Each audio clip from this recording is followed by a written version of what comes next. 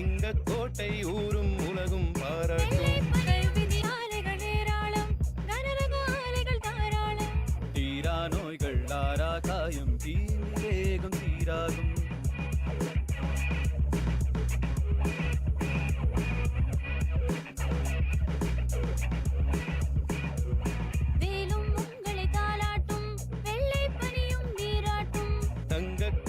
சிங்கக்கோட்டை ஊரும் உலகும் பாராட்டும். கல்விச்சாலைகள் ஏராளம், கனரகாலைகள் தாராளம். தீரா நோய்கள் ஆரா காயம் தீண்டு தேகம் தீராகும்.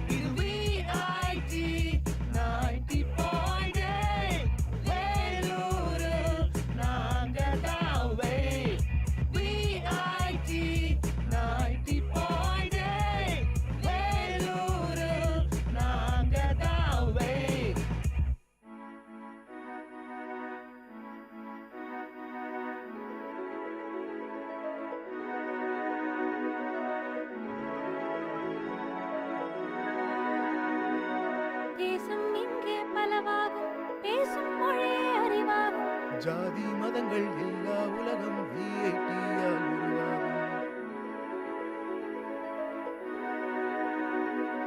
தேசம் இங்கே பலவாகும், பேசும் மொழி அறிவாகும். ஜாதி மதங்கள் எல்லா உலகம் VIT-யால் உருவாகும்.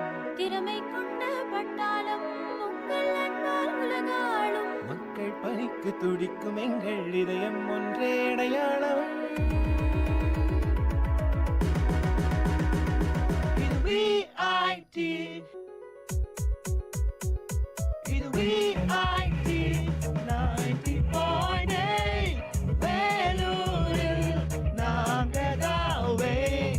VIT 90.8 வேலூரில் நாங்கதாவே.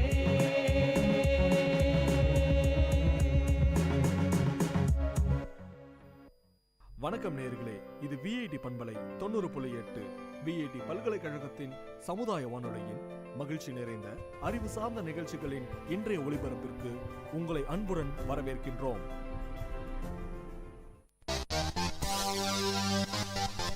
உங்கள் VIT பண்பலை 90.8 அன்று இன்று வரலாற்று பதிவுகளிலிருந்து சில துளிகள். ஜூன் 5, 1910 அமெரிக்க எழுத்தாளரான ஓ ஹென்றி மறைந்தார்.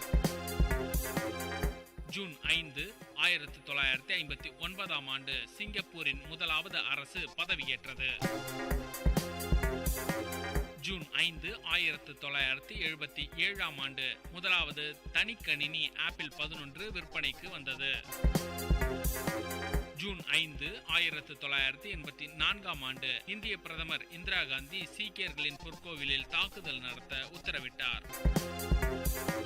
ஜூன் 5, 1977 செஷல்ஸில் இராணுவ புரட்சி இடம்பெற்றது. ஜூன் 5, 1912 ஐக்கிய அமெரிக்காவின் கடற்படையினர் கியூபாவில் இறங்கினர். ஜூன் 5, 1969 அனைத்துலக கம்யூனிஸ்டுகளின் மாநாடு மாஸ்கோவில் ஆரம்பமானது. ஜூன் 5, 1967 இஸ்ரேலின் வான்படையினர் எகிப்து, ஜோர்தான், சிரியா ஆகியவற்றின் மீது தாக்குதலை துவங்கினர். ஜூன் 5, 1979 இலங்கையின் சுயாதீன தொலைக்காட்சி அரசு உடைமையாக்கப்பட்டது. ஜூன் 5, 1972 உலக சுற்றுச்சூழல் தினம் அமைக்கப்பட்டது. உங்கள் VIT பண்பலை 90.8 அன்று இன்று வரலாற்று பதிவுகளிலிருந்து சில துளிகள். நம் பூமியின் எதிர்காலம் பற்றி கவலைப்படுகிறீர்களா? இந்தியாவின் காலநிலை கொள்கைகள் பற்றி கருத்து தெரிவிக்க வேண்டுமா? அப்படி என்றால் உங்களுக்காக சிவிக்ஸ் ஒரு நல்ல செய்தி கொண்டு வந்துள்ளது. கிளைமேட் வாய்ஸஸ் என்ற கையேடு, அதாவது காலநிலை பற்றி உங்கள் கருத்துக்களை தெரிவிப்பதன் மூலம் காலநிலை சட்டங்கள் உருவாக்க உதவும். ஒரு அரசாங்க கொள்கை பொதுமக்களுடைய பார்வைக்கு வரும் பொழுது சட்டத்துடன் இணைந்து எவ்வாறு செயல்படுவது என்பதற்கான கருவிகள், அறிவுரைகள் அனைத்தும் இந்த கையேடில் உள்ளது. மேலும் பொதுமக்களுடைய பார்வைக்கு வரும் கொள்கைகளை பற்றி எவ்வாறு தெரிந்து கொள்வது என்றும், தங்களுடைய கருத்துக்களை எவ்வாறு தெரிவிப்பது என்றும், மற்ற அமைப்புகளுடனும் சக மனிதர்களுடனும் இணைந்து இதில் எவ்வாறு செயல்படுவது என்ற வழிகாட்டுதலை உள்ளடக்கியது இந்த காலநிலை கையேடு. நீங்கள் ஒரு தனிப்பட்ட நபரோ, சமூக குழுவோ அல்லது ஒரு அமைப்பாகவோ இருந்தாலும் இந்த கிளைமேட் வாய்ஸஸ் கையேடு உங்களுக்கானது. இந்த கையேடு பயன்படுத்த சுலபமாகவும் நடைமுறைக்கு ஏற்பதாகவும் தகவல் தருவதாகவும் மற்றும் இல்லாமல் இது முற்றிலும் இலவசமானது. உங்கள் கிளைமேட் வாய்ஸஸ் கையேடை பெற்றுக்கொள்ள உங்கள் வாட்ஸ்அப் எண்ணிலிருந்து கிளைமேட், அதாவது CLIMATE என்று எங்களுக்கு ஒரு குறுஞ்செய்தி அனுப்புங்கள். நீங்கள் அனுப்ப வேண்டிய வாட்ஸ்அப் எண் 8976926914. மீண்டும் சொல்கிறேன், 8976926914 என்ற எண்ணிற்கு கிளைமேட் என்று வாட்ஸ்அப் செய்யவும்.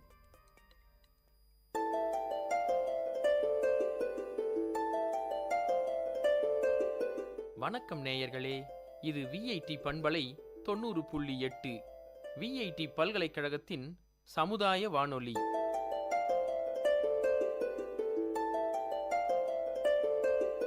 இந்த நிகழ்ச்சி தினம் ஒரு திறவுகோல். விடியலின் வேளையில் சிந்தைக்கு கருத்துச் சிதறல்களோடு முனைவர் தமிழ்ச்செல்வன். இன்றைய கருத்துச் சிதறலில் சிறு சேமிப்பு. ஆம், அருளிலார்க்கு அவ்வுலகு இல்லை, பொருளிலார்க்கு இவ்வுலகு இல்லை என்பது வள்ளுவன் வாக்கு. அறம், பொருள், இன்பம் என்னும் மூன்றனுள் ஒருவன் பொருளை அடைந்துவிட்டால் ஏனைய அறமும் இன்பமும் தாமே வந்தடையும். அத்தகு பொருளை பெறாதவன் கொள்ளன் பட்டறையில் இரும்பு படுவது போன்று துன்பப்பட நேரும் என்கிறது நாலடியார். சிறுக கட்டி பெருக வாழ் என்பது பழமொழி. மனிதன் தன் உழைப்பினால் ஈட்டிய ஊதியத்தை தனக்கும் தன் நாட்டுக்கும் பயன்படுமாறு சேமித்தல் வேண்டும். தேனீக்கள் மலர்தோறும் சென்று துளி துளியாக சேமித்த தேன்தான் மக்களுக்கு மிக பெரிய அளவில் பயன்படுகிறது. எறும்புகள் கூட மழைக்காலம் வருவதற்கு முன்பே உணவுப் பொருள்களை சிறிது சிறிதாக சேமித்து வைத்துக் கொள்கின்றன. சிறு சேமிப்பினால் பணம் வீண் செலவு ஆகாமல் பெருகுகிறது. வட்டியும் கிடைப்பதோடு பாதுகாப்பாகவும் உள்ளது. சேமிக்கும் பழக்கத்தால் சிக்கனம் வளர்கிறது. பிற்கால நல்வாழ்வுக்கும் திடீர் என விளையும் நோய், விபத்து போன்ற சமயங்களிலும் கைகொடுத்து உதவுகிறது. நம் வருவாயின் சிறு பகுதியை சிறுக சிறுக சேமிக்கும் பழக்கமே சிறு சேமிப்பு என கொள்ளலாம். சிறு துளி பெருவெள்ளம் என்ற பழமொழி போல் நாம் இவ்வாறு சேமிக்கும் பொருளானது பின்னாளில் நமக்கு மிகுந்த பயனை தரும் என்றால் அது மிகையாகாது. சேமிப்பு என்பது சிக்கனத்தின் குழந்தை என்றும் கூறலாம். வேகமும் போட்டியும் நிறைந்த இவ்வுலகில் பொருளின் தேவை யாவர்க்கும் உள்ளதே. அணைக்கட்டில் சேமித்த நதிநீர் விவசாயத்திற்கு பயன்படுவது போல் நாம் சேமித்த பொருளானது தகுந்த காலத்தில் பயன்படும் என்பதில் ஐயமில்லை. மனிதனின் வாழ்க்கை பயணத்தில் 3 வகையான தேவைகள் ஏற்படுகின்றன. அன்றாடத் தேவை, அவசரத் தேவை, எதிர்காலத் தேவை. இவற்றில் பின்னிரு தேவைகளை நிறைவு செய்ய சேமிப்பு வகை செய்கின்றது. சேமிப்பு ஒரு நல்ல பழக்கம். இதனால் வீண் செலவும் ஆடம்பர செலவும் தவிர்க்கப்படுகின்றன. சேமிக்கும் பணம் மறைமுகமாக நாட்டிற்கும் நேரடியாக நமக்கும் பயன்படுகிறது. முதுமை காலத்திலும் அவசர காலத்திலும் நம்பிக்கை நட்சத்திரமாக சிறு சேமிப்பு விளங்குகிறது. இதனால் பெருமையோடும் மகிழ்வோடும் வாழ முடிகிறது. ஆகாறு அளவு ஈட்டியதாயினும் கேடில்லை போகாறு அகலா கடை என்கிறது திருக்குறள். சேமிப்பும் சிக்கனமும் நம் இரு கண்கள். சிக்கனத்தின் வழி சேமிப்பை பெருக்குவோம். சிக்கனம் வீட்டை காக்கும், சேமிப்பு நாட்டை காக்கும் என்பதே இன்றைய தினத்தின் திறவுகோல். இன்றைய கருத்துச் சிதறலில் சிந்தனை துளிகள் உங்களை சிந்திக்க வைத்திருக்கும் என்ற நம்பிக்கையோடு மற்றும் ஒரு தினம் ஒரு திறவுகோல் நிகழ்ச்சியில் சந்திக்கும் வரை உங்களிடமிருந்து விடைபெறுவது முனைவர் தமிழ்ச்செல்வன். இது விஐடி பண்பலை 90.8 விஐடி பல்கலைக்கழகத்தின் சமுதாய வானொலி. நன்றி. வணக்கம் நேயர்களே, இது உங்கள் விஐடி பண்பலை 90.8 விஐடியின் சமுதாய வானொலி. தினம் ஒரு வேளாண் செய்தியில் நான் உங்கள் தாரிணி. இன்று நாம் பருத்தி செடியை தாக்கும் பூச்சிகளுள் ஒன்றான வெள்ளை ஈ கட்டுப்படுத்தும் முறையை பற்றி காணலாம். வெள்ளை ஈ தாக்கப்பட்ட இலைகளில் வெளிர் நிற புள்ளிகள் தோன்றி இலைகள் மஞ்சள் நிறமாக மாறும். தீவிர தாக்குதலால் இலைகள், மொட்டுக்கள் மற்றும் காய்கள் உதிர்ந்துவிடும். இலைகள் ஒழுங்கற்ற வடிவில் இருந்தால் விளிம்புகள் சுருண்டு காணப்படும். இதுபோன்ற தாக்குதலை கட்டுப்படுத்த வேப்பங்கொட்டை சாறு 50 கிராம் 1 லிட்டர் தண்ணீரில் கலந்து தெளிக்கலாம். அல்லது மஞ்சள் நிற ஒட்டுப்பொறியை 1 ஹெக்டாருக்கு 12 எண்கள் என்ற அளவில் வைக்கலாம். பருத்தியுடன் கத்திரி, வெண்டை, சூரியகாந்தி ஆகிய பயிர்களை பயிரிடக்கூடாது. தீவிர தாக்குதல் ஏற்பட்டிருந்தால் 1 ஹெக்டாருக்கு 100 கிராம் அசிட்டாமெப்ரேட் 20 SPயை கொண்டு தெளித்தால் வெள்ளை ஈ தாக்காமல் காத்துக்கொள்ளலாம். மீண்டும் தினம் ஒரு வேளாண் செய்தியில் நாளை சந்திப்போம். நான் உங்கள் தாரிணி. இது உங்கள் விஐடி பண்பலை 90.8 விஐடியின் சமுதாய வானொலி.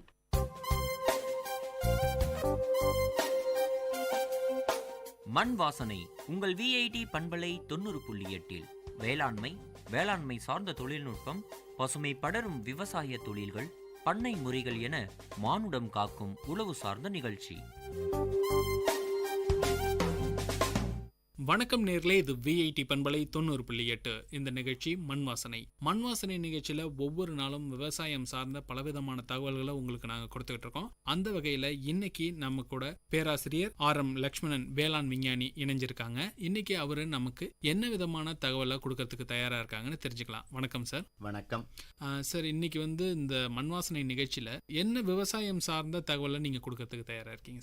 ஆரம்பமாக நம்ம ஒரு பூ விவசாயிகள் நிறைய இருக்கிறாங்க திருவண்ணாமலை, வேலூர் பக்கம். அந்த பூ விவசாயிகளுக்கு ஒரு நல்ல செய்தி சொல்லலாம்னு நினைக்கிறேன். சரிங்க சார். இப்போ இந்த பூ விவசாயம் அப்படின்னும் போது இது சாதாரணமாக நம்ம பார்க்கக்கூடிய ஒரு விவசாய முறையிலேருந்து தனிப்பட்டு இருக்குது. ஏன்னா பூ ரொம்ப மென்மையானது அப்படின்ற ஒரு முறையிலையுமே கூட பார்க்கணும். அப்படி பார்க்கும்போது இதுக்கு தனிப்பட்ட விதமாக ஏதாவது முறைகள் இருக்குதா? இப்போ பயிர் பண்ணக்கூடிய விதத்திலேயே காய்கறி பயிர் பண்ணுறதுக்கும் இல்லை மற்ற மரங்களை வளர்க்குறதுக்கும் இந்த பூச்செடிகளை வளர்க்குறதுக்கும் வித்தியாசம் ஏதாவது இருக்குதுங்களா? கண்டிப்பாக. பூ ரொம்ப மென்மையானது. உங்களுக்கு பூக்கள் விவசாயம் பண்ணுவதுன்றது கடினமான ஒரு செயல் கூட. அதுவும் இல்லாமல் காலையில் 4 மணி 5 மணிக்கெல்லாம் மார்க்கெட்டுக்கு போய் சேரணும்.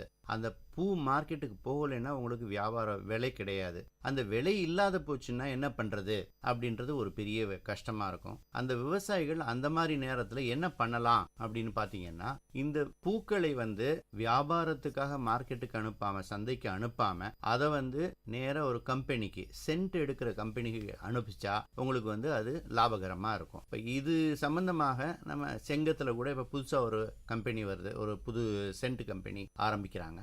அந்த மாதிரி உள்ள கம்பெனிகளுக்கு நம்ம கொண்டு போய் சேர்த்தோம்னா நல்லா இருக்கும். சரிங்க சார். இப்போ இந்த பூ விவசாயம் பண்ணும்போது அது உபரியா போகுது, இல்லை அதை சரியான நேரத்தில், உரிய நேரத்தில் கொண்டு போய் சேர்க்க முடியல அப்படின் போது அதை இந்த சென்ட் கம்பெனிகளுக்கெல்லாம் கொண்டு போகலாம் அப்படின்னு சொல்றீங்க.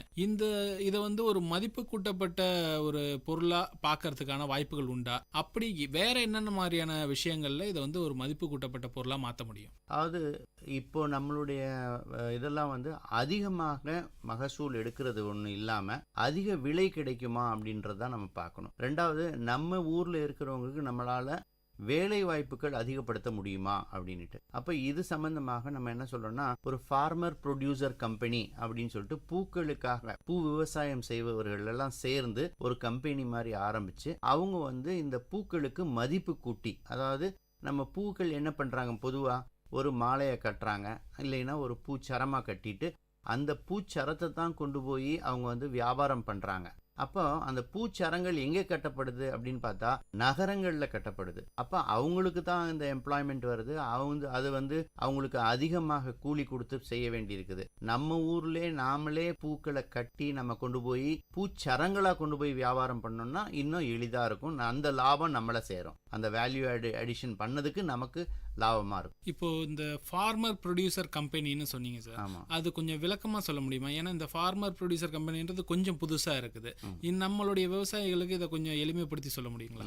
அதாவது ஃபார்மர் ப்ரொடியூசர் கம்பெனி அப்படின்னு சொன்னால் அதாவது ஒரு விவசாயிகளை அலங்கரித்து பார்ப்பது அப்படின்றது தான் என்னுடைய இது. விவசாயிகள் மிகச்சிறந்தவர்கள், அந்த இவனுக்கு வியாபாரம் தெரிவதில்லை அவங்களுக்கு அப்படின்றது தான் நமக்கு தெரிந்த விஷயங்கள். அவங்களுக்கு வியாபாரத்தை எப்படி செய்வது, வணிகத்தை எப்படி செய்வது அப்படின்னு சொல்லி கொடுக்குற மாதிரி அவங்களையும் ஒரு வியாபாரத்துக்கு உட்பட்டு ஒரு கட்டுப்பாட்டுக்குள் கொண்டு வந்தால் நல்லா இருக்கும். அந்த இதுக்கு இளைஞர்கள் நிறைய இருக்கிறாங்க, படித்தவர்கள் நிறைய இருக்கிறாங்க, அவங்கெல்லாம் விவசாயத்துக்கு வர்றாங்க. அப்படின்றதுனால உங்களுக்கு அவங்களெல்லாம் சேர்த்து ஒரு கம்பெனியாக, அதாவது கம்பெனிஸ் ஆக்ட்லேயே ஒரு ப்ரொவிஷன் கொடுத்துருக்குறாங்க.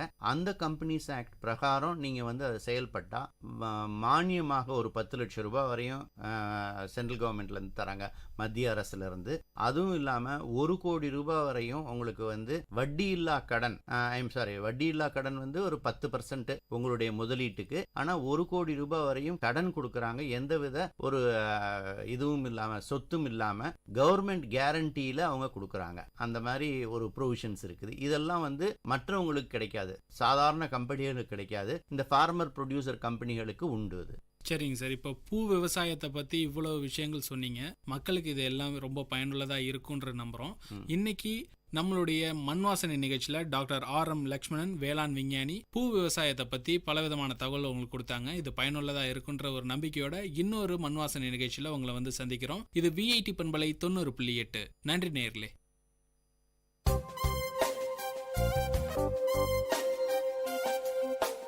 நேயர்கள் இதுவரை கேட்டது மண் வாசனை, உங்கள் VIT பண்பலை 90.8.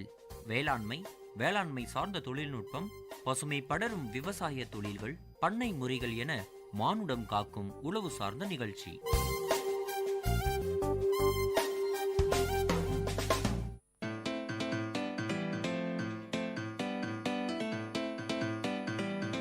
செவிச்செல்வம், VIT பண்பலையின் அறிவு களஞ்சியம். அகரம் முதல் ஆகாயம் வரை, தூரிகை முதல் தொழில்நுட்பம் வரை, அறிவுசார் தரவுகளின் பெட்டகம் செவிச்செல்வம்.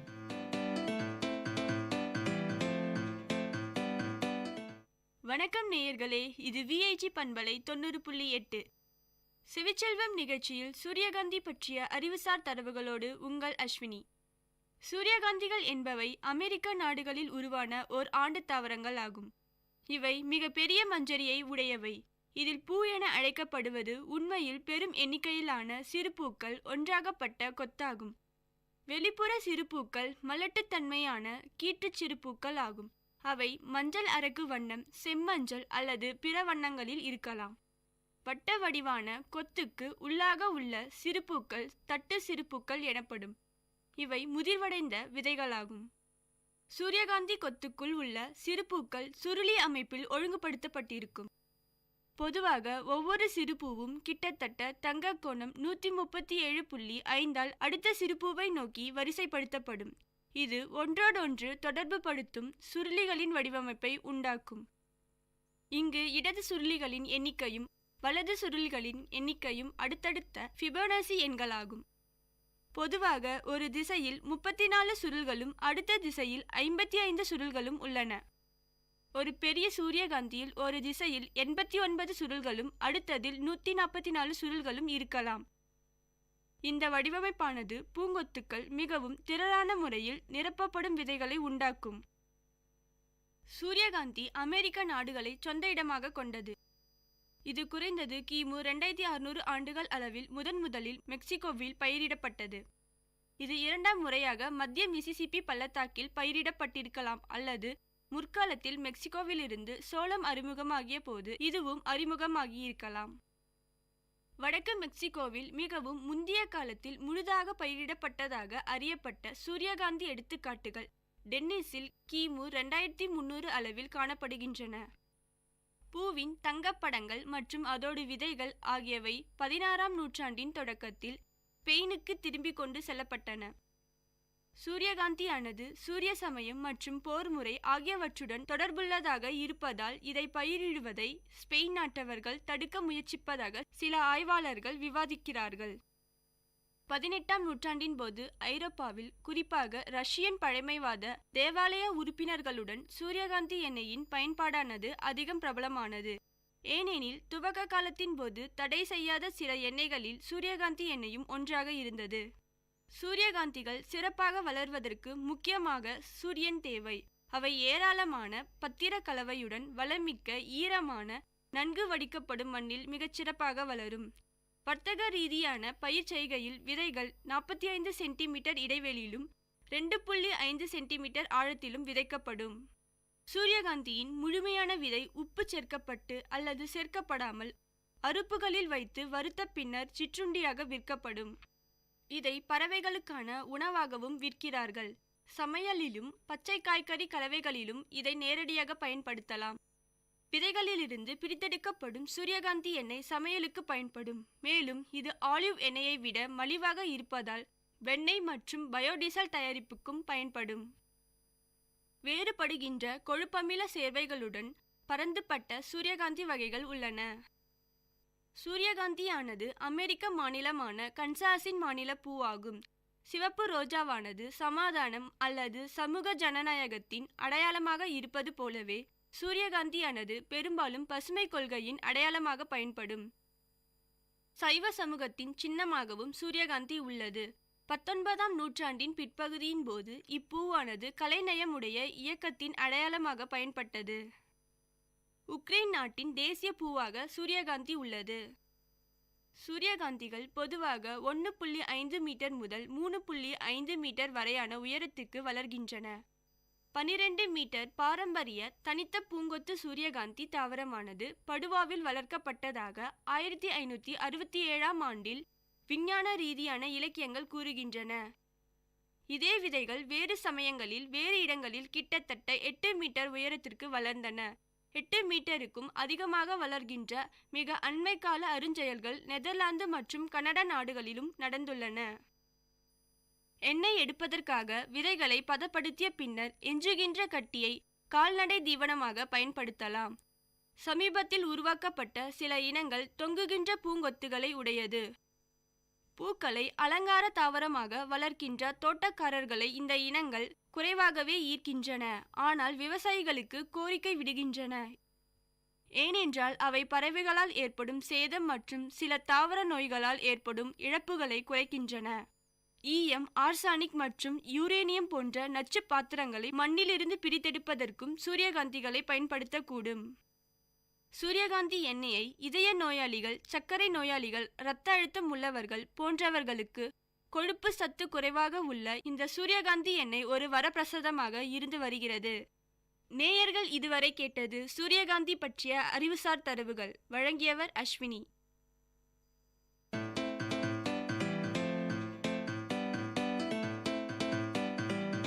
செவிச்செல்வம் விஐடி பண்பலையின் அறிவு களஞ்சியம். அகரம் முதல் ஆகாயம் வரை, தூரிகை முதல் தொழில்நுட்பம் வரை, அறிவுசார் தரவுகளின் பெட்டகம் செவிச்செல்வம்.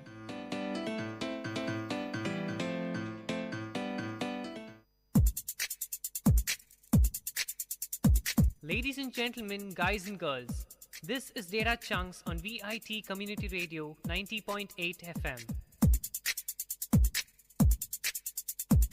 This program features chunks of informative data on various fields, be it computers, environment, technology, physics, or any field. Data Chunks has it all. Hello VIT, I'm Sudeep from MTech ST and I'm here at Data Chunks to give some information about a part of a device which you use almost every minute. Call it an effort of human mind or a miracle from human heart, but this is all happening with technology.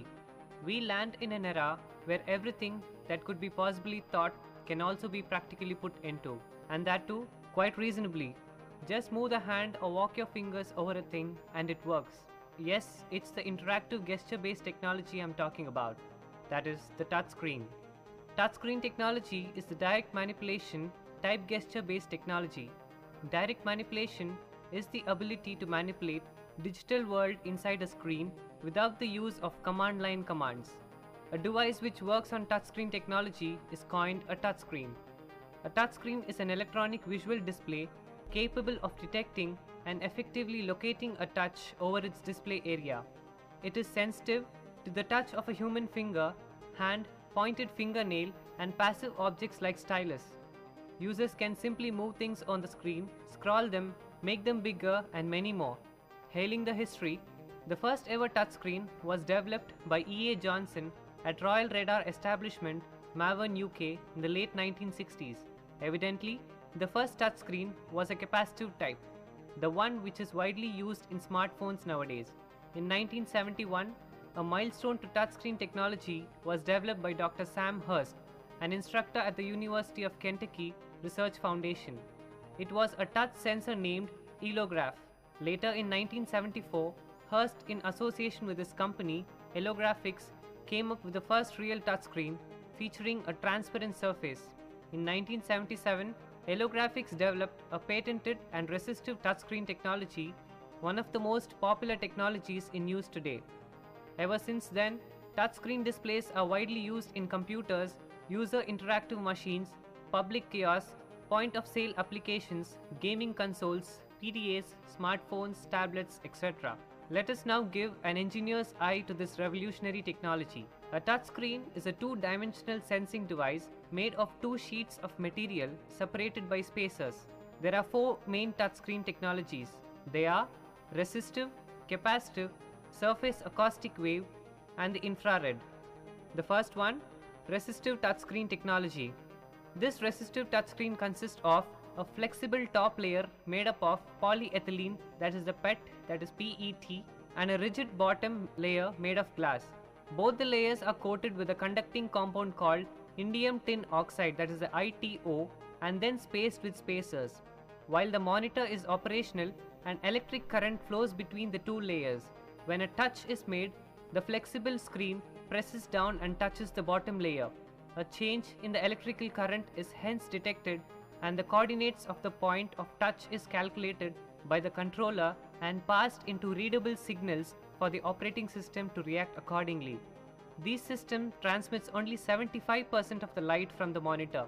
The resistive touchscreen is further divided into 4, 5, 6, 7, and 8 wired resistive touchscreens. While the constructive design of all these modules is similar, there is a major distinction in each of its method to determine the coordinates of touch.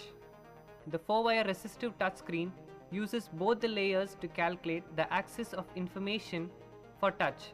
Touch measurement in the 4-wire is a two-step process. The x-coordinate of the point of touch is calculated by creating a voltage gradient flexible layer, and the y-coordinate is determined by creating a voltage gradient along the bottom layer. The pros and cons: consequently, the 4-wire resistive touchscreen is less durable, feebly accurate, and can drift with environment changes. However, these negatives are only seen with large screen touchscreens. These are relatively cheap, easily available, and consumes lower power. The 8-wire resistive touchscreen is simply a variation of 4-wire one with the additional of 4 sense wires, 2 for each layer. The sensing points aid in reducing the environment drift to increase the stability of the system. The 8-wire systems are employed in sizes of 10.4 inches or larger where the drift can be significant. The next is the 5-wire resistive touchscreen. The 5-wire resistive touchscreen do not use the cover sheet, that is the flexible layer, in determining the touch coordinate. All the position sensing is employed on the stable glass layer. In this design, 1 wire goes to the cover sheet and the 4 wires are deployed to 4 corners of the bottom sheet. The cover sheet only acts as the voltage measuring probe. The functioning of the touchscreen remains unscathed even with the changes in the uniformity of the conductive coating over the cover sheet. The pros and cons: highly durable, accurate, and reliable. This technology involves complex electronics and is expensive. However, it can be used in sizes up to 22 inches. The 6 and 7 wire resistive touchscreen is also a variant to the 4 and 5 wire resistant technology. In the 6 wire resistive technology, an extra ground layer is added behind the glass plate, which is said to improve the system performance, while the 7 wire variant has 2 sense lines on the bottom plate. However, these technologies are as prevalent as their counterparts. The resistive touchscreen works well with almost any stylus-like objects. Well, This is all for this session about touchscreens at Data Chunks with me, Sudeep. Ladies and gentlemen, guys and girls, this is Data Chunks on Vit Community Radio 90.8 FM. See you next time with another interesting, informative chunk of data on Data Chunks.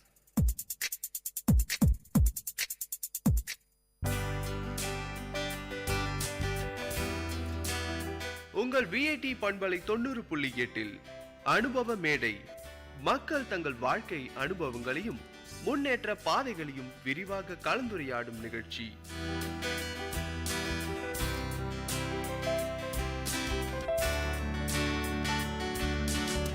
வணக்கம் நேயர்களே, நீங்கள் கேட்டுக்கொண்டிருப்பது VIT பண்பலை 90.8 VIT பல்கலைக்கழகத்தின் சமுதாய வானொலி. இந்த நிகழ்ச்சி அனுபவ மேடை நிகழ்ச்சியில் சமுதாய மக்கள் அவங்களுடைய வாழ்க்கை அனுபவங்களை நம்ம கிட்ட பகிர்ந்துக்கிறாங்க. அந்த வகையில் இன்னைக்கு நம்ம கூட ஒருத்தர் இருக்கிறாங்க. வணக்கம் சார், உங்களை அறிமுகப்படுத்திக்கோங்க. என் பேர் ஆர் சீனிவாசங்க. பாகாயத்துக்கிட்ட விருபாட்சிபுரத்துலேருந்து வந்துறேன். துணி வியாபாரம் தான் பண்ணுறோம். பிறந்ததுலேருந்தே துணி வியாபாரம் தான். எத்தனை வருஷமாக நீங்கள் துணி வியாபாரம் பண்ணுறீங்க? அங்கே 17 வருஷமாக பண்ணிகிட்ருக்கேன். எப்படி போயிட்டுருக்குது வியாபாரம்? ஒரு நாள் நல்லா போகும், ஒரு நாள் சுமாராக போகும். நாங்கள் மொத்தத்தில் ஏதோ போய் இன்னைக்கு வியாபாரம் பண்ணிட்டு இருக்கிறோம், தொழில் பண்ணிட்டு இருக்கிறோம். ஏதோ வருமானங்கள் ஓரளவுக்கு வந்துச்சுன்னா போதும், அவ்வளோதான். நிறையா வியாபாரங்கள் இருக்குது. அப்படி இருக்கும்போது ஏன் நீங்கள் வந்து இந்த துணி வியாபாரம் செய்யணும் அப்படின்ற மாதிரி உங்களுக்கு எதனால் தோணுச்சு? இல்லை, எல்லாருமே எங்கள் அப்பா, எங்கள் அம்மா, தாத்தா, பாட்டி எல்லாருமே இந்த வியாபாரம் தான் பண்ணிகிட்டு இருக்காங்க. அதனால தான் இந்த வியாபாரம் தொழில் பண்ணிகிட்ருக்கோம் நாங்களாம். அதேமாரி இது வந்து வேஸ்ட் ஆகாத பொருள். இன்றைக்கெல்லாம் கூட நாளைக்கு விற்றுடலாம். தக்காளிங்க இதுக்கெல்லாம் இருந்துச்சுன்னா அது நின்றுச்சுன்னா கூட நாளைக்கு விற்க முடியாது, பாதி ரேட்டுக்காக எடுத்துக்குவாங்க. அதனால தான் இந்த தொழில் பண்ணிகிட்ருக்கோம். நல்லா சொன்னீங்க. இது மாதிரி வந்து அப்பா காலத்துலேருந்து வந்து துணி வியாபாரம் தான் பண்ணிகிட்ருக்குறோம் அப்படின்ற மாதிரி. நீங்கள் உங்கள் குடும்பத்தில் எத்தனை பேர்? நான், எனது மனைவி, எனது அம்மா, 2 பசங்க, சின்ன பசங்க 2 பொண்ணுங்க, அவ்வளோதான். அவங்க என்ன பண்ணுறாங்க? பசங்க படிக்க வச்சுட்டு இருக்கேன். ஒன்று 6th ஸ்டாண்டர்டு, ஒன்று 5th. வீட்டில் ஹவுஸ் ஒய்ஃப் தான். அம்மாவும் ஹவுஸ் ஒய்ஃப், வீட்டில் தான் இருக்காங்க. நீங்கள் சொன்னீங்க 17 வருஷமாக துணி வியாபாரம் தான் பண்ணிகிட்ருக்குறோம் அப்படின்ற மாதிரி. இந்த துணியெலாம் நீங்கள் எங்கேருந்து வாங்குறீங்க, எங்கேருந்து கொண்டு வந்து நீங்கள் வியாபாரம் பண்ணுறீங்க, அதை பற்றி சொல்லுங்கள். நம்ம ஈரோடு, திருப்பூர், எடப்பாடி, அவ்வளோதான். இந்த 3 இடத்துல தான் வாங்கிட்டு வரும். கொஞ்சம் தேவையான சரக்கு இங்கே கூட ஹோல்சேல் கடை இருக்குது வேலூரில், அந்த கடையில் எடுத்துக்குவோம். எப்படி இந்த ஈரோடு, திருப்பூரில் போய்ட்டு நீங்கள் பர்ச்சேஸ் பண்ணிட்டு வருவோம் அப்படின்ற மாதிரி சொன்னீங்க. இப்போ அங்கே போய் நீங்கள் பர்ச்சேஸ் பண்ணிட்டு வரும்போதே வந்து எதில் போய் வண்டியில் எடுத்துகிட்டு வந்துடுவீங்களா, இல்லை கூட்ஸ் அவங்க கிட்ட நீங்கள் ஃபோன் பண்ணி சொன்னாலே உங்களுக்கு இங்கே அமுச்சு விட்ருவாங்களா? நாங்கள் வண்டியில் தான் போவோம். அங்கேருந்து வரும்போது வந்து டிரான்ஸ்போர்ட்டில் வந்துடும். அதுபடி எதுவும் கிடையாது. கரெக்டாக போட்டோம்னா கரெக்டாக வந்துடும் வண்டி மூட்டைகள்லாம். அப்படியே வந்து எடுத்து வியாபாரம் பண்ணிடுவோம். நீங்கள் அங்கே போய்ட்டு துணி எடுத்துகிட்டு வர மாதிரி சொன்னீங்க. எது மாதிரி துணிகள் அங்கே போய் பார்ப்பீங்க நீங்கள்? இதுக்கு பார்க்குறதுக்கு வந்து ஏதாவது குவாலிட்டி பார்த்து வாங்கிட்டு வருவீங்களா, இல்லை எப்படி, அதை பற்றி சொல்லுங்கள். திருப்பூர்னாவே காட்டனுக்கு பேர் போனது தான். நிறைய லெகின்ஸு, டிஷர்ட்டு, ஷார்ட்ஸு, டவல் எல்லா ஐட்டமும் அங்கே, எல்லாமே ஆல் டோட்டல் எல்லாமே அங்கே கிடைக்குது. எல்லாம் காட்டன் மொத்தமே அங்கே தான், திருப்பூருக்கு. இந்தியாவுக்கே சப்ளை வந்து திருப்பூர் தான். திருப்பூர்னாவே எல்லாருக்குமே தெரியும். அதனால் திருப்பூர், ஈரோடு இது 2 தான். அங்கே போய் எடுத்துகிட்டு வந்து இங்கே வியாபாரம் பண்ணுறீங்க. இதனால் உங்களுக்கு வந்து எவ்வளோ வருமானம் கிடைக்குது? ஒரு நாளைக்குன்னா ஒரு பீஸ் மேலே 5 ரூபா வச்சா கூட 100 பீஸ் மேலே 500 ரூபா வந்துடுது. பெட்ரோல் செலவு, மற்றபடி சாப்பாடு செலவு போச்சுன்னா கூட 400 ரூபா, 500 ரூபா, 500 ரூபா குறைவு இல்லாமல் வரும். நார்மல் ஒரு நாளைக்கு வருமானம் 500 ரூபா, 600 ரூபா இல்லாமல் நம்மளுக்கு வந்துடுது. 500 ரூபா, 600 ரூபா எப்படி இருந்தாலும். கார் வச்சு நீங்கள் வந்து அதுலேயே துணிகள்லாம் போட்டு வியாபாரம் பண்ணிகிட்ருக்கிறீங்க. நீங்கள் ஸ்டார்டிங்லேருந்தே இது மாதிரி காரில் தான் வச்சு பண்ணிகிட்ருக்கிறீங்களா, இல்லை இடையில தான் இந்த மாதிரி கார் போட்டு பண்ணணும் அப்படின்ற மாதிரி உங்களுக்கு தோணுச்சா? இடையில தான் அந்த கார் போட்டு பண்ணலான்னு சொல்லிட்டு. நான் ஸ்டார்டிங்கில் 2 வீலரில் தான் வியாபாரம் பண்ணியிருந்தோம். இப்போ தான் இடையில தான் சரி கார் போட்டு வியாபாரம் பண்ணலாம். ஏன்னா 2 வீலர்னும் போது கொஞ்சம் சரக்கு தான் எடுத்து வியாபாரம் பண்ண முடியும். இதே காராக இருந்துச்சுன்னா எல்லா ஐட்டமும் இருக்கும். ஒரு ஐட்டம் இல்லாமல் 10 ஐட்டம் 5 ஐட்டம் இருந்துச்சுன்னா சேல்ஸும் கொஞ்சம் அதிகமாகும். இப்போ 2 வீலரில் விற்றுனா ஒரு 2000 விற்கிறேன்னா, காரில் போட்டால் ஒரு 5000 விற்பேன், அவ்வளோ. நல்லா சொன்னீங்க. இப்போ இந்த ஐடியா உங்களுக்கு எப்படி வந்துச்சு? நீங்களே வந்து சுயமாக யோசிச்சிங்களா, இல்லை யாராவது உங்களுடைய ஃப்ரெண்ட்ஸு இல்லை வீட்டில் யாராவது சொன்னாங்களா இது மாதிரி பண்ணால் நல்லாயிருக்கும் அப்படின்ற மாதிரி? இல்லை, 2 வீலரில் போகும்போது அங்கங்கே இப்போ ஆம்னி வேனுன்றதுனால இட்லி கடை வச்சுருக்காங்க ஆம்னி வேனில். அதேமாரி துணிகளை வச்சுருக்காங்க. இன்றைக்கி சாமான் எடுத்துகிட்டு வந்து கூட டிவியில் வந்து தராங்க. அதெல்லாம் பார்த்தோம். சரி துணி போடலாம், துணி போட்டால் இந்தமாரி ஆகும், இந்தமாரி செய்யலாம், சரி இவ்வளோ ரூபாய்க்கு ஆகும் அப்படின்னு ஒரு கணக்கில் தான் அது பண்ணது. அது நம்மளே யோசிச்சு தான் பண்ணது. இந்த கார் நீங்கள் எடுக்கும்போது வந்து கண்டிப்பாக ரொம்ப ஒரு கஷ்டப்பட்டு வாங்கியிருப்பீங்க. எப்படியெல்லாம் இந்த கார் வாங்கி சரி முதல்ல ஒரு பிஸ்னஸ் பண்ணணும் அப்படின்னா ஒரு வண்டியிலே போயிருப்போம். அதுக்கப்புறம் ஒரு கார் வாங்கணும் அப்படின்னும் போது நீங்கள் நிறைய யோசிச்சிருப்பீங்க. என்ன மாதிரியான விஷயங்கள்லாம் யோசிச்சிங்க? காரில் போட்டு நம்ம எடுத்துகிட்டு போக முடியுமா, அதுக்குள்ள ஒரு தனியாக டிரைவர் போடணுமே, அதெல்லாம் யோசிச்சிங்களா? அதை பற்றி சொல்லுங்கள். முதல்ல நான் கார் வாங்கும்போது வந்து எனக்கு வண்டி ஓட்ட தெரியாது, டிரைவிங் தெரியாது நம்மளுக்கு. டிரைவரை போட்டு ஒரு நாளைக்கு 300 ரூபா படி கொடுத்து அதில் ஒரு இன்றைக்கி 5000க்கு நான் வண்டி வியாபாரம் பண்ணுறேன்னா கூட ஒரு ஆள் இருந்தாங்கன்னா 7000க்கு விற்கணும். ஏன்னா அவருக்கும் சேர்த்து படிக்காது காசு தரணுன்றதுனால 7000க்கு விற்றுக்கணும். அப்படியே கார்லேயே இருந்து இந்தமாதிரி கற்றுக் கொடுன்னு சொல்லிட்டு நம்மளே கற்றுக்கிட்டு சரி நம்மளே டிரைவர் தொழிலும் பண்ணிக்கிறோம், வியாபாரமும் பண்ணிக்கிறோம். நீங்கள் மட்டும் இந்த வியாபாரத்துக்கு வருவீங்களா, இல்லை இந்த வியாபாரம் செய்யும் போது கூட வந்து ஒரு ஆட்கள் கண்டிப்பாக தேவைப்படுதுங்களா உங்களுக்கு? இல்லை, ஒரு ஆட்கள் தேவைப்படும், கம்பல்சரி ஒரு ஆட்கள் தேவைப்படும். பையனுக்கு இதாக இருக்கிறோம்னா ஒரு நாளைக்கு 200 ரூபா கொடுத்துட்ருக்கேன். அது போக தான் எனக்கு 500 ரூபா 600 ரூபா வருமானங்கள் வரும். துணி வியாபாரம் நீங்கள் பண்ணிட்டுருக்கிறீங்க. உங்களுடைய வியாபாரம் எந்த நேரத்துலேருந்து எந்த நேரம் வரையும் ஆரம்பிப்பீங்க? எந்தெந்த இடத்துலலாம் போயிட்டு நீங்கள் வியாபாரம் பண்ணுவீங்க? நல்லா பப்ளிக்காக இருக்கணும். அதாவது காலையில் மணி ஒரு 8-9க்குள்ளே வந்துடுவோம். சாயங்காலம் மணி ஒரு 6 மணி வரைக்கும் இருப்போம். பப்ளிக்காக இருக்கிற இடத்துல மட்டும்தான் வியாபாரம் பண்ணிகிட்டு இருப்போம். அங்கங்கே ஸ்டாண்டிங் பண்ணி அங்கங்கே நிற்போம். சரி இந்த இடத்துல இல்லைன்னா இன்னொரு இடத்துக்கு போவோம், பப்ளிக்காக இருக்கும் அந்த இடத்துல பண்ணுவோம் அப்படின்னு சொல்லிட்டு அந்த இடத்துக்கு போவோம். அங்கேயும் நான் எடுக்கலையா வேறு இன்னொரு இடத்துக்கு போவோம். ஓம்னி வேணுன்றதுனால வண்டின்றதுனால சிலதுன்னு போய்ட்றோம். இப்போ உங்களுக்குன்னு வந்து கண்டிப்பாக தெரியும் இந்த இடத்துல தான் இந்த டைமில் வந்து கூட்டம் வரும், அந்த இடத்துல போய் நின்னா ஓரளவுக்கு வந்து துணி வியாபாரம் ஆகிடும் அப்படின்ட்டு. எந்தெந்த இடத்துலலாம் நீங்கள் வந்து சூஸ் பண்ணி போவீங்க, இந்த ஏரியா பக்கம் போகலாம் அப்படின்ற மாதிரி? நீங்களே ஒரு நாளைக்கு வந்து இங்கெல்லாம் போகலாம் அப்படின்ற மாதிரி காலையில் வந்து உங்களுடைய மைண்டில் ஃபிக்ஸ் பண்ணி வச்சுருப்பீங்கள்ல, எந்தெந்த ஏரியாவுக்கு போவீங்க? இங்கே காந்தி நகர் இங்கே இன்றைக்கி வந்துக்கிறோம். அதை விட்டால் ரங்காபுரம் ரோடு இருக்குங்கள, அந்த இடத்தாண்ட போவோம். சத்துவாச்சேரியாண்ட போவோம். அதை விட்டால் பழைய காட்பாடியாண்ட போவோம். அவ்வளோதான், இந்த ஏரியாவில் தான் இருப்போம். விஐடியாண்ட போவோம். அதை விட்டால் அந்தாண்ட பிரம்மாபுரம் போவோம். அவ்வளோதான், அதிக தூரம்லாம் போக மாட்டோம். இப்போ உங்களுக்குன்னு வந்து ரெகுலர் கஸ்டமர்ஸ் இருக்கிறாங்களா? கண்டிப்பாக வந்து நீங்கள் வந்தீங்க அப்படின்னு தெரிஞ்சதுனாலே நிறைய பேர் வந்து பார்ப்பாங்க, டிஷர்ட்ஸ் புதுசாக கொண்டு வந்திருக்கிறாங்க அப்படின்ட்டு. யாரெல்லாம் உங்களுடைய ரெகுலர் கஸ்டமர்ஸ்? ரெகுலர் கஸ்டமர் பார்த்தாங்கன்னா நிறைய பேர் இருக்காங்க. அவங்க பேரெல்லாம் தெரியாது. அந்தந்த இடத்துக்கு போனோன்னா அவங்கவுங்க வந்து எடுத்துக்குவாங்க. அவங்க பேரெலாம் நம்மளுக்கு அவ்வளோவா தெரியாது, ஏன்னா அவங்க சொல்கிறதும் கிடையாது. இப்போ இன்றைக்கி நான் நாளைக்கு வருவேங்க, சரிங்க, சரி வந்து இந்த ஐட்டம் எடுத்துருவாங்க அப்படின்னா அந்த இடத்த வந்து கொடுத்தோன்னா உடனே எடுத்துக்குவாங்க அவங்க. இன்றைக்கி துணி வந்து ஒரு அத்தியாவசியமான ஒரு பொருட்கள் ஆயிடுச்சு. ஃபர்ஸ்ட்லாம் வந்து பார்த்தீங்க அப்படின்னா ஒரு தீபாவளி இல்லை ஒரு பொங்கல் அது மாதிரி நேரங்களில் தான் வந்து துணி எடுத்துகிட்டு இருந்தாங்க. இன்றைக்கி நிறைய பேர் வந்து நார்மலாக கூட வந்து துணி பர்ச்சேஸ் பண்ண ஆரம்பிச்சிட்டாங்க. இப்படி இருக்கும்போது அவங்க எது மாதிரி துணிகள் உங்ககிட்ட கேட்குறாங்க, எனக்கு இந்த துணியெல்லாம் வேணும் அப்படின்ற மாதிரி? இப்போ பார்த்தீங்கன்னா இப்போ சம்மர் டைம்ன்றதுனால நைட்டிங்க அதிகமாக சேல்ஸ் ஆகும், டவலுங்க அதிகமாக சேல்ஸ் ஆகும், அப்புறம் காட்டன் டிஷர்ட்டுங்க சேல்ஸ் ஆகும், காட்டன் லோயருங்க சேல்ஸ் ஆகும். மொத்தம் காட்டன் சம்மர் டைமில் மட்டும் காட்டனுங்க நல்லா சேல்ஸ் ஆகும். மற்றபடி மழை காலத்தில் வந்து பெட்ஷீட்டுங்க, பெட் கவருங்க, இந்தமாரி ஐட்டங்கள் நல்லா சேல்ஸ் ஆகும். சீசன் பார்த்து இது மாதிரி வந்து நாங்கள் எடுத்துகிட்டு வந்து துணி வியாபாரம் பண்ணுறோம் அப்படின்ற மாதிரி சொல்லியிருக்கீங்க. எந்தெந்த சீசனில் எந்தெந்த துணி வகைகள் ஓடும் நல்லா? சம்மர் டைம்ன்றதுனால இப்போதைக்கு காட்டன் வகைகள் நல்லா ஓடும். மற்றபடி இந்த குளிர் டைமில் வந்து இந்த பாலிஸ்டார் நைட்டி அந்தமாரி ஐட்டங்கள் நல்லா வைக்கும் குளிர் டைமில். மழை காலங்கள் அப்படின்னு பார்க்கும்போது வந்து பார்த்தீங்க அப்படின்னா அந்த நேரத்தில் மழை காலங்களுக்கு தேவைப்படுற மாதிரி ரெயின் கோட்ஸ் அது மாதிரிலாம் கூட வியாபாரம் பண்ணுவாங்க. நீங்கள் அது மாதிரி வியாபாரம் பண்ணுறீங்களா? எடுத்து வருவோம், ரெயின் கோட்டு எடுத்துகிட்டு வருவோம். அப்புறம் இந்த சொட்டருங்க ஐட்டங்கள் எடுத்துகிட்டு வந்து வியாபாரம் பண்ணுவோம். அவ்வளோதான், 2 ஐட்டம் தான். அது முக்கியம். மழை காலத்துன்னு பார்த்தா அந்த ஐட்டங்கள் வியாபாரம் பண்ணுவோம், அவ்வளோதான். இப்போ இந்த ரெயின் கோட்டு இந்த ஷொட்டர் இதெல்லாம் வந்து லோக்கல்லே பர்ச்சேஸ் பண்ணுவீங்களா, இல்லை வெளியில் வேறு எங்கேயாவது போயிட்டு பர்ச்சேஸ் பண்ணுவீங்களா? மெட்ராஸ் போய் அதை பர்ச்சேஸ் பண்ணிட்டு வரும்.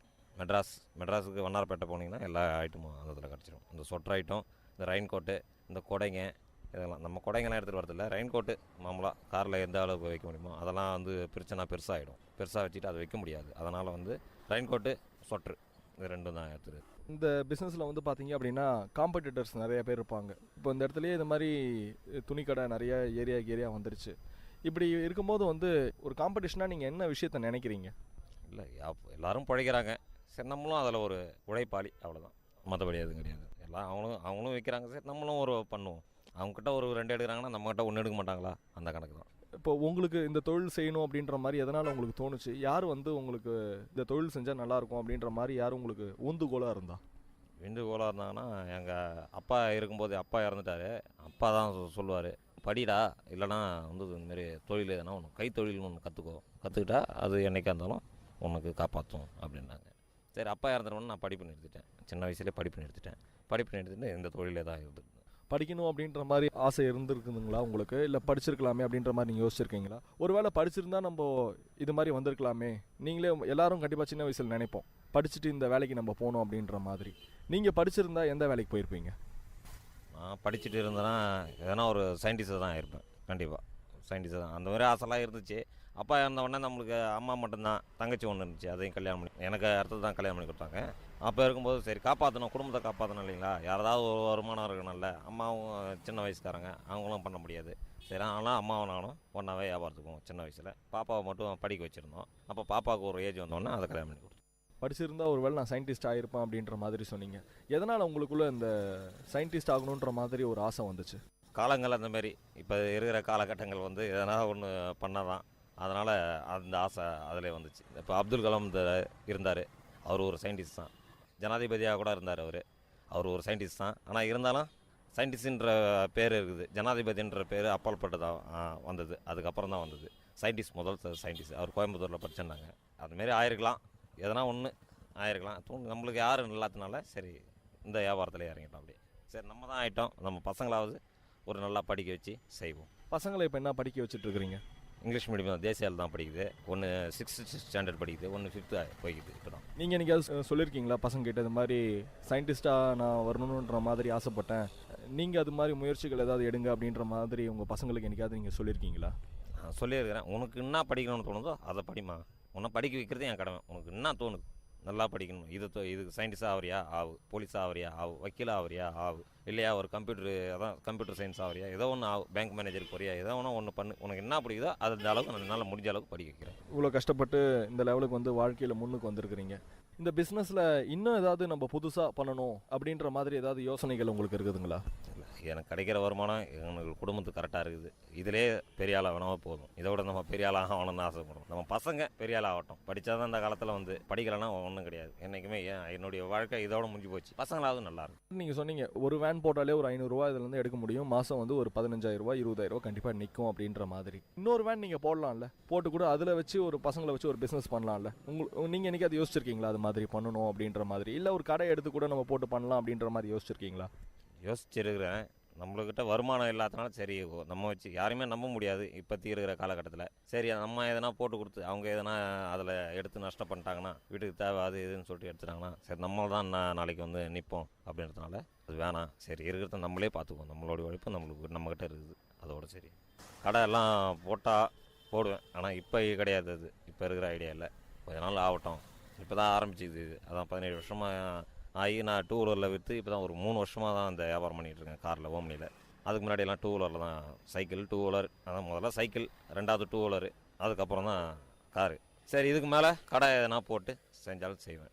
ஒரு சைக்கிள், அதுக்கப்புறம் ஒரு 2 வீலர், அதுக்கப்புறம் ஒரு கார், ஒரு படத்தில் காட்டுற மாதிரி உங்களுடைய வாழ்க்கையை நீங்கள் முன்னேறி கொண்டு வந்திருக்கிறீங்க. ஆமாம், அதே தான். என்ன நினச்சிருக்கீங்களா என்றைக்காவது வந்து நம்ம சைக்கிளில் போய் வியாபாரம் பண்ணியிருக்கிறோமே, இல்லை வண்டியில் போய் வியாபாரம் பண்ணியிருக்கோமே, ஒரு மழையாக இருந்திருக்கட்டும், ஏதாவது ஒரு காலகட்டத்தில் சரி இன்றைக்கி நம்மக்கிட்ட ஒரு கார் இருக்குது அப்படின்ற மாதிரி நினச்சிருக்கீங்களா? எல்லாரையும் பார்ப்பேன். அதான் நம்ம இன்னைக்கு கார் வாங்கிக்கிறேன்னா சரி ஒருத்தர் சைக்கிளில் வியாபாரம் பண்ணுறாருன்னா, ஓ நாளைக்கு இவரும் பண்ணுவார், இவர் நல்லாயிருக்கும், இன்றைக்கி இதை பண்ணுறாருன்னா நாளைக்கு வேறு ஒன்று பண்ணுவார். கொஞ்சம் முன்னேறணும், அதான் முன்னேற்ற படின்றாங்களே, அதான் அந்த முன்னேற்ற படி இருந்தாவே அதெல்லாம் நினச்சா தான் இன்னும் முன்னேற முடியும். இதை விட இன்னும் பெருசாக நினச்சேன்னு முன்னேற முடியாது. சரி இப்போதைக்கு என்ன இருக்குது, இதை நினச்சி சரி அடுத்த ஸ்டெப்புக்கு போகலாம் அப்படின்னு தான் முன்னேற. வாழ்க்கைன்றதே ஒரு முன்னேற்றம் தானே. வயசு ஏறுற மாதிரி தானே வாழ்க்கையும் ஏறிக்கிட்டே போகணும். சம்பாதனன்றது அதேமாதிரி ஏறிக்கும். நான் முதல்ல சைக்கிளில் போகும்போது 50 ரூபா 60 ரூபா தான் சம்பாதிப்பேன். அப்புறம் 2 வீலரில் போகும்போது 100 ரூபா சம்பாதிக்க ஆரம்பிச்சேன். இன்றைக்கி 500 600 வந்து நாளைக்கு இன்னும் எக்ஸ்ட்ரா பண்ணால் 1000 2000 அப்படி கிடைக்கும். துணிகள் எல்லாமே வந்து கண்டிப்பாக வந்து தரம் பார்த்து வாங்கணும் அப்படின்ற மாதிரி சொல்லுவாங்க. இப்போ ஒரு காட்டன் ட்ரெஸ்ஸஸ் நம்ம வாங்கணுன்னா என்னென்ன விஷயங்கள்லாம் அதில் நம்ம பார்க்கணும், ஒரு நைலான் வாங்கணுன்னா நம்ம என்ன பார்க்கணும், அது மாதிரி நீங்கள் ஏதாவது சொல்லுங்கள். இப்போது ஷர்ட்லலாம் கூட பார்த்தீங்கன்னா ஒரு சில இடத்துல மைன்யூட்டாக எங்கேயாவது வந்து ஒரு டிஃபெக்ட்ஸ் இருக்கும். சில பேர் வாங்குறவங்க அதெல்லாம் பார்க்க மாட்டாங்க. இப்போ இதெல்லாம் தரம் பார்த்து வாங்கணுன்னா எது மாதிரி விஷயங்கள்லாம் அதில் பார்க்கணும்? நம்ம பார்த்தீங்கன்னா அந்த ஸ்டிச்சிங் நல்லா இருக்குதான்னு பார்க்கணும் முதல்ல. அடுத்தபடி வந்து ஹோல்ஸ் எங்கன்னா இருக்குதா அதில் அப்படின்னு பார்க்கணும். மற்றபடி குவாலிட்டி வந்து காட்டன் மாமூலாகவே எல்லா இடத்துலையும் நல்லாயிருக்கும். காட்டனை பொறுத்த வரைக்கும் குறையே இருக்காது. காட்டன் கிளாத்தா இல்லை மிக்சடு எதனா போட்டிருக்காங்களா அப்படின்னு சொல்லிட்டு அதை பார்க்கணும். அவ்வளோதான். நல்லா சொன்னீங்க. மிக்சட் போட்டிருக்காங்கன்னா பார்க்க சொல்கிறீங்க. இப்போ மிக்சட் போட்டால் நம்மளுக்கு எப்படி தெரியும் அதில்? இப்போ நீங்கள் வந்து ஒரு வியாபாரி அதை கரெக்டாக கண்டுபிடிச்சிருங்க இதில் மிக்சட் காட்டன் இது அப்படின்ட்டு. இப்போ பொதுவாக ஒரு நார்மலாக ஒரு துணி எடுக்க வரவங்க அதில் மிக்சட் போட்டிருந்தாங்கன்னா எப்படி பார்ப்பீங்க? மிக்சட் வந்து இப்போ காட்டனில் மட்டும்தான் கஞ்சி கலக்க முடியும். மிக்சட்டில் வந்து கஞ்சி கலக்க முடியாது. அதனால் மிக்சட் இருந்தாவே உங்களுக்கு கஞ்சி கலக்காத இருந்துச்சுன்னா அது மிக்சட் தான்.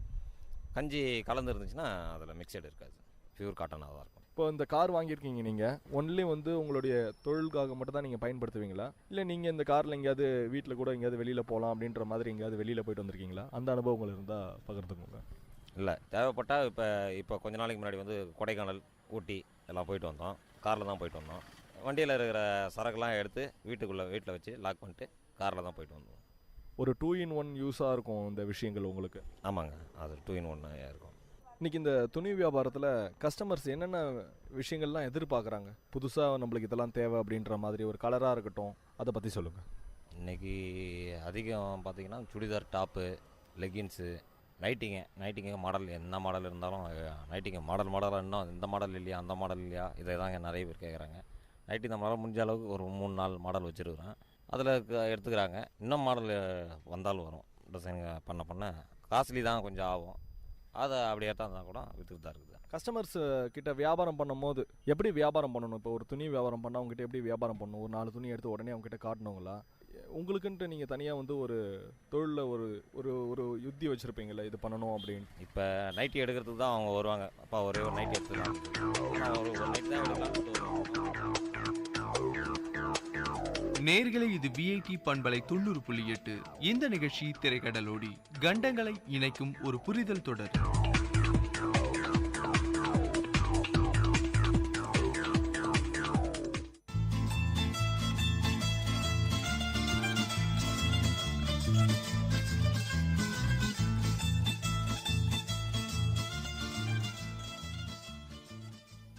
அனைவருக்கும் வணக்கம். நீங்கள் கேட்டுக்கொண்டிருப்பது விஐடியின் பண்பலை 90.8. இது விஐடி பல்கலைக்கழகத்தின் சமுதாய வானொலி. இன்னைக்கு நாம திரைக்கடல் ஓடி நிகழ்ச்சியில பார்க்க போற நாடு எதுனா, உங்க எல்லாருக்குமே தெரிஞ்ச நாடு தாங்க, இத்தாலி.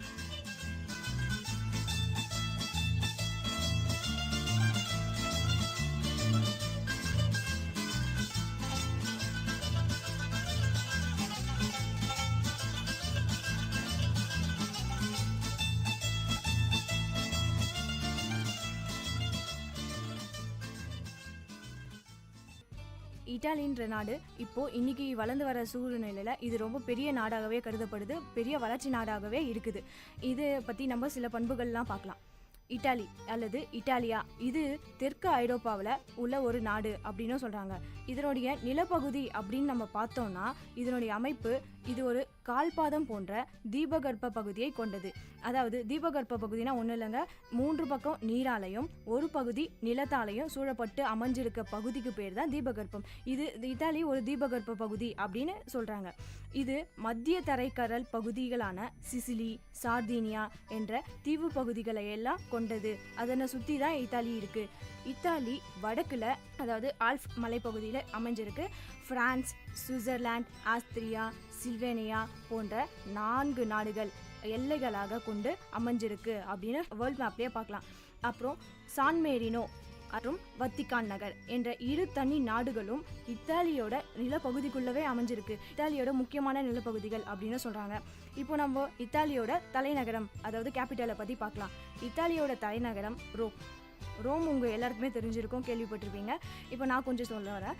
இத்தாலியோட தலைநகரமான ரோம் மேற்கத்திய கலாச்சாரத்தோட வளர்ச்சியினால முக்கிய பங்காற்றியுள்ளது அப்படின்னு தாங்க சொல்லணும்.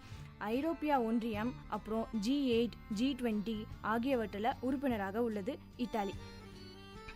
உலகில் வாழ்வதற்கு ஏற்ற நாடுகளில் முதன்மையான நாடுகளாக இதுவும் ஒன்று அப்படின்னு தாங்க சொல்கிறாங்க. அமெரிக்காவுக்கு அப்புறம் இத்தாலி தான் வந்து முக்கிய பங்காற்றுகுது. இப்போது இதனுடைய மொழியை பற்றி இப்போ பார்க்கலாம். இப்போது இத்தாலின்னு ஒன்று, இத்தாலியில் இருக்கவங்க இத்தாலிய மொழி தான் பேசுவாங்கன்னு உங்களுக்கு தெரியும். இதனுடைய மொழி அதே தாங்க. இத்தாலியில் இருக்கவங்க இத்தாலி மொழி தான் பேசுகிறாங்க. இவங்க மக்களை வந்து என்னென்ன சொல்கிறாங்கன்னா, நம்ம இந்தியாவில் இருக்கோம் இந்தியன் அப்படின்னு சொல்கிறாங்க. அதே மாதிரி தாங்க இத்தாலியில் இருக்க மக்களை இத்தாலியன் அப்படின்னு தாங்க சொல்கிறாங்க. இவங்களோட அரசாங்கம் கவர்மெண்ட்டை பற்றி பார்த்தோன்னா ஒன்றும் இல்லைங்க, நம்மள மாதிரி தான் இருக்காங்க. இவங்களும் நாடாளுமன்ற குடியரசு தான். இவங்க குடியரசுத் தலைவர், தற்போதைய குடியரசுத் தலைவர் யாருன்னு பார்த்தோம்னா செர்சியோ மத்ரேல்லா. இவங்களோட தலைமை அமைச்சர் யாருன்னா மத்தியோ ரென்சி. இப்போ இருக்கிற தலைமை அமைச்சர் அப்புறம் குடியரசுத் தலைவர் இவங்க தாங்க. இப்போது இத்தாலியோட முக்கியமான அமைப்பு நிலப்பரப்பு.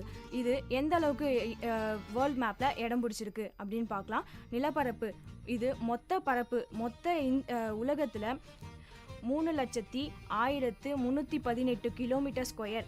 உலக பரப்பளவில் இது 71வது இடத்தை பிடிச்சிருக்கு. இதனுடைய நீர் பரப்பளவு பார்த்தோம்னா 2.4%. இது 2.4% பரப்பளவு நீர் கொண்டிருக்கு. இந்த நாட்டில் மக்கள் தொகை நிறையவே தாங்க இருக்குது. 2006 கணக்கெடுப்பின் படி பார்த்தோம்னா 5,31,31,287. இது 2006 எடுத்த கணக்கெடுப்பு படி சொல்கிறாங்க. அதனுடைய புள்ளி விவரம். இப்போது இவங்களோட இத்தாலி நாட்டோட நாணயம் பற்றி பார்க்கலாம். இவங்களோட நாணயம் யூரோ. இது இத்தாலியில் தெற்கு ஐரோப்பாவில் உள்ளது. இவங்க மொழியை பார்த்தோம்னா இத்தாலிய மொழியே இத்தாலியோட ஆட்சி மொழி. எப்போவுமே அந்த நாட்டில் என்ன மொழி அதிகமாக பேசுகிறாங்களோ அந்த மொழி தான் வந்து அதனுடைய ஆட்சி மொழி அப்படின்னு சொல்லுவாங்க. அதே மாதிரி தாங்க இத்தாலி மொழி தான் இத்தாலியோட ஆட்சி மொழி அப்படின்னு சொல்கிறாங்க. 5.5 கோடி மக்கள் இம்மொழியை தாய்மொழியாகவும் பேசுகிறாங்க அப்படின்னு சொல்கிறாங்க. இருந்தாலும் உலகளவில் இந்த 15 கோடி மக்கள் இந்த மொழியை தான் வந்து அதிகமாக பேசுகிறாங்க அப்படின்னு கணக்கெடுப்பு சொல்லுதுங்க. நாடு முழுவதும் பல வட்டார மொழிகளும் இருக்குது. இந்த நாட்டில் பல வட்டார மொழிகளும் நிறையவே இருக்குது. சிறுபான்மையினர் பேசுகிற மொழிகள் எல்லாம் அவங்க வசிக்கிற இடத்துக்கு ஏற்ற மாதிரி அவங்க அந்த வேறு மொழிகள் எல்லாம் பேசுகிறாங்க. அதே மாதிரி அந்த மொழிகளெல்லாம் இவங்க ஆட்சி மொழிகளாகவும் அங்கீகரிச்சிருக்காங்க. இது மட்டும் இல்லைங்க, ஃப்ரெஞ்சு, செருமன் போன்ற மொழிகளில் சில வட்டாரத்துலேயும் பேசிட்டு வராங்க.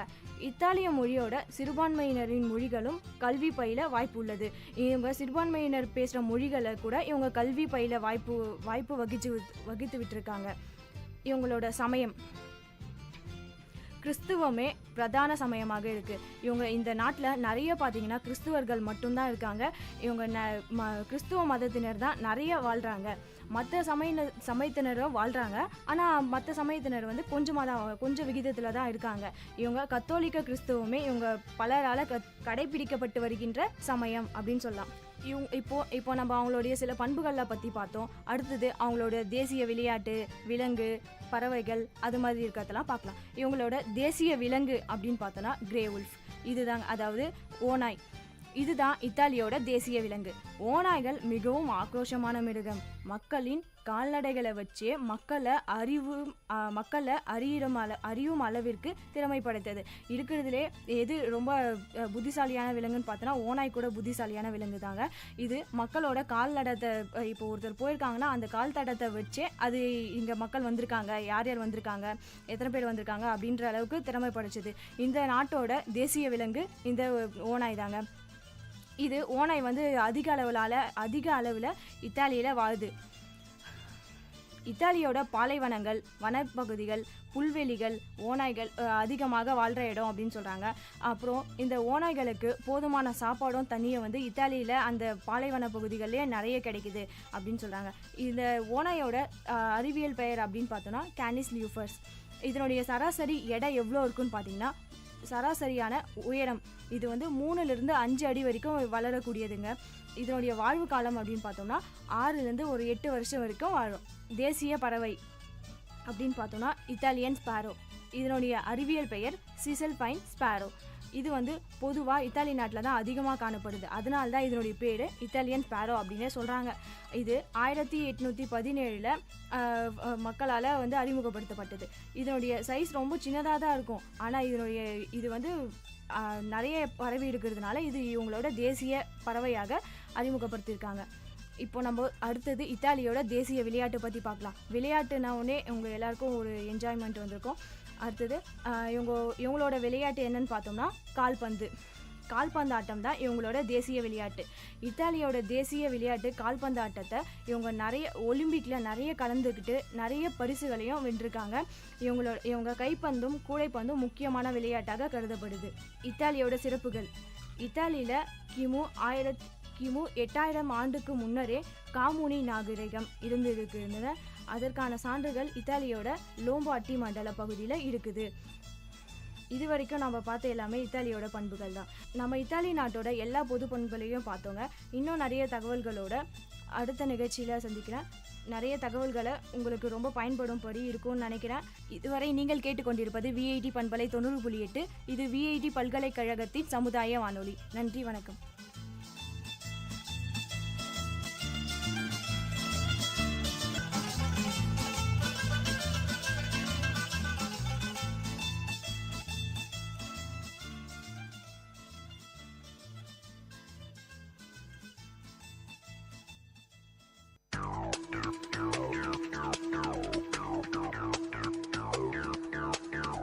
நேயர்கள் இதுவரை கேட்டது திரைக்கடலோடி, கண்டங்களை இணைக்கும் ஒரு புரிதல் தொடர்.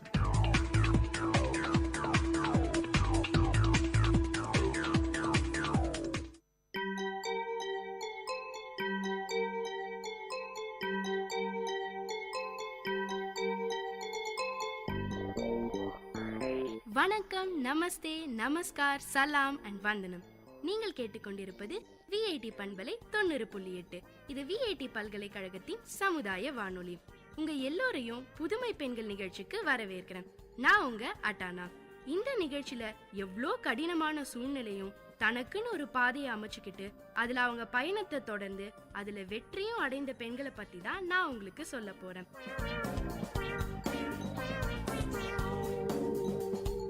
வாழ்க்கையில ரிஸ்க் எடுக்க தயங்குறவங்க வாழ்க்கை கொடுக்க போற பெரிய பரிசை மிஸ் பண்றாங்கன்னு உற்சாகத்தோடையும் மகிழ்ச்சியோடையும் ஆர்வத்தோடையும் பேச ஆரம்பிச்சாங்க நம்ம மலைகள் நாயகி அருணிமா சின்ஹா. என்னடா இவன் ஏன் அருணிமா சின்ஹாவை மலைகள் நாயகின்னு கூப்பிட்டான்னு தெரியலையேன்னு ரொம்ப குழம்பாதீங்க. அது நானா அருணிமாக்கு வச்ச செல்ல பேரு.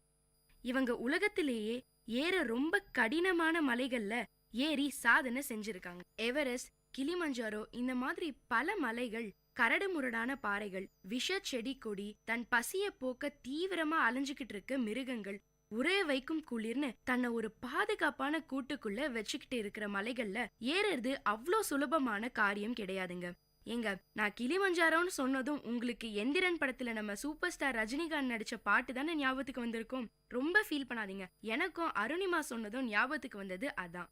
நம்ம எல்லாரும் ஒரு சாதாரணமான எண்ணங்கள் கொண்ட மனிதர்கள் தான். ஆனா அந்த எண்ணங்களுக்கு எவ்வளோ முக்கியத்துவம் கொடுக்கறோம், அதை அடைய எவ்வளோ முயற்சி பண்றோங்கிறது தான் சாதனையாளர்களா மாறுறோம். அந்த மாதிரி தன் எண்ணங்களை மதிச்சு அதை அடைய அயராம உழைச்சு சாதிச்சிருக்கவங்க தான் நம்ம அருணிமா சின்ஹா. எவரெஸ்ட் சிகரத்திலையும் எல்ஃப்ரஸ் சிகரத்திலையும் கிளிமஞ்சாரோவிலும் செயற்கைக்கால் பதித்த முதல் பெண் நம்ம அருணிமா சின்ஹா.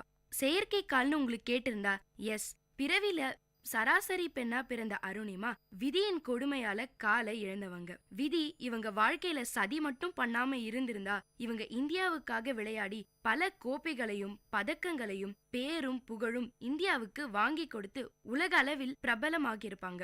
நல்ல வேளை நான் என் காலை மட்டும்தான் இழந்தேன், நம்பிக்கை இல்லைன்னு நம்ம அருணிமா பேச ஆரம்பிச்சதும் அவங்களோட அந்த உற்சாகம் நம்ம எல்லாருக்குமே தொத்திக்குதுங்க. சாதாரண பெண்ணா இந்த உலகத்தை சுத்தி வந்துகிட்டு இருந்த உங்க காலை கட்டி போட்டது என்னன்னு கேட்டதும் கடந்த கால நினைவுக்குள்ள நம்மள கூட்டிட்டு போனாங்க அருணிமா. தடதடக்கும் ரயில் சத்தத்துடன் வருது அவங்க பிளாஷ்பேக். இவங்க அப்பா ஹரேந்திர சின்ஹா ஆர்மில இருந்தவர், அம்மா ஞானபாலா சின்ஹா ஹெல்த் சூப்பர்வைசரா இருந்தவங்க. நம்ம அருணிமாக்கு ஸ்போர்ட்ஸ்ல சின்ன வயசுல இருந்தே உண்டாம். இதுக்கு காரணம் அவங்க அப்பா ஹரேந்திர சின்ஹா தானா. தன்னுடைய சின்ன வயசுல இருந்தே நாட்டு மேல அதிக பற்று கொண்ட ஒரு பெண்ணாம். இருக்காத பின்ன அப்பா மிலிட்டரியில வேலை செஞ்சாருன்னா தன்னால முடிஞ்ச பேரையும் புகழையும் நம்ம தாய்நாட்டுக்கு வாங்கி கொடுக்கணும்னு இவங்க ஆசைப்பட்டாங்க. சரி, நமக்கு ஸ்போர்ட்ஸ்ல தானே இன்ட்ரெஸ்ட், அது மூலியமாவே நம்ம ஆசையை நிறைவேற்றலாம்னு நினைச்சாங்களாம். சர்வதேச அளவுல வாலிபால் போட்டிகள்ல ஜெயிச்சு இந்தியாவுக்கு பேர் சேர்க்கணும்ங்கிறதா இவங்களுக்கு நினைவு தெரிஞ்ச நாள்ல இருந்து ஆசையாம், கனவாவும் இருந்துச்சாம். தன்னுடைய ஆசைய சொல்லி முடிச்சதும் நம்மளால அதை செய்ய முடியலையேன்னு அவங்களுக்குள்ளேயே வந்த கோபம், ஆத்திரம், துக்கம் எல்லாமே அவங்க கண்ணுல தெரிஞ்சுதுங்க. தன்னுடைய கனவை சுக்குநூறா அழிச்ச அந்த கதைய சொன்னாங்க. லக்னோல இருந்து டெல்லிக்கு போற பத்மாவதி எக்ஸ்பிரஸ்ல போயிட்டு இருந்தாங்களாம். சரி, எவ்வளவு நேரம் தான் உட்கார்ந்துகிட்டே இருக்கிறது, ரொம்ப டயர்டா இருக்கு, முகத்தை கழுவிட்டு வரலாம்னு போனாங்களாம். அங்க இருந்த 4 பேர் எதிர்பார்க்காத சமயத்துல திடீர்னு அருணிமா கழுத்துல இருந்த செயினையும் அவங்க கையில வச்சிருந்த ஹேண்ட்பேக்கையும் பறிக்க முயற்சி பண்ணாங்களாம். அருணிமா தன்னை காப்பாத்திக்க பலமா கத்திருக்காங்க. என்னடா இந்த பொண்ணு கத்தியே நம்மள மாட்டி விட்டுருவா போலன்ற பயத்துல அவங்க அருணிமாவை வயித்துல உதைச்சு ட்ரெயினுக்கு வெளியே தள்ளி விட்டுட்டாங்களாம். அடுத்த ட்ராக்ல போய் விழுந்துட்டாங்களாம். இவங்களோட கெட்ட நேரம் அந்த ட்ராக்லயும் இவங்களை நோக்கி வேகமா ஒரு ட்ரெயின் வந்துகிட்டு இருந்துதாம். அத பார்த்துட்டு தான் உயிரை எப்படியாவது காப்பாத்திக்கணும்னு எழுந்திருக்க முயற்சி செஞ்சாங்களாம். ஆனா அவங்க வயத்துல உதித்த பலமான அடியால இவங்களால எந்திரிக்க முடியலையாம். அதுக்குள்ள ட்ரெயின் அருணிமா கால்ல ஏறிடுச்சு. இன்னொரு கால் எலும்போ 3 துண்டா உடைஞ்சிருச்சாம். இது மட்டும் இல்ல, இடுப்பு எலும்பையும் பெரிய டேமேஜ். தம் வாழ்க்கையின் இருட்டுக்குள்ள, அதாங்க அன்கான்சியஸ் ஸ்டேட்குள்ள போயிட்டாங்களாம். யாரோ அருணிமாவோட இந்த நிலைய பார்த்துட்டு ஹாஸ்பிட்டல்ல சேர்த்திருக்காங்க. அருணிமா உயிரை காப்பாத்தணும்னா அவங்க காலை எடுக்கிறத தவிர வேற வழியே இல்லைன்னு சொல்லிட்டாங்களாம் டாக்டர்ஸ். தன்னுடைய பொண்ணோட உயிர் தான் முக்கியம்னு அருணிமாவோட காலை எடுக்க அவங்க அப்பாவும் அம்மாவும் சம்மதிச்சாங்களாம். ஆபரேஷன் பண்ணி அவங்க கால் எடுத்துட்டாங்களாம். காலை இழந்து ஹாஸ்பிட்டல்ல மாச கணக்கா படுத்த படுக்கையா இருந்ததை விட தன் கனவெல்லாம் செதஞ்சிருச்சேன்னு ஃபீல் பண்ணதுதான் அதிகமாம். உண்மையான ஊனம் காலையோ இல்ல கையையோ இழக்கிறப்ப இல்ல, தன்னுடைய கனவுகள் அழிஞ்சு போறதுதான்னு சொல்றாங்க நம்ம அருணிமா. ஹாஸ்பிட்டல்ல இருந்த போது கூட மனசு முழுக்க வாழ்க்கை இப்படியே முடங்கிடக் கூடாது, இதுல இருந்து எப்படியாவது மீண்டு வந்து நிச்சயமா பெருசா எதையாவது சாதிக்கணுங்கிற இவங்க எண்ணம் எப்பவுமே ஓடிக்கிட்டே இருந்துதாம். இந்த மாதிரி ஒரு சூழல்ல எந்த எண்ணங்கள் உங்களை எதையாவது சாதிச்சே ஆகணுங்கிற உங்க வெறிய ஏத்துச்சுன்னு கேட்டப்போ அவங்க சொன்ன பதில் எங்க எல்லாரையுமே ஒரு நிமிஷம் வியப்புல ஆழ்த்திருச்சுங்க. நம்ம கிரிக்கெட் பிளேயர் யுவராஜ் சிங் தான் அருணிமாவோட இன்ஸ்பிரேஷனா. கேன்சர்ல இருந்து மீண்டு மறுபடியும் கிரிக்கெட் ஆட வந்த அவரை போலவே என்னாலையும் சாதிக்க முடியும்னு நம்பினாங்களாம். ஆனா எந்த துறையில சாதிக்க முடியும்னு ஒவ்வொரு நாளும் ஒவ்வொரு நொடியும் சிந்திச்சாங்களாம். காலையில எழுந்ததும் சாப்பிடும் போதும் ஏன் தூங்கும் போதும் கூட இதே யோசனையா தான் போயிட்டு இருந்ததாம். இன்னைக்கு வரைக்கும் எவரெஸ்ட் சிகரத்துல ஏறணுங்கிற ஆசை எப்படிதான் வந்ததுன்னே தெரியலையாம் அருணிமாக்கு. பல நேரம் யோசிச்சதுக்கு அப்புறம் தான் ஆசைய அம்மாட்ட சொன்னாங்களாம். இத கேட்ட அவங்க அம்மா பயங்கரமா திட்டினாங்களாம். இப்போதான் உசுருக்கு போராடி திரும்பி வந்திருக்க, அதுக்குள்ள ஏன் இப்படிலாம் யோசிக்கிறேன்னு திட்டி தீத்துட்டாங்களாம். ஆனா அவங்க அம்மா திட்டின ஒரு வார்த்தையும் அருணிமாவோட கனவை அசைக்க முடியலையாம். மாறா ச எத்தனை நாள் தான் இப்படி இறப்புக்காக பயந்து பயந்து வாழறது, இறப்புக்கு நான் பயத்தை உருவாக்குறேன், இன்னொரு தடவை அது என்ன பயமுறுத்த கூடாதுன்னு யோசிச்சாங்களாம். ட்ரீட்மெண்ட் முடிஞ்சதும் அருணிமாக்கு செயற்கை கால் பொருத்தினாங்களாம். எவரெஸ்ட் ஏறி சாதனை படைச்ச முதல் இந்திய பெண்ணான பச்சேந்திரி பால் மேடம சந்திச்சாங்களாம். அவங்க அருணிமாவோட அந்த நிலைய பார்த்து வருத்தத்துல மூழ்கலையாம். மாறா அருணிமா, இந்த மாதிரி நடந்தது ஏதோ உனக்கு கடவுள் எடுத்துரைக்கத்தான். இந்த மாதிரி மலைகள் ஏறி சாதனை செய்யணும்னு நினைக்கிறவங்க ரொம்ப கம்மி. அதுலயும் இந்த மாதிரியான ஒரு நிலையில கடவுள் உனக்கு யோசனையை கொடுத்திருக்காருனா நிச்சயமா உன்னால இதை செய்ய முடியும். நீ எட்டாத மலைகள் உச்சிய எட்டி தொட போற. அதனால எதை பத்தியும் யோசிக்காம தைரியமா நீ எடுத்த முடிவுல பயணத்தை தொடங்குன்னு சொன்னாங்களாம். அது மட்டும் இல்லைங்க, அதுக்கான அத்தனை வழிகளையும் ஆலோசனைகளையும் சொல்லி தந்தாங்களாம் பச்சேந்திரி பால் மேடம். உத்தர்காசியில உள்ள நேரு இன்ஸ்டிடியூட் ஆஃப் மவுண்டனியரிங்ல பச்சேந்திரி பால் மேடம் கிட்டேயே 28 நாள் ட்ரைனிங் எடுத்துட்டாங்களாம். அந்த கடுமையான பயிற்சிக்கு அப்புறம் தன்னால நிச்சயமா இதை செய்ய முடியுங்கிற அவங்க நம்பிக்கை அதிகமாச்சாம் அருணிமாக்கு. 2012ஆம் ஆண்டு எவரெஸ்டுக்கான ஒரு முன்னோட்டம் 6150 மீட்டர் உயரத்துல உள்ள ஐலாண்ட் பீக்ல ஏறினாங்களாம் நம்ம அருணிமா. 2013ஆம் ஆண்டு மே 21ஆம் தேதி எவரெஸ்ட அடைஞ்சாங்களாம். அருணிமாவோட கனவு நினைவான அந்த தருணத்தை இன்னும் மறக்க முடியலையாம். அவங்க அதை சொல்லும் போதே அவங்க முகத்துல பூரிப்பும் சந்தோஷமும் நிரம்பி வழிஞ்சுதுங்க. அந்த எவரெஸ்ட் மலை உச்சியில ஏறி நின்னு பார்த்தப்ப இந்த உலகமே அவங்க ஆசைக்கும் லட்சியத்துக்கும் முன்னாடி ரொம்ப சின்னதா தெரிஞ்சுதாம். 58 நாள் முயற்சிக்கு பிறகு கிடைச்ச அந்த வெற்றி அது வரைக்கும் நான் பட்ட எல்லா கஷ்டத்தையும் காணாம போக வச்சிருச்சுன்னு கண்கள் விரிய பேசினாங்க நம்ம அருணிமா. உயரத்தை தொட்டதன் பின்னணியில உள்ள வலி நிறைந்த ரத்தம் சிந்திய தருணங்களையும் நமக்காக சொன்னாங்க. முதல் விஷயம், செயற்கை கால் என்ற விஷயமே அவங்களுக்கு புதுசு. அதுக்கு பழகவே அருணிமாக்கு பெரிய சவாலா இருந்துச்சாம். அருணிமா கூட எவரெஸ்ட் ஏறின மத்தவங்க எல்லாம் ஸ்பீடா மேல ஏறி போயிட்டே இருந்தாங்களாம். செயற்கை காலோட ஒவ்வொரு அடியையும் எடுத்து வச்சு போக அவங்களுக்கு ரொம்ப நேரம் எடுத்துதான். மேல போனவங்க திரும்பி வந்த போதுதான் அருணிமா பாதி தூரத்தை கூட கடக்காம மெதுவா நகர்ந்துட்டே இருந்தாங்களாம். இத பார்த்துட்டு பயங்கரமா கிண்டல் பண்ணி சிரிச்சாங்களாம் மத்தவங்க. உனக்கெல்லாம் எதுக்கு இப்படி ஒரு விபரீத ஆசைன்னு முகத்துக்கு நேராவே கேட்பாங்களாம். ஆனா அதையெல்லாம் பொருட்படுத்தாம அவங்க கவனத்தை ஏறி முடிக்கிறதுல மட்டுமே செலுத்தினாங்களாம். நம்மளால எதை செய்ய முடியாதுன்னு மத்தவங்க சொல்றாங்களோ அதை முடிச்சு காட்டுறதுல இருக்க சந்தோஷமே தனின்னு சொல்றாங்க நம்ம அருணிமா. அவங்களோட அந்த கேலி பேச்சு கூட பல நேரங்கள்ல அருணிமாக்கு தூண்டுகோலா இருந்துருச்சாம். அது மட்டும் இல்லைங்க, எவரெஸ்ட் ஏறும்போது எத்தனையோ முறை அருணிமாவோட செயற்கை கால் கழண்டு போயிருக்காம். கூட போனவங்க எல்லாம் அருணிமாவை தனியா விட்டுட்டு போயிருக்காங்களாம். ஆக்சிஜன் சிலிண்டர் காலியாகி என்ன பண்றதுன்னே தெரியாம தவிச்சு போயிருக்காங்களாம். ஆனாலும் இது எதுவுமே அருணிமாவோட லட்சியத்தை கொஞ்சம் கூட அசைக்கல. எப்படியும் நினைச்சதை செய்வேன்னு தன்னையே இல்ல தன்னை மட்டுமே நம்பினாங்களாம். அதே மாதிரி தான் நினைச்சத சாதிச்சாங்க அருணிமா. மீடியா வெளிச்சம் முழுக்க அருணிமா மேல தானா. கேலி செஞ்சவங்க அவமானப்படுத்தினவங்களும் தேடி வந்து பாராட்டினாங்களாம். தனக்கு நடந்த எல்லாத்தையும் வெற்றிக்கு மைல்கல்லா மாத்திருக்காங்க நம்ம அருணிமா. உடம்புல உண்டாகிற ஒரு ஊனம் மனச எந்த வகையிலும் பாதிக்கிறது இல்லைன்னு நிரூபிக்க நினைச்சாங்க. அதே மாதிரி நிரூபிச்சும் காட்டியிருக்காங்க. இவ்வளவு பெரிய சாதனை செஞ்சதுக்கு அப்புறமும் தன்னடக்கத்தோட தன் கதைய சொன்ன அருணிமாவுக்கு கனவுகள் இன்னும் மிச்சம் இருக்கு. இதுதான் என் சாதனைன்னு திருப்தி அடைய முடியல, செய்ய வேண்டிய விஷயங்கள் இந்த உலகத்துல நிறைய இருக்குன்னு மனசு சொல்லிட்டே இருக்குன்னு நம்மள ஆச்சரியத்துல தள்ளுறது இவங்களோட பேச்சு. இது மட்டும் இல்லைங்க, மாற்றுத்திறனாளி குழந்தைகளை ஸ்போர்ட்ஸ்ல சாதிக்க வைக்க இலவசமா ஸ்போர்ட்ஸ் அகாடமி ஆரம்பிக்கிற ஐடியாவும் இருக்காம்.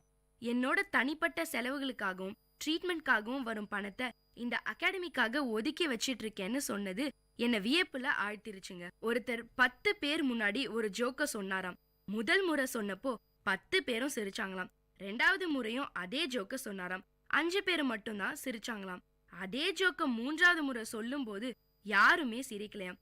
சிரிப்பை ஏற்படுத்தின ஒரு விஷயமே அடுத்தடுத்த நிமிஷங்கள மாறிடும் போது சோகத்துக்கு காரணமான விஷயங்கள் மட்டும் ஏன் அப்படியே மனசுலயே இருக்குன்னு இவங்க கேட்ட அந்த கேள்விக்கு பதில் தெரியாம தான் நம்ம எல்லாருமே இருக்கும். நமக்கு எது கஷ்டத்தை தந்துச்சோ அதையெல்லாம் பிடிச்சிட்டு தொங்கிட்டும் இருக்கும்.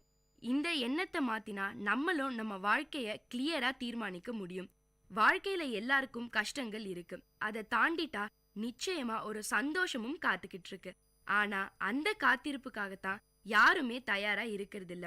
கஷ்டத்துக்கும் சந்தோஷத்துக்குமான அந்த சின்ன பாதையை கடக்கிறத ரிஸ்க்னு நினைச்சு அலட்சியம் பண்றவங்க அவங்களுக்காக காத்துக்கிட்டு இருக்க எத்தனையோ நல்ல விஷயங்களை மிஸ் பண்றாங்கன்னு சொல்லுறாங்க நம்ம மலைகளின் செல்ல பிள்ளை அருணிமா. அருணிமாவின் அழகான வார்த்தைகள் வாழ்க்கையை அர்த்தப்படுத்துகின்றது. என்ன நேயர்களே, அருணிமாவோட வாழ்க்கை பயணம் நம்ம எல்லாருக்குமே நம்பிக்கையை தந்திருக்கும். உங்களிடமிருந்து விடைபெறுவது உங்க அட்டானா.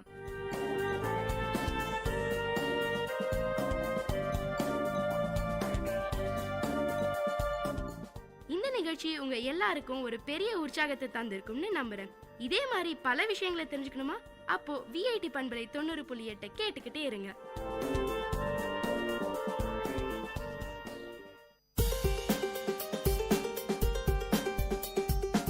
வல்லுனர் பார்வை.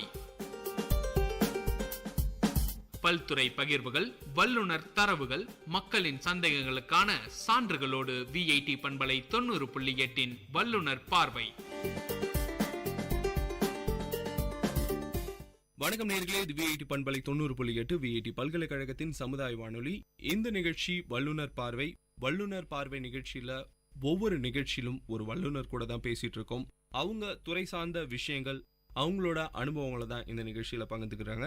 இன்னைக்கு நம்ம நிகழ்ச்சியில நம்ம கூட இருக்கிறது யாருன்னு பாத்தீங்கன்னா, Indian council for child welfare அதனுடைய செக்ரட்டரி முனைவர் சுசிலா சிதம்பரம் நம்ம கூட இருக்காங்க. அவங்க கூட தான் நம்ம இன்னைக்கு பேச போறோம். வணக்கம் மேடம், நிகழ்ச்சிக்கு உங்க அன்போடு வரவேற்கிறோம். வணக்கம் மேம். இந்த Indian council for child welfare இதனுடைய முக்கியமான ஆக்டிவிட்டி, இது எந்த மாதிரியான ஆர்கனைசேஷன், அதை பத்தி கொஞ்சம் எக்ஸ்பிளைன் பண்ண முடியுமா?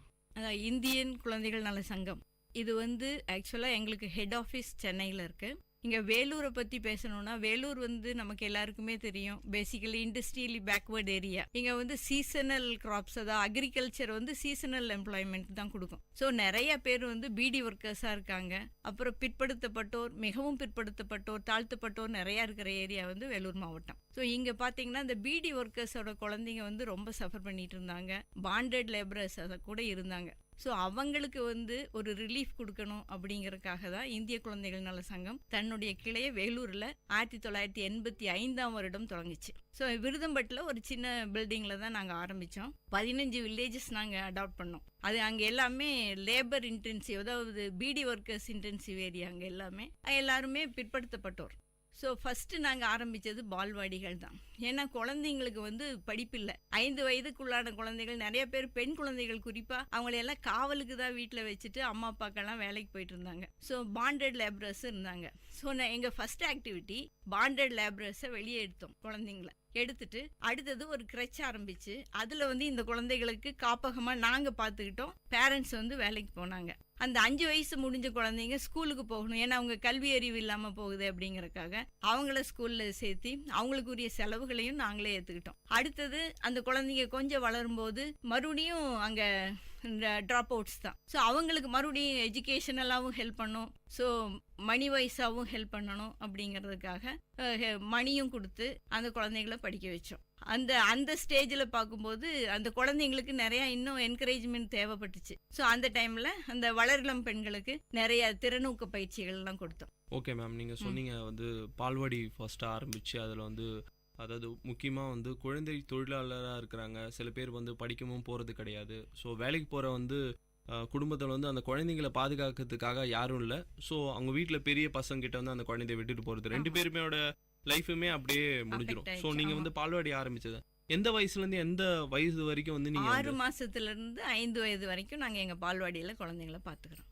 அது வரைக்கும் பார்த்துக்கிறீங்க. வேற என்ன மாதிரி ஆக்டிவிட்டீஸ் மேம்? ஏன்னா அந்த குழந்தைங்க வந்து கொஞ்சம் கொஞ்சமாக வளர ஆரம்பிப்பாங்க ஒரு 5 வயது வரைக்கும். ஸோ அந்த இடைப்பட்ட காலத்தில் எந்த மாதிரியான பயிற்சிகள் அந்த குழந்தைங்களுக்கு எந்த மாதிரியான ஏதாவது லெசன்ஸ் கற்றுக் கொடுக்குறாங்களா? என்ன மாதிரியான ஆக்டிவிட்டீஸ் அதில் பண்ணுறீங்க? பால்வாடியில் வந்து நாங்கள் எங்களுக்குன்னே சிலபஸ் ஃப்ரேம் பண்ணி வச்சுருக்கோம். அவங்களுக்கு வந்து ஆல்ஃபபெட் சொல்லித்தரது, ரைம்ஸ், சின்ன சின்ன சின்ன ரைம்ஸு, அப்புறம் names of the vegetables, colours, அந்த மாதிரி, அப்புறம் கேம்ஸ், எல்லா டைப் ஆஃப் கேம்ஸும் சொல்லித்தரது, அப்புறம் ஒவ்வொரு வெஜிடபிள்ஸோட நியூட்ரிட்டிவ் வேல்யூ அது எல்லாமே அவங்களுக்கு சொல்லித்தரோம். ஸோ அது சொல்லித்தரீங்க. ஸோ அவங்களுக்கு ஏதாவது நியூட்ரிஷன் சப்போர்ட் வந்து உங்கள் சைட்லேருந்து ஏதாவது கொடுக்குறீங்களா மேடம்? ஆமாம், எங்களுக்கு வந்து ஆக்சுவலாக ராஜீவ் காந்தி ஸ்கீம்லேருந்து ஒரு குழந்தைக்கு 12 ரூபாய் ஒரு நாளைக்கு கொடுக்குறாங்க. ஆனால் அது எங்களுக்கு பத்தாது இல்லைங்களா. So we have got our own donors, அவங்க மூலமாகவும் வாங்கிட்டு காலையில் வந்து ஒரு சிற்றுண்டி கொடுத்துறோம் குழந்தைங்களுக்கு.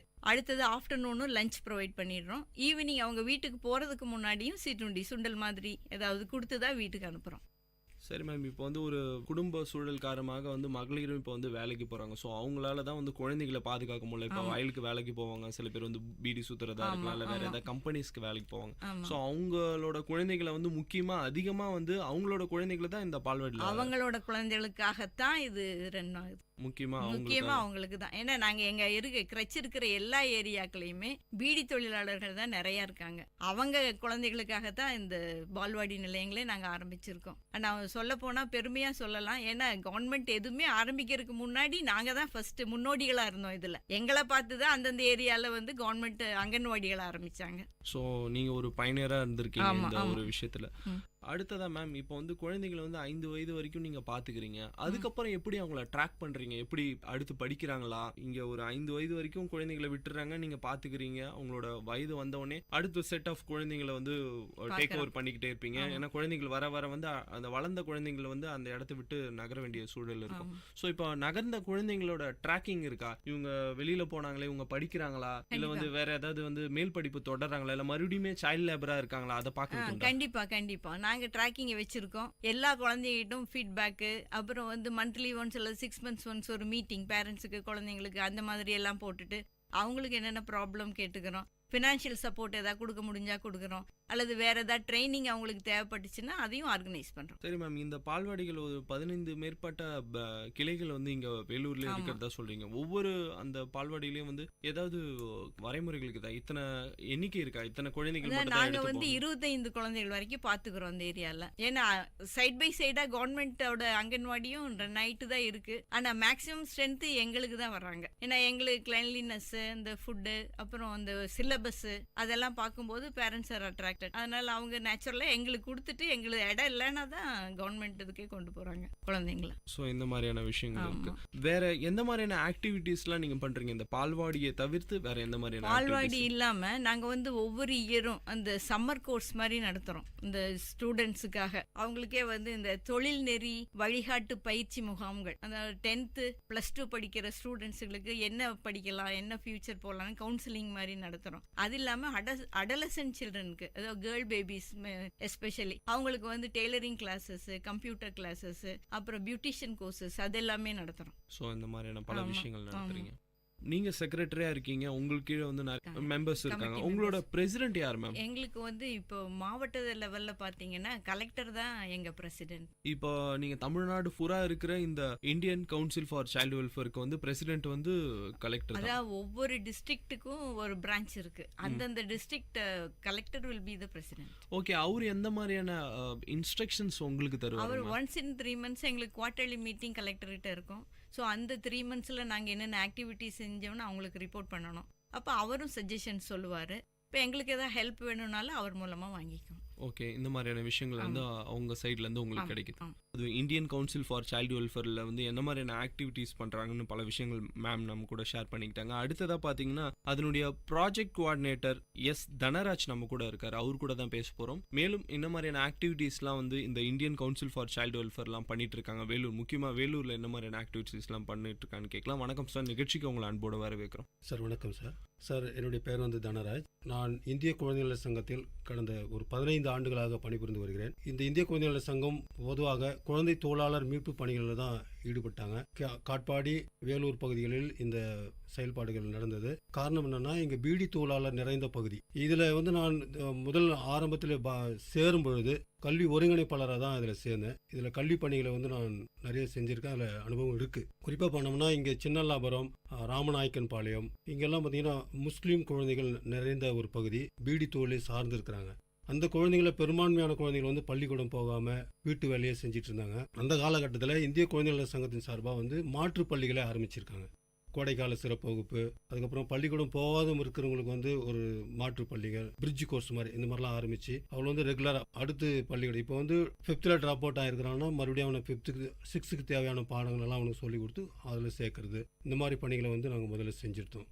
இதுக்கப்புறம் பார்த்தீங்கன்னா ஒவ்வொரு ஊர்லேயும் வந்து இந்த மீண்டும் குழந்தை தொழிலாளர் இருக்காமல் தடுக்கிறதுக்கான வழிமுறைகளை பண்ணுறதுக்காக ஒரு கிராம கல்வி வளர்ச்சி குழுக்களை நாங்கள் ஃபார்ம் பண்ணோம். ஸோ அந்த மாதிரி பண்ணியிருக்கீங்க. சரி சார், இப்போ வந்து குழந்தை தொழிலாளர்கள் வந்து எப்படி இருக்காங்கன்னு நினைக்கிறீங்க? கம்மியாக இருக்குன்னு நினைக்கிறீங்களா, இல்லை வந்து இன்னுமே இருக்கு பட் முன்னைக்கு கம்பேர் பண்ணும்போது இப்போ கம்மியாக இருக்கா? அந்த மாதிரி உங்களோட கருத்து என்ன சார்? இப்போ சார் நம்ம காட்பாடி, வெள்ளூர் பகுதியை பொறுத்தவரையிலையும் பீடி தொழிலாளர் என்பது பீடி தொழில் என்பது இப்போ குறைஞ்சி போச்சு. பீடி தொழிலே கிடையாது. அதில் குழந்தைங்களும் வேலைகளும் ஈடுபடுறதில்லை. எல்லா குழந்தைங்களும் இப்போ பள்ளிக்கு போகிறாங்க. எங்களுடைய பார்வையில் எல்லா குழந்தைங்களும் பள்ளிக்கூடம் போகிறாங்க. ஃபுல் அண்ட் ஃபுல்லாக வந்து குழந்தை தொழிலாளர் முறை என்பது இல்லை. இப்போ வந்து அதே மாதிரி ஒவ்வொரு கிராமத்திலும் அந்த கல்விக்குழுன்னு சொன்னேன் இல்லைங்களா, அந்த கல்விக்குழு வந்து பாருங்கள், அந்த ஊரில் கல்விக்குழுக்களை ஆரம்பித்தோம். அதுக்கு வந்து சிறுவர் மன்றங்களை ஆரம்பித்தோம். ஏன்னா அந்த ஒரு குழந்தை இன்னொரு குழந்தைய வந்து ஃபாலோ பண்ணுறதுக்காக அந்த மாதிரி சிறுவர் மன்றங்களை ஆரம்பித்து பள்ளிக்கூடம் போகாமல் ஏதாவது ஒரு குழந்தை இருந்துச்சுன்னா அந்த குழந்தைய வந்து இங்கே நம்மகிட்ட சொல்லுவாங்க. அந்த பாலர் பாராளுமன்றம் அந்த மாதிரிலாம் நிறைய நடிச்சிருக்கோம். அதன் மூலயமா அந்த குழந்தை தொழிலாளர் முறையை வந்து ஒழிக்கிறதுக்கு நாங்கள் பெரும் முயற்சி எடுத்தோம், வெற்றியும் பெற்றிருக்கிறோம். 15க்கு மேற்பட்ட கிளைகள் இருக்கு. ஸோ உங்களோட பணிகள் எந்த மாதிரி இருக்கும்? என்ன மாதிரியான விஷயங்கள்லாம் நீங்கள் பண்ணுவீங்க சார்? நான் வந்து கல்வி சார்ந்த பணிகளை வந்து மேற்கொண்டிருந்தேன். இப்போது காட்பாடி, வேலூர் பகுதியில் வந்து மொத்தம் 15 பால்வாடி மையங்கள் செயல்பட்டு இருக்குது. அதை ஒருங்கிணைத்து பார்வையிடுகிற பணியை நான் செஞ்சிட்ருக்கிறேன். காட்பாடியில் பிரதம்பட்டு, டிகேபுரம், தண்டல கிருஷ்ணாபுரம், வஞ்சூர், சேனூர், ஜாப்ராப்பேட்டை, காசிக்குட்டை, மேல்வடுகன்குட்டை இந்த 8 கிராமங்கள் வந்து இங்கே இருக்குது. அதே மாதிரி வெள்ளூர் பகுதியில் வந்து பார்த்திங்கன்னா ராமநாயக்கன் பாளையம், தொற்பாடி பஞ்சாயத்தில் வந்து மேட்டுப்பாறை, சின்னல்லாபுரத்துலேயே இன்னொரு பகுதியில் பலராம முதலியார் தெரு, பச்சைபகுன்ற தெரு, கருகம்புத்தூர், அம்பேத்கர் நகர் இந்த மையங்களெல்லாம் நம்முடைய பால்வாடி மையங்கள் இருக்குது. ஒவ்வொரு மையங்கள்லையும் 25 குழந்தைகள், சராசரியாக 25 குழந்தைகள் வீதம் 360 குழந்தைகள் இதில் பயன்பெற்று வராங்க. இவர்கள் வந்து காலையில் 9 மணிக்கு மையங்களை ஆரம்பித்தோம்னா 4 மணி வரை நம்ம அந்த மையங்களை செயல்படுத்திட்டு வந்துட்டுருக்கிறோம். இதில் வந்து குழந்தைகளுக்கு 3 வேளையும் உணவை தரும். காலையில் சத்தான அந்த சத்து மாவு உருண்டை அல்லது அது கஞ்சி, குழந்தைகள் எதை விரும்புகிறதோ அதே மாதிரி அதையே மாற்றி கொடுக்குறோம். கூழாவோ அல்லது உருண்டையாகவோ செஞ்சு தரோம். மதிய உணவு வழங்குகிறோம். காய்கறிகளோடு கூடிய ஒரு உணவு வழங்குகிறோம். மாலை நேரத்தில் வந்து சுண்டல் அது போன்ற உணவுகளை கொடுத்து விளையாட வச்சு, அதுக்கான இப்போ ஸ்பெஷல் நம்மக்கிட்ட பாடத்திட்டங்கள் இருக்குது. பிளேவே மெத்தடில் விளையாட்டு முறையிலான கல்வியை வந்து அந்த குழந்தைங்களுக்கு கொடுத்து பராமரிச்சுட்ருக்குறோம். நிறைய குழந்தைங்கள் இப்போ பேரண்ட்ஸுக்கு பார்த்திங்கன்னா எல்லாம் 100 நாள் வேலை திட்டத்தில் போய்ட்டு வேலை செஞ்சுட்டு வர்றோம். இப்போ வந்து இந்த பீடி தொழில் இல்லாதனால அந்த தொழிலுக்கு போகிறாங்க. அவங்க வந்து போய்ட்டு 3-4 மணிக்கு தான் வீட்டுக்கு வர்ற நேரத்தில் இந்த குழந்தையை பராமரிக்கிற பெரும் பணியை வந்து நம்ம இந்திய குழந்தைகள் சங்கம் செஞ்சுட்டுருக்கு. பெற்றோர்களும் நம்ம விரும்பி நம்ம மையத்திற்கு அனுப்பிச்சிட்டு இருக்கிறாங்க. இந்த உங்களோட மையம், அதாவது Indian council for for child welfare இந்த மையத்துக்கு எந்த வகையான ஃபினான்ஷியல் ஹெல்ப் வருது சார்? பால்வாடியில் பார்த்தீங்கன்னா வந்து கவர்மெண்ட் ராஜீவ்காந்தி அந்த ஸ்கீம்ஸ் மூலயமா வருது. வேற எந்தெந்த வகையில் வந்து உங்களுக்கு பண உதவி அந்த மாதிரியான விஷயங்கள் கிடைக்குது சார்? இப்போ இந்திய குழந்தைகள் சங்கத்தினுடைய தலைமையிடம் வந்து புதுடெல்லியில் இருக்கிற இந்திய குழந்தைகள் சங்கம் தான் வந்து மாநில சங்கத்திற்கு இந்த ஃபண்டு தராங்க. அவங்க ministry of women and child development அந்த ஸ்கீம்ல தான் எடுக்கிறாங்க. ஒட்டுமொத்தமாக சென்னைக்கு வந்து சென்னையிலேருந்து வந்து நம்ம வேலூர் மாவட்டத்துக்கு 15 மையங்களுக்கு இது பிரித்து தராங்க. இது வந்து ராஜீவ்காந்தி தேசிய உழைக்கும் மகளிர் குழந்தைகளுக்கான திட்டம் அப்படின்ற திட்டத்தின் கீழ் தான் இது கொடுக்குறாங்க. இது இல்லாமல் இப்போ பெற்றோர்களே வந்து அவங்களுடைய கான்ட்ரிபியூஷன் தன்னுடைய அதாவது அந்த ஓனிங் கெப்பாசிட்டி வரணுன்றதுக்காக அவங்களே வந்து நமக்கு குறைஞ்சபட்சம் 20 ரூபாயிலிருந்து 100 ரூபாய் வரையும் வசூல் பண்ணலாம் அப்படின்றது நம்மகிட்ட ரூல்ஸ் இருக்குது. 50 ரூபாய் வரையிலும் நமக்கு கொடுக்குறாங்க. அதையும் வந்து நம்ம செலவில் வந்து மெயின்டைன் பண்ணுறோம். சரி சார், அடுத்ததாக வந்து இப்போ இருக்கிற இந்த பால்வாடி குழந்தைகளுக்கு எந்த மாதிரி அவங்களோட திறன் வளர்ப்பு பயிற்சி முறைகள், வேற ஏதாவது காம்படிஷனு இல்லை அவங்க போட்டிகள் அந்த மாதிரியான விஷயங்கள்லாம் நடத்துறீங்களா? இப்போ குழந்தைகள் தின விழா வருது. குழந்தைகள் தின விழா வரும்னு சொல்லோ அந்தந்த உள்ளூரில் இருக்கிற பஞ்சாயத்து தலைவருங்க, பஞ்சாயத்து ரெப்ரஸன்டேட்டிவ்ஸு, கிராம கல்விக்குழு, மகளிர் குழு இவங்களெல்லாம் இணைஞ்சு அவங்களே வந்து இந்த குழந்தைங்களுக்கு வந்து மாறுவேட போட்டிகள் அந்த மாதிரிலாம் போட்டி நடத்துகிறாங்க. குழந்தைகளுக்கு தேவையான விளையாட்டு பொருட்களை வந்து வாங்கி தராங்க. இது வந்து வாலண்டியர்ஸாக வந்து அந்தந்த கிராம மக்கள் வந்து கொடுக்குறாங்க. அதை பயன்படுத்துகிறோம். அப்புறம் தேசிய விழாக்கள் வரும் சொல்ல அந்த குழந்தைங்களுக்கு தேவையான போட்டிகளை நடத்தி அதுக்கான பரிசு பொருட்களையும் உள்ளூர் மக்களே கொடுக்குற மாதிரி ஒரு சூழ்நிலையை நாங்கள் உருவாக்கியிருக்கிறோம்.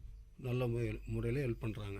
சரி சார், உங்களோட மையத்துக்கு ஏதாவது விருதுகள் அந்த மாதிரியான விஷயங்கள், ரெகக்னைசேஷன் அந்த மாதிரியான குழந்தைகளுக்கு ஏதாவது கிடைச்சிருக்கா? அதை பற்றி ஷேர் பண்ணிக்க முடியுமா? விருதுகள்னு சொன்னோம்னா நம்ம வந்து இந்திய குழந்தைகள் சங்க செயல்பாடுகளில் அந்த தேசிய ஓவிய போட்டி அப்படின்ற ஒரு நடத்திட்டு வந்துட்டுருக்கோம். இது வந்து மாற்றுத்திறனாளி குழந்தைகளுக்கும் பண்ணுறோம், சாதாரண குழந்தைகளுக்கும். ஒவ்வொரு வருடமும் ஜூலை மாதம் இதை நடத்துவோம். இதில் வெற்றி பெற்ற மாணவர்கள் வந்து மாநில சங்கத்துக்கு அனுப்புவோம். மாநில சங்கத்தில் வந்து மாநில அளவிலான தேர்வு நடைபெறும். அதில் தேர்வு செய்யப்படுவது வந்து மைய அரசுக்கு அனுப்பிச்சி வைப்போம். இதில் வந்து நம்முடைய வேலூர் மாவட்டத்தை பொறுத்தவரையிலும் ஒரு 4 ஆண்டுகளாக முதல் 2 பரிசுகளை பெற்று வருகிறார்கள். குறிப்பாக ஒர்த்து காதுகள் அதற்கான சிறப்பு பள்ளி மாணவர்கள், அன்பு இல்லம் போன்ற குழந்தைகள் எல்லாம் வந்து இதில் பங்கெடுத்து அவங்க போய் மெடல்ஸும் வாங்கிட்டு வந்திருக்கிறாங்க. அது மாவட்ட ஆட்சியரிடம் கொடுத்து அவர்களை கௌரவித்து இருக்கிறோம். ஸோ இப்போ இப்போ வந்து ஒரு பால்வாடியில் வந்து 25 ஸ்டூடெண்ட்ஸ் குழந்தைகள் இருக்காங்கன்னா, ஸோ அவங்கள தவிர்த்து சில ஃபிசிக்கலி சேலஞ்சு குழந்தைகள் இருப்பாங்க. ஸோ அவங்களுக்கு எந்த மாதிரியான எக்ஸ்ட்ரா கேரிங் வந்து நீங்கள் எடுக்கிறீங்க உங்கள் மையம் சார்? பொதுவாக நம்ம பால்வாடிஸில் வந்து இந்த மாதிரி மாற்றுத்திறனாளி குழந்தைகளை வந்து நம்ம சேர்த்துக்கிறது, அதுக்கு சிறப்பு பள்ளிகள் இருக்குது. தேவைப்படுமேனால் நாங்கள் வந்து அவங்களுக்கு மருத்துவ ஆலோசனை பற்றி இப்போ நம்முடைய குழுவிலே வந்து ஒரு மருத்துவர் இருக்கிறார். இந்திய குழந்தைகள் சங்கத்துடைய மாவட்ட குழுவில் வந்து மருத்துவர் இருக்கிறார். மருத்துவருடைய ஆலோசனை கேட்டு அவருடைய பரிந்துரையின் பேரில் அவர் வந்து மாற்று ஏற்பாடுகளை செய்கிறது வழக்கம். இது மாதிரி தான் பண்ணிட்டு இருக்கிறோம். இப்போ படிக்கிற குழந்தைகளில் வந்து மாற்றுத்திறன் உள்ள குழந்தைகள் யாரும் இல்லை. சாதாரண குழந்தைகள் தான் எல்லாமே வந்து ஏழ்மை நிலையிலிருந்து வருகிற குழந்தைகளை படிக்க வச்சுருக்கோம். ஓகே சார், நிறைய விஷயங்களை வந்து இந்த நிகழ்ச்சியில் ஷேர் பண்ணிக்கிட்டீங்க. ரொம்ப நன்றி. நன்றி சார். நன்றி சார். இன்னைக்கு வல்லுநர் பார்வை நிகழ்ச்சியில் பார்த்தீங்கன்னா Indian council for child welfare இந்த மையத்துடைய செக்ரட்டரி, அது மட்டும் இல்லாமல் ப்ராஜெக்ட் கோஆர்டினேட்டர், அவங்க கூடலாம் நம்ம பேசணும். முக்கியமான விஷயம் பார்த்தீங்கன்னா இந்த பால்வாடி மையம், அவங்க நடத்துகிற பால்வாடி மையத்தில் படித்து இன்னைக்கு அந்த பால்வாடியிலே ஒர்க் பண்ணுற 2 பாஸ்ட் ஸ்டூடெண்ட்ஸ் அவங்களோட அனுபவங்களை தான் இன்னைக்கு நம்ம இந்த நிகழ்ச்சியில் நம்ம கேட்க போகிறோம். வணக்கம், நிகழ்ச்சிக்கு உங்களை அன்போடு வரவேற்கிறேன். துர்கா தேவி சார். எங்கேருந்து வரீங்க? கருகம்பத்தூர். உங்கள் பேர் சொல்லுங்கம்மா. என் பேர் கவிதா, நான் தண்டல கிருஷ்ணாவரத்துலேருந்து வரேன். நீங்கள் 2 பேருமே வந்து அந்த பள்ளிக்கூடத்தில் தான் படிச்சிருக்கீங்க. எந்த வயசில் அங்கே நீங்கள் சேர்ந்தீங்க, அதை பற்றி சொல்ல முடியுமா? நான் வந்து 2 வயசில் சேர்ந்தேன் சார். 5 வயசு வரைக்கும் அங்கே தான் சார் படித்தேன் நான். அதுக்கப்புறம் உள்ளே கருகம்பத்தூரில் ஊராட்சி ஒன்ற துவக்க பள்ளி இருக்குது. 5 வயசு முடிஞ்ச பிறகு 1ஆம் வகுப்பு வந்து ஊராட்சி ஒன்ற துவக்க பள்ளியிலேருந்து சேர்த்தாங்க சார். இந்த இந்திய குழந்தைகள் நலச்சங்கத்து மூலமாக தான் சார் நான் போய் சேர்ந்ததில்.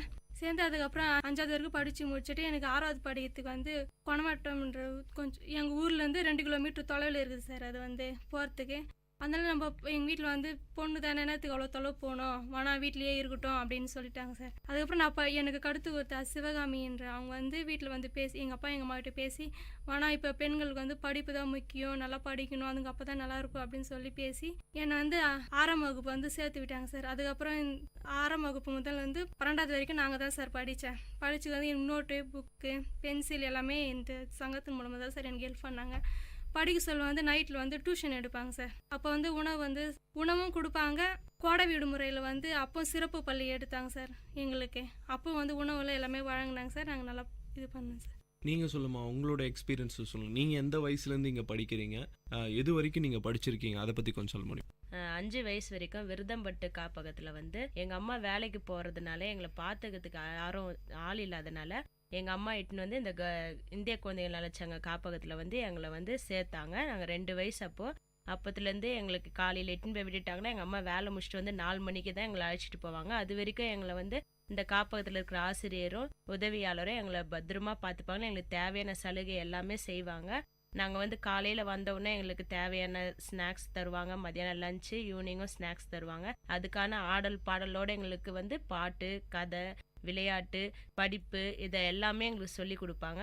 நல்லா நாங்கள் உற்சாகத்தோடு இந்த காப்பகத்துக்கு வருவோம். 5 வயசு முடிஞ்ச உடனே நாங்கள் வந்து எங்களை ஊராட்சி ஒன்றிய நடுநிலைப்பள்ளியில் வந்து இதே இந்திய குழந்தைகள் நலச்சங்கம் மூலமாக எங்களை எடுத்துன்னு போயிட்டு 1ஆம் கிளாஸ் சேர்த்தாங்க. அதுக்கு தேவையான நோட்டு புத்தகங்க, பை, பேக், பென்சில் அனைத்துமே, ஆடை, எங்களுக்கு தேவையான அனைத்துமே வாங்கி எடுத்துன்னு போயிட்டு எங்களுக்கு அந்த ஊராட்சி ஒன்றிய நடுநிலைப்பள்ளியில் சேர்த்து விட்டாங்க. நாங்கள் நல்லா படித்தோம். படித்து 6ஆவதுக்கும் நான் கேர்ள்ஸ் சைஸ் தோட்டப்பாளையம் ஸ்கூலில் படிக்கிறதுக்கு எனக்கு எங்கள் வீட்டால் செலவு பண்ண முடியல. இதே இந்திய குழந்தைகள் நலச்சங்கம் மூலமாக எனக்கு தேவையான ஆடையிலேருந்து மொத்தமே எங்களுக்கு எல்லா நோட்டு புத்தக, பை எல்லாமே வாங்கி எங்களை இட்டுன்னு போயிட்டு இந்திய குழந்தைகள் நலச்சங்கம் மூலிமா எங்களை மேல்நிலைப்பள்ளிக்கு படிக்க வச்சாங்க. அது படிச்சுட்டு நாங்கள் இப்போது எனக்கு வேலை எதுவும் முடியல, வீட்டில் இருக்கேன், வீட்டு வறுமை சூழ்நிலை அப்படின்னு சொல்லி நான் வந்து இந்த இடத்துல மனு கொடுத்தேன். எனக்கு சரிம்மா, நீங்கள் படிச்சிருக்க தகுந்த மாதிரி ஆசிரியர் பணி ஒன்று காலியாக இருக்குது டிகேபுரத்தில், அங்கே போய் நீங்கள் ஒர்க் பண்ணுங்கம்மா அப்படின்னு சொல்லி எனக்கு வேலையும் வாங்கி கொடுத்தாங்க. இந்த இந்திய குழந்தைகள் நலச்சங்கத்துக்கு நான் மனமார்ந்த நன்றியை தெரிவித்துக்கொள்கிறேன். சரிம்மா, நீங்கள் 2 பேருமே இப்போ வந்து அங்கே தான் ஒர்க் பண்ணுறீங்க, சேம் இதில் ஒர்க் பண்ணுறீங்களா? நீங்கள் எங்கே ஒர்க் பண்ணுறீங்க? வந்து கருகம்பத்தூரில் ஒர்க் அங்கே ஒர்க் பண்ணுறீங்க. என்னவா இருக்கீங்க இப்போ? நானும் அங்கே அதில் டீச்சராக இருக்கேன் சார். கருகம்பத்து அந்த பாலோட டீச்சராக இருக்கேன் சார். ஓ, எத்தனை வருஷமாக அங்கே ஒர்க் பண்ணிட்டு இருக்கீங்க? நான் இப்போ வந்து 4 வருஷமாக ஒர்க் பண்ணிருக்கேன் சார். சரி, ஓகே. எந்த மாதிரியான விஷயங்கள் நீங்கள் வந்து பசங்கிட்ட சொல்லி தரீங்க? ஏன்னா வந்து நீங்கள் சின்ன வயசுல இருந்ததுக்கும் வளர்ந்து இப்போ நீங்களே ஒரு டீச்சராக இருந்திருக்கீங்க. ஆனால் உங்களுக்கு வந்து நிறைய அப்போ இருக்கும்போது டீச்சர் நிறைய விஷயம் சொல்லி கொடுத்துருப்பாங்க. அங்கே இருந்த டீச்சர்ஸ் வந்து நிறையா பாட விஷயமா இருக்கும், இல்லை எப்படி சுத்தமாக நம்மளை வச்சுக்கிறது, அந்த மாதிரியான விஷயங்கள்லாம் கற்றுக் கொடுத்துருப்பாங்க. நீங்கள் இப்போ வந்து எந்த மாதிரியான விஷயங்களை வந்து குழந்தைகளுக்கு சொல்லி தரீங்க? காலையில் தினமும் எழுந்து குளிக்கணும், பல் தேய்ச்சிட்டு தான் காஃபி குடிக்கணும், காலை கடன் முடித்து விட்டு குளிச்சுட்டு சாமி கும்பிடணும், அம்மா வீட்டில் என்ன உணவு கொடுக்குறாங்களோ அதை அடம் பிடிக்காமல் சாப்பிட்ணும், டைமுக்கு பால்வாடிக்கு வந்துடணும். பால்வாடிக்கு வந்த பிறகு நாங்கள் அதுங்களுக்கு பசங்க எப்படி சொல்லி தரந்தா எதுவுமே புரிஞ்சுக்குவாங்க.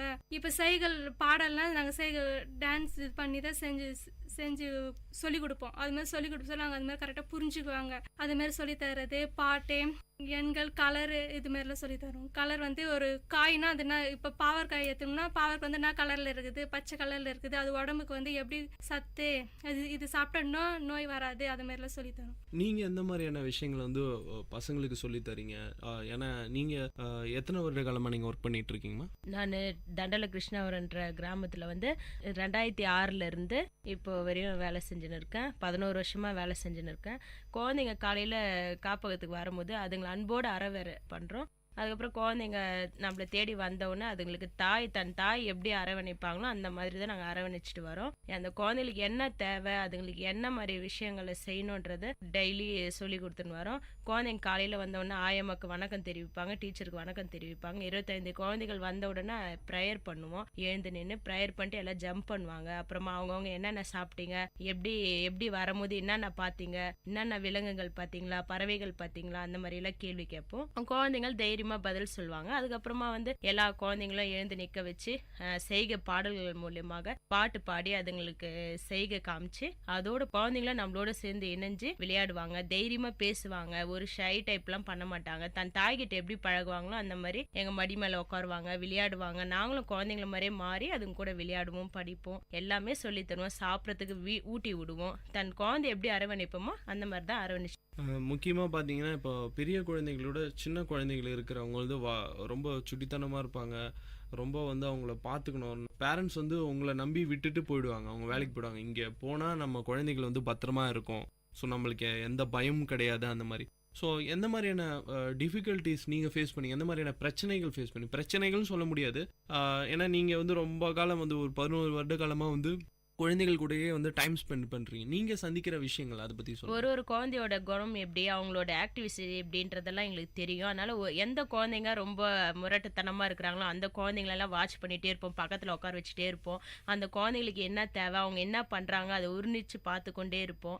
அதுக்கப்புறம் அந்த குழந்தைங்களுக்கு வந்து ஏதாவது ஒரு பையனுக்கு இல்லைன்னா பண்ணால் அந்த மாதிரி செய்யக்கூடாது, அது தப்பு, நம்ம எல்லாருமே ஒன்றா ஃப்ரெண்ட்ஷிப்பாக இருக்கணும், யாரும் மற்றவங்களுக்கு கில்லக்கூடாது, அடிக்கக்கூடாது, அந்த மாதிரியெல்லாம் சொல்லி பத்திரமா பார்த்துப்போம். இது வரைக்கும் அந்த 11 ஆண்டுகள் காலமாக ஒரு பிரச்சனையும் இல்லாததான் நாங்கள் காப்பகம் நடத்திட்டு வரோம். குழந்தைங்களை நல்ல தைரியத்தோடு அனுப்புகிறாங்க. பேரண்ட்ஸ் எங்களை எதிர்த்து எந்த வார்த்தையும் கேட்கறது அளவுக்கு நாங்கள் நடத்தி வரல. இன்னைக்கு வல்லுநர் பார்வை நிகழ்ச்சியில் வந்து நிறைய விஷயம் பேசணும். ஆனால் நீங்கள் 2 பேரும் வந்து சின்ன வயசுலேருந்து அங்கே படிச்சிருக்கீங்க. இன்னைக்கு வந்து ஒரு 2 பால்வாடிகளை வந்து நீங்கள் 2 பேரும் டீச்சராக இருக்கீங்க. நிறைய விஷயம் கற்றுருப்பீங்க. இன்னைக்கு அந்த குழந்தைகளுக்கு சொல்லி கொடுத்துட்டு இருப்பீங்க. ஸோ இது ரொம்ப பெரிய விஷயம். நிகழ்ச்சியில் கலந்துக்கிட்டதுக்கு ரொம்ப நன்றி. நன்றி சார். நேயர்கள் இதுவரை கேட்டது பல்துறை பகிர்வுகள், வல்லுநர் தரவுகள், மக்களின் சந்தேகங்களுக்கான சான்றுகளோடு விஐடி பண்பலை 90.8 வல்லுநர் பார்வை. நன்றி, வணக்கம்.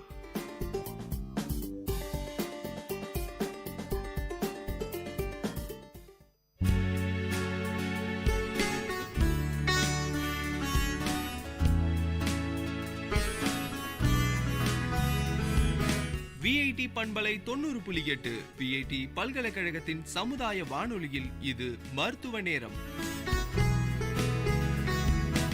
பல்வேறு மருத்துவ துறைகளிலிருந்து தேர்ச்சி பெற்ற மருத்துவர்களுடன் கலந்துரையாடும் நேரம் இது.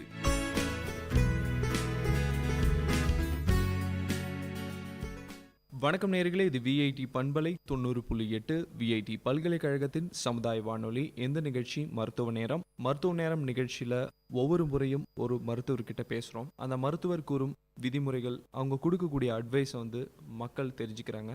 இந்த நிகழ்ச்சியின் மூலமாக மக்கள் தங்களுடைய கேள்விகளை, அவங்களோட சந்தேகங்களை தீர்த்து வைக்கிறோம்.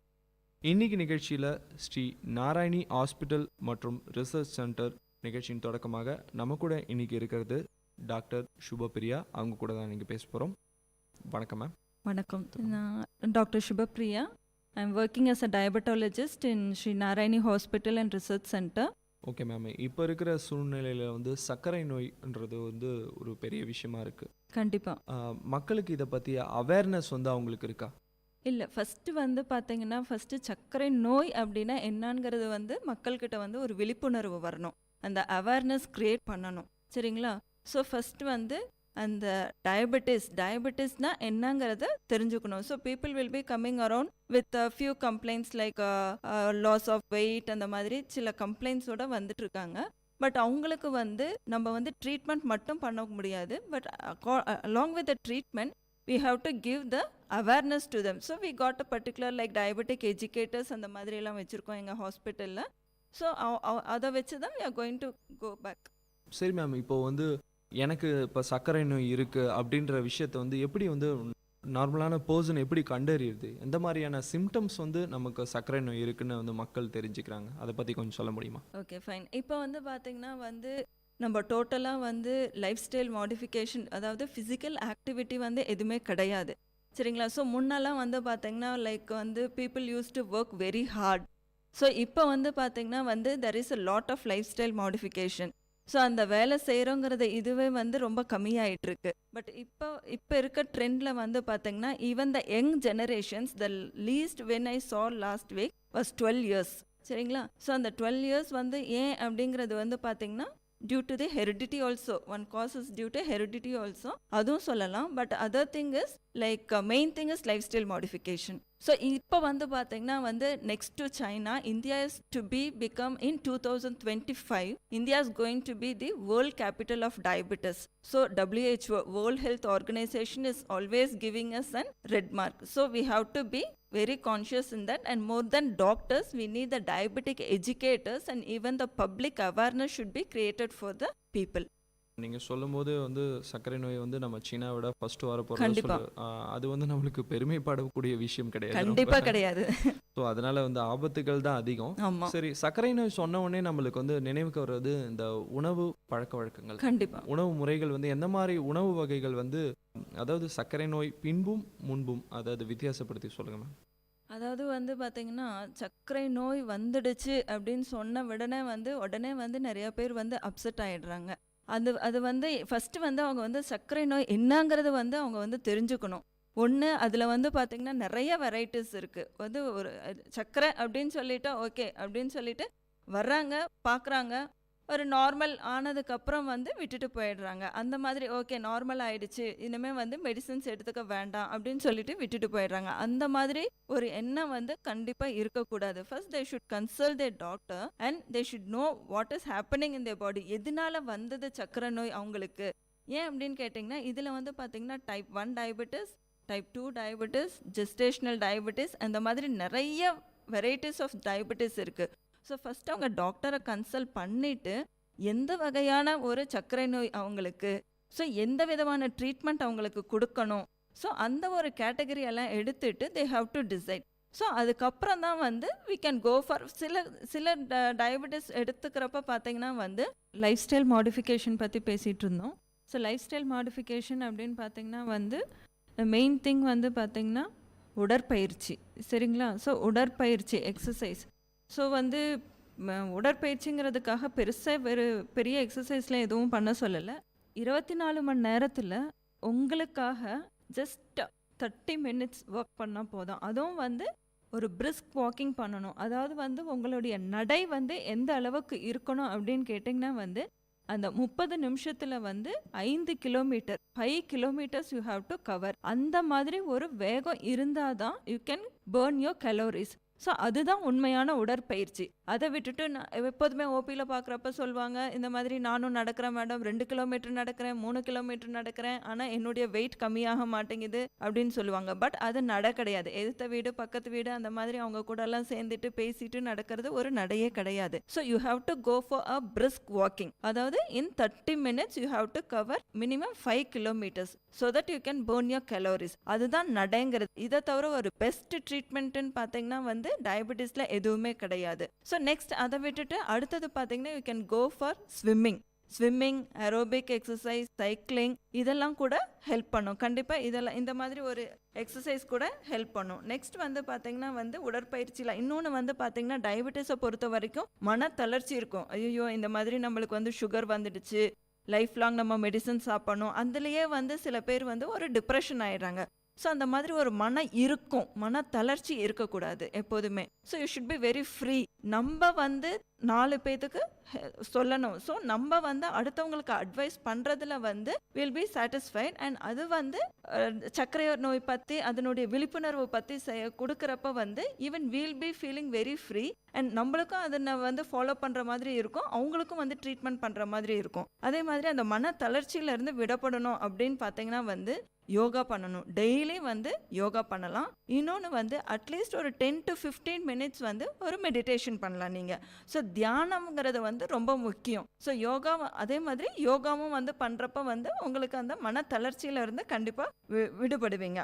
அடுத்தது வந்து எக்ஸசைஸ் அப்படின்னு பார்க்குறப்ப பார்த்தீங்கன்னா காலையில் மார்னிங் வந்து பார்க்குறப்ப பார்த்தீங்கன்னா நம்ம அந்த ஸ்ட்ரெஸ் இதெல்லாம் வந்து ஃப்ரீயாக இருக்கிறதுக்காக பார்த்தீங்கன்னா மாலை வேலையில் நடக்கிறத விட காலை வேலையில் நடக்கிறது வந்து ரொம்ப நல்லது. இது ஓகே மேம், நிறைய விஷயம் சொன்னீங்க. அடுத்ததாக பார்த்தீங்கன்னா இந்த உணவு முறைகள், எந்த மாதிரியான ஃபுட்ஸ் வந்து நம்ம எடுத்துக்கிறது வந்து ரொம்ப நல்லது? ரைஸை கம்மி பண்ணுமா, இல்லை வந்து சுகர் சொன்னோன்னே எல்லாம் வந்து சுகரை மட்டும் கம்மி பண்ணிடுவாங்க.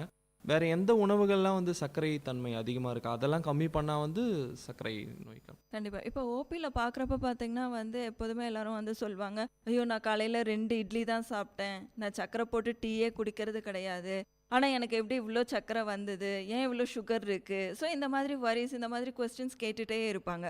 ஸோ நீங்கள் சர்க்கரை சாப்பிட்றதுனால இல்லை சர்க்கரை சேர்த்துக்கிறதுனால அந்த மாதிரி ஒரு சுகர் இன்க்ரீஸ் ஆகுறதோ அந்த மாதிரிலாம் கிடையாது. ஸோ நம்ம கணையத்தில் சுரக்கிற அந்த இன்சுலின், ஸோ நம்ம அந்த கணையத்தில் சுரக்கிற இன்சுலினும் நம்ம சாப்பிட்ற சாப்பாட்டில் இருக்கிற அந்த glucose level, so it has to B maintain in a equal. So 2 பேரும் ஃப்ரெண்ட்ஸாக இருக்க வரைக்கும் நம்மளை வந்து தொந்தரவு பண்ண மாட்டாங்க.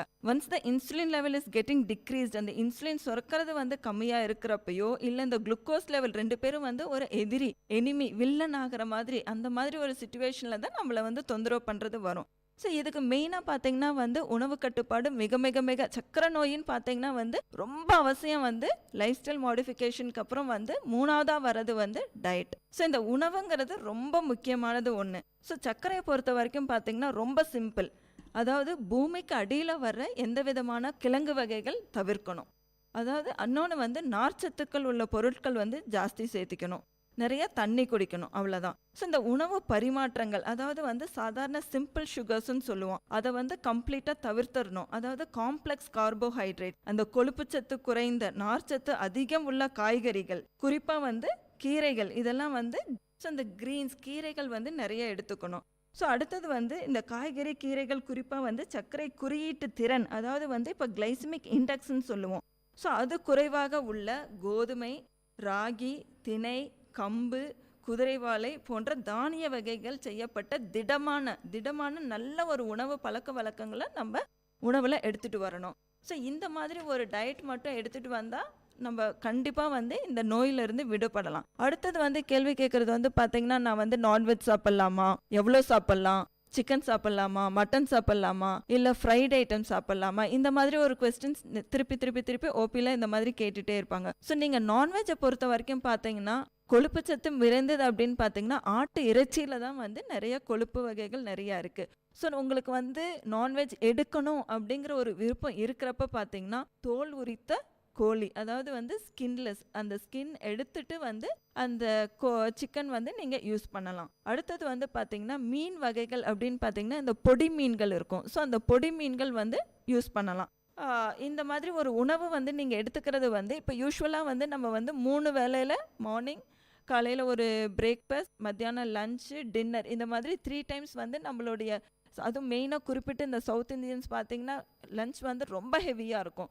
ஸோ அதை வந்து எப்படி எடுத்துக்கணும் அப்படின்னு கேட்டிங்கன்னா, இந்த 3 வேளை சாப்பிட்றத வந்து பிரிச்சுட்டு அதை வந்து 4 இல்லை இன்னும் மேலே போனால் 5 டைம்ஸ் ஒரு பிரேக் கொடுத்துட்டு நீங்கள் அதையே வந்து பிரித்து எடுத்தீங்கன்னா வந்து உங்களுக்கு இதில் வந்து நிறைய அந்த உணவு மாற்றங்கள் பண்ணி பாருங்கள். நீங்கள் வந்துட்டு டாக்டர்கிட்டையும் போக மாட்டீங்க, அதே மாதிரி நெக்ஸ்ட்டு வர்றது வந்து அந்த ட்ரீட்மெண்ட், அந்த மெடிசனையும் நீங்கள் வந்து தவிர்த்தரலாம். சரி டாக்டர், இப்போ வந்து பல பேருக்கு ஒரு சந்தேகம் இருக்குது. அதாவது சர்க்கரை நோய் வந்து ஒரு பரம்பரை வியாதியாக வந்து இப்போ எங்கள் அப்பாவுக்கு இருக்குது எனக்கு வந்துருமோ, இல்லை எங்கள் அம்மாவுக்கு இருக்குது எனக்கு வந்துருமோன்னு ஒரு டென்ஷன்லேயே இருக்காங்க. ஸோ அதை பற்றி கொஞ்சம் டீட்டெயிலாக சொல்லுங்கள். கண்டிப்பாக. இப்போ வந்து சர்க்கரையை பொறுத்த வரைக்கும் பார்த்தீங்கன்னா வந்து பரம்பரை வியாதி தான். அப்பா அம்மா நம்மளுக்கு என்ன கொடுக்குறாங்களோ இல்லையோ கண்டிப்பாக இது வந்து ஹெரிடிட்டரியாக இது வந்து வந்துடுது, சரிங்களா. Not only this, diabetes, hypertension, cardiac disease related நிறையா வந்து பார்த்தீங்கன்னா it is a congenital variety also.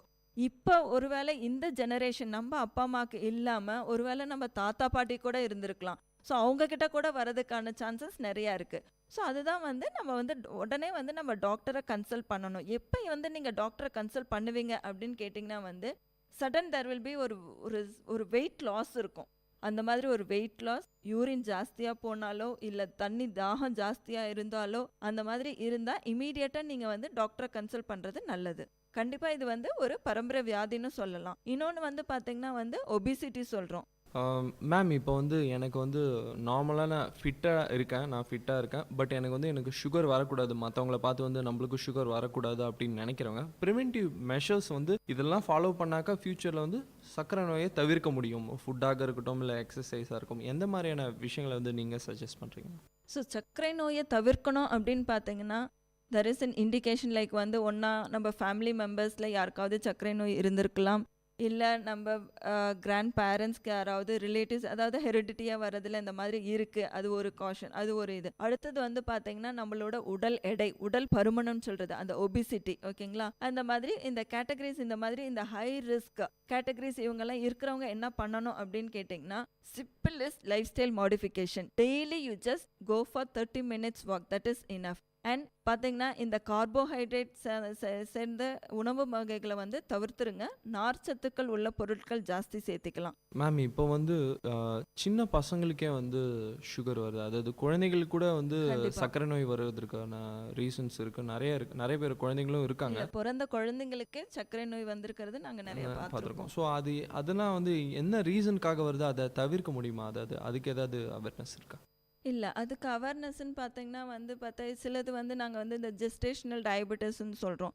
So அதாவது கரு உண்டாகிற அந்த அதுலேயே வர்றப்பே வந்து பார்த்திங்கன்னா வந்து சர்க்கரை நோய் வந்து நாங்கள் வந்து யூஸ்வலாக வந்து ஆன்டினேட்டல் செக்கப் வர்றப்ப யூஸ்வலாக 24th 28th வீக், அதாவது 5வது மாதத்தில் வந்து கண்டிப்பாக வந்து எல்லா கர்ப்பிணி பெண்களுக்கும் வந்து சர்க்கரை டெஸ்ட் பண்ணுவோம். ஸோ அந்த மாதிரி சர்க்கரை டெஸ்ட் பண்ணுறப்ப எதுக்காக நாங்கள் பண்ணுறோம் அப்படின்னா ஃப்யூச்சரில் அந்த குழந்தைக்கு வந்து சர்க்கரை வரக்கூடாது அப்படிங்கிறதுக்காகவும் பண்ணணும். இன்னொன்று வந்து எதுக்காக அப்படின்னா தாயும் குழந்தையும் சேஃபாக இருக்கணும், நல்ல டெலிவரி ஆகணும்னு சொல்லிட்டு அதுக்காகவும் நாங்கள் பார்க்குவோம். ஸோ அந்த மாதிரி ஒரு சர்க்கரை வந்துடுச்சு அந்த மாதிரி இருக்கு அப்படிங்கிறப்ப அந்த தாய்க்கு வந்து என்ன பண்ணணும் அப்படின்னா ஃபர்ஸ்ட் நாங்கள் வந்து ஒரு மெடிக்கல் நியூட்ரிஷனல் தெரப்பி எம்என்டின்னு சொல்லுவோம். ஸோ அந்த மாதிரி ஒரு எம்என்டி அது கொடுப்போம். அடுத்தது வந்து அதில் ஒரு க்ரைட்டீரியாஸ் இருக்குது. ஸோ நாங்கள் வந்து அந்த சுகர் லெவல்ஸ் பார்ப்போம். ஸோ சுகர் லெவல்ஸ் பார்க்குறப்ப வந்து பார்த்திங்கன்னா அந்த ஃபாஸ்டிங் லெவல் பார்ப்போம். ஸோ அந்த ஃபாஸ்டிங்கில் பார்த்திங்கன்னா sugar level should be less than 95. அதுக்கப்புறம் பார்த்திங்கன்னா 1 hour கழிச்சு பார்த்திங்கன்னா இட் ஷுட் பி அரௌண்ட் 180 150 இருக்கணும். அடுத்தது வந்து பார்த்திங்கன்னா 2 மணி நேரம் கழிச்சு நாங்கள் டெஸ்ட் பண்ணுறப்ப வந்து பார்த்திங்கன்னா 155 இருக்கணும். ஸோ இந்த லெவலில் இருந்துச்சு அப்படின்னா வந்து நாங்கள் அந்த மாதிரி ஒரு மெடிக்கல் நியூட்ரிஷனல் தெரப்பியில் பார்ப்போம். இதே அளவு வந்து 200 தாண்டுச்சு அப்படின்னா அவங்களுக்கு வந்து இன்சுலின் போட்டுட்டு, ஏன் அப்படின்னு கேட்டிங்கன்னா உள்ளே இருக்க கரு அந்த குழந்தை வந்து வளர வளர வந்து குழந்தையுடைய சைஸ் வந்து பெருசாயிடும். ஸோ அதனால வந்து நிறைய காம்ப்ளிகேஷன்ஸ் வரும் டெலிவரிஸில். ஸோ இதெல்லாம் தவிர்க்கிறதுக்காக they'll be regularly having the insulin therapy and they'll be having the regular follow-up. So இதெல்லாம் தவிர்க்கிறதுக்காக அவங்க வந்து ரெகுலர் ஃபாலோஅப் விசிட்ஸ் வருவாங்க. இப்போ இருக்கிற யங்ஸ்டர்ஸ் சந்திக்கக்கூடிய ஒரு விஷயம், அதாவது சின்ன வயசுலேயே வந்து ரொம்ப குண்டாக இருக்காங்க. அந்த ஒபிசிட்டின்றது ஒரு ப்ராப்ளம் வந்து மேஜரான ஒரு இஷ்யூவாக இருக்குது. ஸோ இதுக்கும் வந்து சுகருக்கும் ரிலேட்டட், அதாவது ஒபிசிட்டி இருக்கிறவங்களுக்கு கன்ஃபார்மாக வந்து சுகர் வர்றதுக்கான வாய்ப்புகள் வந்து அதிகமாக இருக்குன்னு அப்படின்னு சொல்கிறாங்க. இதை பற்றி கொஞ்சம் சொல்லுங்கள். கண்டிப்பாக ஒபிசிட்டி. ஸோ ஒபிசிட்டின்னு பார்க்குறப்ப வந்து பார்த்திங்கன்னா நாங்கள் ஃபஸ்ட்டு உள்ள என்ட்ராகிறப்பே வந்து பேஷண்ட்கோட ஹைட் வெயிட் பார்ப்போம். So will be calculating the BMI body mass index பார்ப்போம். ஸோ அது பார்க்குறப்ப வந்து அப்டாமினல் ஒபிசிட்டி பார்ப்போம். அதாவது வந்து பார்த்திங்கன்னா ஒரு ஆணுக்கு வந்து அதாவது 40 inches மேலே இருந்தாலோ அளவு, அதே மாதிரி ஒரு ஃபீமேல் பேஷண்ட்க்கு வந்து 35 inches மேலே இருந்தாலும் will take that abdominal obesity ஒரு ஹை ரிஸ்க்காக எடுத்துட்டு will be giving the further awareness programme for the particular patient. இப்போ நம்ம ஒபிசிட்டி பற்றி பேசணும். இப்போ நிறையா குழந்தைகளுக்கு வந்து ஊட்டச்சத்து குறைபாடு இருக்குது. இதனால் வந்து நீரிழிவு வருவதற்கான காரணங்கள் இருக்காம? இல்லை, ஊட்டச்சத்துன்னு சொல்கிறத விட நீங்கள் பார்த்தீங்கன்னா இப்போ இருக்கிற யங் ஜென்ரேஷன்ஸ் பார்த்தீங்கன்னா they going for junk fruits. நிறையா வந்து பார்த்திங்கன்னா நம்ம இந்த டிவியில் வர விளம்பரங்கள் இதெல்லாம் பார்த்துட்டு வந்து என்ன பண்ணுறாங்க, இந்த மாதிரி சிப்ஸ் எண்ணெயில் பொரிச்சது நிறையா சாப்பிட்றாங்க. அந்த மாதிரி அந்த ட்ரை ஐட்டம்ஸ் பார்த்திங்கன்னா எங்கே பார்த்தாலும் இந்த சிக்கன் பக்கோடாஸ் இந்த மாதிரி ட்ரை ஃபுட் இதெல்லாம் எடுத்துக்கிறாங்க. ஸோ இதெல்லாம் தவிர்த்தாலே வந்து அந்த நீரிழிவு நோயை வந்து கண்டிப்பாக வந்து கட்டுப்படுத்த முடியும். மெயின் ஒபிசிட்டியை வந்து இதில் கட்டுப்படுத்த முடியும். ஸோ நீங்கள் ஒபிசிட்டியை வந்து ப்ரிவென்ட் பண்ணினாலே so it has to be start in the basic ஸ்கூலில் ஆரம்பிக்கணும். ஸோ அங்கேருந்து நீங்கள் ப்ரிவென்ஷன் அவேர்னஸ் கொடுக்க தான் you can be going for the future. இப்போ ஒருத்தவருக்கு வந்து நீரிழிவு நோயினால் அவதிப்படுறாரு. ஸோ அதனால் அது ரிலேட்டடான டிசீசஸ் வேற என்ன? நம்மளுக்கு இப்போ சுகர் வந்துச்சு, ஓகே இதை மெயின்டைன் பண்ணிட்டு நம்ம ஃபாலோ பண்ணால் நம்மளுக்கு சுகர் போடும். பட் அதனுடைய விளைவுகள், பின் விளைவுகள் என்ன? வேற ஏதாவது நோய் வருவதற்கான அறிகுறிகள் ஏதாவது இருக்கா? கண்டிப்பாக இருக்குது.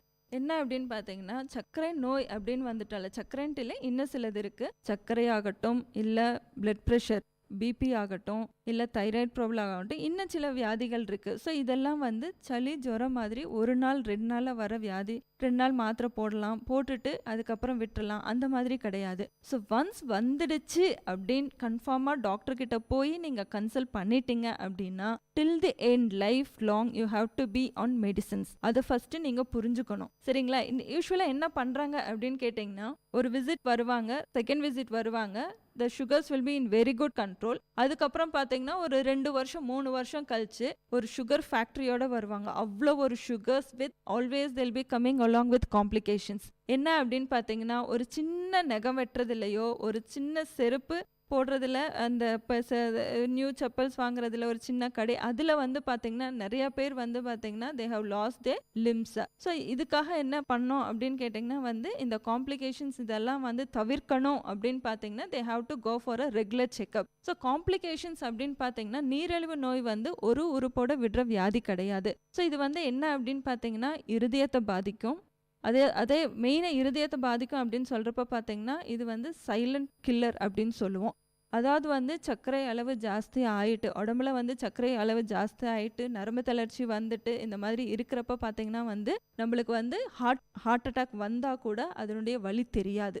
சரிங்களா? ஸோ அது வந்து அந்த வலி வந்து ஒன்றா கேஸ் ப்ராப்ளம் சொல்லிட்டு அது நிறைய பேர் நெக்லெக்ட் பண்ணிட்டு லாஸ்ட் மூமெண்ட்டில் கூட வந்திருக்காங்க. ஸோ அந்த மாதிரி இருக்கக்கூடாது. எனிவேர் எனி டைம் ஏதாவது ஒரு காம்ப்ளிகேஷன், அதாவது வந்து ஹார்ட் ப்ராப்ளம் ஆகட்டும், இல்லை கிட்னி ப்ராப்ளம் ஆகட்டும், கண்ணு, நரம்பு தளர்ச்சி, இது எல்லாமே வந்து சர்க்கரை நோயால் வர்றதுக்கான இதுன்ட்டு இல்லை, இன்னும் நிறைய தோல் சம்மந்தப்பட்டது அண்ட் மெயின் வந்து யூரின் ப்ராப்ளம்ஸ் நிறையா இருக்குது. யூரினரி ட்ராக்ட் இன்ஃபெக்ஷன்ஸ், இல்லை பெண்களுக்கு வந்து இன்னும் நிறைய அந்த ஒயிட் டிஸ்சார்ஜ் எல்லாம் சொல்லுவோம், அந்த மாதிரி நிறைய ப்ராப்ளம்ஸ் எல்லாம் இருக்குது. இது எல்லாமே வந்து சர்க்கரையுடைய காம்ப்ளிகேஷன்ஸ் தான். இப்போ வந்து நார்மலாக வந்து இன்சுலின் லெவல் கம்மியானதான் இந்த சுகர் ப்ராப்ளம் வருது ஆமாம், இல்லையா? கண்டிப்பாக. ஸோ இது மெடிசன் ஆர்டிஃபிஷியலாக இல்லாமல் நார்மலாக வந்து அதாவது ஒரு நேச்சுரல் வழி மூலயமா வந்து இதை இன்க்ரீஸ் பண்ண முடியுமா? இன்க்ரீஸ் பண்ணலாமான்னு கேட்குறீங்க. Okay, fine.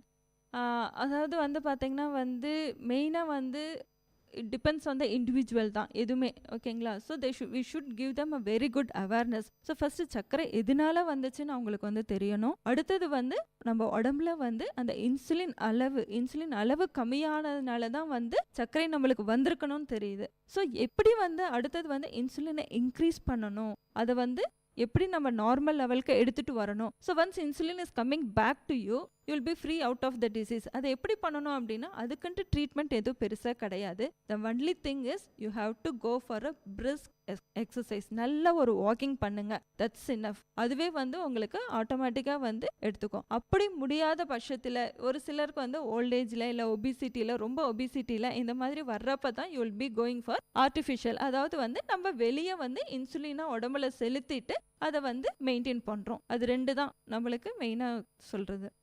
இப்போ வந்து இன்சுலின் எடுத்துக்கிறது வந்து அவங்களா வந்து டிசைட் பண்ணிட்டு ஒரு டவுட்ஸ் இருக்கும், எப்போ எடுத்துக்கலாம், மார்னிங் எடுத்துக்கலாமா, இல்லை நைட் எடுத்துக்கலாமா, இல்லை சாப்பிட்ட பிறகு எடுத்துக்கலாமா, அந்த மாதிரியான கொஷின்ஸ் வந்து அவங்களுக்கு நிறைய இருக்குது. அதை பற்றி கொஞ்சம் சொல்லுங்கள் மேம். ஆமாம், கண்டிப்பாக பார்த்தீங்கன்னா வந்து நாங்கள் இந்த மெயினாக சொல்லணும் அப்படின்னு பார்த்தீங்கன்னா ஏசிபிசி சொல்லுவாங்க. அந்த ஃபாஸ்டிங் பிளட் சுகர் அதுதான் வந்து ஏசின்னு சொல்கிறது. அடுத்தது வந்து பார்த்தீங்கன்னா போஸ்ட்பிராண்டியல் பிளட் சுகர் பிசி. ஸோ வந்து என்ன பண்ணுவாங்க மெயினாக பேஷண்ட்ஸ் அப்படின்னு பார்த்தீங்கன்னா, ஓ ரைட் நாளைக்கு டாக்டர் கிட்ட போகணும் அப்படின்னு அந்த திங்கிங் வர்றப்ப ஒரு 3 days வந்து நல்ல ஒரு டயட் கண்ட்ரோலில் வருவாங்க. வந்துட்டு பார்த்தீங்கன்னா அவங்களுடைய ஏசிபிசி பார்த்தீங்கன்னா இட் வில் பி வெரி பக்கா, நல்ல ஒரு கண்ட்ரோலில் இருக்கும்.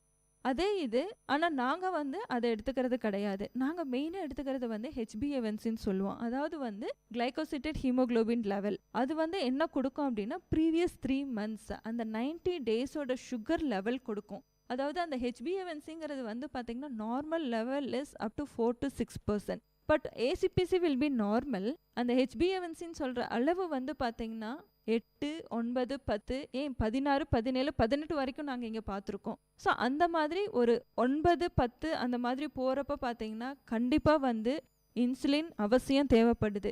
ஏன் அப்படின்னு கேட்டிங்கன்னா இந்த நம்ம காம்ப்ளிகேஷன் சொல்கிறோம் பாருங்கள், இருதய வியாதி, கிட்னி, கண்ணு சம்மந்தப்பட்ட ஃப்யூச்சரில் சம்மந்தப்பட்ட அதெல்லாம் வந்து தவிர்க்கிறதுக்காக தான் நாங்கள் இன்சுலின் சொல்கிறோம். பட் வந்து மக்கள்கிட்ட வந்து என்ன அப்படின்னு பார்த்தீங்கன்னா டாக்டர் வந்து இன்சுலின் சொன்ன உடனே ஃபஸ்ட்டு வந்து பேஷண்ட் வந்து அது ஒரு கொலை கொட்டுற மாதிரி நினச்சிப்பாங்க. ஐயோ இன்சுலினா, ஐயோ டாக்டர் இன்சுலின் வேணாம், இவங்க ஏற்ற வீட்டில் சொன்னாங்க, அவங்க சொன்னாங்க இன்சுலின் போட்டால் எங்களுக்கு வந்து நாங்கள் கடைசி வரைக்கும் இன்சுலின் போடணும், அந்த மாதிரி ஒரு தவறான ஒரு எண்ணம் இருக்குது. அப்படி இல்லைன்னா என்ன பண்ணுவாங்கன்னா இந்த டாக்டர் நல்லா இல்லை அப்படின்னு சொல்லிட்டு உடனே என்ன பண்ணுவாங்க அடுத்த டாக்டர்கிட்ட போவாங்க, அவங்களும் அதே இன்சுலின் சொல்லுவாங்க. ஸோ அவங்க அந்த இன்சுலின் சொல்கிறப்ப மறுபடியும் இன்னொரு டாக்டர்கிட்ட வராங்க. இன்சுலின் போடுறது ஃபர்ஸ்ட் வந்து தெரிஞ்சுக்கணும். அதாவது இன்சுலின் மருந்து மாத்திரைகள் சாப்பிட்றத விட இன்சுலின் தான் வந்து தி பெஸ்ட் ட்ரீட்மெண்ட்.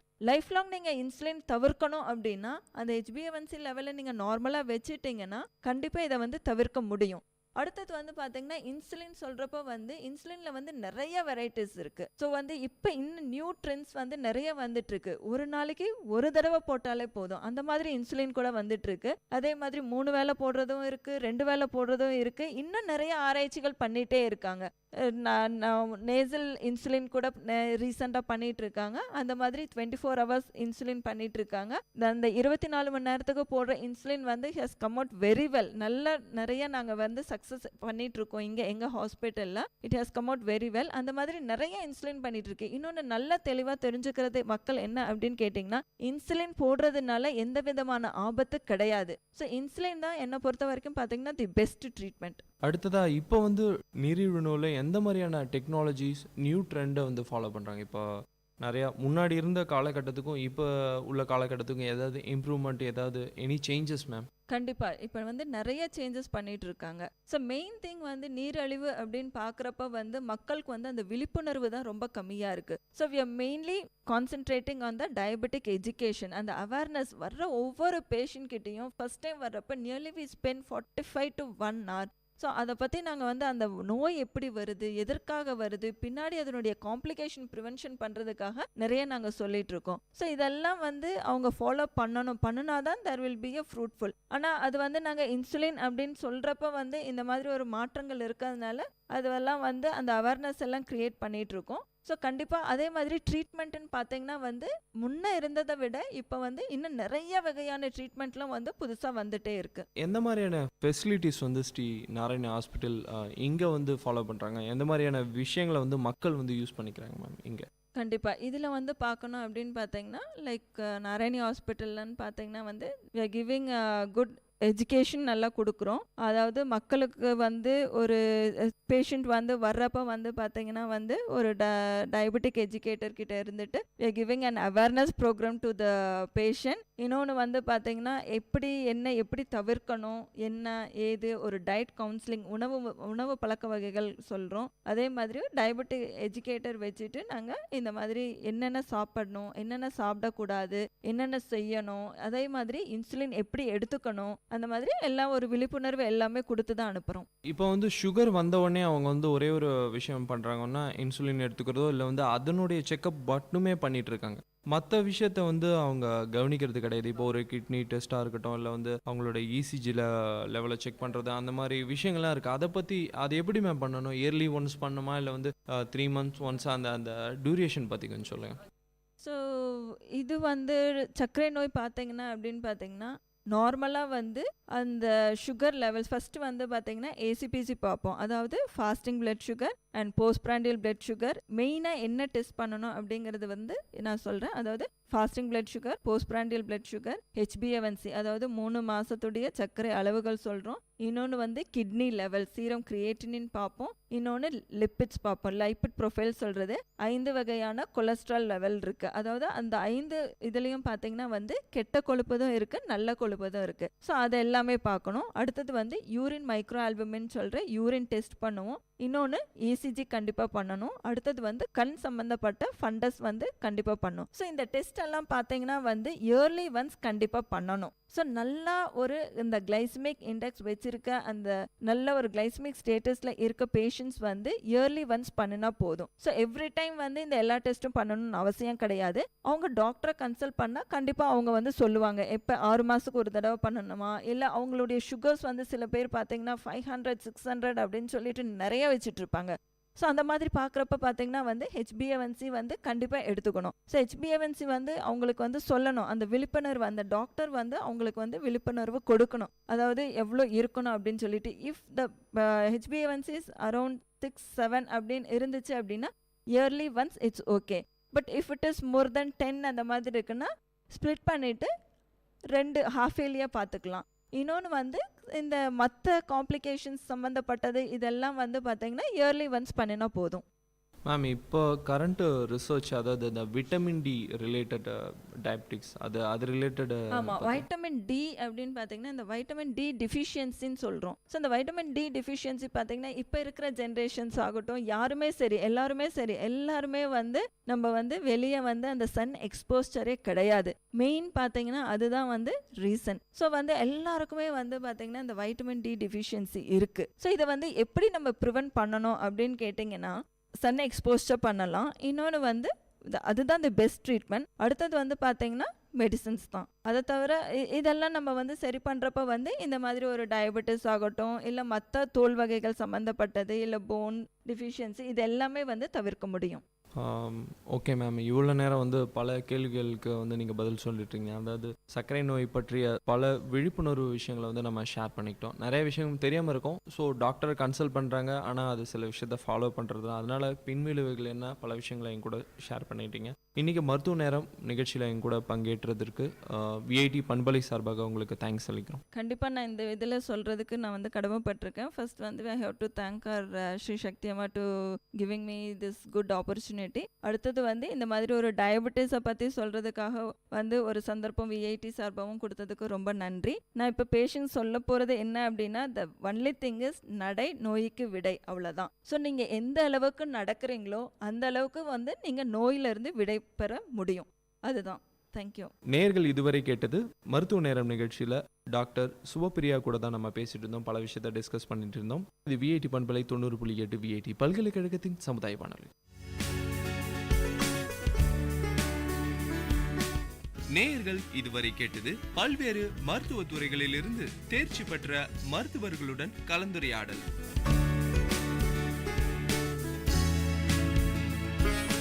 மருத்துவ நேரம் விஐடி பண்பலை 90.8. நன்றி, வணக்கம்.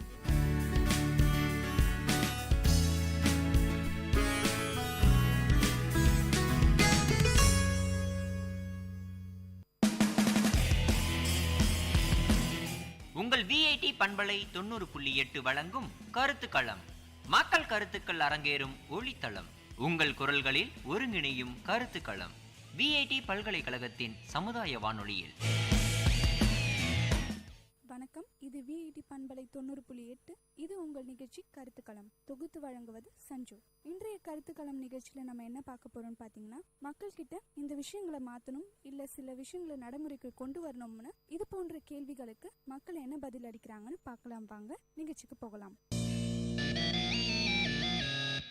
வணக்கம், உங்கள் பேர்?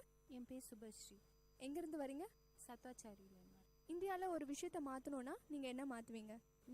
இந்தியாவில் நிறைய என்கரேஜ் பண்ணலாம். அப்புறம் இப்போ ஸ்கூல்ஸ் அப்படின்னு எடுத்தால் எவ்வளோ பசங்க வந்து படிக்க முடியாமல் அப்படி இருக்காங்க. அதுக்கு வந்து ஒரு ஸ்கீம் கூட ஆரம்பிச்சிருக்காங்க. நம்ம நாட்டில் பண்ணுற ப்ராடக்ட்ஸ், அதாவது இந்தியன் ப்ராடக்ட்ஸே நீங்கள் வாங்கி யூஸ் பண்ணிங்கன்னா அவங்களோட பள்ளிக்கூடம் செலவெல்லாம் அவங்க எடுத்துக்கிறதா அப்படின்னு சொல்லியிருந்தாங்க.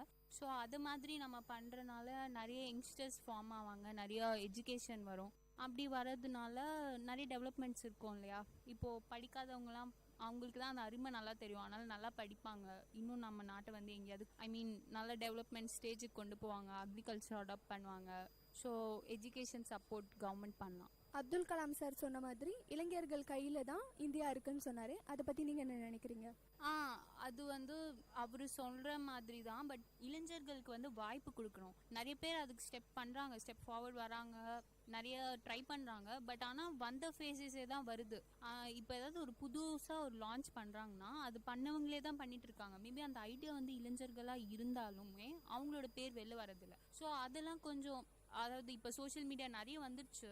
நிறைய பக்கம் அந்த ஃப்ளட், இப்போ சென்னை ஃப்ளட் பார்த்தீங்கன்னா அவ்வளோ யங்ஸ்டர்ஸ் வந்தாங்க. அப்போ தான் நமக்கு தெரிஞ்சிருக்கும் அட்லீஸ்ட் இந்த வாட்டி எலெக்ஷன் அப்படின்னு வந்து ஒரு சேஞ்ச் இருக்கும் அப்படின்னு நான் நினைக்கிறேன். ஏன்னா ஃப்ளட்டில் வந்து பார்த்தோன்னா கவர்மெண்ட் சப்போர்ட் பண்ணாங்க, நிறைய பண்ணாங்க. அதே மாதிரி வேற எங்கேயாவது இந்த அளவுக்கு பாதிப்பு இருந்துச்சுன்னா இவ்வளோ சீக்கிரம் ரெக்கவரி ஆயிருப்போமான்றது வந்து ஒரு பெரிய டவுட் தான். நமக்கு வந்து ஒரு அது மாதிரி ஒன்று இல்லவே இல்லை அப்படின்ற மாதிரி ஆயிடுச்சு. அந்த ஃப்ளட்டுனால நம்மளுக்கு வந்து ட்ராவல் வந்து டிஸ்டர்பன்ஸாக இருந்துச்சுன்னா ஒரு 1 வீக் மேக்ஸிமம் இருந்திருக்கும், அவ்வளோதான். அதுக்கப்புறம் எல்லாமே கிளியர் பண்ணாங்க. ரோட்வேஸ், பஸ்ஸஸ் ஃப்ரீ பண்ணாங்க. கவர்மெண்ட் வந்து நிறைய ஹெல்ப் பண்ணாங்க. ஆனாலும் இன்னொரு பக்கம் வந்து எதையுமே எதிர்பார்க்காம நிறைய இளைஞர்கள் வந்து கை கொடுத்தாங்க. யார் என்னன்னே தெரியாம நிறைய பேர் வந்து நிறைய ஹெல்ப் பண்ணாங்க.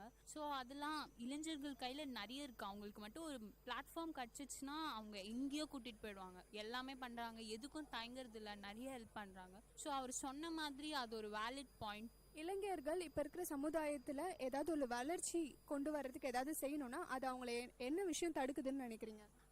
நான் சொன்ன மாதிரி அவங்களுக்கு வாய்ப்பு கிடைக்கிறது இல்லை. அவங்களோட ஐடியா வந்து அக்செப்ட் பண்ணிக்கிறாங்க, ஆனால் அது வந்து வேற ஒரு பேரில் தான் நம்மக்கிட்ட வெளில வருது. ஸோ நான் என்ன சஜஸ்ட் பண்ணுறேன்னா, அவங்க வேற யார்கிட்டயாவது போய் இது இப்படி பண்ணுங்க அப்படின்னு சொல்கிறதுக்கு அவங்களே முன்னாடி வந்து பண்ணலாம். லைக் இப்போ ஃப்ளட்டில் வந்து அவங்களே முன்னாடி வந்து பண்ணனால தான் நமக்கு இவங்களாம் பண்ணுறாங்க. வாட்ஸ்அப் குரூப்லலாம் மெசேஜ் வந்துச்சு, நமக்கு தெரிஞ்சிச்சு. ஒரு ப்ரெக்னென்ட் லேடியை சேவ் பண்ணதுலாம் ரொம்ப பெரிய இஷ்யூ ஆச்சு. கவர்மெண்ட் சப்போர்ட் இருந்துச்சு, இல்லைன்னு சொல்ல முடியாது. ஆனால் அது அந்த டைமுக்கு அவ்வளோ யங்ஸ்டர்ஸ் ஏதோ அவங்களோட சொந்தத்தில் ஒருத்தர் அப்படின்ற மாதிரி அந்த வீடியோ கிளிப்பிங்ஸ் நீங்களும் பார்த்துருப்பீங்க. அது ரொம்ப நல்லா இருந்துச்சு. அதனால அவங்க இது மாதிரி சோஷியல் மீடியாவை வந்து ப்ரிஃபர் பண்ணலாம். லைக் அவங்களுக்கு ஏதாவது ஐடியானா அது அதில் போடலாம். வேற எங்கேயாவது போய் சொல்லி அவங்க கிட்ட அப்ரூவல் வாங்கிட்டு அதுக்கப்புறம் அது வேற ஒரு பேரில் நம்மளுக்கு இன்ஃபர்மேஷனாக வரதுக்கு அவங்களே நம்ம கிட்ட டைரெக்டாக பேசலாம் அப்படின்னு நான் நினைக்கிறேன். 2020 இந்தியா வளர்ச்சி அடைஞ்சிருமா? அது ஆல்மோஸ்ட் இப்போவே வந்து இந்தியா வந்து மோஸ்ட் டெவலப்பிங்னு சொல்கிறதே நிறைய இடத்துல நிறுத்திட்டாங்க. டெவலப்டு கண்ட்ரி அப்படின்னு சொல்ல ஆரம்பிச்சிட்டாங்க. நிறைய மாற்றங்கள் இருக்குது. இப்போ வந்து இந்தியா வந்து பின்தங்கி இருக்கு அப்படின்ற ஒரு பேச்சு சுத்தமாக காணாமல் போயிடுச்சு. ஏன்னா இங்கேயும் எல்லாரும் ஒர்க் பண்ணுறாங்க.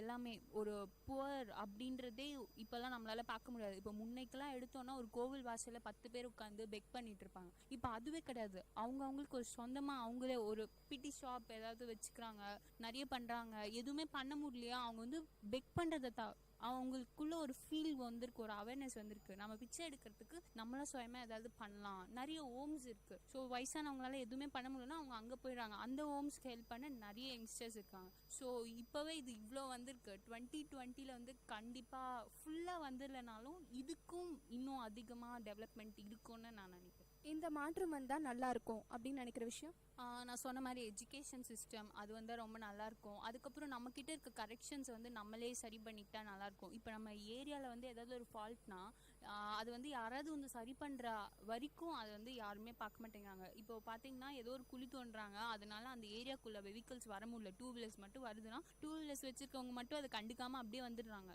4 வீலர்ஸ் வச்சுருக்கவங்க சுற்றிட்டு வரதுக்கு பார்க்குறாங்களே தவிர அந்த மண் 4 பேர் சேர்ந்தா மூடிடலாமே அப்படின்னு பார்க்க மாட்டேங்கிறாங்க. ஸோ இது மாதிரி சின்ன சின்ன ஸ்டெப்பை எடுத்தோம்னா இப்போ ஒரு ஏரியாவில் இருக்க 4 பேர் எடுத்தாங்கன்னா எல்லா ஏரியாலையும் எடுப்பாங்க. ஸோ ஒரு வேலையை வந்து கவர்மெண்ட் அசைன் பண்ணி அதுக்கு ஒரு 4 பேர் வந்து பண்ணோம் அப்படின்னு இல்லாமல் நம்மளே பண்ணுற மாதிரி இருக்கும் இல்லையா? அது மாதிரி ஸ்டெப் குட்டி குட்டியாக எடுத்தாலே நிறைய சேஞ்சஸ் இருக்கும். இப்போ இருக்கிற இளைஞர்களுக்கு நான் இதை சொல்லணும்னு ஆசைப்படுறேன் அப்படின்னு நினச்சிங்கன்னா என்ன சொல்வீங்க? நிறைய படிங்க, நிறைய பண்ணுங்க. அப்புறம் இங்கே படிச்சுட்டு அப்ராடில் போய் வேலை பண்ணிட்டு டேக்ஸ் கட்டிட்டு அவங்களுக்கு கிரெடிட் கொடுக்கறதுக்கு இங்கே படிச்சுட்டு இங்கே ஸ்டார்ட் அப் ஆரம்பிக்கலாமே. இப்போ எவ்வளவோ கம்பெனிஸ் இருக்குது, 4 பேர் தொடங்குறாங்க, அது எங்கேயோ போய் எவ்வளோ அச்சீவ்மெண்ட் பண்ணுறாங்க. ஸோ நம்ம வந்து அப்ராட் ப்ரிஃபர் பண்ணாமல் ஓகே எல்லாருக்குமே அந்த மாதிரி ஆசைகள் இருக்கும், போகலாம். அங்கே போய் படிக்கிறதெல்லாம் குட், நான் வந்து அதெல்லாம் என்கரேஜ் பண்ணுறேன். ஆனால் இங்கே படிச்சுட்டு அங்கே போய் வேலை பார்த்துட்டு அங்கே அவங்க ஃபேமிலி அங்கே பிள்ளைங்க இருந்தால் நல்லாயிருக்கும் அப்படின்னு அங்கே செட்டில் ஆகாமல் இங்கே இருக்க நம்ம நாட்டை அந்த மாதிரி கொண்டு வரலாம். உங்கள் கருத்துக்களுக்கு நன்றி. உங்கள் பேர்? My name is Prince. எங்கேருந்து வரீங்க? நாங்கள் ரங்கபுரத்துலேருந்து வந்துருக்கோம். இந்தியா வளர்ச்சி அடைஞ்சிருச்சுன்னு நினைக்கிறீங்களா? கண்டிப்பாக வளர்ச்சி அடைஞ்சிருக்குன்னு நம்புகிறேன். 2020 அப்துல் கலாம் சொன்னதை பற்றி உங்களோட அபிப்பிராயம்? கண்டிப்பாக நோக்கி நம்ம போயிட்டே இருக்கோம். இது வந்து மோடி வந்து நிறைய ஸ்டெப்ஸ் எல்லாம் சொல்லி கொடுத்துருக்காரு. அது நம்ம வந்து இப்போ ஃபாலோ பண்ணிகிட்டே இருக்கோம்.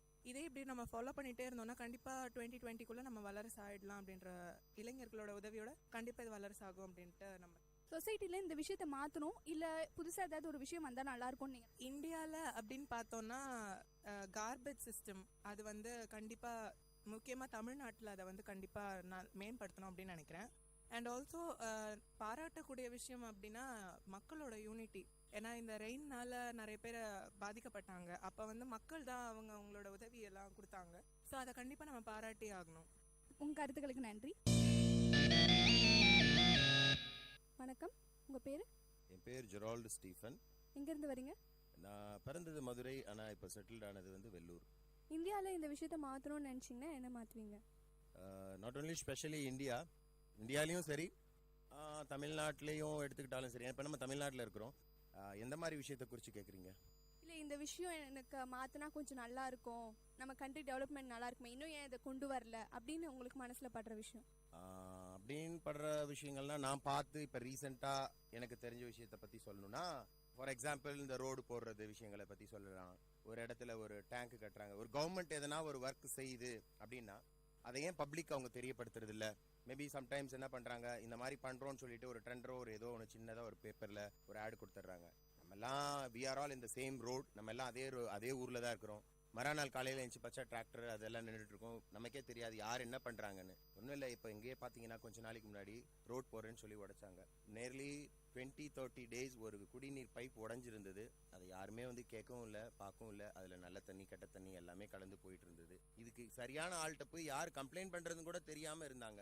அதிகாரிகள் வராங்க போகிறாங்க, அதெல்லாம் நடக்குது. இது ஏன் நம்ம பப்ளிக்கு சொல்லக்கூடாது, சொல்லிட்டு செய்யக்கூடாது? ஒன்றும் இல்லை, நம்ம வீட்டில் ஒரு இபி கனெக்ஷன் போயிடுச்சு, இதை நம்ம ரெடி பண்ணோம்னா போய் கவர்மெண்ட்டை பர்மிஷன் வாங்கணும்னு ஒரு கணக்கு இருக்குது. இல்லை நம்ம வீட்டில் ஏதாவது ஒரு விஷயம் நடக்குது அப்படின்னா நம்ம பக்கத்துல ஒரு சவுண்ட் சிஸ்டம் வைக்கிறோம்னா அதுக்கு ஒரு பெர்மிஷன் வாங்கிட்டு வந்து வைக்கணும். ஒரு பேனர் வைக்கிறோம்னா அதுக்கு ஒரு பெர்மிஷன் வாங்கிட்டு வந்து வைக்கணும். ஸோ கவர்மெண்ட் ஏதாவது ஒன்று செய்யும் போது ஏன் பப்ளிக்கு அவங்க தெரியப்படுத்துறது இல்லை?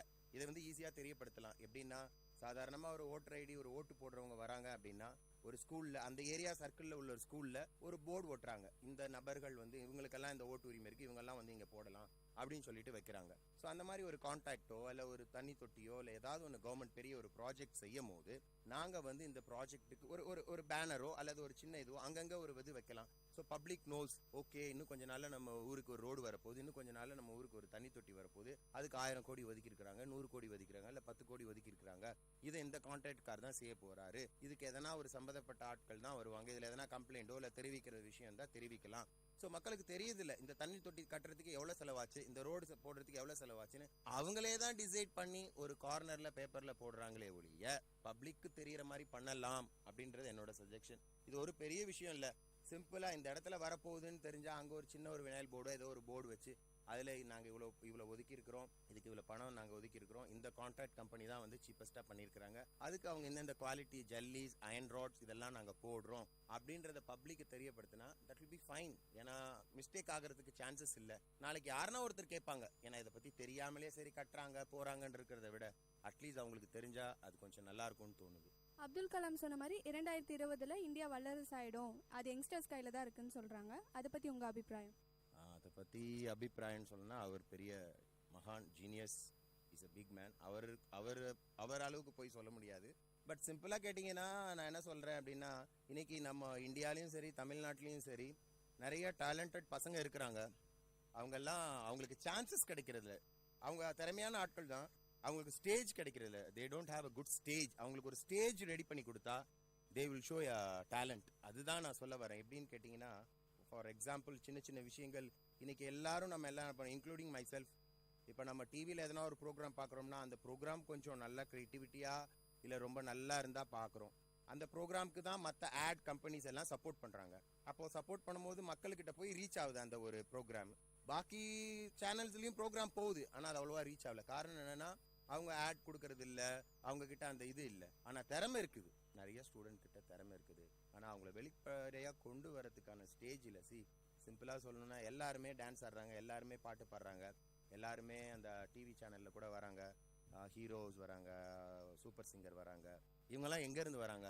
இவங்களோட பேக்ரவுண்டில் பார்த்தீங்கன்னா அம்மா அப்பா வந்து மியூசிஷியனாக இருந்தவங்களோ இல்லை மியூசிக்கலில் இருந்தவங்களோ டேலண்டட் பர்சனோ கிடையாது. அவங்களுக்கு ஒரு சான்ஸ் கிடைச்சது, they are showing a talent, that's all.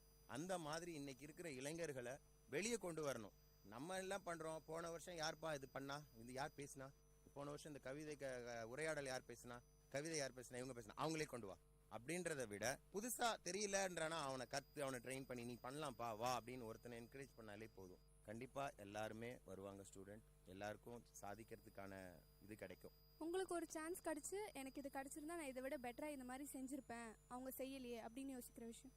நான் என்னை பற்றி சொல்லணுன்றீங்களா? ஆக்சுவலாக என்னை பற்றி நான் சொல்லணும்னா நான் வெறும் 4th ஸ்டாண்டர்ட் தான். நம்புறீங்களோ நம்பலையோ எனக்கு தெரியாது. இன்னைக்கு வரைக்கும் எனக்கு எழுத படிக்க தெரியாது இங்கிலீஷில், தமிழ் தான் எழுத படிக்க தெரியும். ஆனால் நிறையா விஷயங்கள் நான் உலகத்தில் படித்து தான் கற்றுக்கிட்டேன். ஏன்னா 10 வயசுலேருந்து நான் தனியாக தான் வாழ்ந்தேன், அம்மா அப்பா கிடையாது. உலகத்தில் எதுவுமே முடியாதுன்ற விஷயமே கிடையாது. முயற்சி எடுத்தோம்னா கண்டிப்பாக செய்யலாம். ஆனால் அதுக்கான நேரத்தை ஒதுக்கணும். நம்ம என்ன செய்ய போகிறோன்றதை முன்னாடியே பிளான் பண்ணணும். ஒன்றும் இல்லை, வீடை பெருக்கணும் அப்படின்னு இது சொல்கிறது சாதாரண விஷயமா இருக்கணும். வீடை பெருக்கிறோம் அப்படின்னாலே அது ஒரு பிளான் இருக்குது. எங்கேருந்து ஆரம்பிக்கலாம், எப்படி கவர் பண்ணலாம், எங்கே அதை கூட்டி வரலான்றது. சாதாரண வீடு பெருக்கிற விஷயத்திலே இந்த மாதிரி ஒரு சிஸ்டமேட்டிக் இருக்குது அப்படின்னா, so you just calculate in your studies, in your features.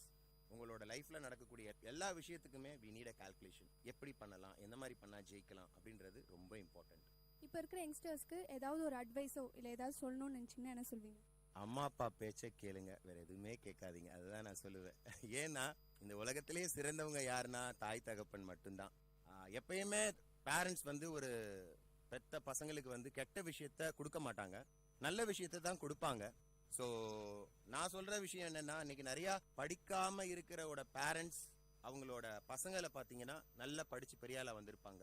ஏன் எப்படி சொல்லுங்க? இன்னைக்கு நான் வந்து ஒரு இடத்துல வேலைக்கு போறேன்னா ஐ வில் எக்ஸ்பெக்ட் சம்திங். இப்போ நான் யாருக்காவது ஒரு விஷயம் பண்றேன்னா அவங்க கிட்ட இருந்து நான் எதனா எக்ஸ்பெக்ட் பண்ணுவேன். ஆனா பேரண்ட்ஸ் தே டோன்ட் எதையுமே எதிர்பார்க்காம செய்யறது யாருக்குன்னா அவங்க குழந்தைங்களுக்கு மட்டும்தான். ஏன்னா அவங்க ஃபியூச்சர் நல்லா இருக்கணும், அவங்க நல்லபடியா வளரணும், எல்லா விஷயத்திலும் கேர் எடுக்கிறது பேரண்ட்ஸ் மட்டும்தான். ஸோ அதனால பிள்ளைகள் வந்து பெற்றோர்கள் சொல்றதை அப்படியே கேட்டாலே போதும், வேற எதுவுமே பண்ண தேவையில்ல, அவங்க கண்டிப்பா அச்சீவ் பண்ணலாம். கருத்துக்களுக்கு நன்றி. வணக்கம், உங்க பேரு? வணக்கம், நான் ஜெயஸ்ரீ. எங்கிருந்து வரீங்க? வெள்ளூர்.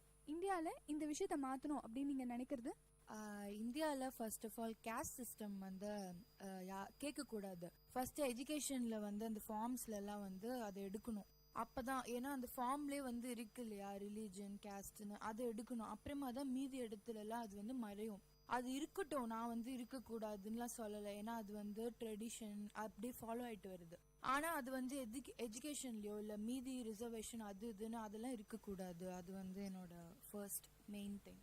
அண்ட் வேற எது இருக்கக்கூடாதுன்னா, இப்போ நம்ம வந்து டிரான்ஸ்போர்ட்லாம் எடுத்துக்கிறோம் இல்லையா, அங்கே வந்துட்டு சில இடங்கள்ல நார்மல் டெய்லியும் நான் பஸ்ஸில் போயிட்டு வரும்போது நம்ம கவர்மெண்ட் இதுலேயே வந்து சில பேர்லாம் வந்துட்டு ட்ரிங்க் பண்ணவங்களெல்லாம் ஏற்றுறாங்க. ஸோ அந்த ட்ரங்கர்ஸ் எல்லாம் வந்து ப்ரைவேட்லேயே சில பேர் ஏற்ற மாட்டேங்கிறாங்க, பட் கவர்மெண்ட் பஸ்ஸஸ்லேயே ஏற்றுறாங்கன்னா நம்மளுக்கு அப்போ சேஃப்டியே இல்லை. இது மாதிரி சில சேஃப்டி திங்ஸ் எல்லாம் வந்து ஃபாலோ பண்ணணும். மீதி வேற எதுவும் இனிமே இந்தியாவில் இந்த விஷயத்தை நம்ம ஃபாலோ பண்ணால் நல்லா இருக்கும், நம்ம கண்ட்ரிக்கு ஒரு டெவலப்மெண்ட்டாக இருக்கும்னு நினைக்கிற விஷயம்? கண்ட்ரிக்கு டெவலப்மெண்ட் அப்படின்னா ஃபர்ஸ்ட் நம்ம கிளீனாக வச்சுக்கணும் நம்ம சரௌண்டிங்ஸை. பக்கத்துலேயே டஸ்ட்பின் இருந்தாலும் அதை சுற்றி கீழே இருக்கும். எங்கள் காலேஜஸ்லேயே சில பேர் அப்படிதான் இருக்காங்க, வெளியவும் அப்படிதான் இருக்காங்க. வெளியே அவ்வளோவா அந்த டஸ்ட்பின்ஸ் அதெல்லாம் இல்லைனாலும் இருக்கிற இடத்துலயாச்சும் அவங்க வந்து போடலாம். அதுக்கப்புறம் இந்த மாதிரி எல்லா இடத்துலையும் வந்துட்டு கேம்பெயின் மாதிரி ஏதாவது பண்ணி அவேர்னஸ் கொண்டு வரலாம். அதுக்கப்புறம் இப்போ நெக்ஸ்ட் திங் பார்த்தீங்கன்னா டிஜிட்டல் இந்தியா அப்படின்னு ஒரு டாபிக் போயிட்டு இருக்கு. அது வந்துட்டு இம்ப்ளிமெண்ட் ஆனால் ரொம்பவே யூஸ்ஃபுல். ஆனால் அதுக்கு முன்னாடி டிஜிட்டல் இந்தியா வந்து எல்லாரும் யூஸ் பண்ண முடியாது. இப்போ இருக்க யங்ஸ்டர்ஸ்க்கு தான் கொஞ்சம் அது தெரியுது. இப்போ நம்ம எல்லாமே ஆன்லைன்னா நம்மளுக்கு கொஞ்சம் தெரியும், பட் எல்லாரும் யூஸ் பண்ணணும். நம்ம ஃபர்ஸ்ட் அதுக்கு அவேர்னஸ் ப்ரோக்ராம்ஸ் இருக்கணும், அவங்களுக்கு கொஞ்சம் பேசிக் நாலேஜ் இருக்கணும், எப்படி அதில் யூஸ் பண்ணணும் அது பொறுத்து. அப்புறம் ஓகே டிஜிட்டல் இருந்தாலும் குட் தான், அது இருக்கும்போது நம்ம ட்ரெடிஷ்னல் மெத்தட்ஸும் இருந்தால் ரெண்டுமே it will be easy. Abdul Kalam சொன்ன 2020 பற்றி நீங்கள் என்ன நினைக்கிறீங்க? 2020 அப்படின்னு அவர் வந்து ஒரு டார்கெட் ஃபிக்ஸ் பண்ணி வச்சுட்டாரு. அவர் வந்து சொல்லிட்டே தான் இருந்தாரு எல்லாரையுமே வந்து நல்ல இதுக்காக ட்ரீம் அச்சீவ் பண்ணணும், இருக்கணும், கோல் இருக்கணும். 2020 அதுக்குள்ள வந்து இந்தியா டெவலப் ஆகும் அப்படின்னு சொல்லிட முடியாது.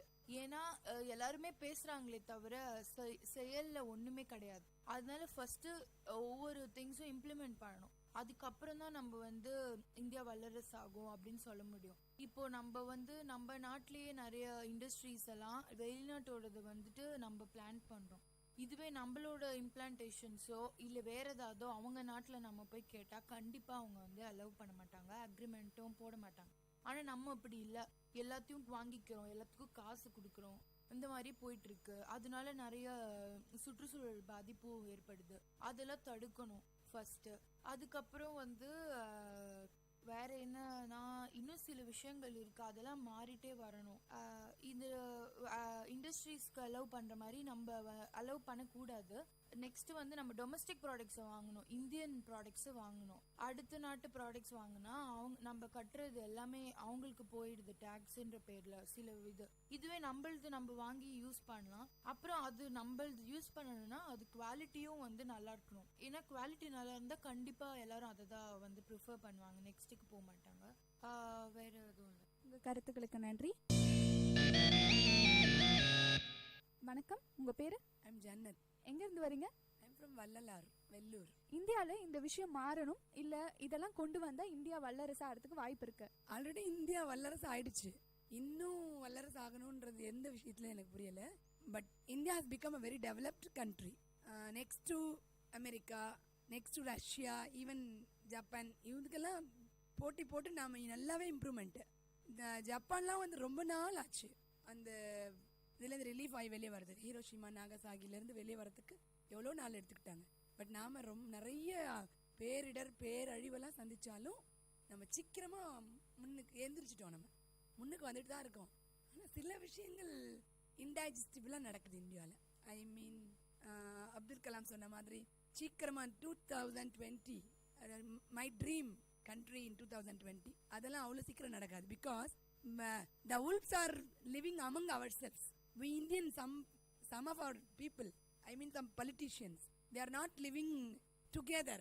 எல்லாம் ஒருத்தருக்கு ஒருத்தர் சண்டை பிரச்சனை, இது வேணா பாதிக்கும் இந்தியா வல்லரசு ஆகிறது. மற்றபடி படிப்புலையும் எஜுகேஷன் சிஸ்டம் அதில் நிறைய ரிஃபார்ம்ஸ் வந்தாச்சு. Technology it's vastly developed. வணக்கம், உங்க பேரு?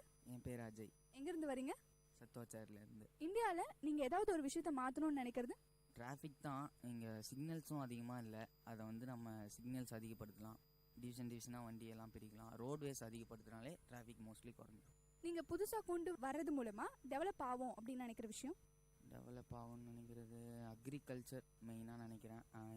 படித்தவங்க அக்ரிகல்ச்சர் பண்ணலாம், கவர்மெண்ட்டும் அக்ரிகல்ச்சர் அடாப்ட் பண்ணலாம். இங்கே ஆடு மாடு மேய்க்க பயந்துட்டு அவங்க சவுதியில் போய் ஒட்டகம் மேய்க்கிறாங்க. அதை தடுத்து நிறுத்தினா நம்ம அக்ரிகல்ச்சரும் டெவலப் பண்ணலாம். இந்தியா 2020 பற்றி நீங்கள் என்ன நினைக்கிறீங்க? கண்டிப்பாக இந்தியா 2020 டெவலப் ஆகிடுமா? அப்துல் கலாம் சார் சொன்ன மாதிரி கண்டிப்பாக டெவலப் ஆயிருமான்னு தெரியல. ஆனால் படித்தவங்க வந்து இதுக்கு ஸ்டெப் எடுத்தால் கண்டிப்பாக டெவலப் ஆயிரும் 2020. அதை நம்ம தான் பார்க்கணும். படித்தவங்க நம்ம தான் டெவலப் பண்ணணும். Thank you so much. வணக்கம், உங்கள் பேர்? மஞ்சு. எங்கேருந்து வரீங்க? சத்வாச்சாரி. இந்த நாள்ல இருந்து ஒரு விஷயத்தை சேஞ்ச் பண்ணணும் அப்படின்னு நினச்சிங்கன்னா அது என்ன? நான் ஐடி செக்டார்லேருந்து ஒர்க் பண்ணுறதுனால உமன் சேஃப்டி வந்து நிறைய சேஞ்ச் பண்ணணும் அப்படின்னு பார்க்குறேன். ஏன்னா நைட்டில் நிறைய பேர் ட்ராவல் பண்ணுறதுனால பஸ்லேயோ இல்லை ஆட்டோலேயோ நைட் சேஃப்டி ரொம்ப முக்கியம் நம்மளுக்கு. நம்ம நிறைய இப்போது கேசஸ் பார்க்குறோம். ஸோ கவர்மெண்ட் வந்து இதுக்கு நிறைய ஸ்டெப் எடுத்தாங்கன்னா உமன்ஸ் தைரியமாக போயிட்டு வரலாம். அண்ட் குழந்தைங்களும் சரி, காலையில் பேரண்ட்ஸ் ஸ்கூலுக்கு அனுப்புறதுக்கும் ரொம்ப பயப்படுறாங்க இப்போ இருக்கிற சுச்சுவேஷனில். So child safety and woman safety ரெண்டுமே இந்த இந்த இந்த நாளில் கொண்டு வந்தாங்கன்னா ரொம்ப நல்லாயிருக்கும். அண்டு சைல்ட் லேபர் அதை கூட இன்னும் குறைக்கலாம். அண்ட் வந்து அக்ரிகல்ச்சரல் வந்து மெயின் ஃபேக்டர். நம்ம நாட்டில் நிறைய விவசாயிகள் வந்து நம்மளுக்காக வேலை செஞ்சுட்டு இருக்காங்க. நம்ம சாப்பிட்ற சாப்பாட்டு அவங்களால தான் நம்மளுக்கு கிடைக்கிது. அவங்களுக்கு நம்ம எதுவுமே இது வரைக்கும் செஞ்சதில்லை. ஸோ நம்ம இளைஞர்களால் முடிஞ்ச வகையில் அவங்களுக்கு எதனா நம்ம ஒரு உதவி செய்யணும். நம்மளும் இன்ஜினியரிங் அந்த மாதிரி போகாமல் அக்ரிகல்ச்சரில் இறங்கி நம்ம வேலை செஞ்சால் நம்ம நாட்டுக்கு ரொம்ப உதவியாக இருக்கும். இன்னிலிருந்து நம்ம ஒரு விஷயத்தை புதுசாக ஃபாலோ பண்ணால் நல்லா இருக்குமே நீங்கள் யோசிக்கிறது? டிராஃபிக் ரூல்ஸ் அண்ட் கண்ட்ரி வந்து நம்மளுக்கு என்ன ரூல் கொடுக்குறாங்களோ அதை வந்து கிரிட்டிசைஸ் பண்ணாமல் இல்லை அதுக்கு அகெயின்ஸ்டாக போகாமல் அதை நம்ம வழிமுறைப்படுத்தினா ரொம்ப நல்லாயிருக்கும்னு நினைக்கிறேன். ஏன்னா டெல்லியில் இப்போது ஒரு சட்டம் கொண்டு வந்தாங்க டிராஃபிக் பொல்யூஷன் வந்து குறைக்கிறதுக்காக 1ஆம் படை 2ஆம் படைன்னு சொல்லிட்டு கார் வெஹிக்கிள்ஸ் பண்ணாங்க. பட் ஆனால் அது கொஞ்ச நாள் தான் எக்ஸிஸ்டன்ட்டில் இருந்துச்சு. தென் கொஞ்சம் ப்ராப்ளம்னால அதை எடுத்துட்டாங்க. பட் அந்த அடுத்த நாளே வந்து கிட்டத்தட்ட ஆயிரக்கணக்கான வெஹிக்கிள்ஸ் வந்து டிராஃபிக் பொல்யூஷன் ஆகி ரொம்ப பிரச்சனையாச்சு. ஸோ அதே ரூலை வந்து எல்லா ஸ்டேட்லேயும் ஃபாலோ பண்ணாங்கன்னா கண்டிப்பாக பொல்யூஷனும் குறைக்கலாம். அட் த சேம் டைம் நம்மளோட ஆக்சிடென்டல் வந்தும் குறைக்கலாம். ஸோ இது ஒரு ரூல் ஒன்று எடுத்துகிட்டு வரலாம். அண்ட் நெக்ஸ்ட் வந்து என்னென்னா இம்போர்ட் அண்ட் எக்ஸ்போர்ட் சொல்லலாம் நம்ம இந்தியாவில். ஏன்னா நம்ம யங்ஸ்டர்ஸ் வந்து யூஸ் பண்ணுறது எல்லாமே வந்து ஃபாரின் ப்ராடக்ட்ஸ் தான். ஏன் நம்ம நாட்டிலே வந்து அக்ரிகல்ச்சரல் மூலயமாவும் இயற்கை மூலிகை மூலயமாவும் நிறைய பொருட்கள் வருது. அதை யூஸ் பண்ணோன்னா நம்ம நாட்டுக்கும் வந்து வருமானத்துறையில் நிறைய வரி அவங்களுக்கும் வந்து நம்ம நாட்டுக்கு தான் எப்படி இருந்தாலும் அது யூஸ் ஆக போகுது. ஸோ அந்த காசு நம்ம நாட்டுக்கே போய் சேரட்டுமே அப்படின்ற ஒரு வகை. இன்னும் சொல்லணும்னா நிறைய இளைஞர்கள் வந்து வெளிநாட்டில் போய் வேலை செய்யணும் அப்படின்ற பற்றி தான் ஒரு பாயிண்ட்டாக வச்சுருக்காங்க. எனக்கு என்னென்னா ஏன் நம்ம நாட்டிலே படித்து நம்ம நாட்டிலே வேலை செஞ்சால் அது நல்லா இருக்குமே அப்படின்னு தோணுது. ஸோ நம்மளோட மூளைகள் வந்து நம்ம நாட்டுக்கு உதவட்டும், அடுத்த நாட்டுக்கு உதவுறதை விட அப்படின்றது என்னோட ஒப்பீனியன். நீங்கள் உங்களுக்கு ஒரு நாள் கொடுத்து அன்றைக்கி என் நாட்டுக்காக நான் இதை செய்யணும் அப்படின்னு நினச்சிங்கன்னா என்ன செய்வீங்க? என் நாட்டுக்காக நான் நிறைய செய்வேன். ஆனால் ஒரு நாள்னு எடுத்துக்கிட்டால் அது பத்தாது கண்டிப்பாக. பட் என்னால் முடிஞ்ச வகையில் என்னோட சுற்றத்தாருக்கும் என்னோட சொசைட்டிக்கும் நான் எதனா நல்ல வகையில் எதனா ஒரு உதவி செய்யணும். லைக் சொல்லப்போனால் வந்து நிறைய ஃபிசிக்கலி சேலஞ்சு பீப்புள்ஸ் இருக்காங்க. அவங்களுக்காக நான் வந்து எதுனா ஒரு ஹோம் மாதிரியோ இல்லை நிறைய இன்னும் நம்ம ஏழை நாடுன்னு தான் சொல்லிட்டு இருக்கோமே தவிர அதுக்கு நம்ம எதுவுமே ஸ்டெப் எடுக்கல. அவங்களுக்காக வந்து எதனா நம்ம செய்யணும். எப்பவுமே மேல்தட்டு மக்களையே பார்க்காம கீழ்த்தட்டு மக்களையும் போய் பார்த்து அவங்களுக்கு எதனா ஒரு உதவி செய்யணும், அவங்களுக்கு எதனா போய் சேரணும் அப்படின்னு சொல்லிட்டு ஸ்டெப்ஸ் எடுக்கணும். அப்துல் கலாம் சொன்ன மாதிரி இந்தியா வந்து இளைஞர்களோட கையில் இருக்குன்னு சொன்னார். அதை பற்றி நீங்கள் என்ன நினைக்கிறீங்க? கண்டிப்பாக வந்து அவர் சொல்லிட்டு போனது எல்லாமே உண்மைதான். 2020 வந்து கண்டிப்பாக இந்தியா வல்லரசு ஆகும். அதுவும் இளைஞர்கள் கையில் தான் இருக்குது. ஏன்னா இப்போ வந்துட்டு போன சென்னை ஃப்ளட்லேயே நம்ம பார்க்கலாம். கவர்மெண்ட்டும் நிறைய பண்ணுது. ஆனால் நம்ம இளைஞர்கள் அன்றைக்கி நம்ம எதிர்பார்க்கல. நம்ம வந்து யங்ஸ்டர்ஸாக இருந்து எல்லாத்தையும் செய்ய போகிறாங்க. அன்னைக்கு சென்னை அவ்வளோ ஒரு பெரிய பேட் சுச்சுவேஷனில் இருக்கும் போது யார் வந்து கை கொடுத்தான்னு பார்த்தீங்கன்னா இளைஞர்கள் தான். யாரை எந்த கேஸ்ட்டும் எந்த ரிலீஜன் எந்த நாடு எந்த பாஷைன்னு பார்க்காம ஒத்துமையாக இருந்து உழைச்சவங்க அவங்க தான். ஸோ இளைஞர்கள் இப்படி எந்த ஒரு பாகு வேறுபாடும் இல்லாமல் வந்து இவ்வளோ வேலை செய்யும் போது ஒரு நாட்டையே ஏன் வந்து அவங்க மாற்ற முடியாது அப்படின்றது என்னோட ஒப்பீனியன்.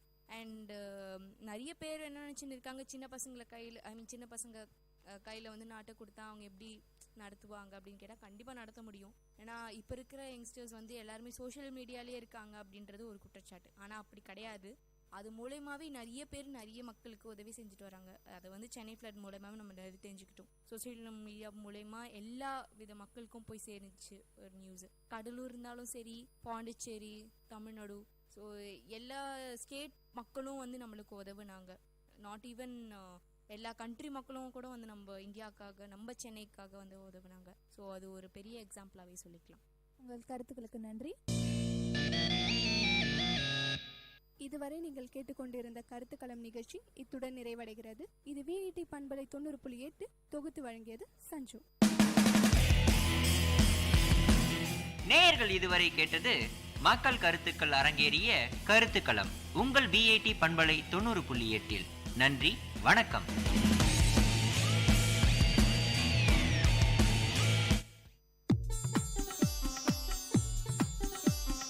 தமிழ்ச்சுடர் வாழ்வும் இலக்கியமும் சங்கமிக்கும் ஒலி ஓவியம் உங்கள் VET பண்பலை 90.8.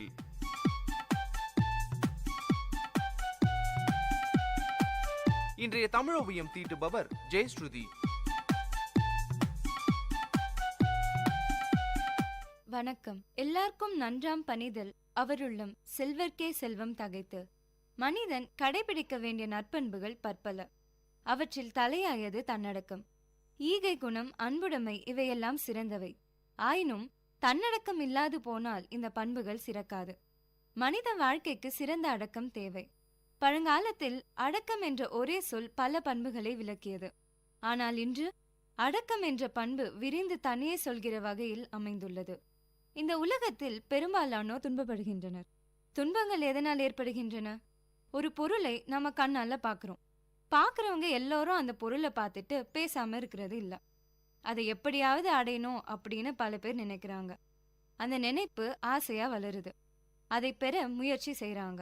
அந்த முயற்சியின் விளைவாக பல துன்பங்களை அடைகிறாங்க. இவ்வாறு ஐம்புலன்களால அடையும் இன்பத்தை அனுபவிக்கும் எண்ணமும் ஆசையும் பெருகுகின்றன. இவற்றை தடையில்லாமல் பெற சிலருக்கு வாய்ப்பில்லாம போகலாம். வாய்ப்பு இல்லாதவங்க தங்களுக்கு வாய்ப்பு இல்லையே என்று எண்ணி ஆறுதல் அடையிறது இல்லை. அவற்றை எப்படியாவது அடைய வேண்டும் என்று விரும்பி கிடைக்காததுல துன்பம் அடைகிறாங்க. ஒரு சிலர் ஒரு படி மேல போய் அதை அடையணும்னு தவறான வழிகளில் ஈடுபடுறாங்க. அதனால பெருந்தொல்லைகளுக்கு ஆளாகிறாங்க. இந்த புலன்களை ஆட்டி படைப்பது எது? மனம். மனம் எப்போதும் எதிலையும் ஆறுதல் பெறுவது இல்லை, நிறைவு கொள்வது இல்லை. ஓரளவுக்கு கிடைத்தா போதும் என்று நினைப்பதில்லை. கிடைக்க கிடைக்க மேலும் மேலும் அடைய வேண்டும் என்ற ஆசை ஊற்றா பெருகுது. இந்த ஐம்புலன்களையும் அடக்குவோர் துன்பத்தை வெல்லுவர். துன்பத்திலிருந்து விடுபடுவதே மிக சிறந்த இன்பம் இல்லையா? இந்த அடக்கம் என்னும் பண்பு துன்பங்களிலிருந்து விடுவிப்பதோடு நிற்பதில்லை, வேறு எத்தனையோ நன்மைகளையும் செய்கின்றது. கல்வி செல்வத்தை பெற கண்ணும் செவியும் ஒத்துழைக்க வேண்டும். இந்த ஒத்துழைப்பு எப்படி கிடைக்கும்? தானே கிடைக்குமா? இல்லை, அவற்றை அடக்க வேண்டும். இவை தன்னிலை ஒழுக்கம். ஒழுக்கம் இரு வகையானது. ஒன்று தன்னிலை ஒழுக்கம், மற்றொன்று சமூக ஒழுக்கம். இதுல சமூக நல்லொழுக்கங்கள் சமூகத்தை சீரமைக்கும். சூழ்நிலை வாழ்க்கைக்கு இசைந்ததா அமையும். நல்லெண்ணம் வளரும், நம்பிக்கையும் வளரும், என்னைக்கும் அமைதியும் மகிழ்ச்சியும் நிலவும். நாடு பரப்பளவுல பெரியது, பல கோடி மக்கள் வாழ்வது. மக்கள் ஒன்றாக வாழும் இடத்துல நல்லெண்ணம் இன்றியமையாத ஒன்று. அதனால தேசிய ஒழுகலாறுகளை நாம மேற்கொள்ள வேண்டும். நம்முடைய புலன்களை ஆட்டி படைப்பது மனம் என்னும் கருவிதான். இதை எப்படி கட்டுப்படுத்துவது? பயிற்சினால்தான் இதை கட்டுப்படுத்த முடியும். எந்த வேளையில் எதை செய்ய வேண்டுமோ அதை தவறாமல் செய்து முடிக்கும் பழக்கத்தை முதலில் மேற்கொள்ள வேண்டும். அதே போலவே பெருமிதம் என்ற பெரிய நோயிலிருந்து தன்னைத்தானே காத்துக்கொள்ள வேண்டும். ஒரு வகுப்புல 2 மாணவிகள் இருந்தாங்க. இருவருமே நல்லா படிக்கிற மாணவிகள் தான். பள்ளியில நடக்கும் தேர்வுகள்ல நல்ல மதிப்பெண்களையே பெற்று வந்தாங்க. முதல் மதிப்பெண்களையும் இவங்க தான் வாங்கிட்டு வந்தாங்க. அதுல ஒரு மாணவி சில குடும்ப பிரச்சனைகளால சரிவர படிக்க முடியாம போய் தேர்வுகள்ல இன்னொரு மாணவியை விட குறைந்த மதிப்பெண்களை எடுத்துட்டாங்க. இத பார்த்த அந்த மாணவிக்கு தான் தான் எல்லாமே என்ற எண்ணம் தலை தூக்க ஆரம்பிச்சது. மற்றொரு மாணவிய மட்டம் தட்ட ஆரம்பிச்சாங்க இன்னொரு மாணவி. இதுவும் ஒருவித அடக்கமின்மை தானுங்க. என்னதான் நல்லா படிச்சாலும் மதிப்பெண்கள் வாங்கினாலும் மற்றவர்களை துன்புறுத்துவது தவறான ஒரு விஷயம் தானே. மற்றொரு மாணவியோ இதையெல்லாம் பொருட்படுத்தாம நல்லா படிச்சாங்க. இறுதி தேர்வில நல்ல மதிப்பெண்கள் பெற்று மாவட்டத்தில் முதலிடத்தை பிடிச்சாங்க. அதனால நம்ம திறமை வாய்ந்தவரா இருந்தாலும் அடக்கத்தோட இல்லைன்னா திறமைக்கான உழைப்புக்கான பலனை அடைய முடியாது. தன்னடக்கம் என்ற சிறந்த பண்பினை பெற வேண்டுமாயின் மற்றவர்களிடம் குறை காணும் தீமை அறவே கூடாது. அடக்கம் என்னும் செல்வத்தை முயன்று பெற்ற வெற்றியே தவத்தால் அடைந்த ஆற்றலாகும். பொருட்செல்வம் முதலானவை இந்த உலகில் சிறப்புடன் வாழ துணை புரிபவை. அடக்கமும் செல்வத்திற்கு எல்லாம் தலை சிறந்த செல்வமாகும். இதையே வள்ளுவர் எல்லாருக்கும் நன்றாம் பணிதல் அவருள்ளும் செல்வர்க்கே செல்வம் தகைத்து என்கிறார். செருக்கு இல்லாமல் அடக்கமாக வாழ்வது எல்லாருக்குமே நல்லதுதான். செல்வங்களுக்கு அது மேலும் சிறந்த ஒரு செல்வமாக விளங்கும் என்கிறார். சிந்தியுங்கள், செயல்படுங்கள். நன்றி.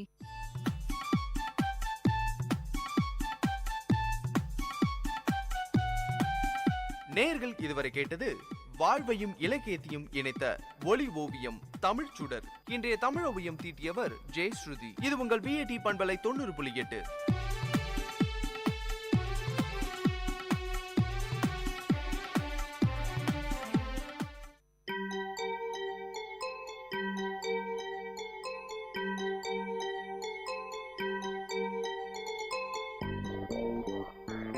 வணக்கம், நமஸ்தே, நமஸ்கார், சலாம் அண்ட் வந்தனம்.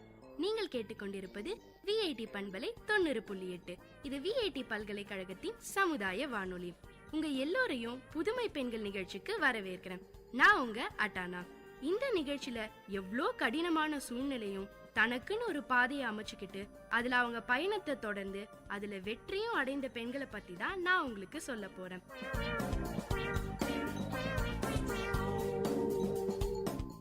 வணக்கம், நமஸ்தே, நமஸ்கார், சலாம் அண்ட் வந்தனம். நீங்க கேட்டுக்கிட்டு இருக்கிறது VAT பண்பலை 90.8. இது VAT பல்கலைக்கழகத்தின் சமுதாய வானொலி. இதய துடிப்பு ஒலி கேட்கும் சத்தம் நின்றுவிட்டால் மனிதனின் வாழ்க்கை முடிந்துவிடும். இந்த டெக்னாலஜி வேர்ல்ட்ல எல்லாருக்குமே இதய நோய் ப்ராப்ளம் வந்துகிட்டு தாங்க இருக்கு. முக்கியமா சின்ன வயசுல வரும்போது இது கண்டுபிடிக்க முடியாத ஒரு பெரிய பிரச்சனையா இருக்கு. இந்த மாதிரி இருக்க குழந்தைகளுக்காக பெங்களூர்ல ஐஸ்வர்யா ட்ரஸ்ட் ரிதம் ஆஃப் ஹார்ட்ன்ற ஒரு அமைப்பு மூலமா பல குழந்தைங்களுக்கு சிகிச்சை அளிச்சு உயிர் பிழைக்க செய்யறாங்க. இந்த புனிதமான சேவையை நடத்திட்டு வராங்க நம்ம சித்ரா விஸ்வநாதன். நம்ம எல்லாம் பாத்தீங்கன்னா சோகம் வரும்போது அழுது புலம்பிக்கிட்டே இருப்போம். ஆனா நம்ம சித்ரா விஸ்வநாதன் மேடம் சோகத்தோட உச்சத்துல இருக்கும் போது கூட ஒருவருக்கு சேவை செய்யறத பத்தி யோசிச்சிருக்காங்க. இவங்க வாழ்க்கையில என்ன நடந்தது, எதனால இந்த அமைப்பை தொடங்கினாங்கன்றத பத்தி தான் நான் இன்னைக்கு உங்களுக்கு சொல்ல போறேன். சித்ரா விஸ்வநாதனுக்கு 2 பொண்ணுங்க. ஐஸ்வர்யா இவங்களோட 2வது குட்டி பொண்ணு. ஐஸ்வர்யா பிறந்த 40வது நாள்லயே அவளுக்கு ஏதோ பிரச்சனை இருக்குன்னு கண்டுபிடிச்சிட்டாங்க. ஏன்னா ஐஸ்வர்யா இதயத்துல இருந்து ஏதோ ஒரு வினோதமான சத்தம் வந்துகிட்டே இருந்துதாங்க. என்னடா இது, இந்த மாதிரி வினோதமான சத்தம் வந்துகிட்டே இருக்கே, சரி டெஸ்ட் பண்ணி தான் பாப்போம்னு டிசைட் பண்ணாங்களாம். அப்படி டெஸ்ட் எடுத்து பார்த்ததுல ஐஸ்வர்யாவுக்கு இதயத்துல பெரிய பிரச்சனை இருக்கிறது தெரிஞ்சிருக்கு. ஐஸ்வர்யாவுக்கு முதல் பிறந்த நாள் கொண்டாடின நேரத்துல அவளோட இதயத்துல இருக்கிற நல்ல ரத்தமும் கெட்ட ரத்தமும் கலக்க ஆரம்பிச்சிருக்கு. அதை தடுக்க VB ஷண்ட்னு ஒரு தற்காலிகமான அறுவை சிகிச்சையை செஞ்சிருக்காங்க. அந்த அறுவை சிகிச்சையோட பலன் கொஞ்ச நாள் தாங்க இருந்தது. 3.5 வயசு வரைக்கும் நல்லாதான் இருந்திருக்கு ஐஸ்வர்யா. அப்ப சித்ராவோட ஹஸ்பண்ட் லண்டன்ல வேலை பார்த்துக்கிட்டு இருந்திருக்காரு. திருப்பி நம்ம ஐஸ்வர்யா குட்டிக்கு உடம்பு சரியில்லாம போனதால அவளுக்கு 2வதா வேற ஏதோ ஒரு ஆபரேஷன் பண்ணணும்னு சொல்லியிருக்காங்க டாக்டர்ஸ். அதனால இவங்களும் அந்த ஆபரேஷனுக்கு ஒத்துக்கிட்டாங்க. உலகத்திலேயே ரொம்ப நல்ல ஹாஸ்பிட்டல்ஸ் லண்டன்ல இருக்கிறது தெரிஞ்சுக்கிட்டு அவங்க கணவரும் லண்டன்ல இருந்ததால லண்டன்லயே ஆபரேஷன் பண்ணிருக்காங்க ஐஸ்வர்யாவுக்கு. ஆனா அந்த ஆபரேஷன் முடிஞ்சதும் ஐஸ்வர்யாவுக்கு நிறைய சிக்கல்கள் உடல் அளவுல வர ஆரம்பிச்சிருச்சு.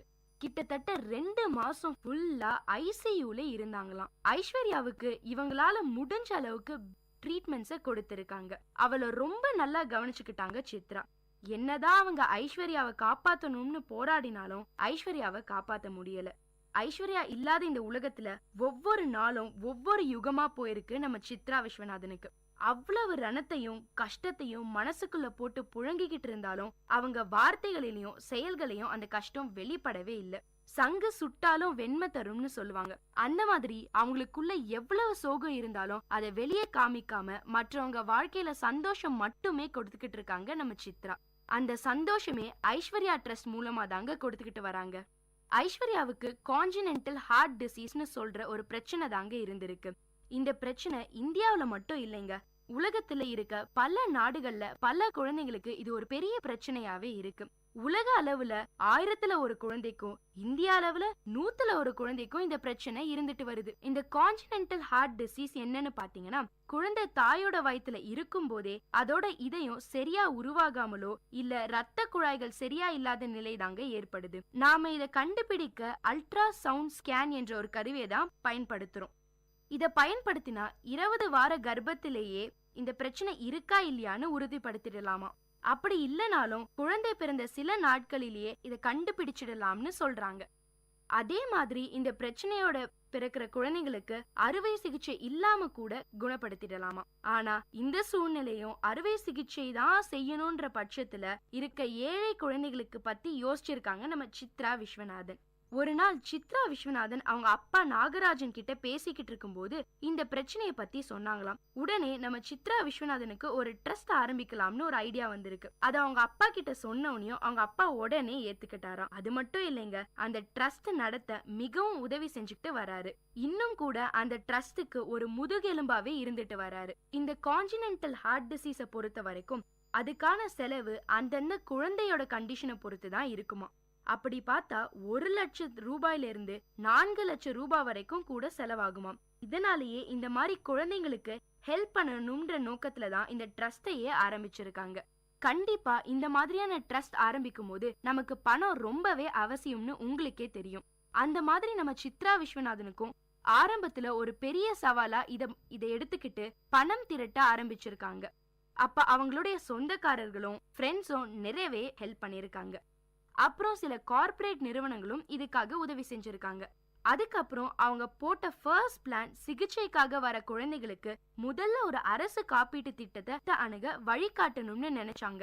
அதுல கிடைக்கிற தொகை போக மிச்சம் இருக்கிற தொகையை ஆபரேஷனுக்கு அவங்க ட்ரஸ்ட் மூலமா கொடுத்துட்டு வராங்க.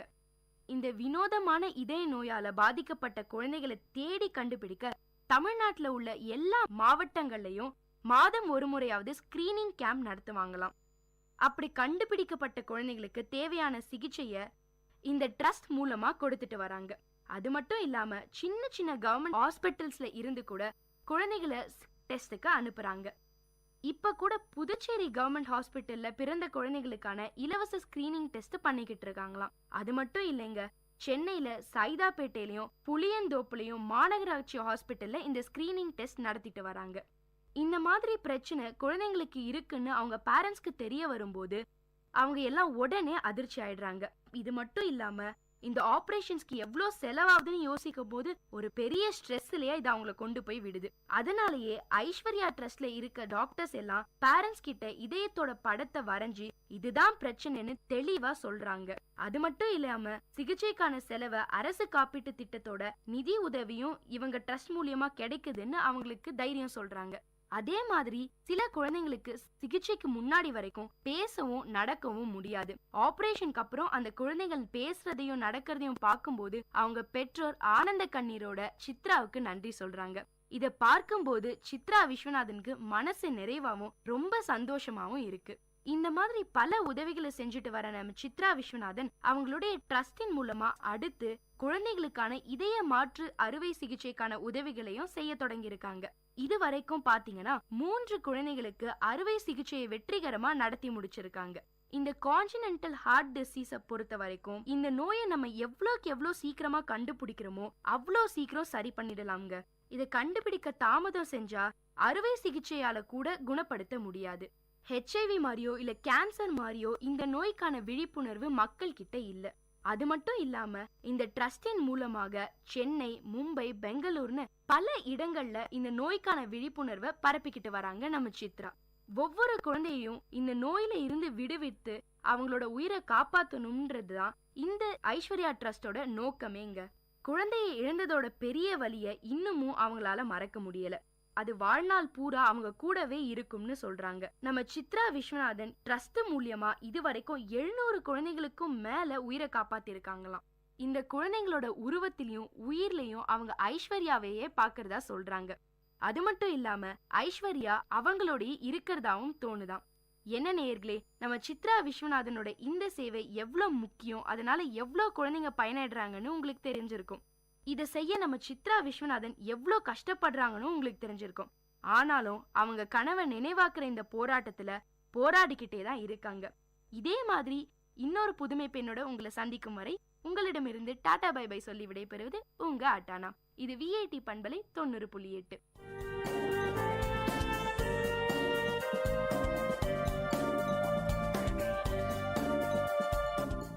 இந்த நிகழ்ச்சி உங்க எல்லாருக்கும் ஒரு பெரிய உற்சாகத்தை தந்திருக்கும்னு நம்புறேன். இதே மாதிரி பல விஷயங்களை தெரிஞ்சுக்கணுமா? அப்போ VIT பண்பலை 90.8 கேட்டுக்கிட்டே இருங்க.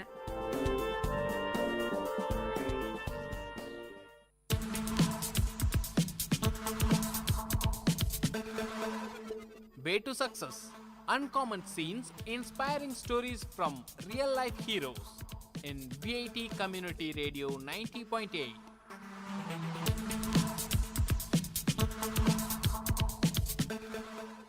Hi guys, this is VIT Community Radio 90.8 and welcome to the show Way to Success. I'm your host Pooja. Today I'm going to tell you a story about Swami Vivekananda at Belur Math. As Swami Vivekananda had deep spiritual experiences, but his health declined because of service to the people. It became so bad that he decided to return to Calcutta. He arrived at the monastery on October 18th. His brother monks were very glad to see him, but they felt sorry when they saw him how ill he was. However, Swamiji had talks with the monks and held classes for them. One of Swamiji's wishes began to be fulfilled at this time. He had long wanted to help the women of India, as they had great purity and other good qualities but had little education and were not very active in the world. Swamiji said that they should have education and then they would solve their own problems. So he was very glad when Sister Nivedita began her work. She had come to India to be of service of Indian women and she now started a school for girls. She lived at first with Sri Sarada Devi and a few other lady devotees of Sri Ramakrishna. These ladies knew a great deal about the Hindu religion, the Ramayana, Mahabharata, and many other things. Sister Nivedita learned much from them. Swami Vivekananda also continued to help her and he was very much interested in her school. Later, Sister Nivedita rented a separate house. She had to face many difficulties, but she succeeded in starting this school. The school is now a very big one and it has done much to uplift the women of India. Swami Vivekananda wanted to establish the new math at Belur as soon as possible. The land had been purchased earlier and a puja was held in March 1898.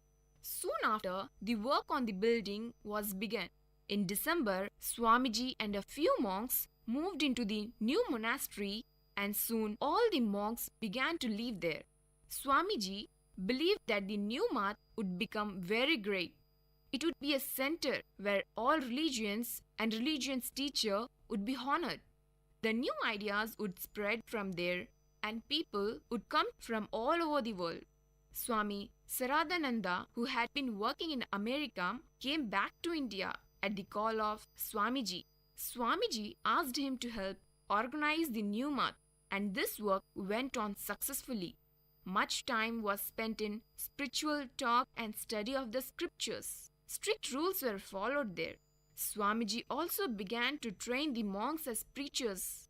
He made his disciples give speeches. Early in 1899, he sent 2 of his disciples to preach at Dhaka, and a little later, he also sent Swami Saradananda and Duryananda to Gujarat. They all had great success in preaching as they followed the words of Swamiji. You're listening to the show Way to Success on VIT Community Radio 90.8 with me, Pooja. Meet you in our next episode with more interesting moment of successes. Dear listeners, you had listened to the show Way to Success.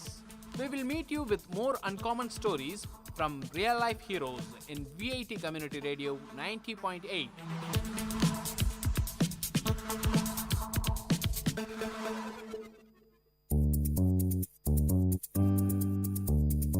மழலைகளின் மொழிகளோடும் மாணவர்களின் திறன்களோடும் வாராவாரம் ஆர்ப்பாட்டம், பள்ளி பிள்ளைகளின் கொண்டாட்டம். உங்கள் VIT பண்பலை 90.8 பள்ளிக்கூடம், வேலூர் நகரின் பள்ளிகளில் இருந்து மாணவர்களின் பல்சுவை நிகழ்ச்சி. இன்றைய பள்ளிக்கூடம் நிகழ்ச்சியில் வில்லியம்ஸ் மெட்ரிக் மேல்நிலைப்பள்ளி மாணவர்கள் வழங்கும் பல்சுவை நிகழ்ச்சிகளை கேட்கலாம். நிகழ்ச்சியில் தொடக்கமாக எல்கேஜி மாணவர் குருசாய் வழங்கும் பாடலை கேட்கலாம்.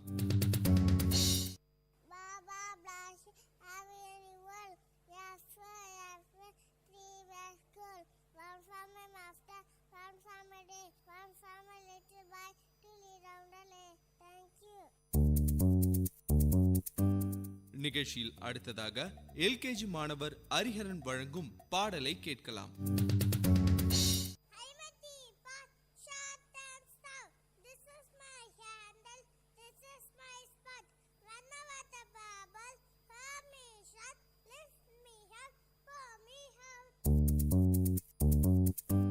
நிகழ்ச்சியில் அடுத்ததாக யூகேஜி மாணவி ஆனி தெரஸ் வழங்கும் கதையை கேட்கலாம். The title of story is The Hen That Laid Golden Egg. Once a farmer had a hen used to lay one golden egg every day. He sold those eggs and became rich, but he was a greedy man. He was not happy with one egg a day. He wanted to kill the hen and take all the eggs at a time. So he killed the hen. He was very sad at being so greedy. He lost the hen, did not get any more golden egg. Moral: we must be happy what we have. Thank you. நிகழ்ச்சியில் அடுத்ததாக 1ஆம் வகுப்பு மாணவர் ஹரிஷ் வழங்கும் திருக்குறளை கேட்கலாம். அனைவருக்கும் வணக்கம். நான் இப்பொழுது திருக்குறள் சொல்ல போகிறேன். அகர முதல எழுத்தெல்லாம் ஆதி பகவன் முதற்றே உலகு இனிய உளவாக இந்நாட கூறல் கனி இருப்ப காய்கவண்டற்று. எல்லா விளக்கும் விளக்கல்ல சான்றோருக்கு பொய்யா விளக்கே விளக்கு. நன்றி மறுப்பது நன்றன்று நன்றல்லது அன்றே மறுப்பது நன்று. செல்வத்துள் செல்லும் செவிச்செல்வம் அச்செல்வம் செல்லுற்றுள் எல்லாம் தலை. ஈன்ற பொழுதின் பெரிதுவக்கும் தான் மகனை சான்றோர் என கேட்ட தாய். அன்பும் மரணும் உடைத்தாயின் இல்வாழ்க்கை பண்பும் பயனும் அடு. தீயினால் சுட்ட புண் உள்ளாரும் ஆறாடு நாவினால் சுட்டவடு. தொட்டனை தூரும் மணற்கேணி மாண்டர்க கட்டனை தூரும் அறிவு. துப்பாக்கு துப்பாய துப்பாக்கி துப்பார்க்கு துப்பாய தூவும் மலை. நன்றி. நிகழ்ச்சியில் அடுத்ததாக 3ஆம் வகுப்பு மாணவர் சக்தி வழங்கும் ஆங்கில பாடலை கேட்கலாம். Poem. Bring me a letter. Bring me a letter, postman. Bring me a letter too. Tomorrow at the garden gate I will wait for you. Bring me one from the fairy who says she will come to tea. Then I will put on my party frock. How lovely that will be. And please, oh Mr. Postman, if fairies you know none, write me a letter yours well and bring it just for fun. Written by August 1. Thank you. நிகழ்ச்சியில் அடுத்ததாக 4ஆம் வகுப்பு மாணவி Alice olive வழங்கும் ஆங்கில உரையை கேட்கலாம். I wish to tell about Indira Gandhi. Indira Gandhi was born on 19 November 1917. Indira Gandhi was the daughter of India's first Prime Minister Pandit Jawaharlal Nehru. She was an Indian politician and central figure of Indian National Congress Party. She was the only female Prime Minister of India. She was awarded the Bharat Ratna Award in 1971. Indira was elected as the Congress President in 1959. As the Prime Minister of India, Gandhi was known for her potential ruthlessness and unparalleled civilization of power. In 1999, Indira was rewarded with the title Woman of the Millennium in a poll organized by BBC. Thank you to everybody. நிகழ்ச்சியில் அடுத்ததாக 4ஆம் வகுப்பு மாணவி R Jayashree வழங்கும் ஆங்கில பாடலை கேட்கலாம். I came here to tell poem, all prayer, all things bright and beautiful, all creatures great and small, all things wise and wonderful. The Lord God made them all, each little flower that opened, each little bird that sing. He made their glowing color, He made their tiny wings, the cold wind in the winter, the ripe fruits in the garden, the pleasant summer sun. He made the everyone. Written by C.C. Francie Alexander. Thank you. நிகழ்ச்சியில் அடுத்ததாக 11ஆம் வகுப்பு மாணவி மீனாட்சி வழங்கும் ஆங்கில உரையை கேட்கலாம். Good afternoon to all my excellences and my friends. One of the most fundamental ways of letting everyone know about the Women's Day and its importance in schools, colleges and other places is Women's Day speeches. I would like to speak on the topic of women empowerment. Empowering women in India is very necessary to bring gender equality, or we can say that gender equality is very necessary to empower women. Gender equality. It is the first step to bring women empowerment in India. Appreciating women's political, economic and social achievements over the decades, Women's Day was first observed in 1909 in United States, and in 1977 it was officially declared as International Women's Day on March 8. Men should not understand that women are made only to handle household chores or take responsibility of home and family. Instead, both men and women are responsible for everything of daily routine. Men too need to understand their responsibility of home and family and all other works women do, so that women can get some time to think about themselves and their career. It is really nice to have a special day for women where they are glorified to a point of being honored, awarded and appreciated. Then why is that after so much awareness and acknowledgement of women's contribution to life, society, family and work, saluting her strength, resilience, sacrifice, she is still considered only second to men and treated like a second-rate citizen? This is because for generations it has been ingrained among women that they are not capable of doing most things. But today, in this present world, 30 women in power carries the inimitable voices of Indian women who have been pioneers and led large organizations in banking, law, the media, advertising, government services, healthcare, consulting, the fast-moving consumer goods sector, and not-for-profit space. There are many powerful women in India like Mother Teresa or former Chief Minister Jayalalitha. Like here, I would like to say about Kirtika Reddy. She is Managing Director of Facebook India and was the first employee of the company in the country in 2010. She was born to a middle-class family. When she was born, her grandparents refused to come to the hospital to see her because she wasn't a boy. As her mother wept, her dad consoled her. But now, after a lot of hard work and inspiration, she is one of the Fortune, India's top 50 most powerful women in India. Her sayings are, dream big, be aware of gender differences and consciously make the necessary adjustments. Make most of the opportunities given to you and create opportunities whenever possible. Don't forget to enjoy the journey along the way. Even a father of our nation, Mahatma Gandhi, likened women's power in an ancestral treasure like be lying buried in a corner of the house unknown to the members of the family. India's top women achievers are a source of inspiration to all of us. Women empowerment lies in honoring yourself and treating yourself with respect. No one can put you down without your permission. This was said by Eleanor Roosevelt. We should endeavor building a better world where men and women live harmoniously, free of violence and discrimination. Let us all promise to create a better world to live in. I would like to conclude my speech by wishing a happy International Women's Day on March 8th. Thank you. நிகழ்ச்சியில் அடுத்ததாக 5ஆம் வகுப்பு மாணவி Monica வழங்கும் பாடலை கேட்கலாம். முருகர் பாடலை நாம் நிறைய கேட்டிருப்போம். ஆனால் நாங்கள் அகரவரிசையில் முருகன் பாடலை பாட வந்துள்ளோம்.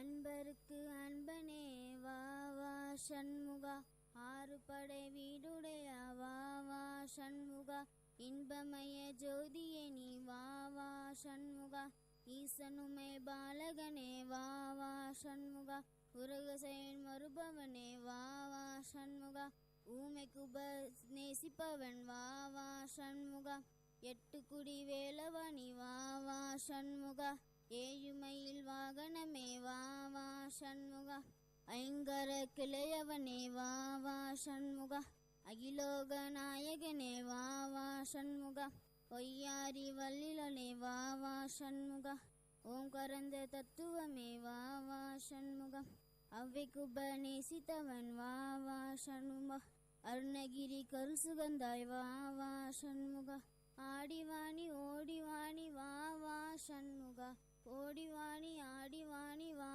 வா சண்முகா, வா வா சண்முகா, வா வா சண்முகா, வா வா சண்முகா. நன்றி.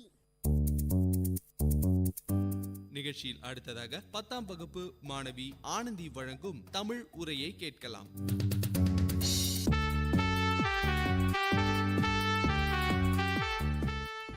அனைவருக்கும் வணக்கம். நான் கல்வி கண் திறந்த முதல்வர் காமராசர் அவர்களை பற்றி சில வார்த்தைகள் உங்களுடன் பகிர்ந்து கொள்ள வந்துள்ளேன். தன்னலமற்ற தலைவர், கர்ம வீரர், கல்வி கண் திறந்த முதல்வர், ஏழை பங்காளன் என்னும் புகழுரைக்குரியவர் யார் என்று உங்களுக்கு தெரியுமா? அவர்தான் காமராசர். காமராசர் 1903ஆம் ஆண்டு ஜூலை திங்கள் 15ஆம் நாள் பிறந்தார். இவரது தந்தை குமாரசாமி, தாயார் சிவகாமி அம்மையார் ஆவார். காமராசர் 5ஆம் வயதில் தம் பள்ளி படிப்பை தொடங்கினார். 6வது வயதில் தந்தையை இழந்தார். இதனால் காமராசர் தம் பள்ளி வாழ்க்கையில் நடுநிலை பள்ளியை கூட தாண்ட இயலவில்லை. 1954ஆம் ஆண்டு அவர் முதலமைச்சர் ஆன போது காமராசர் நாள்தோறும் செய்தித்தாள்களை படித்தும் அரசியல் தலைவர்களின் சொற்பொழிவுகளை கேட்டும் தம் அரசியல் அறிவை வளர்த்து கொண்டார். மெய்கண்டான் புத்தகச்சாலைக்கு சென்று லெனின், கிரிபால்டி, நெப்போலியன் ஆகியோரின் வாழ்க்கை வரலாறுகளை படித்து திறமையாய் பேசவும் வாதாடவும் தொடங்கினார். பின் காங்கிரஸ் அணியில் சேர்ந்து தொண்டராக தம் அரசியல் வாழ்க்கையை தொடங்கினார். கட்சி கூடங்களில் நடத்தினார். ஊர்வலங்கள் கலந்து கொண்டார். கொடி பிடித்தார். சைமன் குழு எதிர்ப்பு, உப்பு சத்தியாகிரகம், வெள்ளையனே வெளியேறு ஆகிய போராட்டங்களில் சிறை சென்றார். காமராசர் முதல்வராய் இருந்த காலத்தில் தமிழகத்தில் பல பொருளியல் தொழில்களை திட்டங்கள் தொடங்கப்பட்டன. மின் திட்டங்கள் மிகுந்தன. சாலைகள் போடப்பட்டன. நகரங்களில் பெரிய தொழில்பேட்டைகளும் மாவட்டந்தோறும் சிறிய தொழில்பேட்டைகளும் அமைக்கப்பட்டது. வேளாண்மைக்கென பாசன வசதிகள் செய்யப்பட்டன. அணைகள் கட்டப்பட்டன. இவர் காலத்தில் கட்டுரை இயக்கம் வேரூன்றியது. காமராசர் காலத்தில் கட்டாய கல்வி நடைமுறைப்பட்டியது. தெருதோறும் தொடக்க பள்ளிகளும் ஊர்தோறும் உயர்நிலை பள்ளிகளும் ஏற்பட்டன. மதிய உணவு திட்டம் இவரால் கொண்டு வரப்பட்டது. உயர்நிலை பள்ளிகளை இலவச கல்வி திட்டத்தை உருவாக்கினார். நேருவின் மறைவிற்கு பின் லால் பகதூர் சாஸ்திரியையும் அவர் மறைவிற்கு பின் இந்திரா காந்தியையும் முதன்மை அமைச்சர் ஆக்குவதில் பெரும் பங்காற்றினார். இதனால் அவர் தலைவர்களை உருவாக்குபவர் என்று அழைக்கப்பட்டார். காமராசர் அவர்கள் எளிமைக்கும் நேர்மைக்கும் பெயர் பெற்றவர். இத்தகைய சிறப்புகள் கொண்ட இவர் அக்டோபர் 2ஆம் தேதி காந்தி பிறந்த நாள் அன்று இவ்வுலக வாழ்க்கையை விட்டு பிரிந்தார். அவர் மறைந்தாலும் அவர் நினைவுகள் நம்மை விட்டு மறைவதில்லை. தமிழக அரசு காமராசர் பெயரை மதுரை பல்கலைக்கழகத்திற்கு சூட்டியது. கன்னியாகுமரியில் ஒரு மணிமண்டபமும் கட்டியது. மெரினா கடற்கரையில் அவர் உருவச் சிலை நிறுவியது. சென்னையிலும் விருதுநகரிலும் அவர் வாழ்ந்த இல்லங்கள் நினைவு இல்லங்களாய் ஆக்கப்பட்டன. அவர் பிறந்த நாளை கல்வி வளர்ச்சி நாளாய் இன்று வரை நாம் கொண்டாடுகின்றோம். எளிமைக்கும் பேர் போன்ற காமராசர் அவர்களை நாம் மனதில் வைத்து மனதார போற்றுவோம். நன்றி. நிகழ்ச்சியில் அடுத்ததாக 8ஆம் வகுப்பு மாணவி ரேகா வழங்கும் ஆங்கில உரையை கேட்கலாம்.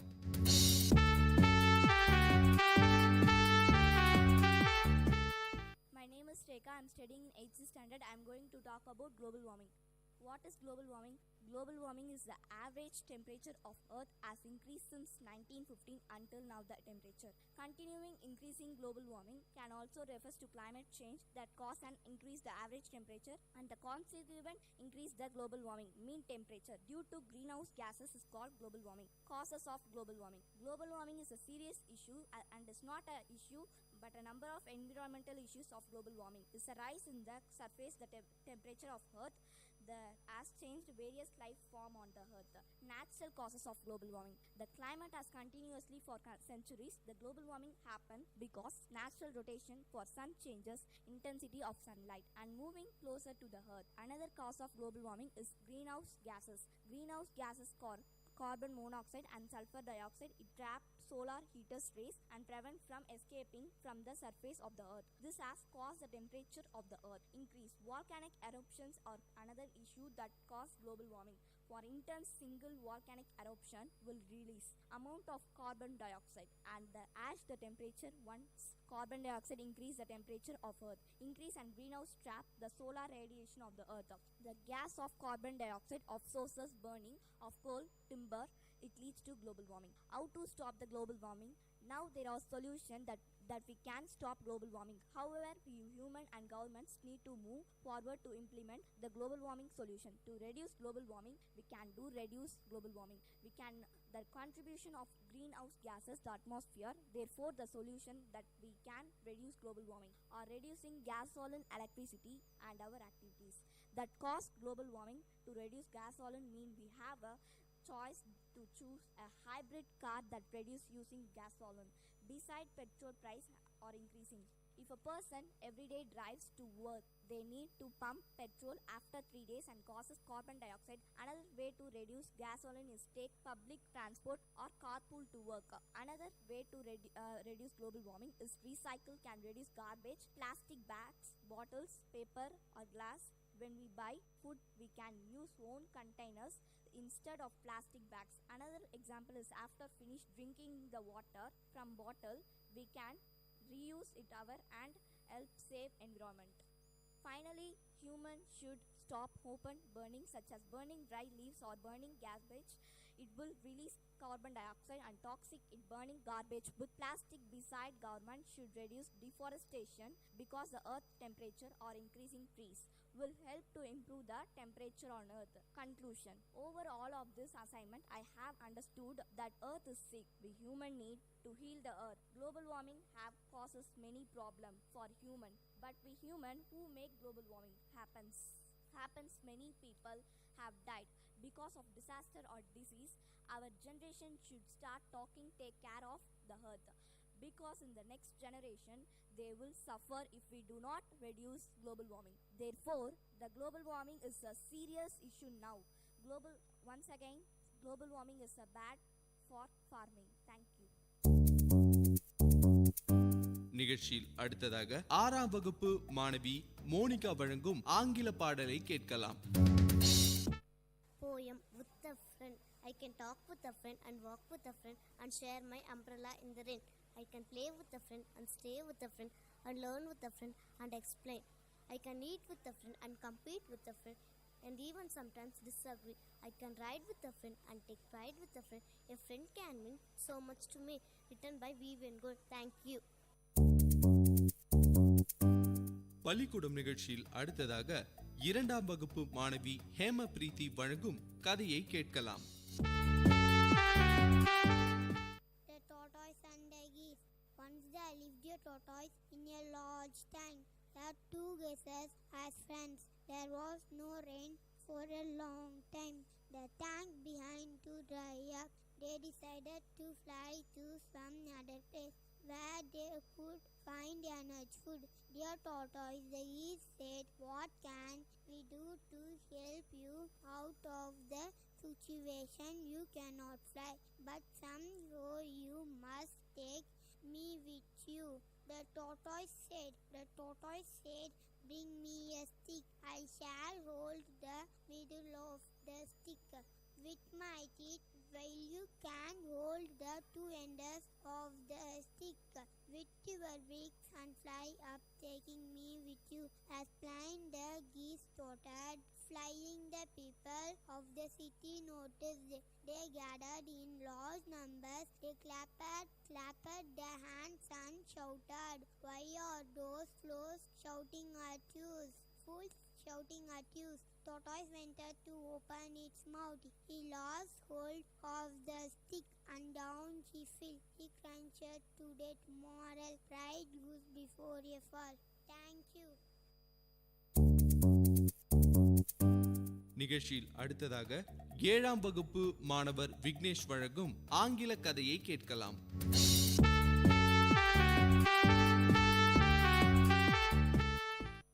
Vignesh, 7th standard. Story: An invaluable gift of love. Sweta was the only daughter of her parents. She was 6 years old girl. Her father, Mr. Arun, was a businessman. Unfortunately, he had lost a lot of money in his business and had to deal with financial troubles. One day, Sweta took a piece of gold wrapping paper from her father's collection in order to wrap a gift box. Her father became annoyed when he saw his daughter using up the paper. He thought she was wasting it. Angrily, he asked Sweta, "Why are you wrapping this box with this costly paper? I brought this for some other purpose and you are wasting it." The little daughter felt sad and said, "I am very sorry, Dad." Tears rolled down from her eyes, but her father did not notice them. The very next day, it was a Christmas. Sweta came to her father with a gift wrapped with a golden paper. Her father regretted his early behavior and received the gift with great pressure. But when he unwrapped the paper and opened the box, he found nothing inside. Again he was very angry. He asked her daughter, "Haven't you learned that you should not gift an empty box to anybody? It should be filled with a worthy gift. But you have gifted me an empty box." Sweta's eyes filled with tears and she answered, "Oh Daddy, the box is not empty. I have put some kisses in the box. They are all for you, Daddy." Now tears welled up in father's eyes, put his arms around the little girl and begged for her forgiveness. All of a sudden, the girl met an accident and died. Mr. Arun became unconscionable. One day, Mr. Arun was sitting alone in his room and saw the gift box lying in the corner of his room. He picked up the box and put near his bed. Whenever he was depressed, he would take out an imaginary kiss and remembered how his daughter had loved him and put kisses for her in the box. All of us have been gifted with unconditional love and kisses from our children, family members, friends and God. There is nothing more precious in this world than love. So love your friends and family wisely. Love is the most precious gift for every human being in this world. We can buy all things, but we cannot buy true love. It is invaluable. It cannot be substituted for wealth. Moral: love is the most precious gift in the world. Thank you. நிகழ்ச்சியில் அடுத்ததாக 5ஆம் வகுப்பு மாணவிகள் கிருஷ்ணபிரியா, ஐஸ்வர்யா வழங்கும் குழு பாடலை கேட்கலாம். படிப்பை தொடங்கும் முன் சரஸ்வதியை துதித்து விட்டு பின் பாடத்தை தொடங்குவோம். அந்த பாடலை இப்பொழுது பாட வந்துள்ளோம். அம்பாள் சரஸ்வதி அடியினை பணிந்தேன், அனுகிரகம் செய்வாயே. அம்பாள் சரஸ்வதி அடியினை பணிந்தேன், அனுகிரகம் செய்வாயே. வண்டார் குரல் செய் மனோமணி தாயே, வண்டார் குரல் செய் மனோமணி தாயே. மதுர ருத்து வச்சன வாக்கருள்வாயே. அம்பாள் சரஸ்வதி அடியினை பணிந்தேன், அனுகிரகம் செய்வாயே. அம்பாள் மேல் அன்புடன் நான் கவி பாட, அம்பாள் மேல் அன்புடன் நான் கவி பாட. நாவில் இருந்து தினமும் நீ விளையாட, தன் தமிழுதவிய மாதானி கேளா, தன் தமிழுதவிய மாதானி கேளா. வாக்கி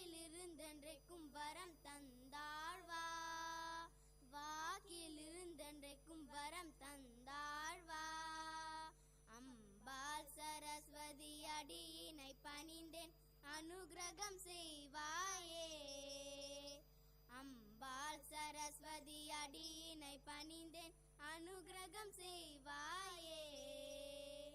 நன்றி.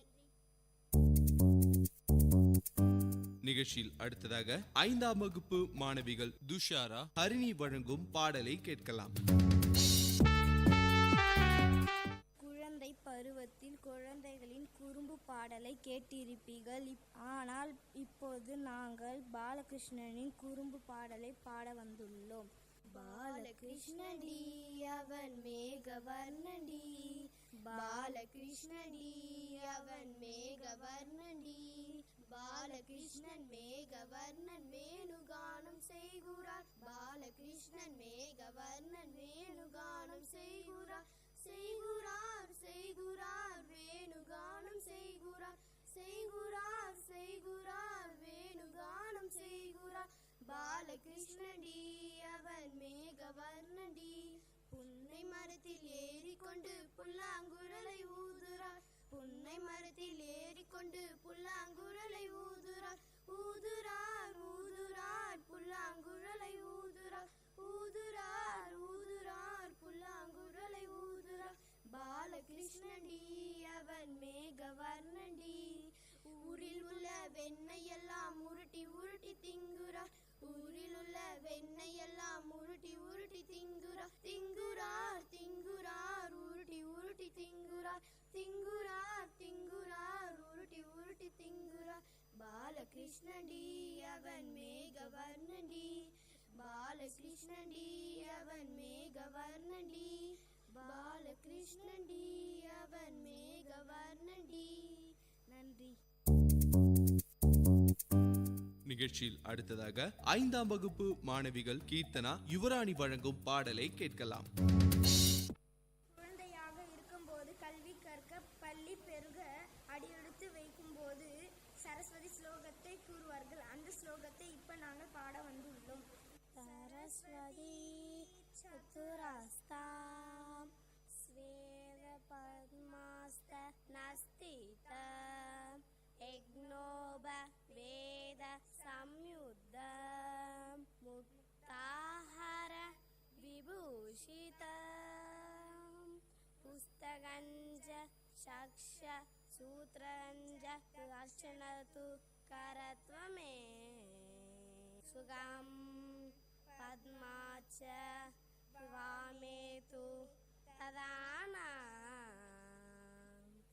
चारुरूपिणी वन्दे वाग्देवतां देवी च विवदनप्रिया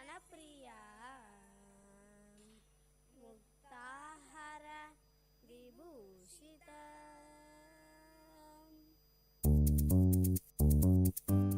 நிகழ்ச்சியில் அடுத்ததாக 6ஆம் வகுப்பு மற்றும் 7ஆம் வகுப்பு மாணவிகள் அபிநயா, லக்ஷ்மி பிரியா, ஹேமா, மோனிகா வழங்கும் தமிழ் நாடகத்தை கேட்கலாம். எல்லோருக்கும் வணக்கம். பட்டிமன்றம். நிலைத்த செல்வம் பொருட்செல்வமா கல்வி செல்வமா? இப்பொழுது நிலைத்த செல்வம் பொருள் செல்வம் என்னும் தலைப்பில் வாதாட பொற்செல்வியும் நிலைத்த செல்வம் கல்வி செல்வமே என்னும் தலைப்பில் வாதாட கலை செல்வியும் முன்வந்துள்ளன.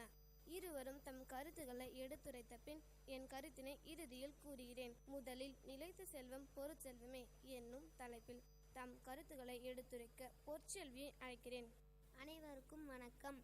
நான் நிலைத்த செல்வம் பொற்செல்வம் என்னும் தலைப்பில் வாதாட வந்திருக்கிறேன். என் பெயர் பொற்செல்வி. பொற்செல்வமே நிலைத்த செல்வம் என்பதில் எவருக்கும் ஐயம் இராது. மற்றவரால் ஒரு பொருட்டாய் மதிக்கப்படாதவரையும் சிறப்பாய் மதிக்க செய்வது எது? செல்வமேயாம். அதனால்தான் செய்க பொருளை என்றார் வள்ளுவர். அவ்வாறு ஒருவன் பொருளை ஈட்டினால் அப்பொருள் அவனுக்கு அறத்தையும் கொடுக்கும் இன்பத்தையும் கொடுக்கும். ஒருவன் தன் குடும்பத்தார் நண்பர் ஆகியோர் மீது கொள்வது அன்பு. தொடர்பே இல்லாத ஏழை வறியோர் மீது கொள்வது அருள். அந்த அருள் பொருள் இல்லாதவரிடம் இருப்பதால் யாது பயன்? அவனால் அவர் துயர களைய இயலுமா? இயலாது. பொருள் என்று உயர்த்தி சொல்லப்படும் செல்வத்தை உடையவனால் ஏழை வறியோர் ஆகியோர் மீது அருள் கொண்டு அவர் துயரத்தை களைய முடியும். இதையே வள்ளுவர் அருள் என்னும் அன்பின் குலவி பொருள் என்னும் செல்வ செவிலியால் உண்டு என்று கூறினார். ஆகவே செல்வமே நிலைத்த செல்வம் என கூறுகின்றேன். நான் இப்பொழுது நிலைத்த செல்வம் கல்வி செல்வமே என்னும் தலைப்பில் வாதாட வந்திருக்கிறேன். என் பெயர் கலைச்செல்வி. எனக்கு முன் பேசிய தோழியர் திருக்குறளை முற்றிலும் சரியாக படிக்காமல் ஏதேதோ கூறி அமர்ந்து விட்டார். தலைப்பு என்ன? நிலைத்த செல்வம் பொருட்செல்வமா கல்வியா என்பதாகும். இதற்கு அன்றே வள்ளுவர் தீர்ப்பு சொல்லிவிட்டார். எப்படி? அழிவில்லாத, அதாவது நிலைத்த செல்வம் கல்வியாகும் என்று. அது மட்டுமா, பிற செல்வங்களெல்லாம் செல்வங்கள் அல்ல என்றும் உறுதிப்பட சொல்லிவிட்டார். கேடில் விழிச்செல்லும் கல்வி ஒருவருக்கு மாடல்ல மற்றையவை. இவ்வாறு வள்ளுவர் சொல்ல காரணம் என்ன? ஒருவன் இறந்த பின் அவனீட்டிய பணம், வைரம், மாடு, மனை முதலியவற்றுள் எதுவும் உடன் வராது. பின் எது உடன் வரும்? ஒருமைக்கண் தான் கற்ற கல்வி ஒருவனுக்கு எளிமையிலும் ஏமாறு பிடித்து என்கிறார். ஆம், ஒருவன் ஒரு பிறப்பில் கற்ற கல்வியானது 7 பிறப்பிலும் உடன் வந்து உதவும். ஆக வள்ளுவரை நிலைத்த செல்வம் கல்வி என்று தீர்ப்பு கூறிவிட்டார். அவ்வாறு இருக்க நம் நடுவர் மட்டும் அவ்வாறு கூறாமல் இருப்பாரா என்ன? பொருளும் செல்வம் தான், கல்வியும் செல்வம் தான். ஆனால் அவற்றுள் எந்தவித பாதிப்பும் இன்றி என்றும் நிலைத்திருப்பது எது? பொருட்செல்வம் கல்வரால் கவரப்படக்கூடியது, தீயால் வெந்து அழியக்கூடியது, வெள்ளத்தால் அடித்து செல்லக்கூடியது, பிறருக்கு கொடுத்தால் குறையக்கூடியது. ஆனால் கல்விக்கு இந்த கேடுகளுள் எதுவும் நேராது. மாறாய் கலைச்செல்வி கூறியது போல் எதுவும் 7 பிறப்பும் உடன் வந்து உதவக்கூடியது. எனவே நிலைத்த செல்வம் கல்வியே என தீர்ப்பு கூறி விடுபடுகிறேன். நன்றி. நிகழ்ச்சியின் இறுதியாக தமிழ் நாடகம் வழங்குபவர்கள் ஆகாஷ், மோனிஷ் குமார், விஷ்ணு, கோகுல், ஜெகதீஷ், தனுஷ், ஜஷ்வந்த், கிஷோர், யோகேஸ்வரன். வணக்கம். நாடகம் புதிய பூமி. காட்சி 1. பங்கு பெறுபவர்கள்: ராஜாவாக இந்திரவர்மா, சிப்பாய்களாக மணி மற்றும் தனுஷ், ஒற்றனாக சிவா, மந்திரியாக சண்முகம். ஒரு ஊரில் ஒரு அரண்மனை இருந்தது. அந்த அரண்மனையில் ராஜா, மந்திரி, ஒற்றன், சிப்பாய்கள் இருந்தனர். ஒற்றன் வேகமாக வந்தான். இப்பொழுது நாடகம் துவங்குகிறது. சிப்பாயாக மணி: எதற்கு அரண்மனைக்கு வந்தாய்? நீ யார்? நான் மகாராஜாவின் ஒற்றன். எதற்காக இங்கு வந்தாய்? நான் மகாராஜாவிடம் ஒரு செய்தி கூற வந்தேன். இரு, நான் மகாராஜாவிடம் போய் உத்தரவு கேட்டு வருகிறேன். மகாராஜா, உங்களை பார்க்க ஒற்றன் வந்திருக்கிறான். உள்ளே அழைக்கலாமா? சரி சிப்பாய், உள்ளே அழைத்து வா. உன்னை மகாராஜா அழைக்கிறார். வணக்கம் மகாராஜா. என்ன செய்தி கொண்டு வந்தாய்? நம் ஊரில் மக்கள் சிலர் முட்டாள்களாகவே இருக்கிறார்கள் மன்னா. ஆம் மகாராஜா, நம் ஊரில் எல்லா மக்களுமே முட்டாளாக தான் இருக்கிறார்கள். வாருங்கள் மந்திரி, நம் ஊரில் சுற்றி மக்கள் நிலைமையை பார்க்கலாம். முதல் தெருவுக்கு செல்வோமா? வா போகலாம். காட்சி 2. பங்கு பெறுபவர்கள்: தந்தையாக வரதன், மகன் ராமு, ராஜா இந்திரவர்மா, மந்திரி சண்முகம் மற்றும் பிச்சைக்காரன். என்ன மந்திரி, ஊரை சுற்றி பார்க்கலாம் என்று வந்தேன். இங்கே என் குழந்தை அழுது கொண்டிருக்குது. ஏன் மகனே அழுகிறாய்? அப்பா, எனக்கு காகிதம் வேண்டும். அதில் நான் ஒரு கப்பல் செய்வேன். மகனே, இதை வைத்துக்கொள். நன்றி அப்பா. என்ன மந்திரி இது? மகன் காகிதம் கேட்டான், தந்தை ரூபாய் நோட்டை எடுத்து கொடுக்கிறாரே. பணத்துக்கும் காகிதத்துக்கும் வேறுபாடு தெரியவில்லையா நம் நாட்டு மக்களுக்கு? ஆம் மகாராஜா, நீங்கள் கூறுவது சரிதான். சரியான முட்டாள்களாகவே இருக்கிறார்கள். சரி, இன்னும் சற்று தொலைவுக்கு செல்வோமா? ஐயா, சாமி, அம்மா, பிச்சை போடுங்க தாயே. என்ன மந்திரி இது?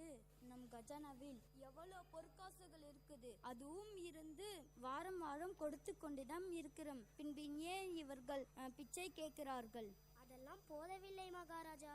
பிச்சை கேட்டா பிச்சை போடாமல் பேசிக்கொண்டே இருக்கிறார்களே. இனி இந்த ஊரில் நான் பிச்சை எடுக்க போவதே இல்லை. காட்சி 3. பங்கு பெறுபவர்கள்: ராஜாவாக இந்திரவர்மா, மந்திரியாக சண்முகம் மற்றும் வைத்தியராக சுப்பு. மந்திரி அவர்களே, பக்கத்து கிராமத்தில் போய் வைத்தியர் அழைத்து வா. சரி மன்னா. வணக்கம் மந்திரி அவர்களே. வணக்கம் வைத்தியரே. நம் ஊரில் எல்லாரும் முட்டாளாகவே இருக்கிறார்கள். அதற்கு ஏதாவது உங்களிடம் இருக்கிறதா? ஆம், இருக்கிறது மந்திரி அவர்களே. வெளிநாட்டு உணவுகள் சாப்பிடுவதனால்தான் நம் ஊரில் எல்லா மக்களுமே முட்டாளாக இருக்கிறார்கள். விளக்கமாக கூறுங்கள் வைத்தியரே. அது என்னவென்றால், ஆரோக்கியமான தூய்மையான காய்கறிகள் சாப்பிட வேண்டும். அவ்வாறு சாப்பிட்டால் உடல் நலம் பெருகும், அறிவும் வளரும். மிக்க நன்றி வைத்தியரே. உடனே இதை நான் ராஜாவிடம் போய் கூறுகிறேன். காட்சி 4. பங்கு பெறுபவர்கள்: ராஜாவாக இந்திரவர்மா, மந்திரியாக சண்முகம் மற்றும் முரசு அறிவிப்பவர். மந்திரி அவர்களே, வைத்தியர் என்ன கூறினார்? நம் ஊரில் கிடைக்கும் நல்ல ஆரோக்கியமான காய்கறிகளை உண்ண வேண்டும். அதனால் வெளிநாட்டு உணவுகளை தவிர்க்க வேண்டும். அப்போது நம் ஊரில் உள்ள மக்கள் அனைவரும் ஆரோக்கியமான உடல் நலம் பெற்று அறிவாளியாக விளங்குவார். ஆஹா, அருமையான வைத்தியம். இந்த வைத்தியத்தை ஊர் முழுவதும் முரசறைந்து அறிவித்து வாங்கள். இதனால் நம் ஊர் மக்களுக்கு தெரிவிப்பது என்னவென்றால், நம் ஊர் புத்திசாலிகள் நிறைந்த அறிவான ஊராக மாறப்போகிறது. வெளிநாட்டு உணவுகளை தவிர்ப்போம். சத்து நிறைந்த ஆரோக்கியமான உணவை உட்கொள்வோம். அறிவான உலகத்தை படைப்போம். நன்றி.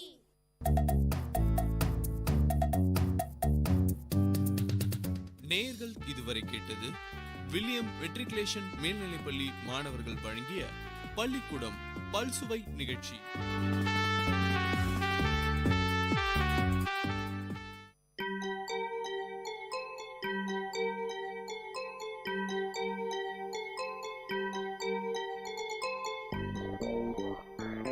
வணக்கம், நமஸ்தே, நமஸ்கார், சலாம் அண்ட் வந்தனம்.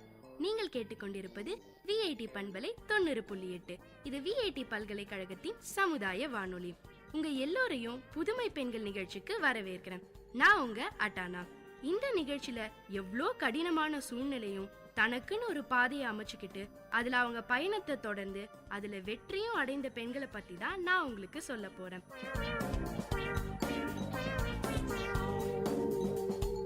நம்மலாம் அடிக்கடி பக்கத்துல உள்ள ஸ்டேட் பேங்க்கு போயிட்டு வந்துட்டு தாங்க இருக்கும். அங்க எவ்வளோ பெண்கள் வேலை பார்க்கறதையும் பாக்குறோம். ஒரு பெண்ணுக்கு குடும்பம், குழந்தைங்க, வீட்டு சூழ்நிலை, சமுதாயம்னு எந்த வகையில பிரச்சனை வந்தாலும் அதை சமாளிச்சுக்கிட்டு அவ்வளோ பணம் புழங்குற இடத்துல அவங்க கவனத்தை சிதற விடாம வேலைய பாக்குறாங்க. ஆனா உண்மையில அங்க பாக்குற வேலை அவ்வளோ கடினங்க. அந்த கடினமான சூழ்நிலையில கூட ஒரு சின்ன பொறுப்புல இருந்து மிகப்பெரிய பதவியான தலைமை செயலாளரா ஆயிருக்காங்க நம்ம அருந்ததி பட்டாச்சாரியா. ஆமாங்க, நம்ம ஸ்டேட் பேங்க் ஆஃப் இந்தியாவோட தலைமை செயலாளர் அருந்ததி பட்டாச்சாரியா பத்தி தான் நான் இன்னைக்கு உங்களுக்கு சொல்ல போறேன். 1956ஆம் ஆண்டு மார்ச் மாசம் 18ஆம் தேதியில பிரத்யுமான் குமாருக்கும் கல்யாணி முகர்ஜிக்கும் ஒரு அழகான பெண் குழந்தை பிறந்தது. அவங்க தாங்க நம்ம அருந்ததி பட்டாச்சாரியா. இவங்க ஒரு பெங்காலி குடும்பமும் கொல்கத்தாவிலே பல காலமா வசிச்சு வந்த குடும்பங்கள் லிஸ்ட்ல இவங்க குடும்பமும் ஒன்னா. நம்ம அருந்ததி பட்டாச்சாரியாவோட அப்பா பிரத்யுமான் குமார் பிலாய் இரும்பு உருக்காயில, அதாங்க இந்த பிலாய் ஸ்டீல் பிளான்ட்னு சொல்வோமே, அதுல இன்ஜினியரா வேலை பார்த்துக்கிட்டு இருந்தாராம். அவங்க அம்மா கல்யாணி முகர்ஜியோ ஹோமியோபதி டாக்டராம். சரியான படிப்பாளி குடும்பம் அவங்க இவங்களது. இவங்க பிறந்தது வளர்ந்தது எல்லாமே கொல்கத்தாவிலே தானாங்க. சொந்த ஊர்லயே இருக்கிற பாக்கியம் எத்தனை பேருக்கு கிடைச்சிருக்கு. அந்த வகையில நம்ம அருந்ததி பட்டாச்சாரியா மேடம் ரொம்ப கொடுத்து வச்சவங்க. இவங்க பள்ளி படிப்பை சென்ட் சேவியர் ஸ்கூல் கொல்கத்தாவில படிச்சிருக்காங்க. அதுக்கப்புறம் ஜதாவ்பூர் யூனிவர்சிட்டில MA ஆங்கில இலக்கியம் படிச்சிருக்காங்க. காலேஜ்ல படிக்கிற காலத்துல எல்லாம் பேங்க்ல வேலைக்கு போகணும்னு எண்ணமே இல்லையாம். இவங்க காலேஜ்ல ஒரு நாள் நண்பர்களோட பேசிக்கிட்டு இருந்தப்போ பேங்க்ல ப்ரொபேஷனரி எக்ஸாம்னு ஒன்னு இருக்குன்னு தெரியுமாம் இவங்களுக்கு. அந்த எக்ஸாம்ல பாஸ் பண்ணிட்டா SBI-க்குள்ள நுழைஞ்சிடலாம்னு பேசிக்கிட்டு இருந்தாங்களாம். சரி, நம்மளும் தான் அந்த எக்ஸாமை எழுதி பாப்போமேன்னு நினைச்சாங்களாம். அவங்களுக்கும் ஸ்டேட் பேங்க் ஒரு பெரிய வங்கி, அதுல வேலை கிடைச்சா நிறைய சம்பளமும் சமூகத்துல ஒரு நல்ல மரியாதையும், அது மட்டும் இல்லாம மக்களுக்கு நேரடியா சேவைகளை செய்ய முடியும்னு தோணினதுனால அருந்ததி மேடமும் அந்த எக்ஸாமை எழுதினாங்களாம். இவங்க அந்த எக்ஸாம்க்கு உண்மையாகவும் கடினமாகவும் உழைச்சு பார்த்து நம்ம லக்கே இவங்க பக்கம் வீசிச்சாங்க. ஆமாங்க, நம்ம அருந்ததி மேடம் எக்ஸாம்ல பாஸ் பண்ணி ப்ரொபேஷனரி ஆபீசரா ஆயிட்டாங்க.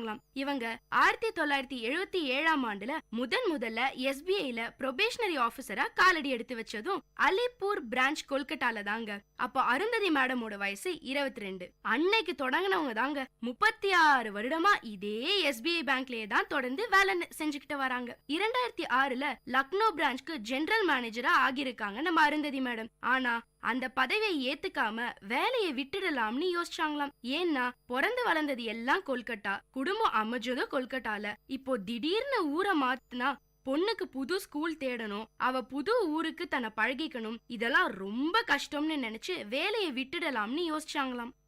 எப்பவுமே ஒரு பெண் வேலையா குடும்பமானு வரும்போது குடும்பத்துக்கு தாங்க முக்கியத்துவம் கொடுப்பாங்கன்னு சொல்றதுக்கு நம்ம அருந்ததி மேடமும் ஒரு சாட்சி.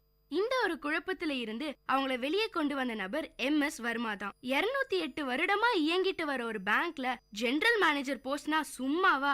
இவ்ளோ தூரம் பயணம் செஞ்சதுக்கு அப்புறம் இந்த நேரத்துல வேலையை விடுறதுங்கிற கேள்வியே உனக்கு வேண்டாம்னு நம்ம அருந்ததி மேடம்க்கு சொல்லியிருக்காரு. அது மட்டும் இல்லைங்க, அந்தந்த நேரத்துல நடக்க வேண்டிய எல்லாமே அதுவா தானா நடக்கும். அதனால எதையும் பத்தி கவலைப்படாம தைரியமா லக்னோக்கு கிளம்புன்னு அட்வைஸும் பண்ணாராம். இத கேட்டதும் நம்ம அருந்ததி மேடம்க்கு புது நம்பிக்கையே வந்துருச்சாம். அவங்களும் போஸ்டிங் ஆர்டரை வாங்கிட்டு சிங்கநடை போட்டு சிகரத்துல ஏறுன்னு லக்னோல போய் ஜெனரல் மேனேஜரா சேர்ந்துட்டாங்களாம். அதுக்கப்புறம் 2010 நவம்பர் மாசம் டெபுட்டி மேனேஜிங் டைரக்டரா பதவி இவங்களை தேடி வந்துச்சாம். அப்படியே 2 வருஷம் ஓடிருச்சாம். மறுபடியும் 2 வருஷத்துக்கு அப்புறம் எம்டி அண்ட் சிஇஓ போஸ்ட் கிடைச்சுதாம். 2013 ஆகஸ்ட் மாசம் ஸ்டேட் பேங்கோட சிஎஃப்ஓ அண்ட் எம்டி பதவி இவங்களை தேடி வந்துச்சாம். இப்படியே ஒவ்வொரு படியா வாழ்க்கையில முன்னேறி போயிட்டு இருந்த நம்ம அருந்ததி மேடம்க்கு 2 மாசம் கழிச்சு யாருமே நினைச்சு பார்க்காத ஒரு உயர்வான பதவி கிடைச்சுதாம். அவங்க கூடயே 3 ஆண்களும் அதே பதவிக்கு போட்டியா இருந்தாங்க. ஆனா அவங்க எல்லாரோடையும் சரிசமமா போட்டி போட்டு முதல் பெண் தலைமைச் செயலாளரா எஸ்பிஐல வலம் வந்துகிட்டு இருக்காங்க நம்ம அருந்ததி மேடம். நம்ம அருந்ததி மேடம் அந்நிய முதலீடு, நிலம் மீதான கடன், வீட்டு கடனுக்கான எளிதான வட்டி போன்ற பல பயனுள்ள திட்டங்களை எஸ்பிஐல தொடங்கி வச்சிருக்காங்க. இது மட்டும் இல்லைங்க, எஸ்பிஐ வங்கியில வேலை பார்க்கிற பெண்கள் அவங்க குழந்தைகளும் வீட்டுல இருக்கிற முதியோரையும் பாத்துக்கிறதுக்காக 2 வருஷம் விடுமுறை திட்டத்தையும் அறிமுகப்படுத்தி இருக்காங்க. இந்த திட்டத்தை கொண்டு வந்ததுக்கான காரணத்தை கேட்டப்போ அவங்க சொன்னது, நம்ம இந்திய நாட்டுல பொதுத்துறை வங்கியில பொறுத்த வரைக்கும் ஜெனரல் மேனேஜர் மாதிரியான பதவிகள்ல பெண்களோட எண்ணிக்கை குறைவா தான் இருக்கு. இதுக்கான காரணங்களை தேடி பார்த்தப்போ பெண்களுக்கு வீட்டு சூழ்நிலைகள் பாரமா இருக்குன்னு தெரிய வந்துதாம். அதனால பெண்களுக்கு இந்த மாதிரியான திட்டம் ரொம்ப அவசியமா இருக்கும்னு நினைச்சு இந்த திட்டத்தை உருவாக்கியிருக்காங்க நம்ம அருந்ததி மேடம். இப்போ சமீபத்துல நடந்த டைம்ஸ் ஆஃப் இந்தியா நடத்திய பேட்டியில மக்களோட பணத்தை இன்னும் எப்படி நிர்வாகம் பண்ணலாம், அதை இன்னும் எப்படி பெருக்கலாம், அது மட்டும் இல்லாம எஸ்பிஐல நிறைய பேரை சேர்த்து இவங்க வழங்குற திட்டங்களை எடுத்து சொல்லி மக்களுக்கு எஸ்பிஐ மேலான நம்பிக்கையை இன்னும் வளர்க்கணும்னு யோசிச்சுட்டு இருக்காங்களாம். அதுக்காக பல புது திட்டங்களையும் அமைச்சிட்டு இருக்கேன்னு சொல்லியிருக்காங்க நம்ம அருந்ததி மேடம். நம்ம அருந்ததி பட்டாச்சாரியா மேடம் தாங்க 24வது தலைமைச் செயலாளர். எல்லா ஆண்டும் ஃபோர்ப்ஸ் பத்திரிக்கை இந்தியாவின் முன்னணி பிசினஸ் பெண்கள்ல முதல் 50 பேர்வை தேர்வு செய்யும். இந்த பட்டியல்ல நம்ம அருந்ததி பட்டாச்சாரியா மேடம் இடம் பிடிச்சிருக்காங்க. இந்த வருஷத்துல பெரிய பிசினஸ் படிப்பெல்லாம் படிக்காம சாதாரணமா இங்கிலீஷ் லிட்ரேச்சர் படிச்சுட்டு இந்த இடத்துக்கு வந்திருக்காங்கன்னு நினைக்கும் போதே ஆச்சரியமா இருக்குங்க. ஒரு சின்ன வேலையில சேர்ந்து ஜெனரல் மேனேஜர் ஆனதுக்கு அப்புறம் வங்கியோட முழு செயல்பாட்டை தெரிஞ்சுக்கிட்டு வங்கியோட லாபத்தை அதிகப்படுத்தினாதான் ஊழியர்களுக்கு சம்பளம் தர முடியும்னு புரிஞ்சுக்கிட்டு வங்கியும் பாதிக்காம பொதுமக்களும் பாதிக்காம தனது சேவையை இவ்ளோ ஆண்டு காலமா செஞ்சுட்டு வர நம்ம அருந்ததி மேடம்க்கு உங்க எல்லார் சார்பாவும் நான் நன்றி சொல்றேன். அவங்க வெற்றிக்கான காரணத்தை கேட்டப்போ எல்லார் வாழ்க்கையிலயும் உயரமான இடம் ஒண்ணு காத்துக்கிட்டு இருக்கும். அதை ரீச் பண்றதுக்கு தொடர்ந்து ட்ரை பண்ணிக்கிட்டே இருக்கணும். அதை தான் நானும் செஞ்சேன்னு நம்ம எல்லாருக்கும் தெளிவா சக்சஸ் டிப்ஸ் கொடுத்திருக்காங்க நம்ம அருந்ததி பட்டாச்சாரியா. இன்னும் பல புதுமையான மக்களுக்கு தேவையான திட்டங்களை கொண்டு வரணும்னு நம்ம அவங்கள வாழ்த்துவோம்.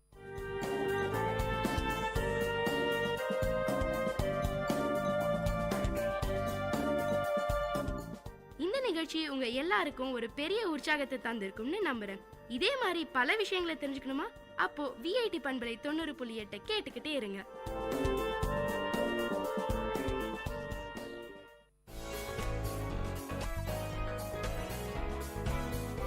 All marriages are sacred, but all are not safe. Around 70% of women in India are victims of domestic violence. National Crime Records Bureau reveals that a crime against a woman is committed in every 3 minutes and a dowry death occurs in every 77 minutes, and one case of cruelty committed by either the husband or the relative of the victim occurs in every 9 minutes. According to the UNICEF Global Report on Adolescence 2012, 57% of boys and 53% of girls in India think a husband is justified in hitting or beating his wife. If the numbers we see in domestic violence were applied to terrorism or gang violence, entire country would be up in arms and it would be the leading story every day and night.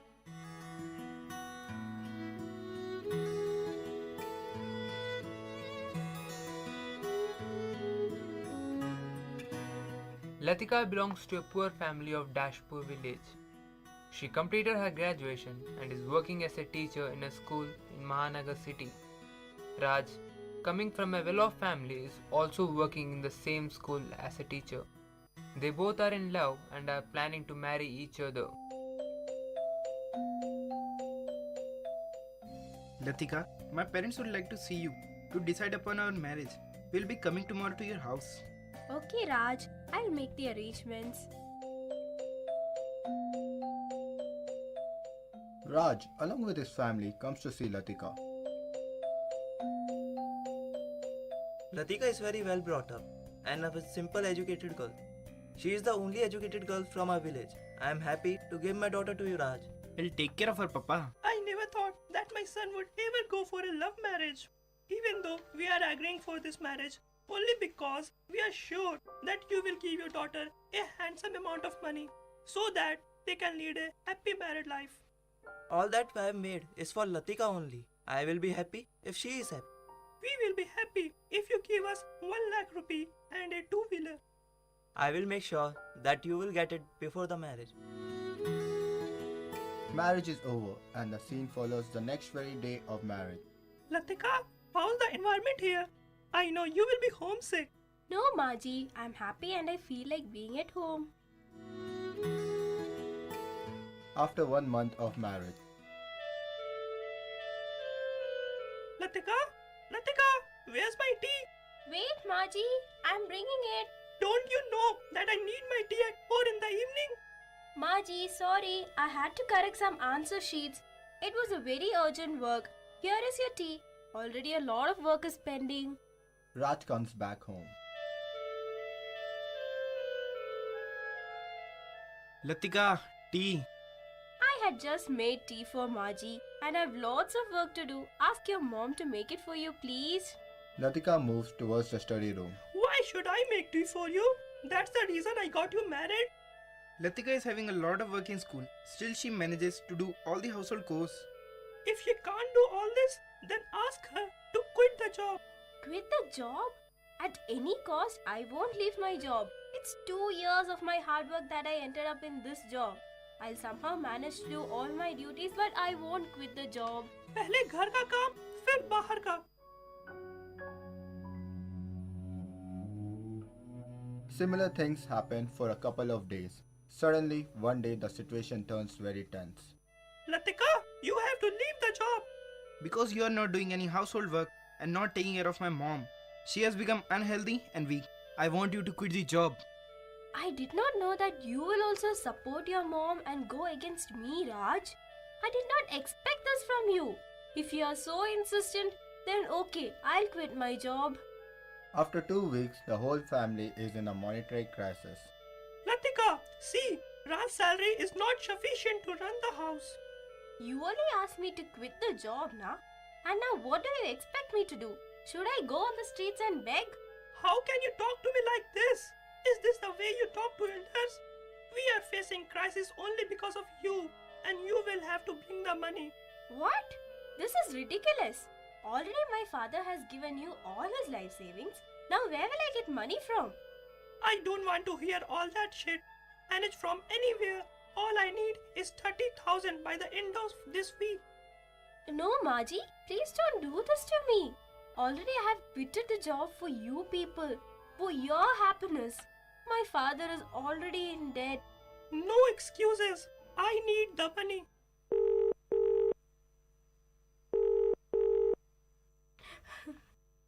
Hello? Hello, Beti.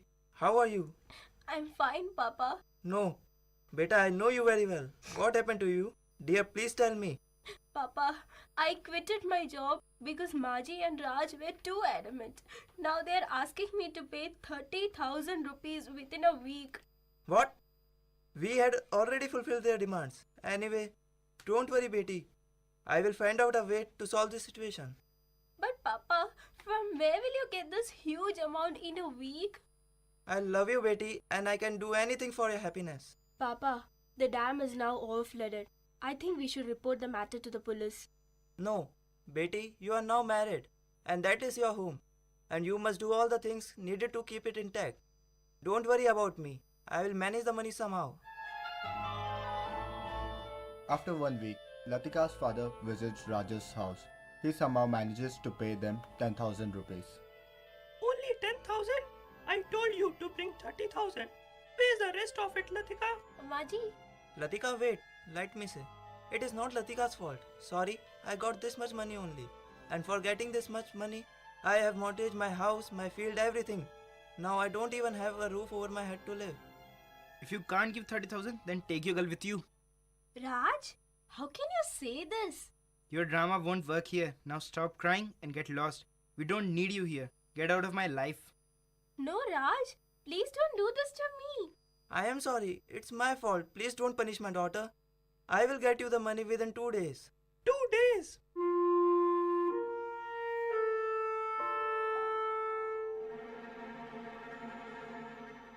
At the dining table. Is this how you make dal?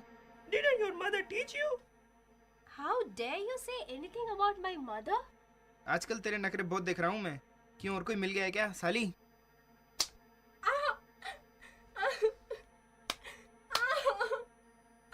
Latika got injured very badly. They locked her up in a room. She calls up her father. Hello.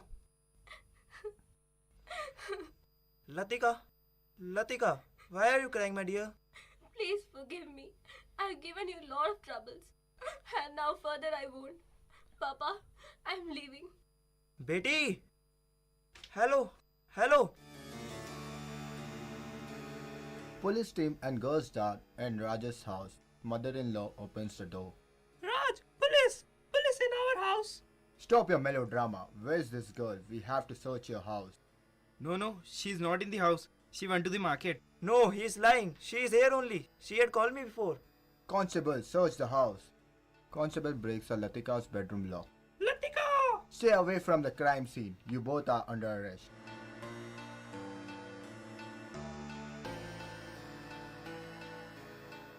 The danger is real. Domestic violence hurts all family members. When a person is abusive, he or she eventually loses the trust and respect of his or her partner. Abused partners are afraid to communicate their feelings and needs. Everyone has a right to feel safe in a relationship. Disagreement develop from time to time in relationship. Domestic violence is not a disagreement. It is a whole pattern of behavior used by one partner to establish and maintain power and control over the other. These behaviors can become more frequent and intense over time. They are destructive and dangerous. The abusive person is responsible for this behavior. That person is the only one who can change them.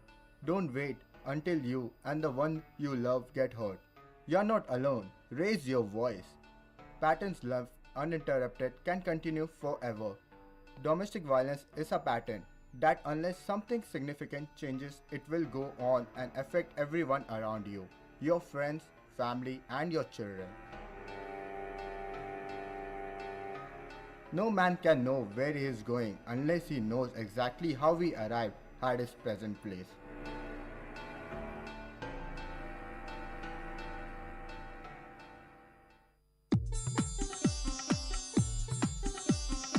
தமிழ்ச்சுடர் வாழ்வும் இலக்கியமும் சங்கமிக்கும் ஒளி ஓவியம் உங்கள் VIT பண்பலை 90.8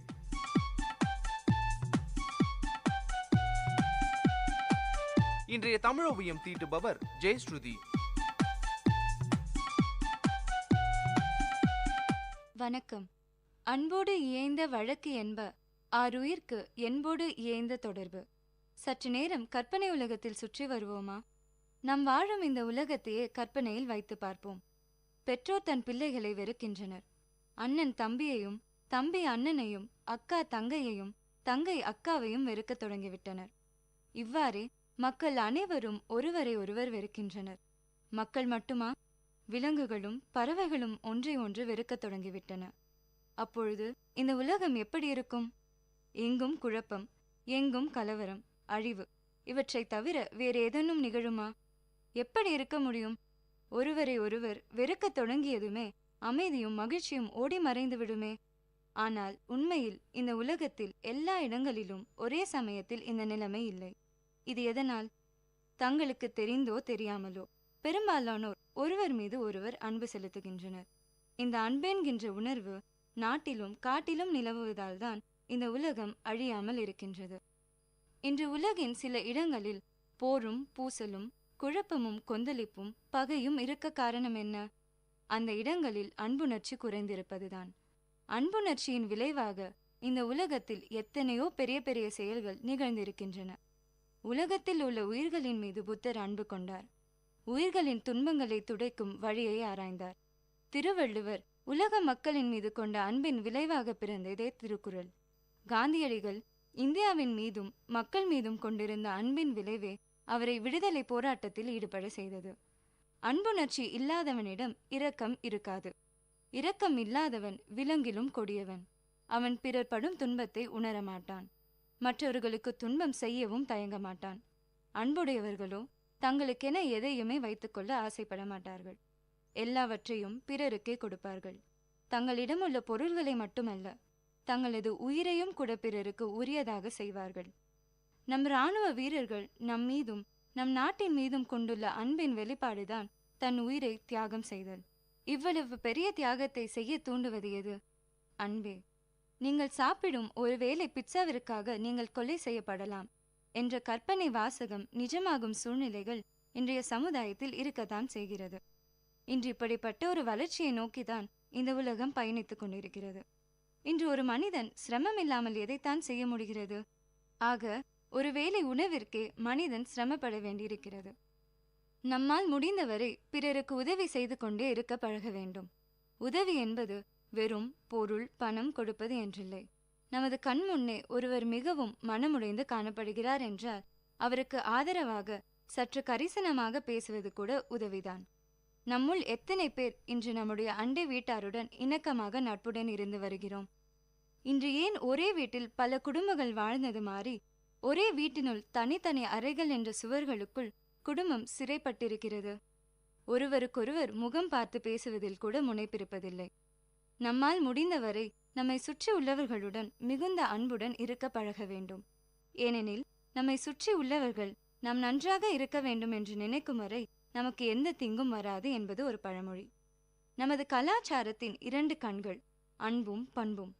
இவை இரண்டையும் இந்த மண்ணில் பிறந்த ஒவ்வொருவரும் கடைபிடிக்க வேண்டும். பிறரிடத்தில் நாம் காட்டும் அன்பு நமது மனதில் ஒரு நேரடி வித்தியாசத்தை ஏற்படுத்துகிறது. இன்னமும் ஒரு திரைப்படத்தை பார்த்து கண்ணீர் சிந்துகிற எத்தனையோ மக்கள் நம்மிடையே இருக்கின்றனர். அந்த கண்ணீர் கூட அந்த கதாபாத்திரத்தின் மீது கொண்ட ஒரு அன்பின் வெளிப்பாடுதான். ஆக ஒரு பிம்பத்தின் மீது நம்மையும் அறியாமல் அன்பு வெளிப்படுகிறது. அன்பின் அழகு அதனை வெளிப்படுத்துவதன் மூலமே இருக்கிறது. எனவே நம் ஒவ்வொருவரின் மனதிலும் உறங்கி கிடக்கும் அன்பை எந்த தடையுமின்றி வெளிப்படுத்த வேண்டும். ஆகவே இந்த உலகத்தில் பொருந்தி வாழ்வதற்கு பயன்படும் ஒரே துணை அன்பே என்பதை இனியும் விளக்கி கூற வேண்டுமா? அன்பு செல்வமின்றி வாழ்க்கை பயணம் தொடங்குபவர் எந்த நன்மையையும் அடைய மாட்டார். உடம்பின் உள்ளே இருந்து செயல்படக்கூடிய ஒரே உறுப்பு அன்பு. அன்பே மற்ற உறுப்புகளை பயனுள்ள வழியில் இயங்க செய்கிறது. அது இல்லாவிடில் மற்ற உறுப்புகள் தத்தம் விருப்பம் போல் இயங்கும். நன்மை தீமைகளை பார்க்காது. இத்தகைய உண்மைகளை உணர்ந்த காரணத்தாலேயே நம் முன்னோர்கள் கடவுளை அன்பு வடிவாக கொண்டனர். அன்பென்னும் இந்த அருமையான செல்வத்தை பெற்றுள்ளவனே இறைவனை தன் மனதில் இருத்தி வைப்பவன் ஆவான். இதையே வள்ளுவர் அன்போடு இயைந்த வழக்கு என்ப ஆருயிர்க்கு என்போடு இயைந்த தொடர்பு என்கிறார். அன்பு செலுத்துவோம், ஒரு வலிமையான சமுதாயத்தை உருவாக்குவோம். சிந்தியுங்கள், செயல்படுங்கள். நன்றி.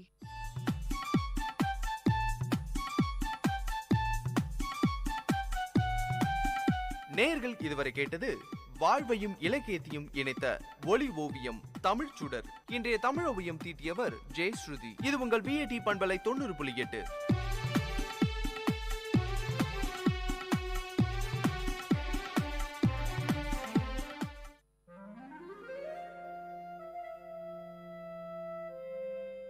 It's story time. In Vit Community Radio 90.8, you are going to listen to a short story written and narrated by Professor Pranesh Kumar, Vit University. Title of the story: The Changes of Time. Time, the fastest and cruelest magician, did not spare her. I gazed at her for a long time. Mashing betel leaf, preparing pan, she did not notice me. With great seriousness and much care, she opened a small box lying beside her. From it, she took a polythene bag and carefully unwinded it. took out a pinch of tobacco and crushed it along with other ingredients. 70% of her hair has lost its color. My curiosity about her grew more and more as I sat there inhaling the fresh smell of pan. I must talk to her, I said to myself. I got up and found a suitable place beside her. She smiled at me with her toothless gums, while her hands were busy rearranging the contents in the pan box. The skin of her arm seemed coarse like the epidermis of an old tamarind tree. She herself was like an old tree that had witnessed many springs and summers. Dressed in a white saree and without a blouse, she looked like a typical old woman from South Tamil Nadu. Each time she moved her head, her heavy pampadums, these are nothing but ornaments meant for the ear, moved to and fro rhythmically. She must not have felt the unease, used as she was to those two pampadums from her early teens. They were huge pieces of gold ornament, different shapes, cubes, circles, triangles, and horseshoes closely packed with the usual wax stuffing. She could often be seen seated on the veranda of that old house with tiled roof. Nobody knew her name. People called her member's wife since her husband became a panchayat member. Being the senior-most person in the area, people from the surrounding area called her great-grandma in respect. She lived with her younger son's family. We both gazed at each other until I broke the ice by asking her about the tattoo on her arms. She had tattooed the picture of a peacock across her biceps. The peacock had lost its vigor as the skin that supported it has withered. For a fraction of a second flashed across my mind the modern tattoos that movie artists and DJs have on them. I asked her the intention behind her tattooing and why a peacock. She opened her mouth carefully, holding her head upwards so that the pan from her mouth did not spill. Son, while we live, we earn many things and lose many things. But we can never take anything to the grave except this tattoo. She stressed that none could snatch it away from her. Saying this, she carefully spat out the pan juice. I was taken aback by the philosophical attitude she had for a simple tattoo. Her immediate and sharp answer was impressive, but her reply to my next question was only a stale smile. It was about her age. Might be she did not know her exact age, or she did not wish to reveal it. I don't know for sure. I did not question her anymore, but she started talking. She murmured the names of Tamil months: Thai, Margari, Pankini, Chittirai. It will rain today, she said to herself. She must have observed the casual smile and expression on my face. She continued, I am sure it usually rains on the final day of Mandakiyat festival. It's a local temple festival of South Kanyakumari, but only if the deity is pleased. She seemed to have memorized the dates of local festivals and the names of local deities. Soon she was interrupted by her daughter-in-law approaching her with a tumbler of tea. Placing the tea beside her mother-in-law, she disappeared into the house. Spitting out the remaining pan from her mouth, the great-grandma stared into the tea for a while. With a deep sigh, she lowered her voice to speak again.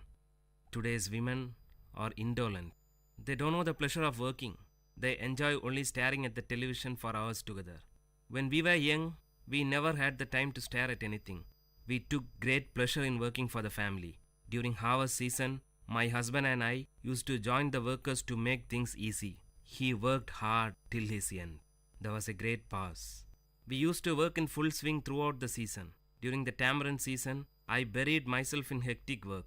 Shelling the tamarind was my prime job then. My daughter and younger brother shared the work with me. We used to divide the heap of tamarind among ourselves and were confined to labor even till after midnight until our share of work was totally completed. Piercing out the seed from the ripe tamarind was the next task. Our happiness knew no bounds since the work was completed in the midst of the heaps of mangoes and jackfruit and other festive eatings.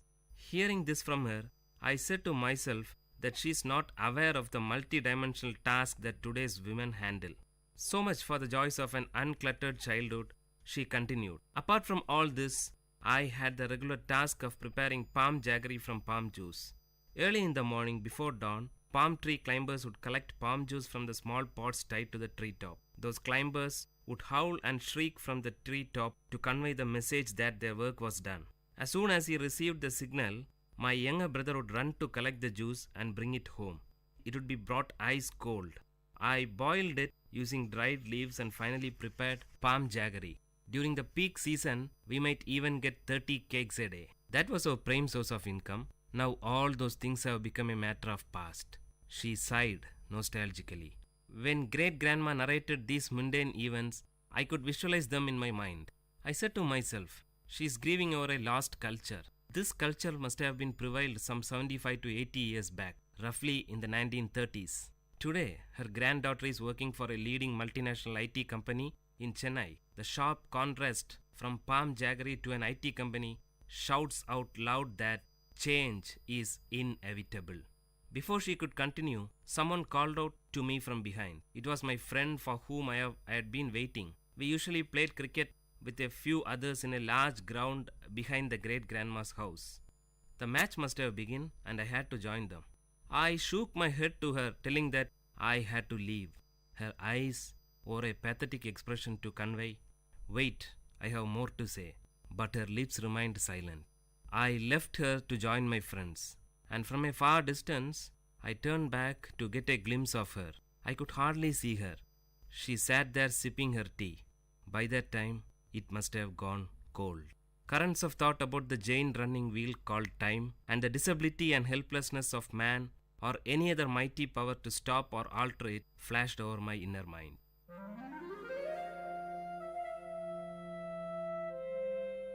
Dear listeners, you had listened to a short story written and narrated by Professor Pranesh Kumar, VIT University, in VIT Community Radio 90.8.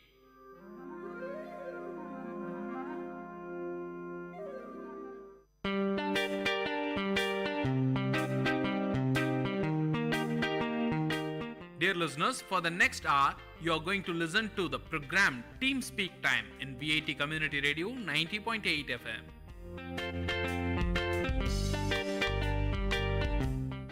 விவசாயி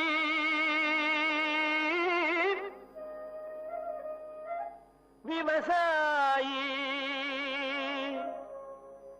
கடவுள் என்னும் முதலாளி கண்டெடுத்த VIT வேளாண் துறை மற்றும் VIT சமுதாய வானொலி இணைந்து வழங்கும் தினம் ஒரு வேளாண் செய்தி. வணக்கம் நேயர்களே, நீங்கள் கேட்டுக்கொண்டிருப்பது விஐடியின் பண்பலை 90.8 விஐடியின் சமுதாய வானொலி. நான் உங்கள் குணப்பிரியா, விஐடியின் வேளாண் துறை மாணவி. இன்றைய தினம் ஒரு வேளாண் செய்தி. தினம் ஒரு வேளாண் செய்தியை தெரிஞ்சுக்கிறது நமக்கு ரொம்பவும் நல்லதுங்க. அந்த வேளாண் குறிப்பை நான் ஒரு கதையாக சொல்ல போகிறேன். ஒரு நாள் ஒரு விவசாயி தினம் அவர் வயலுக்கு போய் அந்த வயலை சுற்றி பார்த்துட்டு வர்றது அவருக்கு ஒரு தினசரி ஒரு வேலையாக இருந்ததுங்க. அந்த வயலை பார்த்தா பச்சை பசேன்னு அழகாக பச்சை கலரில் ஒரு போர்வை போத்தின மாதிரி அவ்வளோ அழகாக இருக்குமாங்க. காற்றுல அசைஞ்சாடுற அந்த நெல் பயிரை பார்த்தா அவ்வளோ அழகாக இருக்குமா. இந்த அழகை எல்லாமே அந்த விவசாயி ரசித்து பார்த்துக்கிட்டு இருந்தாராம். அந்த நேரத்தில் அவருக்கு ஒரு அழுக குரல் கேட்டுச்சான். என்ன ஏதுன்னு திரும்பி பார்த்தா அந்த இடத்துல ஒரு நெல் பயிர் அழுதுகிட்டு இருந்ததை அவர் பார்த்தாராம். ஏன் அழுவுற? எனக்குள்ள ஏதோ நிறைய மாற்றம் நடக்கிற மாதிரி எனக்கு தெரியுது. புழுவெல்லாம் என்னோட பயிரில் தொலை போட்டு நிறைய நாசம் விளைவிச்ச மாதிரி எனக்கு தெரியுது. என் நெற்கதிரில் வளர்ச்சியே இல்லை. என் இலை எல்லாமே வெங்காய இலை மாதிரியே காட்சி அளிக்குது. எனக்கு என்ன பண்ணுறதுனே தெரியல. என்ன காரணமாக இருக்கும்? ஏதோ ஒரு பூச்சியோட தாக்குதல் மாதிரி தெரியுது. நீ சொல்கிறதெல்லாம் பார்த்தா அது ஆனைக்கொம்பன் ஈ மாதிரி எனக்கு தெரியுது. அது பொருளாதார ரீதியாக 10% நாசம் விளைவிக்கும் அப்படின்னு சொல்லிட்டு சொல்லுவாங்க. இப்போ என்னதான் நான் பண்ணுறது? என் நிலைமையை நினச்சி எனக்கு ரொம்ப கவலையாக இருக்குது. கவலைப்படாத, என்கிட்ட ஒரு யோசனை இருக்குது. என்ன? இப்போது அந்த பூச்சி வந்துருச்சு. அதை நம்ம அழிக்கிறதுக்கு விளக்கு பொறி வச்சு நம்ம அந்த பூச்சிங்களை கட்டுப்படுத்தலாம். இன்னொன்று இல்லைனா பயிர் விளை வைக்கிறதுக்கு முன்னாடியே தழைச்சத்து உரங்கள் தேவைப்படுற அளவு மட்டும் நம்ம போட்டிருந்தா நம்ம அதை தடுத்துருக்கலாம். ஆனால் இப்போ நம்ம என்ன பண்ணலான்னா பூச்சிக்கொல்லி தெளிச்சா அது ரொம்பவும் நல்லதுன்னு சொல்லிட்டு சொல்கிறாங்க. அதில் சிலதை நான் சொல்கிறேன். கார்போசல்ஃபான், குளோரோபைரிபாஸ், பிப்ரோனில், தைரமாக்சிம், இதில் ஏதாவது ஒரு பூச்சிக்கொல்லியை நான் உன் மேலே தெளிக்கிறேன். அது பூச்சியோட தாக்குதலை ஓரளவுக்கு குறைக்கிறதுக்கு வாய்ப்பு இருக்குது. சரி, இது இனிமேல் வராமல் இருக்கிறதுக்கு நம்ம என்ன பண்ணலாம் அதுக்கு இயற்கை வழியை நம்ம முயற்சி செஞ்சு பார்க்குறேன். அதாவது பூச்சி வந்து தாக்கக்கூடிய மாற்று வகை பயிர் எல்லாத்தையுமே அழிச்சிட்டோம். மற்றபடி அறுவடை செஞ்சதுக்கப்புறமா நிலத்தை நல்லா உடனடியாக உழணும். அப்போ தான் வந்து நமக்கு நிறைய மகசூல் கிடைக்கிறதுக்கு வாய்ப்பு இருக்குது. நன்றி, மிக்க நன்றி. இந்த செய்தி நெற்பயிர் விளைவிக்கும் விவசாயிகளுக்கு உதவியாக இருக்கும்னு நினைக்கிறேன். நான் உங்கள் குணப்பிரியா, விஐடியின் வேளாண் துறை மாணவி. இது உங்கள் விஐடியின் பண்பலை 90.8 விஐடியின் சமுதாய வானொலி. மீண்டும் சந்திக்கலாம் மற்றொரு தினம் ஒரு வேளாண் செய்தி நிகழ்ச்சியில். நன்றி, வணக்கம். விவசாயி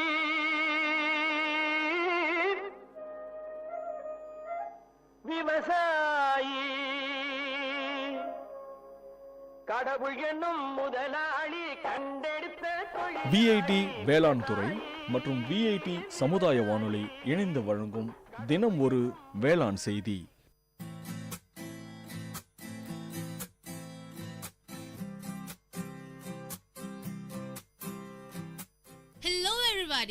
हेलो एवरीबॉडी, आप सुन रहे हैं वीआईटी कम्युनिटी रेडियो 90.8 एफएम और ये है आपका brand new show learning German.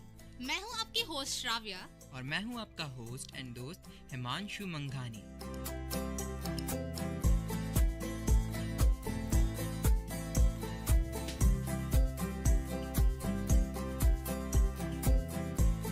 अरे यार, ये क्या हो रहा है? हम लोग यहाँ पे जर्मन सीखने आ रहे हैं और हम क्या नॉर्मल भाषा में बात कर रहे हैं। तो ठीक है, चलो मैं शुरू करती हूँ। इश बिन श्राव्या। ओह, तुमने अगर जर्मन में खुद को इंट्रोड्यूस किया है तो मैं भी अपने आप को जर्मन में इंट्रोड्यूस करता हूँ। इश बिन हिमांशु मंघानी और मैं हूँ हिमांशु मंघानी। तो श्राव्या, आज हम क्या करने वाले हैं? भाई, हमने तो लास्ट शो में बोला था कि हम बहुत सस्पेंस लाने वाले हैं, तो इस शो तो बहुत थ्रिलिंग होने वाला है। तो आई गेस हम सीधा जाएंगे WH सेंटेंसेस पर। WH क्वेश्चन में ऐसा क्या थ्रिल है? अरे, तुम्हें कुछ पूछना है किसी से या कुछ बताना है तो तुम कैसे बताओगे? WH बिना यूज करके बताओ मुझे। WH बिना यूज करे कौन बता सकता है श्राव्या, बट इसमें ऐसा थ्रिलिंग क्या है? अरे, कुछ नया सीखने को मिलेगा, वही थ्रिल है। ओके, हम अप्रिशिएट करते हैं श्राव्या की पॉजिटिविटी को। लगता है लिसनर्स भी अच्छी तरह से इसको सुनेंगे, समझेंगे। और हमारा ये एपिसोड 4 जो कि क्वेश्चन टैग के ऊपर है, तो शुरू करते हैं। सबसे पहले हम छोटे छोटे शब्द, छोटे छोटे वर्ड्स आपको जर्मन में बोलना सिखाएंगे, जैसे कि where, from where, to where, why और ऑल, ये सारी चीजें। तो सबसे पहले वेयर को क्या बोलते हैं श्राव्या? वेयर को बोलते हैं वो, WO, वो। राइट। सो वेयर को बोलते हैं वो। और फ्रॉम वेयर को? Where you're coming from, मतलब उसको हम बोलते हैं वोर, WOHRE, वोर। और टू वेयर को? वोहिन। अच्छा, ये थोड़ा मतलब पोएटिक टाइप है। वो जैसे वोयर था, फ्रॉम वेयर यानी वो हर, वो ही है, पर उसमें हमने हर और जोड़ दिया। It's WOHER। HRE Himanshu, HRE। अच्छा, मैंने गलत लिख रखी है स्पेलिंग। नहीं, वोहर है। ओके, मैंने स्पेलिंग गलत लिख रखी है, चूक हो जाती है। सही। और जैसा कि हम हमेशा बोलते हैं कि आप अगर बोलेंगे गलतियां करेंगे, बट गलतियों से ही आप सीखेंगे। और सच्ची जो गलती करके सीखता है इंसान, उसको जल्दी से जल्दी वो चीज ज्यादा समझ आती है और याद भी अच्छी तरह रहती है। हाँ, जैसे कि हम बोल रहे हैं, हमें याद हो रही है कि मैंने जैसे गलती अभी वो हर बोला। वो हर मतलब कुछ नहीं होता, वो हर। यही अब सही बोला मैं? हाँ, सही बोला। ओके, तो इसका मतलब है फ्रॉम वेयर। हाँ, और देखिए, गलती से मुझे याद आ गया हिमांशु का साई सी वाला मिस्टेक, मुझे अभी तक याद है। सही है। साई और सी, जी है वो, ना ही साई है। हाँ, जी। ना ही साई है, ना ही सी है, वो जी है। बढ़िया, काफी अच्छा चल रहा है। गुड। तो चलिए, अभी वेयर टू को हम वोहिन बोलते। वेयर टू को वोहिन, जैसे कि ये पूरा पीरियोडिक है। वेयर यानी वो, फ्रॉम वेयर वोहर, और वोयर इन to where. Right. Okay, cool. 3 शब्द सीख गए, बढ़िया। अरे यार, 3 से क्या, हम काफी नहीं है और बहुत कुछ सीखना है हमें। हाँ, जरूर। चलो, अब वॉट को क्या बोलते हैं श्राव्या? वॉट को बोलते हैं वॉस। अरे, ये तो बहुत इजी है, बस थोड़ा वॉट है और ये वॉज है। वॉज भी इंग्लिश वर्ड है, ऐसे सोच लो। इंग्लिश में जो वॉज है वो जर्मन का वॉट है। बट भाई, हम लोग ना इंग्लिश और जर्मन को कंपेयर ना करें, वही बेहतर है, क्योंकि हम बहुत कंफ्यूज हो जाएंगे। सही है, बहुत कंफ्यूज हो जाएंगे, क्योंकि लैंग्वेज बहुत कंफ्यूजिंग होती है अगर तुम उसे एज इट इज रिलेट करोगे।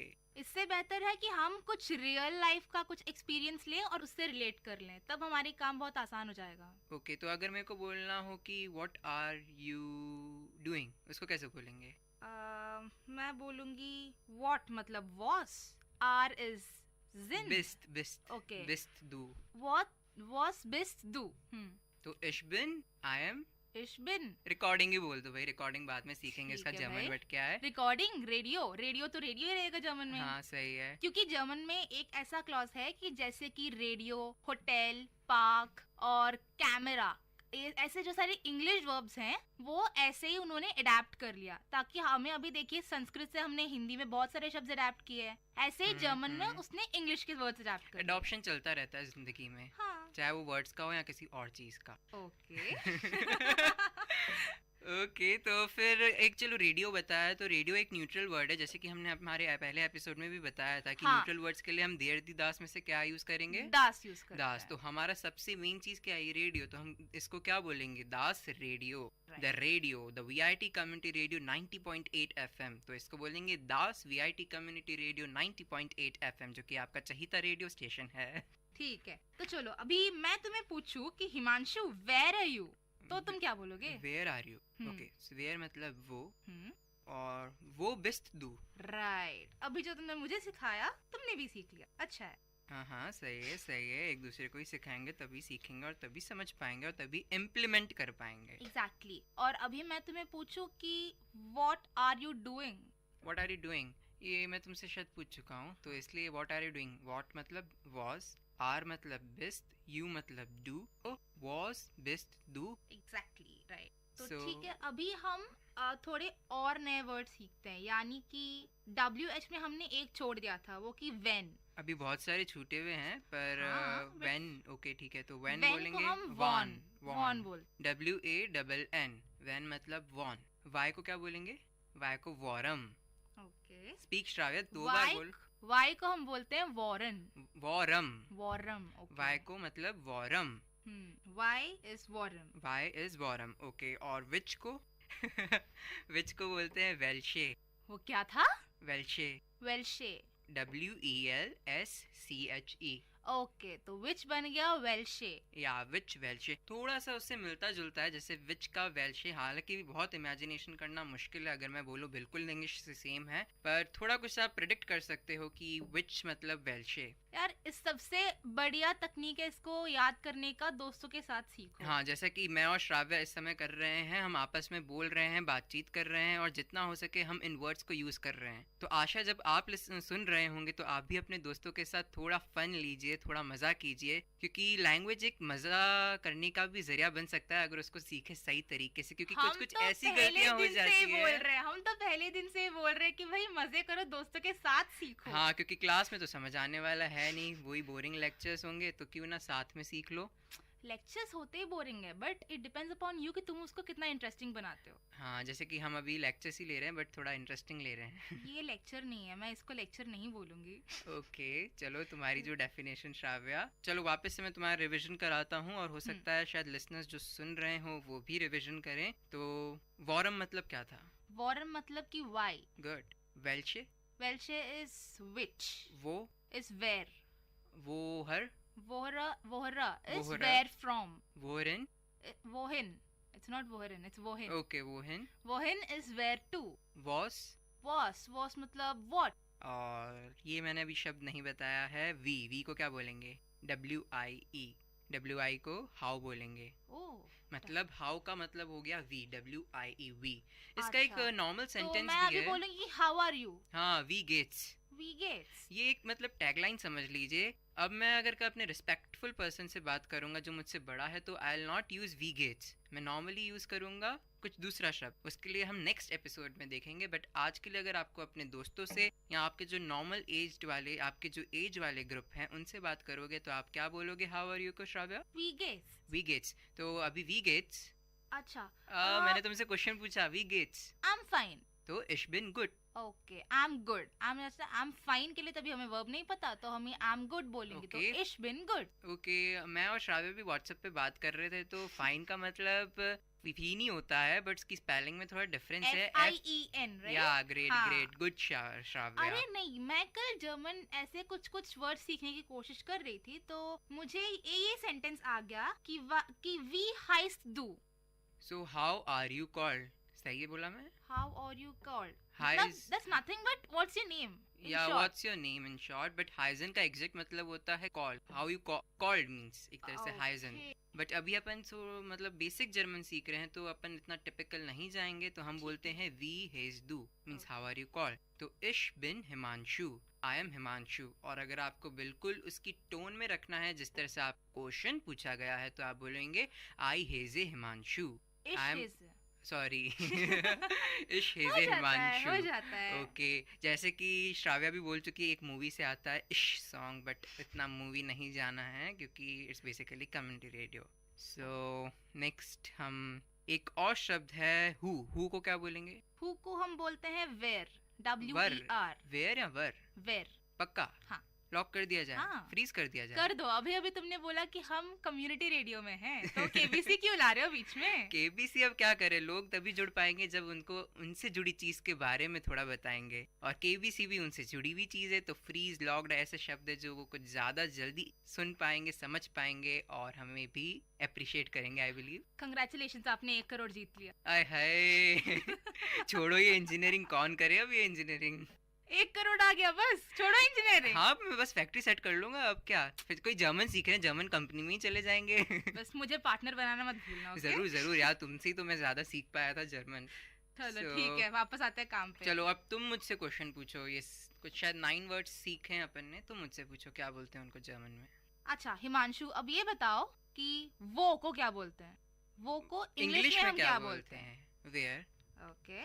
From where? वोर. वोर. ओके. To where? वोन. वोहन. राइट. अभी व्हाट? वॉस. राइट. हु मींस वर. WER. फाइन. इट्स वो वर नहीं, इट्स वेयर. वेर. राइट. वेर. राइट. हाउ? वी गेट्स. ये कैसे भूल सकते हैं, ये तो टैगलाइन है. How are you? वी गेट्स. और वाई? वाई मींस वॉरम तो व्हेन होता है. वाई मैं भूल गया यार, वापस बताओ. नहीं, वॉरम वाई ही होता है. okay. और वॉन वेन होता है. अच्छा, तो इसको ऐसे कर सकते हैं, वेन पहले W और N है तो वॉन में भी W और N है लास्ट में, तो इसलिए वॉन इक्वल टू वेन.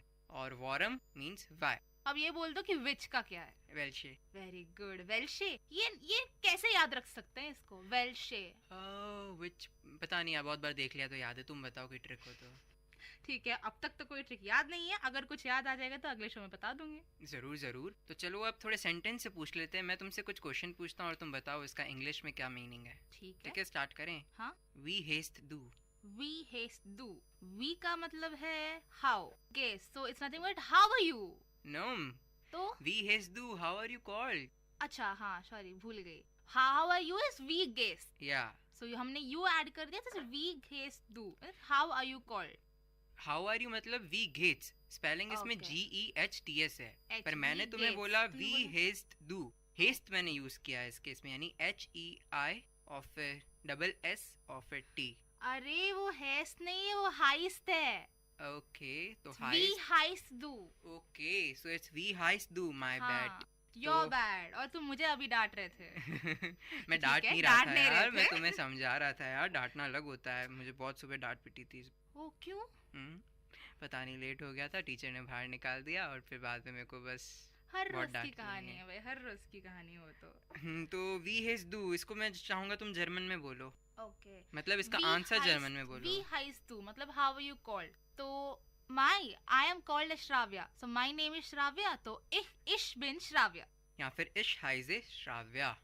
इश हाइजे श्राव्या. वो वुंस do.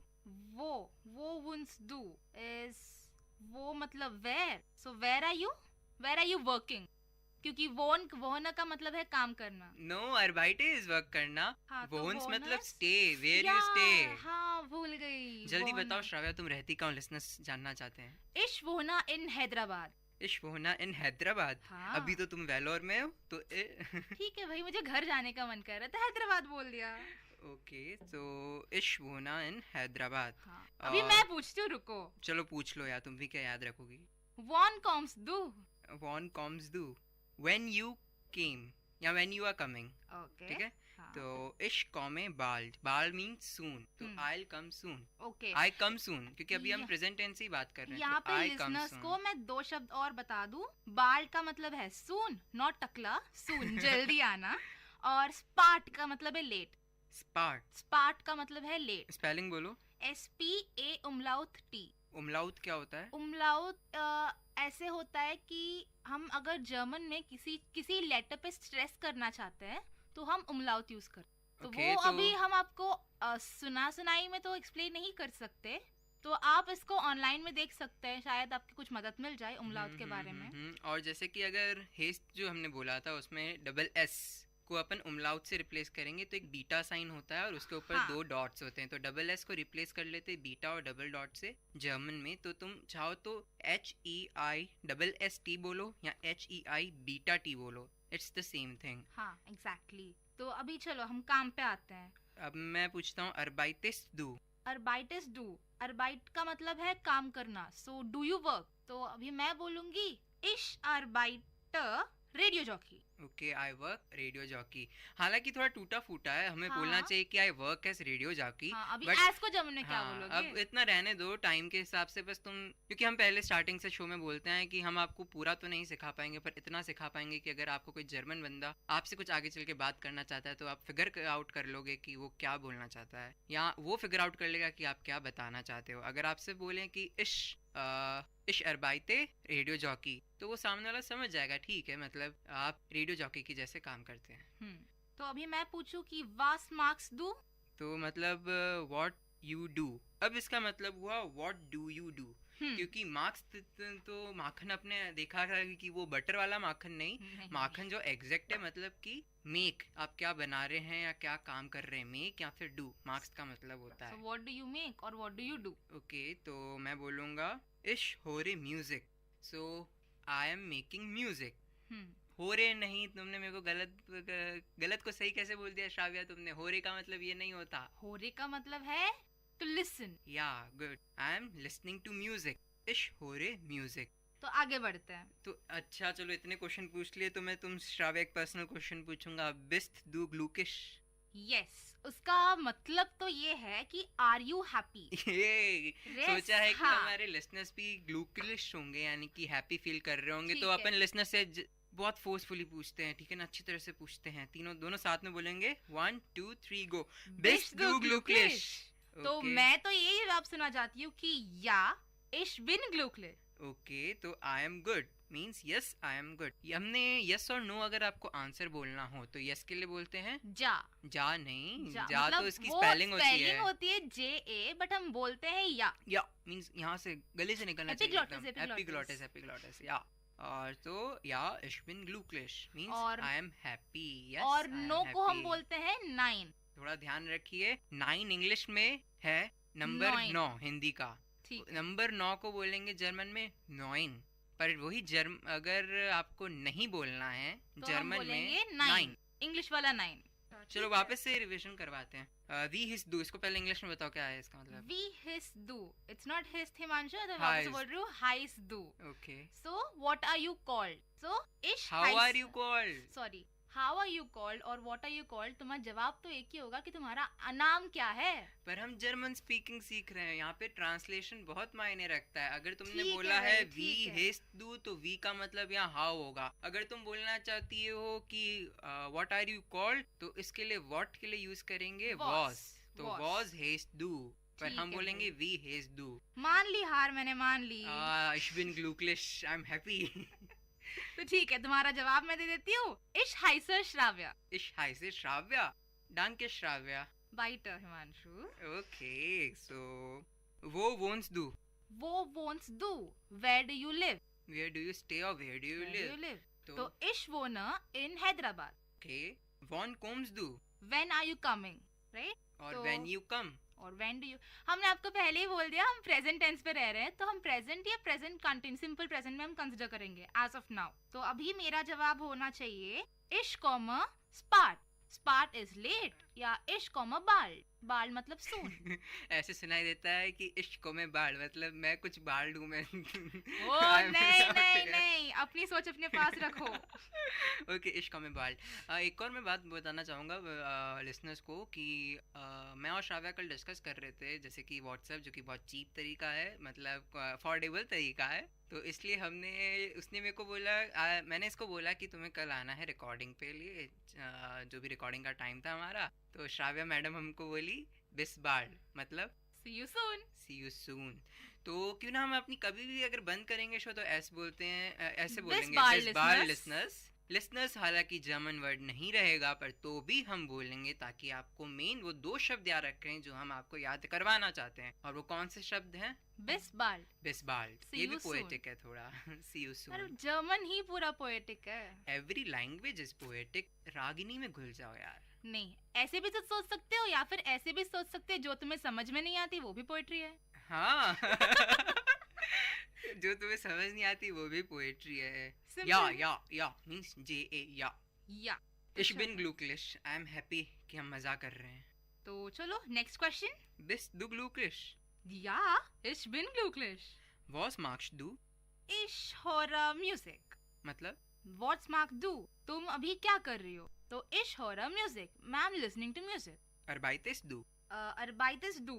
Do you work? You work Okay, you work. So, nein, ich arbeite nicht. means No, I don't work. Okay. तो अब अगर आप सिर्फ नो बोलते हैं तो आप बोलेंगे नाइन। Nein. पर अगर आप डोंट बोलते हैं तो निश्ट। हाँ, निश्ट का मतलब है no. It is a form of अभी हम जैसे बोलेंगे कि मैंने अभी एक यहीं पे एग्जांपल लिया कि डू यू वर्क, तो नो आई डोंट वर्क। तो तो हम डोंट के बजाय हम डोंट के प्लेस में निश्ट यूज करते हैं। ठीक है, तो बहुत अच्छी बात है। ये नॉर्मली लोग आपसे पूछेंगे arbeitest du means you work question mark. तो बोलेंगे आप इस तरह से बोलेंगे nine ich arbeite nicht means I don't work. तो बेसिकली अब ये सेंटेंस हमने बोल दिए हैं। अगर आपको कुछ समझ नहीं आता तो लिसनर्स से यहाँ कुछ आप और जानना चाहते हैं तो आप ऑनलाइन देख सकते हैं ये सारी चीज़ें। पर आशा करते हैं कि आपने जो अभी सीखा होगा, जो सुना होगा, उससे कुछ ना कुछ तो इतना सीखा होगा कि अगर आप ऑनलाइन जाना चाहें तो आप फिगर आउट कर सकेंगे कि हमने क्या सीखा आज।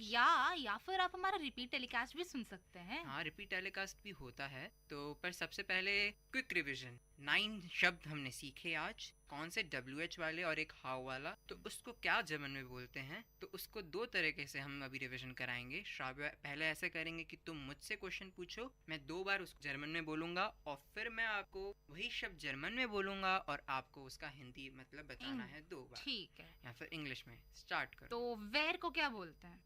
वेयर, वो, वेयर फ्रॉम, वोवर, वेयर टू, वोरन, ओके, और हु? वर, इट्स नॉट वर, इट्स वेयर। वेयर, और व्हाट? वॉस, ठीक है। व्हेन, वॉन, वॉन, व्हाई, वॉरम, हाउ, वी, हमने कुछ और छोड़ दिया। विच, हाँ, विच इज वेल्शे। वेल्शर। वेल्शे। तो अब मैं तुमसे पूछता हूँ वेयर, वो, वोअर, वॉर, वेयर फ्रॉम, वोन, वेयर टू, वॉज, व्हाट यानी क्या, वॉन, वॉन यानी कि व्हेन कब, वी, वी यानी कि हाउ कैसे, वेयर यानी कि हु कौन, वॉरम, वॉरम यानी कि वाई क्यों, वेल्शे, वेल्शे यानी कि विच कौन सा। ठीक है भाई, Ich आपको bin सिखा glücklich, I am good कि तुम्हें कुछ तो समझ आया श्राव्या। कुछ तो नहीं, बहुत कुछ समझ आया। हाँ, ये तो पक्का हो गया क्योंकि मैं इतने आंसर्स नहीं दे पाया जितने तुम आंट वॉटन कर सकी। आंट वॉटन मतलब आंसर दे सकी। Ich bin glücklich। Good good good good good. तो चलिए एक बार वापस से हो जाए, अब तो मैं सही तरह से बोल के बताऊंगा। ठीक है, तो शुरू। तुम मुझे ऐसे बोलो, तुम मुझे जर्मन में बोलो, मैं उसका इंग्लिश बोलूंगा क्योंकि जर्मन से English is very easy. Okay, तो इस बात का बताओ। वेल्शे, विच, वॉरम, when, no, why, why, why, why, वापस से दोहराती हूँ। वॉरम, व्हाई, वॉरम, व्हाई, वॉरम, व्हाई, वॉरम, why. Why are you forgetting Himanshu? Ich bin, I am sad। Sad का वो हम नेक्स्ट क्लास में बताएंगे। तो अभी वो, where, वोहर, from where, वोहिन, to where, वॉन, when, वेयर, who, वॉस, what, और क्या बच गया? वी। how, we get, how are you? Right, ठीक है। आशा करते हैं कि आप सबने भी WH क्वेश्चन सीख लिए हैं। और ठीक है, this ich bin Shravya and ich bin Himanshu मंघानी और मैं हूँ आपका होस्ट एंड दोस्त हिमांशु मंघानी और आप सुन रहे थे हमारा brand new show learning German. और प्लीज प्लीज प्लीज सुनते रहिए VIT community radio 90.8 FM।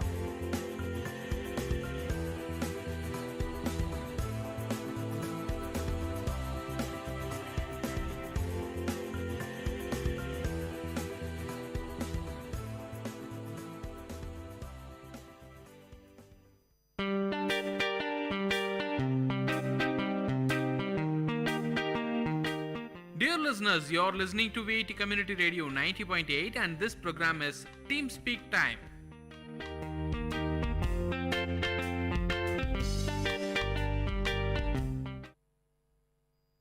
Hello, hi, Namaste VIT. You're listening to VIT Community Radio 90.8. This is Rujana.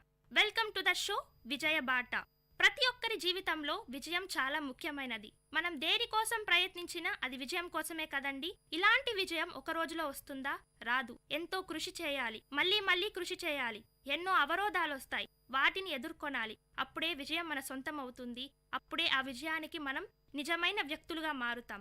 Innovation distinguishes between a leader and follower అన్నారు ఒక వ్యక్తి. ఈ వాక్యం వినగానే మీకెవరు గుర్తొచ్చారండి? అవును, స్టీవ్ జాబ్స్ గారే. ఈ రోజు మనం మాట్లాడబోయే వ్యక్తి స్టీవ్ జాబ్స్ గారి గురించే. ఒకానొక సమయంలో కంప్యూటర్ వెలుగులోకి వచ్చినప్పుడు ఆ కంప్యూటర్ ఒక రూమ్నే ఆక్రమించిందండి. కానీ ఇప్పుడు అదే కంప్యూటర్ ఇంకా బెస్ట్ ఫీచర్స్తో మన జోబులో పెట్టుకునేంత చిన్నదిగా మార్చేశారు. ఇదంతా ఒక్క రోజులో వచ్చిన విజయం కాదు, ఎంతో మంది చాలా కృషి చేశారు. అటువంటి వ్యక్తుల్లో స్టీవ్ జాబ్స్ గారు ఒకరు. స్టీవ్ జాబ్స్ గారు ఒక మంచి మనిషే కాదండి, వ్యాపారవేత్త, యాపిల్ వ్యవస్థాపకుడు, పర్సనల్ కంప్యూటర్ విభాగంలోనే విప్లవం తెచ్చిన మహామేధావి. యాపిల్ సృష్టించిన ప్రభంజనం యావత్ ప్రపంచానికే పాకేసింది. స్టీవ్ జాబ్స్ కృషి ఎంతో ఉందని ప్రపంచం కొనియాడుతుంది. ఇదంతా ఒక్క రోజులో వచ్చిన విజయం కాదండి, మళ్ళీ చెప్తున్నా. ఆత్మస్థైర్యం, దీక్ష, పట్టుదల, శ్రామికత ఇవన్నీ కలగొలిపితేనే వచ్చింది ఆ విజయం. మానవాళికి అద్భుత బహుమానం స్టీవ్ జాబ్స్ గారు. ఫిబ్రవరి 24, 1955లో శాన్ ఫ్రాన్సిస్కోలో జిందలీ అండ్ శబ్దలీలకు జన్మించారు స్టీవ్ జాబ్స్. ప్రతి ఒక్కరి కుటుంబంలో గొడవలు సహజం. ఇలానే ప్రేమించి పెళ్లాడిన జిందలీ అండ్ శబ్దలీ గారులకు కూడా గొడవలొచ్చాయి. కానీ ఆ గొడవలు ఎంత దారుణానికి ఒడిగట్టాయంటే వాళ్ళు స్టీవ్ జాబ్స్ గారిని అడాప్షన్కి ఇవ్వడానికి కూడా వెనుకాడలేదు. కానీ శబ్దలీ గారు చదువంటే మక్కువ కాబట్టి బాగా చదువుకున్న ఒక కపుల్కి అడాప్షన్కి ఇవ్వాలని నిర్ణయించుకున్నారు. ఈ రోజు మనం చూస్తున్నాం, ఎవరైనా పేరెంట్స్ పిల్లలు వద్దు అంటే డస్ట్బిన్స్ దగ్గర, ప్లాట్ఫామ్స్ దగ్గర వదిలేస్తున్నారు. కానీ ఈ కపుల్ చాలా దూరదృష్టి కలవారు. అందుకే స్టీవ్ జాబ్స్ ని పాల్ అండ్ క్లారా అని బాగా చదువుకున్న వ్యక్తులకు దత్తక్కిచ్చారు. పాల్ అండ్ క్లారా శబ్దలీ గారికి మాట ఇచ్చిన విధంగానే స్టీవ్ జాబ్స్ ని చాలా బాగా చదివించారండి. ఇప్పుడు మనం చూస్తున్నాం, ఎంతో మంది చదువు లేక తిండి లేక బతుకుతున్నారు. అడాప్షన్ తీసుకున్న వాళ్లకు మళ్ళీ పిల్లలుంటే వీళ్ళని సరిగ్గా చూసుకోరు. కానీ పాల్ అండ్ క్లారా వీళ్లకు భిన్నం. ఎంతో బాగా చూసుకున్నారు స్టీవ్ జాబ్స్ గారిని. నచ్చిన వస్తువులు కొనించి మంచి చదువులు చదివించడానికి ప్రయత్నించారు. చిన్నప్పటి నుంచి ప్రతిభావంతుడైన స్టీవ్ జాబ్స్ గారు ఇప్పుడు మనం చూస్తున్నాం, ఎవరైనా బాగా ఇంటెలిజెంట్ గా ఉంటే కొంతమంది ఉంటారు, మార్కులు వస్తే చాలు, డిగ్రీ వస్తే చాలు, ఇంకేమీ అవసరం లేదని. కానీ స్టీవ్ జాబ్స్ గారు వీళ్ళకంతా వ్యతిరేకమండి. తను ప్రతిభను గుర్తించుకున్నాడు. ఆయన మనసులో ఎన్నో సంఘర్షణలు, ఏదో చెయ్యాలి, ఇంకా సాధించాలి, ప్రపంచం కోసం ఏదైనా చెయ్యాలి అని తన మనసులో ఎప్పుడూ ఒకటి ఉండేది. అలానే చదివేవాడు. తన క్లాసులో ఉండేటప్పుడు ఆయన చదువు మీద కంటే ఏదో ఒకటి చెయ్యాలి అనే తపనే ఎక్కువగా ఉండేది. కాబట్టి ఆ చదువు అతని ప్రతిభకు సరిపోలేదని ఆయన భావించాడు. కాబట్టి 1972లో రీడ్ కాలేజ్ నుంచి డ్రాప్ అవుట్ అయ్యాడు స్టీవ్ జాబ్స్ గారు. ఈ రోజు మనం అంటుంటాం, స్టీవ్ జాబ్స్, బిల్ గేట్స్ వీళ్ళంతా డ్రాప్ అవుట్స్, కాబట్టి మేము కూడా కాలేజీకి వెళ్ళకపోతే ఇలాంటి యాపిల్, మైక్రోసాఫ్ట్ అనుకుంటామని. కాదండి, అలా అనుకునే వాళ్ళు ఇది వినండి. డ్రాప్ అవుట్ అయిన స్టీవ్ జాబ్స్ గారు ఇంటికి వెళ్ళలేదు. ఏదో ఒకటి సాధించాలి అనే తపన ఆయనను వెంటాడింది కదా. నవ్య భావాలకు నిలయమైనది ఆయన బ్రెయిన్. అక్కడ ఫీజు ఎక్కువైంది కాబట్టి వాళ్ళ పేరెంట్స్ కట్టలేకపోయాడు. ప్లస్ ఆయనకు అక్కడ చదువు నచ్చలేదు. ఆయన ప్రతిభకు సరిపోదని భావించాడు. కాబట్టి తన ప్రతిభకు తగినది ఏదో ఒకటి చేయాలనుకున్నారు కదా స్టీవ్ జాబ్స్ గారు. కాబట్టి తనలాగే తన ఫ్రెండ్స్ కొందరు ఉండేవాళ్ళండి. కాబట్టి ఆ ఫ్రెండ్స్ని దగ్గర తీసుకున్నాడు. వాళ్ళతో కలిసి ఏదో ఒకటి చేయాలని భావించేవాడు. స్టీవ్ జాబ్స్ గారిలాగే సేమ్ ఆలోచనలు కలిగిన వాళ్ళు వాళ్ళ ఫ్రెండ్స్ కూడా ఉన్నారు. మనం అంటుంటాం కదా, the birds of same feather flock together అని. అలాగే స్టీవ్ జాబ్స్ గారి ఫ్రెండ్స్ కూడా ఇటువంటి ప్రతిభ కలిగిన వాళ్ళు, ఏదో చెయ్యాలనే తపన కలిగిన వాళ్ళు ఇంకా ఇద్దరున్నారండి. కాబట్టి వీళ్ళ ముగ్గురు కలిసి కార్ గ్యారేజ్ లో ఒక ల్యాబొరేటరీని ఏర్పరచుకున్నారు. నేల మీద పడుకునే వాళ్ళు, చెప్పాను కదా, కోక్ బాటిల్స్ అమ్మినప్పుడు వచ్చిన డబ్బులు చూసి ఆనందపడేవాళ్ళు. ఇటువంటి ఈ కష్టం చూసినప్పుడు ఒక వ్యక్తి అనుకున్నారు, ఇంత యూత్కి, ఇంత ప్రతిభ కలిగిన వాళ్ళకి మనం ఏదో చేయాలి అని వాళ్ళ కోసం ఇన్వెస్ట్ చేశారు.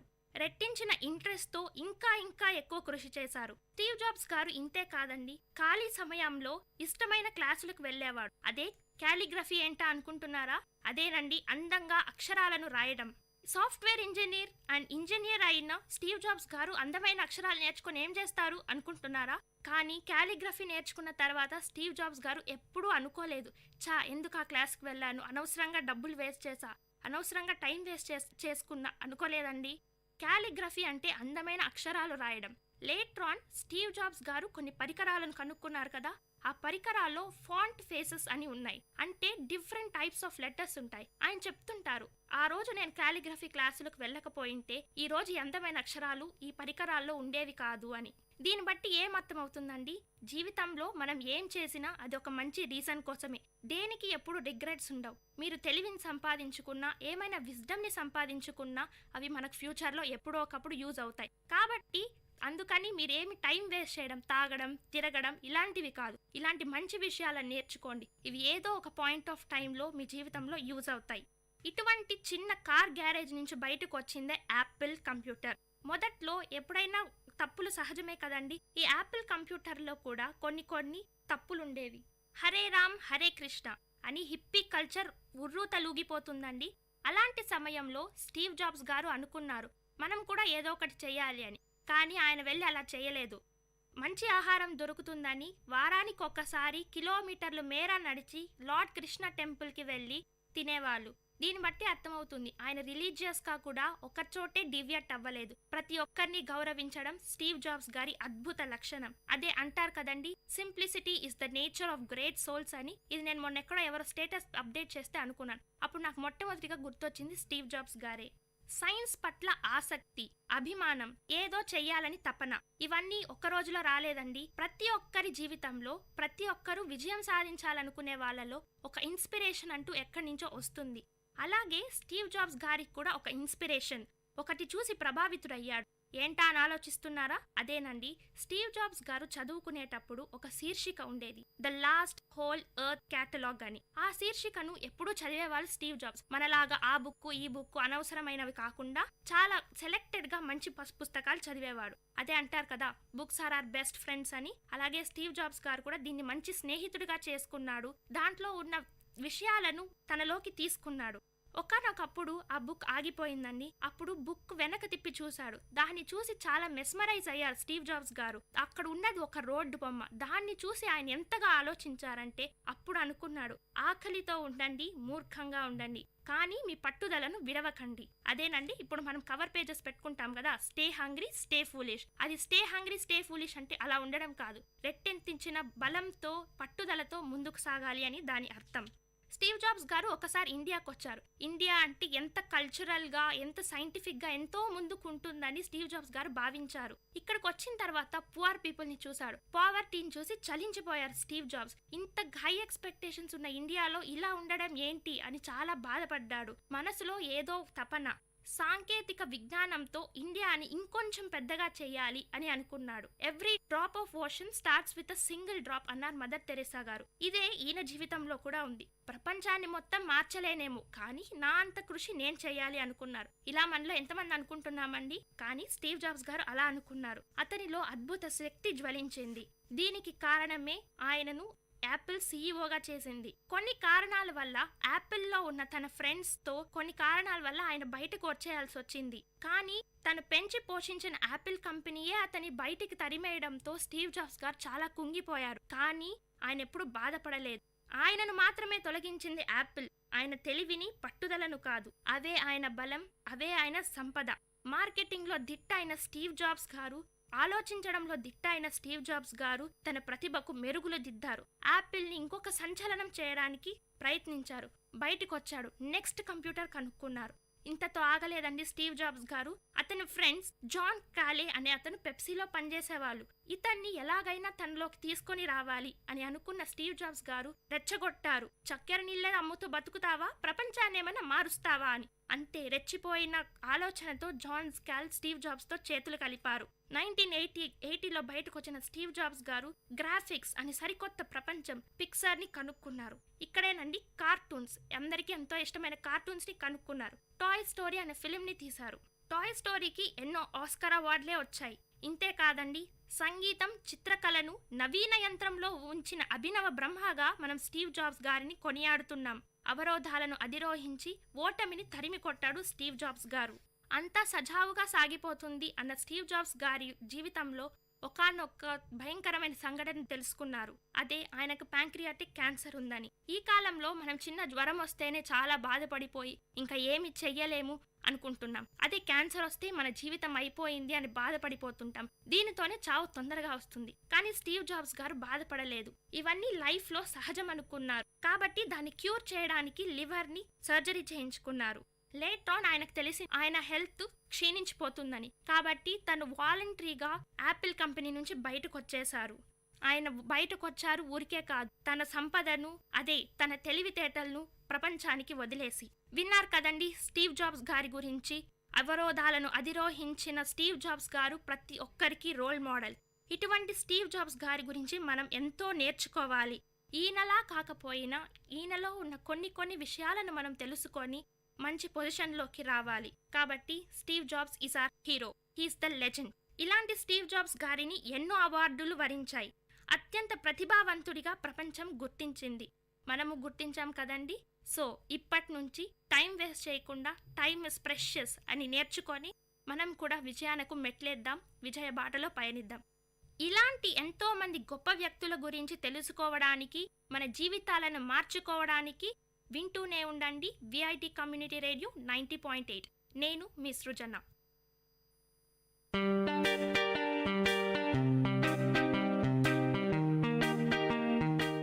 Dear listeners, you're listening to VIT Community Radio 90.8 and this program is Team Speak Time.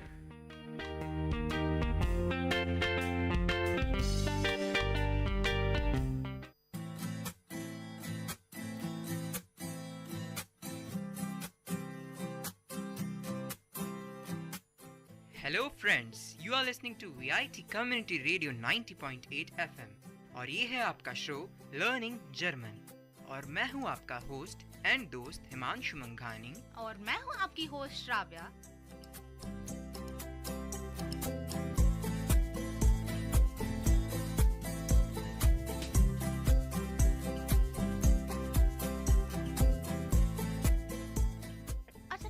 बहुत हो गया इंग्लिश और हिंदी. चलो I start in German. Hello फ्रेंडे. Dies ist VIT Community Radio 90.8 FM und ihre Zohjorte Learning German. Ich bin Himanshu मंघानी und ich bin Shravya. Okay, तो हमने जो पहले हिंदी और इंग्लिश का मिक्सचर बोला था तो हमने उसको जर्मन में बोला. हमने बोला कि Dies ist VIT Community Radio 90.8 FM, मतलब this is VIT Community Radio 90.8 FM. और फिर बाद में हमने बोला here is Zohjort Learning German. So Zohjoren मतलब to listen. You are listening to VIT Learning German show. और ich bin हिमांशु मंघानी मतलब मैं हूँ हिमांशु मंघानी. und ich bin श्राव्या मतलब and this is Shravya. Okay, तो देखिए अब धीरे धीरे हमने इंट्रोडक्शन तो तुम्हें बता ही दिया है. तो आज सबसे पहले हम क्या पढ़ने वाले हैं? सबसे पहले मुझे तो सुबह सुबह ये याद आ गया कि हम होंगे कामयाब. क्यों, ऐसा क्यों? ऐसे ही मतलब विल पावर बढ़ गया बहुत. तो तब मुझे याद आया कि भाई हमने तो अपने लिसनर्स को विल, शैल और ऐसे मॉडल वर्ब्स के बारे में तो बताया ही नहीं. तो ठीक है, आज सोचा हम आज मॉडल वर्ब्स कवर अप कर लेते हैं, यानी कि will, shall, like, would, might, may and all. Okay, तो इसको बोलते हैं मॉडल वर्ब्स. चलो ठीक है, अब धीरे धीरे हम इतना आगे बढ़ चुके हैं तो अब ये इस मॉड पे आ गए हैं कि हम आज ये पढ़ेंगे. तो सबसे पहले रिवीजन करा देते हैं कि लास्ट 2 क्लासेस में हमने क्या किया. हाँ. हमने कुछ 10 रूट वर्ड्स पढ़े थे. तो वो कौन से थे Shravya? 10 root words? Root words जैसे कि मतलब पॉजिटिव प्रोनाउन. अरे हाँ, मेरा का माइन. भूल गए. तो फॉर हम मेरा का बोलेंगे माइन, तुम्हारा, यानी कि जब हम एक बंदे को स्पेसिफाई कर रहे हैं तब हम बोलेंगे दाइन, पर जब हम बहुत सारे लोगों को स्पेसिफाई कर रहे हैं हम यूज करेंगे यूर. Oh cool. तो इसको ऐसे बोल सकते हैं, आई के लिए बोलेंगे माइन और आर के लिए बोलेंगे उनसेर और यू के बोलेंगे, हाँ, यू के लिए बोलेंगे दाइन और यू ऑल के लिए बोलेंगे यूर. हाँ, और फिर बाद में ही और इट के लिए सीन साइन और फिर जी के लिए बोलेंगे ईयर.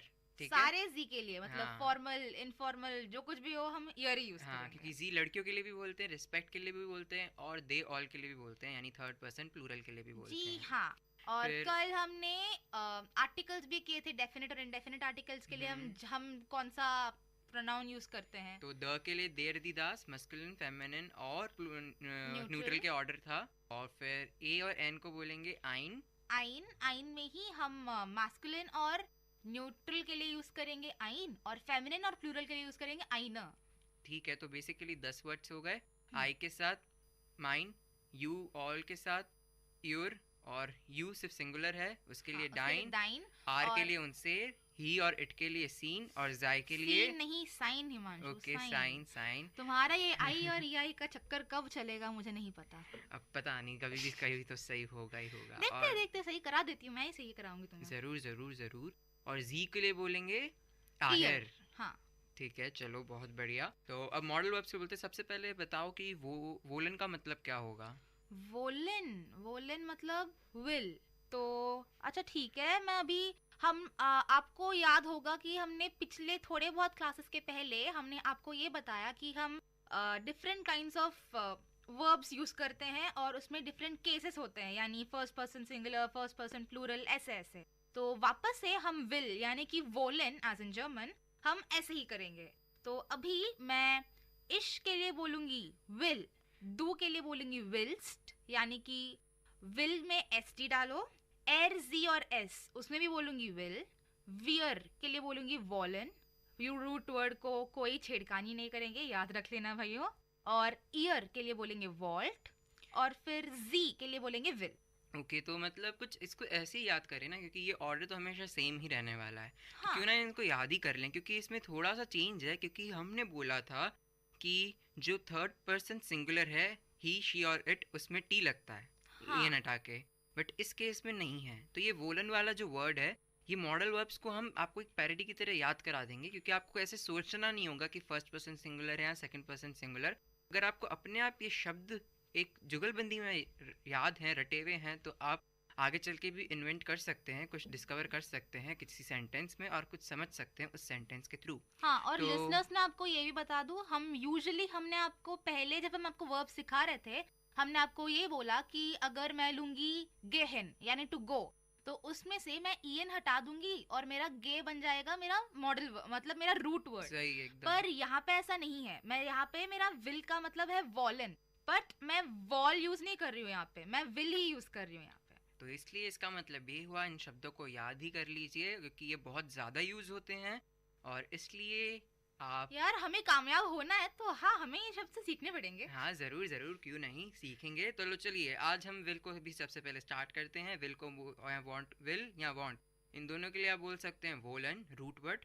इश के साथ लगेगा विल, डू के साथ लगेगा विल्स्ट, ईयर एस जी के साथ लगेगा विल, और वेयर जी जाय के साथ लगेगा वोलन, और आयर के साथ लगेगा वोल्ट। तो उस केस में आप आयर के साथ लगेगा यहाँ पे, चलिए ठीक है, वोल्ट। और तो इस केस में यूँ भी देख सकते हैं कि दो चीज़ें अलग है, बाकी वही रूल फॉलो कर रहा है। डू के लिए हम एस टी लगाते हैं तो वो विल्स्ट है ही, और थर्ड पर्सन प्लूरल के लिए जाय होता है, तो इस केस में भी कोई छेड़खानी नहीं है, और ना ही फर्स्ट पर्सन प्लूरल के लिए। और रही बात यार, आयर यू ऑल rule- के लिए, तो टी लगता है, तो इसमें भी टी लगा है।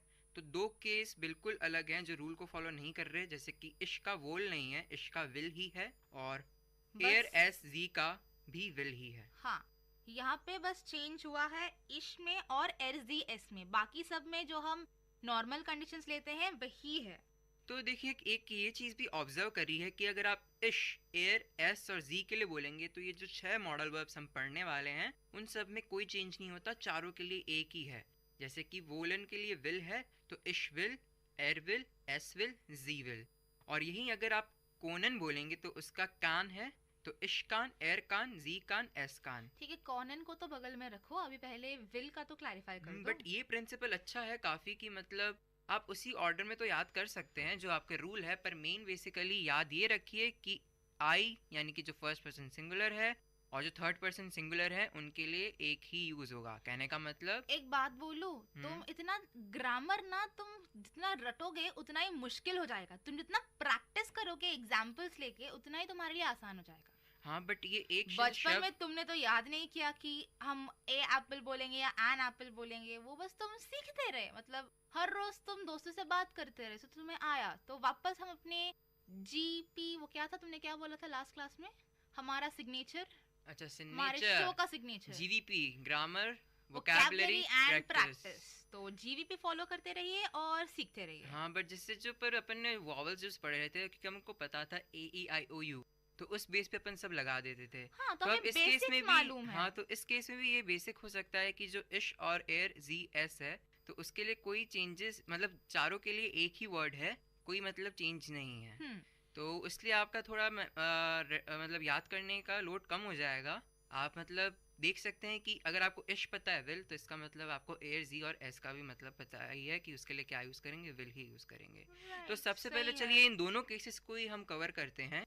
अब सबसे पहले 6 वर्ब्स पढ़ा देते हैं और उसके बाद इश एयर जी जी के लिए क्या बोलेंगे वो बता देंगे, फिर उसके बाद हम दूसरे केसेस पे आएंगे। ठीक है, तो हमने वोलन का बता दिया कि इश एयर एस और जी, यानी कि फर्स्ट पर्सन सिंगुलर और थर्ड पर्सन सिंगुलर के लिए विल लगेगा। तो अब सेकंड वर्ड करते हैं कोनन। कोनन का मतलब बताओ। कोनन का मतलब होता है कैन, आई कैन। सो उसके लिए हम इश एयर जी एस के लिए यूज करेंगे कान, KANN, राइट, कान। ओके, और मे और अलाउ को बोलेंगे डुरफन, ड्यूरफन। और उस केस में इश के लिए और एयर, हाँ, और म्योखन का मतलब है वुड लाइक टू। सो उसके लिए हम इश और एरजीएस के लिए यूज करेंगे म्योखे, मॉकटे, मॉकटे, मॉकटे, मॉकटे, मॉकटे, मॉकटे यूज करेंगे। और एक और है, कौन सा है जिसको हम बोलते हैं लाइक टू? लाइक टू, हाँ, मॉगन। नहीं, यहाँ पे सब यूजली कंफ्यूज हो जाते हैं। मॉगन का मतलब है लाइक, और जब हम बोलते हैं मॉकटेन, उसका मतलब है लाइक टू। मॉगन मतलब MOGEN। सो उसके लिए हम यूज करेंगे लाइक। अगर मैं बोलूंगी आई लाइक द बुक, सो मैं बोलूंगी इश माग दास बुक। और अगर मैं बोलूंगी would you like to have something, so वहां पे वुड यू लाइक टू, उस केस में मैं यूज करूंगी म्योक्टन। हाँ, तो अब वापस से मैं आपको एक और बार मॉडल वर्ब्स रिवाइज करा देती हूँ। तो ठीक है, हमने अब तक क्या सीखा था, मैं आपको ये बोलूंगी कि इश एर जी एस के लिए हम कौन से वर्ब्स यूज करेंगे। तो वॉलन मतलब विल, उसके लिए हम यूज करेंगे विल। कैन के लिए हम यूज करेंगे कान, जिसका रूट वर्ड है कॉनन। और डुरफन मतलब कि मे और अलाउ, और सोलन मतलब शुड, मूसन मतलब मस्ट, मॉकटन मतलब वुड लाइक टू, और मागन मतलब लाइक टू। तो ठीक है, सबसे पहले 7 वर्ड्स के मीनिंग याद करा देते हैं। तो मैं तुमसे बोलूंगा, तुम उसका इंग्लिश बताना कि क्या बोलते हैं। ठीक है श्राव्या, तैयार हो? 3, 2, 1, 0। वूलन, वॉलन, वॉलन मतलब विल। और कॉनन, कॉनन मतलब कैन। सोलन मतलब शुड। मॉकटन मतलब वुड लाइक टू। मूसन मतलब मस्ट। और डुरफन मतलब मे। मागन like to. Okay, cool. It's not मागन, इट्स मॉगन। ओके, तो अब ऐसे कर सकते हैं। वोलन के लिए क्या है जो हमने केसेस पढ़े हैं, विल। सोलन के लिए सोल, मूसन के लिए मूस, मॉकटन के लिए मॉकटे, हाँ, और डॉर्फन के लिए डार, और कोनन के लिए कान, कान। ठीक है, कॉनन के लिए कान और सोलन के लिए शुड, सोल। और रही बात अब इस केस में डू पे आ जाते हैं, जो कि सेकंड पर्सन सिंगुलर है। तो उस केस में रूल वही लगेगा, en हटा के st लगाना है। बट एक जगह डिफरेंट है, जो कि है मोसन वाला केस, उसमें मुस्ट लग बोलेंगे, मूसन नहीं बोलेंगे। मुस्ट। तो एक ही इसका एक्सेप्शन है, बाकी वही रूल है जो हमने आपको पहले बता चुके हैं कि en हटाकर st लगाना है। तो वोलन का हो जाएगा वोल्स्ट, कोनन का हो जाएगा कोन्स्ट, सोलन का हो जाएगा सोल्स्ट, और डुरफन का हो जाएगा डार्फ्स्ट। और फिर रही बात मॉकटन की, तो उस केस में हो जाएगा मॉकटेस्ट, और मूसन के लिए हो जाएगा मूस्ट। ओके, कोई इसमें एक्सेप्शन नहीं है, मैं शायद गलत बोल गया। नहीं है, क्योंकि यहाँ पे तुम st लगाओ, मूस में ऑलरेडी डबल s है, तो तुम तीसरा s तो लगाओगे नहीं, तो इसलिए वो बनेगा मूस्ट। ओके, तो काम अपना आसान हो गया। आपने 3 केसेस पकड़ लिए सिंगुलर वाले, जिसमें फर्स्ट पर्सन सिंगुलर और थर्ड पर्सन सिंगुलर के लिए एक ही शब्द यूज करना है, जो कि रूल से थोड़ा सा अलग है। और रही बात सेकंड पर्सन सिंगुलर की, मतलब डू की, तो उस केस में हमें st ऐड कर दो। वही हमारा पुराना रूल। फर्स्ट पर्सन के लिए जो हमने वर्ड यूज किया उसके लिए एसटी ऐड कर दो, सिंपल। ठीक है, और अब थर्ड केस आ जाते हैं जो कि है हमारा थर्ड पर्सन प्लूरल और फर्स्ट पर्सन प्लूरल। जिस केस में हमने बोला था रिस्पेक्ट करते हैं तो इसके लिए कैपिटल एस लगा देंगे जी में, और अगर थर्ड पर्सन प्लूरल की बात करें तो जी है नॉर्मल, मतलब दे ऑल, और यूं बोलेंगे वेर मतलब आर फर्स्ट पर्सन प्लूरल के लिए।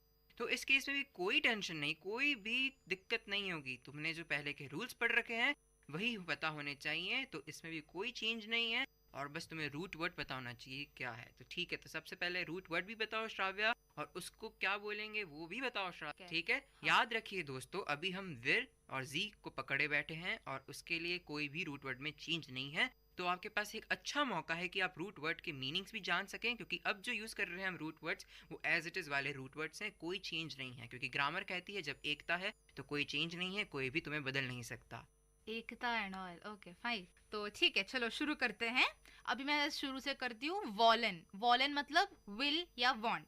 सो मैं इश और एस दी एस के लिए यूज करूंगी विल, डू के लिए यूज करूंगी विल्स, विर जी जी यानी कि सारे plurals, are and they all उनके लिए यूज कर, ईयर यानी कि यू ऑल उसके लिए मैं यूज करूंगी वॉल। श्राव्या ये बाद में करेंगे, अभी सिर्फ उस वाले केस को पकड़ो, विर जी और जाय वाले केस को, क्योंकि तुम्हें सिर्फ रूट वर्ड बताना और उसके मीनिंग बताना है। चलो ठीक है श्राव्या, तुम रहने दो, मैं ही स्टार्ट कर लेता हूँ, ठीक है? तो विर जी जी, विर मतलब वी, जी मतलब दे, और जी यानी कि एस जिसमें छोटा है मतलब यू विथ रिस्पेक्ट। अगर मुझे बोलना हो वी विल, यू विल और दे विल, तो मैं बोलूँगा विर वोलन, जी वोलन, जी वोलन। कॉनन के लिए बोलूँगा विर जी जी कोनन, और डुरफन के लिए बोलूँगा जिसका मतलब है मी और अलाउ। कहने का मतलब अगर मैं बोलना चाहूँ वी मे अलाउ तो विर डुरफन। अगर मैं बोलूँ शी मे अलाउ तो मैं बोलूँगा जी डुरफन, मतलब स्मॉल एस आई और ई, जी डुरफन। अगर मैं बोलना चाहूँ दे मे अलाउ तो उसके लिए बोलूँगा जी डुरफन। फ़र्क सिर्फ इतना सा है कि जो छोटा जी था, कहने का मतलब जिसमें छोटा एस था, जिसके लिए हमने बोला था शी, अगर उस छोटे एस में बड़ा एस कर दो यानी कि जी, तो वो हो जाएगा यू विथ रिस्पेक्ट, यानी अगर रिस्पेक्ट देना हो। Very simple. चौथा वर्ड सोलन। जोलन मतलब शुड। अगर मुझे बोलना हो वी शुड तो मैं बोलूँगा विर जोलन। अगर मुझे बोलना हो शी शुड तो मैं बोलूँगा जी जोलन। ठीक है, बहुत इजी है। जो वर्ड था वो रूट वर्ड बिल्कुल चेंज नहीं हुआ, जैसा कि मैं हमेशा बोलता आया हूँ कि एकता में रहो, तो इसलिए कोई चेंज नहीं है। अब आगे बढ़ते हैं। मूसन। श्राव्य तुमने बताया था कि म्यूजन का मतलब होता है मस्ट, तो उस केस में अगर अपन बोलना चाहें वी मस्ट तो अपन बोलेंगे विर मूजन। अगर बोलना चाहें शी मस्ट तो क्या बोलेंगे? अरे भाई बहुत सिंपल है, मतलब जी मूजन। अब आगे बढ़ते हैं। मॉकटन मतलब वुड लाइक टू। अगर बोलें हम वी वुड लाइक टू तो क्या बोलेंगे? हम बोलेंगे विर मॉकटन। अगर हम बोलना चाहें शी वुड लाइक टू तो वो भी बहुत इजी है, सिंपल से बोल दो जी मॉकटन। तो अब तुम अच्छी तरह से समझ गई होगी श्राव्या, और मुझे लगता है हमारे लिसनर्स भी अच्छी तरह से समझ गए होंगे कि अगर विर जी जी वाला केस है जो कि हम बोलते हैं एकता वाला, रिस्पेक्ट वाला, तो उसमें कोई भी छेड़खानी नहीं है, रूट वर्ड ऐसा का ऐसा ही रहेगा। तो अब मैं वापस से एक क्विक रिकैप दे देता हूँ जो हमारे लिसनर्स के लिए बहुत बहुत बहुत ही अच्छा होगा। कुछ भी मैं गैप नहीं दूंगा, सीधा वर्ड बोलूँगा, उसका मीनिंग बोलूँगा और कॉन्जुगेशन बता दूंगा। ठीक है, तो स्टार्ट करते हैं। 3, 2, 1 स्टार्ट। वोलन मीन्स विल या वांट। इश विल, डू विल्स्ट, एयर एस जी विल, विर जी जी वोलन, इहर वोल्ट। सेकेंड वर्ड कोनन। कोनन मीन्स कैन। इश कान, डू कांस्ट, एयर एस जी कान, विर जी जी कोनन, इह कोंट। अब आगे चलते हैं। थर्ड वर्ड डुरफन विच मीन्स मे और अलाउ। इश डाफ, डू डाफ्स्ट, एयर एस जी डाफ, विर जीजी डुरफन इहर डुर्फ्ट। अब हम आगे बढ़ते हैं हमारे चौथे शब्द पर, यानी कि फोर्थ वर्ड, जो कि है जोलन। जोलन मीन्स शुड, सो इश जोल, डू जोल्स्ट, एयर एजी जोल, विर जोलन, इहर जोल्ट। वंडरफुल। फिफ्थ वर्ड जो कि है म्यूजन। म्यूजन का मतलब मस्ट। आई मस्ट इशमूज, यू मस्ट डू मुस्ट, ही शी और इट मस्ट, इसको बोलेंगे एयर जी एस मुस। वी मस्ट या फिर शी मस्ट, उसको बोलेंगे विर जी मूजन। यू मस्ट, उसको बोलेंगे इहर मुस्ट। अब आखिरी वर्ड जो कि बहुत सिंपल है, मॉकटन, वुड लाइक टू। तो इसका कॉन्जुगेशन है इश मॉकटे, डू मॉकटिस्ट, एयर एस जी मॉकटे, विर जी जी मॉकटन, एयर मॉकटेट। तो आशा है कि आपको अब सब समझ आ गया होगा, और श्राव्या तुमको भी अच्छी तरह से समझ आ गया होगा कि मॉडल वर्ब्स क्या होते हैं और इनका यूसेज क्या है और इनका कॉन्जुगेशन किस तरह से होता है। 6 रूट वर्ड्स थे जो कि थे woollen, Conan, डुर्फन, Jolen, Musan, मॉकटन। Woollen मतलब विल और वांट, कोनन मतलब कैन, डुर्फन मतलब मे और अलाउ, जोलन मतलब शुड, मूसन मतलब मस्ट, मॉकटन मतलब would like to.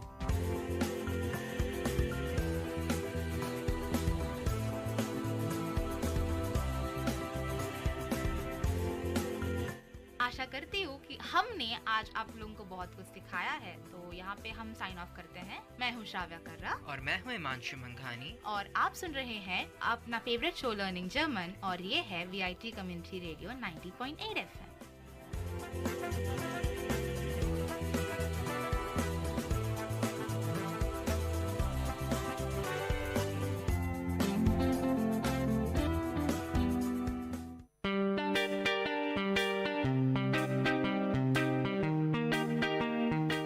Dear listeners, you're listening to VIT Community Radio 90.8 and this program is Team Speak Time.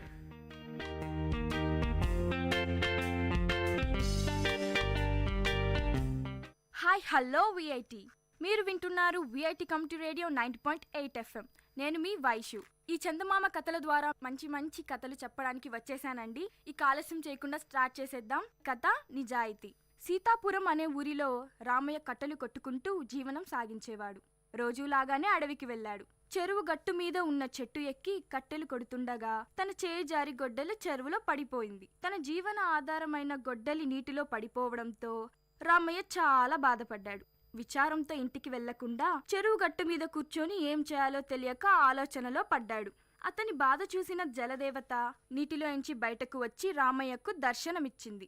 జలదేవత Ramayya విచారానికి గల కారణం తెలుసుకొని నీటిలోకి వెళ్లి వెండి గొడ్డలి తెచ్చి రామయ్యకు ఇచ్చింది. రామయ్య ఆ వెండి గొడ్డలి తనది కాదన్నాడు. దీంతో జలదేవత మళ్లీ నీటిలోనికి వెళ్లి బంగారు గొడ్డలితో బయటికి వచ్చింది. దానిని రామయ్యకు ఇచ్చింది. కాని రామయ్య ఆ గొడ్డలి తనది కాదు అన్నాడు. జలదేవత మళ్లీ నీటిలోకి వెళ్లి మామూలు ఇనుప గొడ్డలితో బయటకు వచ్చింది. తన ఇనుప గొడ్డలిని చూసిన రామయ్య సంతోషంతో ఆ గొడ్డలి తనదే అంటూ రుణపడి ఉంటానంటూ చెప్పాడు. తన నిజాయితీని మెచ్చిన జలదేవత రామయ్యకు వెండి, బంగారం మరియు ఇనుప గొడ్డలి 3 ప్రసాదించింది. రామయ్య సంతోషంగా ఇంటికి వెళ్ళాడు. రామయ్య జరిగిన విషయాన్ని తన భార్యతో చెబుతుండగా దొంగచాటుగా సీతయ్య విన్నాడు. సీతయ్య కూడా ఆ మరునాడు రామయ్య లాగానే అడవికి వెళ్ళాడు. సీతయ్య చెరువు గట్టు మీద ఉన్న అదే చెట్టును ఎక్కి కట్టెలు కొడుతూ కావాలనే తన గొడ్డలిని నీటిలో పడేశాడు. కావాలనే గట్టు మీద కూర్చొని గట్టిగా ఏడ్చాడు. ఇది చూసిన జలదేవత నీటిలోంచి బయటకు వచ్చి సీతయ్య బాధకు గల కారణం తెలుసుకుంది. దీంతో జలదేవత నీటిలోకి వెళ్లి ఇనుప గొడ్డలితో బయటకు వచ్చింది. కాని సీతయ్య అది తనది కాదంటూ అబద్ధం చెప్పాడు. దీంతో జలదేవత మళ్లీ నీటిలోకి వెళ్లి బంగారు గొడ్డలితో బయటకు వచ్చింది. బంగారు గొడ్డలి చూసిన సీతయ్య అది తనదే అంటూ ఆనందించాడు. నిజం తెలిసిన జలదేవత, మూర్ఖుడా, అతి ఆశ పడతావా? నిజాయితీగా బతకాలి, అంటూ కోపగించుకుంది. ఈ కథ ద్వారా మనకు ఏం తెలిసింది? అతి ఆశ పడకూడదు, ఇతరుల వస్తువులకు ఆశపడకూడదు, నిజాయితీగా ఉండాలి. అప్పుడు రామయ్యలా మనకు మంచే జరుగుతుంది. ఇంకా ఇంకా మంచి కథలు వినాలనుకుంటే వింటూనే ఉండండి విఐటి కమ్యూనిటీ రేడియో 90.8 FM. మీ వైషు.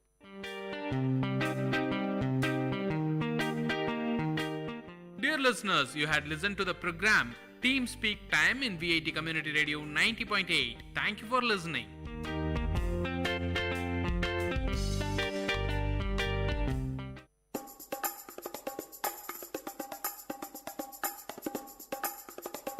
காரசாரம் விஐடி பண்பலையின் விவாத மேடை. ஆரோக்கியமான வாதங்களுடன், அன்றாட நிகழ்வுகளின் தரவுகளுடன், மக்களின் குரல்கள் ஒன்றிணையும் கருத்துக்களம்.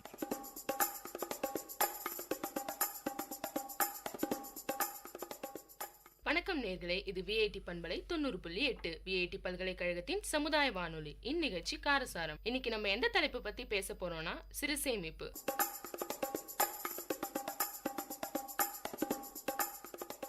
இத பத்தி பேசுறதுக்காக நான் பானு, நான் சிந்துஜா, நான் பாண்டியலட்சுமி.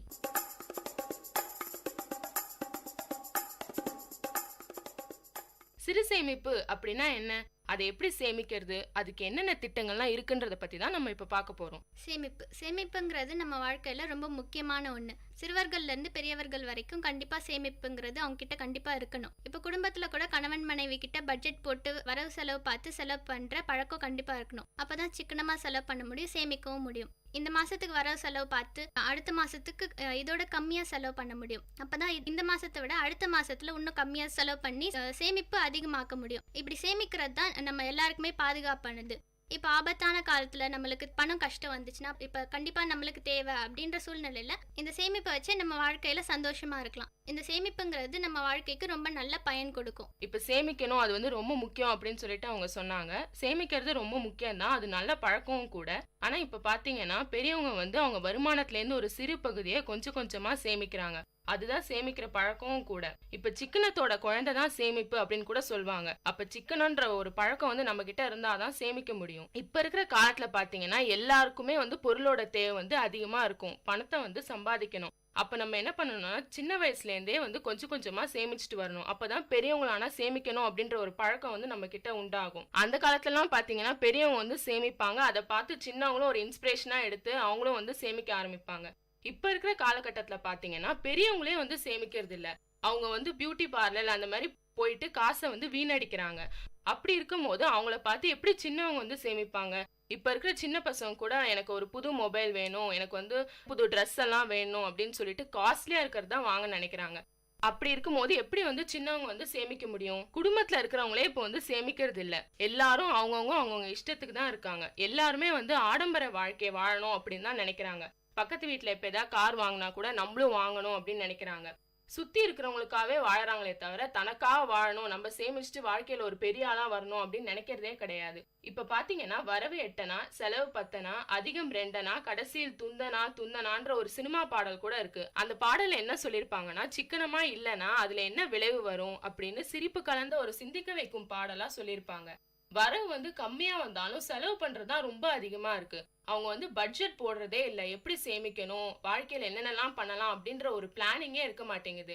நம்ம எங்கெங்கெல்லாம் வெளில போலாம், இப்ப வந்து பணம் வந்தா அதை எப்படி சம்பாதிக்கலாம் அப்படின்றதுதான் ரொம்ப யோசிக்கிறாங்களே தவிர ஒரு நல்ல பிளானிங்கே போடுறது இல்ல சேமிப்பு பத்தி.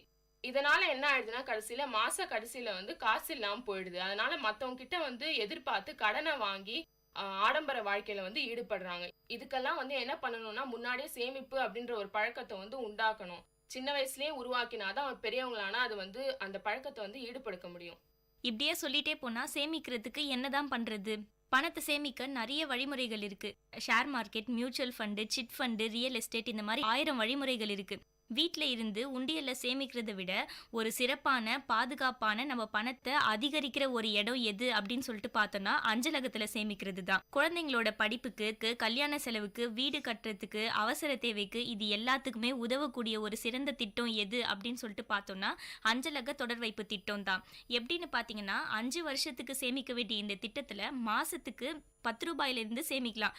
மேலும் வந்து மாசத்துக்கு 50 ரூபாயில சேமிச்சோம்னா 7.5% வந்து கூட்டு வட்டியும் ஆயுள் காப்பீட்டு வசதியும் இருக்கு. அவசர தேவைக்கும் கடன் வாங்கலாம். இந்த மாதிரி நம்ம பணத்தை பாதுகாப்பான முறையில சேமிச்சிட்டு வந்தா பணமும் பாதுகாப்பா இருக்கும். கஷ்டம்னு வரும்போது யார் கையும் எதிர்பார்க்க வேண்டிய நிலைமை இருக்காது. அஞ்சலக திட்டத்துல இப்போ சின்ன பசங்க கூட சேமிக்கிறாங்க. எப்படின்னு பார்த்தா நிறைய பேங்க்ஸ்ல எல்லாம் நிறைய ஸ்கீம்ஸ் வருது. ஆட்லலாம் கூட மை ஜூனியர் அக்கௌண்ட் அப்படின்னு சொல்லிட்டுலாம் கூட சின்ன பசங்க எல்லாம் சேமிச்சு வைக்கிறாங்க.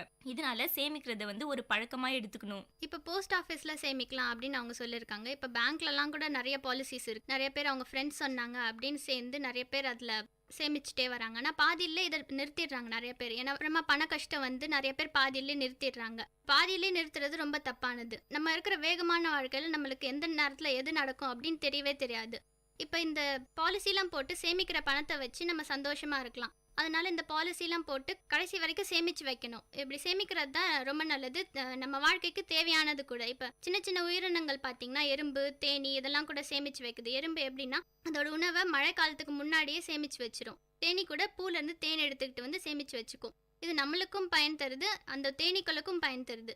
இப்படி சின்ன சின்ன உயிரினங்கள் கூட சேமிக்குது. அதனால நம்மளும் கண்டிப்பாக சேமிச்சு வைக்கணும். அதுதான் நல்லது. இப்போ சேமிப்பு இல்லாத வீடு மேற்கூரை இல்லாத வீடு அப்படின்னு சொல்லுவாங்க. அதனால வாழ்க்கையில முன்னேறணும்னா சேமிப்புங்கிறது கட்டாயம் இருக்கணும். சேமிக்கிறது ரொம்ப நல்லது. அதனால சேமிச்சு வச்சாதான் நம்மளால வாழ்க்கையில சாதிக்க முடியும். அதனால சேமிப்போம், சாதிப்போம்.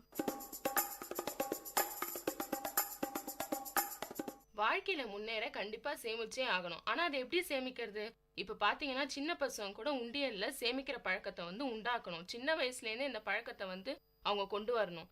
இப்ப பாத்தீங்கன்னா அரசாங்கம் கூட மக்கள் சேமிக்கிறதுக்கு நிறைய திட்டம் கொண்டு வந்திருக்காங்க. அஞ்சலகத்துல சேமிக்கிற திட்டம், அதாவது இதுல என்ன சொல்லிருக்காங்கன்னா பணத்தை நம்ம கட்டினா கையில பத்திரமா கொடுப்பாங்க. வங்கியில சேமிக்கிற திட்டம், அதாவது பிக்ஸட் டெபாசிட், ஆர்டி, இந்த மாதிரி நிறைய விஷயங்கள் இருக்கு.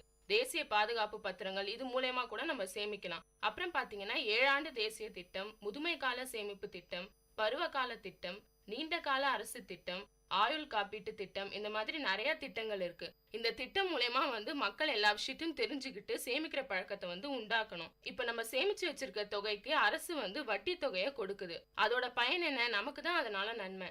எப்படின்னு பாத்தீங்கன்னா வருமானம் இல்லாத நேரத்துல, அதாவது நம்மளுக்கு அத்தியாவசிய செலவுகள்லாம் நிறைய வரும். இப்ப மருத்துவ செலவுகள், அந்த மாதிரி நிறைய அத்தியாவசிய செலவுகள் வரும். அப்ப நம்மளுக்கு கொஞ்சம் கொஞ்சமா சேமிச்சு வச்ச பணம் தான் நம்மளுக்கு பயன் தரும். அதனால எந்த சூழ்நிலையா இருந்தாலும் நம்ம சேமிக்கிற பணம் தான் நம்மளுக்கு கை கொடுக்கும். இப்போ அவங்க சொன்னாங்க சின்ன பசங்க எல்லாருமே உண்டியில சேமிச்சு வைக்கிறாங்க, சேமிச்சு வைக்கிற பழக்கத்தை கொண்டு வரணும் அப்படின்னு சொல்லிட்டு.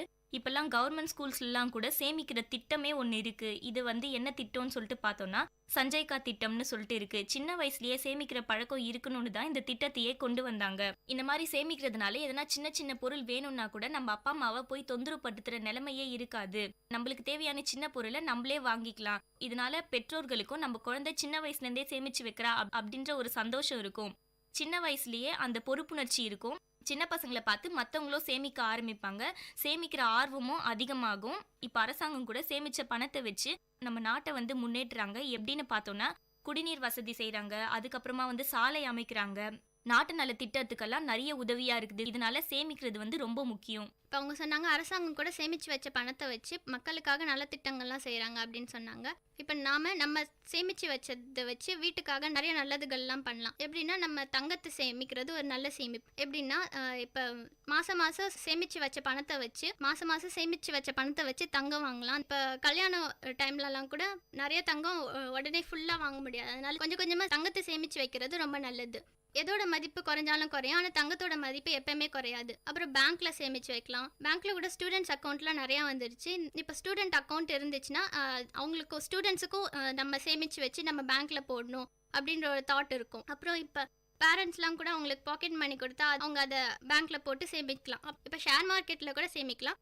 ஆனால் ஷேர் மார்க்கெட்டில் சேமிக்கும் போது கொஞ்சம் கவனமாக இருக்கணும். நிலத்தை வாங்கி சேமிச்சு வைக்கலாம். நிலத்தில் போட்ட பணம் எப்பயுமே நிலைக்கும் அப்படின்னு சொல்லுவாங்க. நிலம் இருந்துச்சுன்னா நம்மளுக்கு ஈஸியாக வாங்கிடலாம். லோன் வாங்கி அந்த நிலத்துல வீட்டு கட்டி கூட நம்ம வாழ்ந்துக்கலாம். இது பிற்காலத்தில் நம்மளுக்கு ஒரு பெரிய உதவியாக இருக்கும். இப்போ ரிட்டையர்மெண்ட் ஆகிட்ட அப்புறம் கூட அந்த சேமிச்சு வச்ச பணத்தை வச்சு நம்ம சந்தோஷமாக இருந்துக்கலாம். இதனால சேமிப்புங்கிறது எல்லார்கிட்டையும் கட்டாயமாக இருக்கணும். எப்படிலாம் சேமிக்கலாம், சேமிக்கிறதுக்கு என்னென்ன வழிகள்லாம் இருக்கு அப்படின்னு அவங்க சொன்னாங்க. எல்லாரும் இப்ப தற்காலிகமா இருக்கிற சந்தோஷத்தை தான் விரும்புறாங்களே தவிர பிற்காலத்துக்கு நம்ம சேமிச்சு வைக்காம இருந்தா என்னென்ன ஆகும் அப்படின்னு யோசிக்கிறதே இல்ல. அதனுடைய பயமும் வரதே இல்ல. பிற்காலத்துக்கு நம்மளுக்கு உதவும் சேமிச்சு அப்படின்னு யோசிக்கணும். அதை வச்சாவது நம்ம சேமிக்கணும். இப்ப பொருள் இல்லாதவன் பட்டறை இரும்பு படுற கஷ்டம் மாதிரி கஷ்டப்படுவான் அப்படின்னு கூட சொல்லுவாங்க. இப்போ வந்து சேமிக்க தெரியாதவன் இதே மாதிரி கஷ்டப்படுவான் அப்படின்னு உணர்ந்து வந்து சேமிக்கணும். சிறுக கட்டி பெருக வாழ் அப்படின்னு கூட ஒரு பழமொழி இருக்கு. ஒரு மலையில இருந்து தண்ணீர் பாத்தீங்கன்னா ஆறு வழியா வந்து கடல்ல போய் கலக்கும். இதனால பாத்தீங்கன்னா எந்த யூஸும் இல்ல. அந்த தண்ணிய அணையில தேக்கி வாய்க்கால் வழியா பாஞ்சு வயல்ல நிரப்பினாலாவது பயிர்லாம் செழிக்கும், உயிர்குலம்லாம் வாழும், நாட்டுக்கு நன்மை தரும். இதே மாதிரி மனுஷன் தன்னோட உழைப்பால சம்பாதிச்ச பணத்தை வந்து தேவையில்லாம வீண் செலவுலாம் பண்ணா அதுக்கு எந்த பிரயோஜனமே கிடையாது. இப்ப அதனால என்ன பண்ணணும்னா, கஷ்டப்பட்டு சம்பாதிச்ச பணத்தை வந்து சேமிச்சு வைக்கணும், தனக்காவும் சேமிச்சு வைக்கணும். முக்கியமா தனக்காவே யாருமே சேமிக்கிறது கிடையாது. இப்போ அந்த மாதிரி சேமிச்சு வச்சா எல்லாருக்குமே நல்லது, நாட்டுக்கும் பயன்படும். அதனால சேமிப்புங்கிறது ரொம்ப முக்கியம். தனக்காகவும் நாட்டுக்காகவும் உபயோகப்படுத்துறாங்கன்னு சொல்றாங்களே, அருள் இல்லாருக்கு அவ்வுலகம் இல்லை, பொருள் இல்லாருக்கு இவ்வுலகம் இல்லை அப்படின்னு சொல்லிட்டு திருவள்ளுவர் 2000 வருஷத்துக்கு முன்னாடியே சொல்லியிருக்காரு. பணம் தான் ஒரு மனுஷனோட வாழ்க்கை தரத்தை நிர்ணயிக்குது. பணம் வந்து ரொம்ப முக்கியமானது. பணம் எவ்வளவு வேணும்னாலும் செலவு பண்ணலாம், ஆனா அதை சிக்கனமா செலவு பண்ணி சேமிக்கிறது தான் ரொம்பவே கஷ்டம். தற்காலிகமா வர வருமானத்தை வச்சு அப்படியே மொத்தமா செலவு பண்றதுனால மாச கடைசியில கடன் வாங்குற நிலைமை தான் வரும். அதனால செலவு செய்யும் போதே சிக்கனமா செலவு செய்யணும். பிற்காலத்துல வேணும்னு சொல்லிட்டு எடுத்து வைக்கணும். அந்த காலத்துல பாத்தீங்கன்னா பெரும்பாலும் பெண்கள் எல்லாருமே வந்து சிறுவாட்டு காசு அப்படின்னு சொல்லிட்டு சேமிச்சுட்டே வருவாங்க. அதனால எதனா அவசர தேவை, படிப்பு செலவு, கல்யாண செலவு இந்த மாதிரி எது வந்துச்சுனாலும் அந்த காசை எடுத்து பயன்படுத்துவாங்க. ஆனா இந்த காலத்துல காசு இருக்கும் போதே ஆடம்பரமா செலவு செஞ்சுட்டு பணப்பற்றாக்குறை வரும்போது கடன் வாங்குற பழக்கம் இருக்கு. சிறு துளி பெருவெள்ளம் அப்படின்னு ஒரு பழமொழி இருக்கு. அதுக்கேத்த மாதிரி யாருமே வாழறது கிடையாது. ஆடம்பரமா வாழணும் அப்படின்னு சொல்லிட்டு தான் நினைக்கிறாங்க. கடன் இல்லாம வாழணும் அப்படின்னு சொல்லிட்டு யாருமே நினைக்கிறது கிடையாது.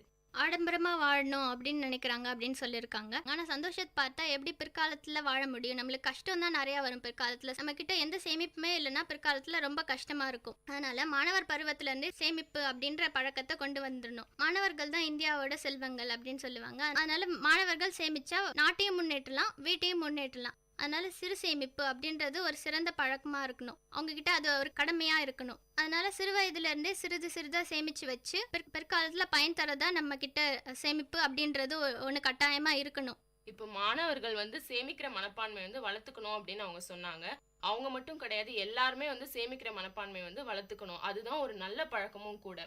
கையில வந்து பொருள் வச்சிருக்கவங்க தான் சமுதாயம் வந்து மதிக்கும், மரியாதையும் கிடைக்கும். அதை வந்து மனசுல வச்சுட்டு எல்லாருமே வந்து சேமிக்கணும். இப்ப பாத்தீங்கன்னா அக்டோபர் 30 வந்து உலக சிக்கன நாளா கொண்டாடப்படுறாங்க. ஆனா வந்து சிக்கனத்தை வந்து கடைபிடிக்கணும். ஆனா எப்படி கடைபிடிக்கிறது? ஆனா யாருமே அதுல வந்து ஈடுபடுறதே கிடையாது.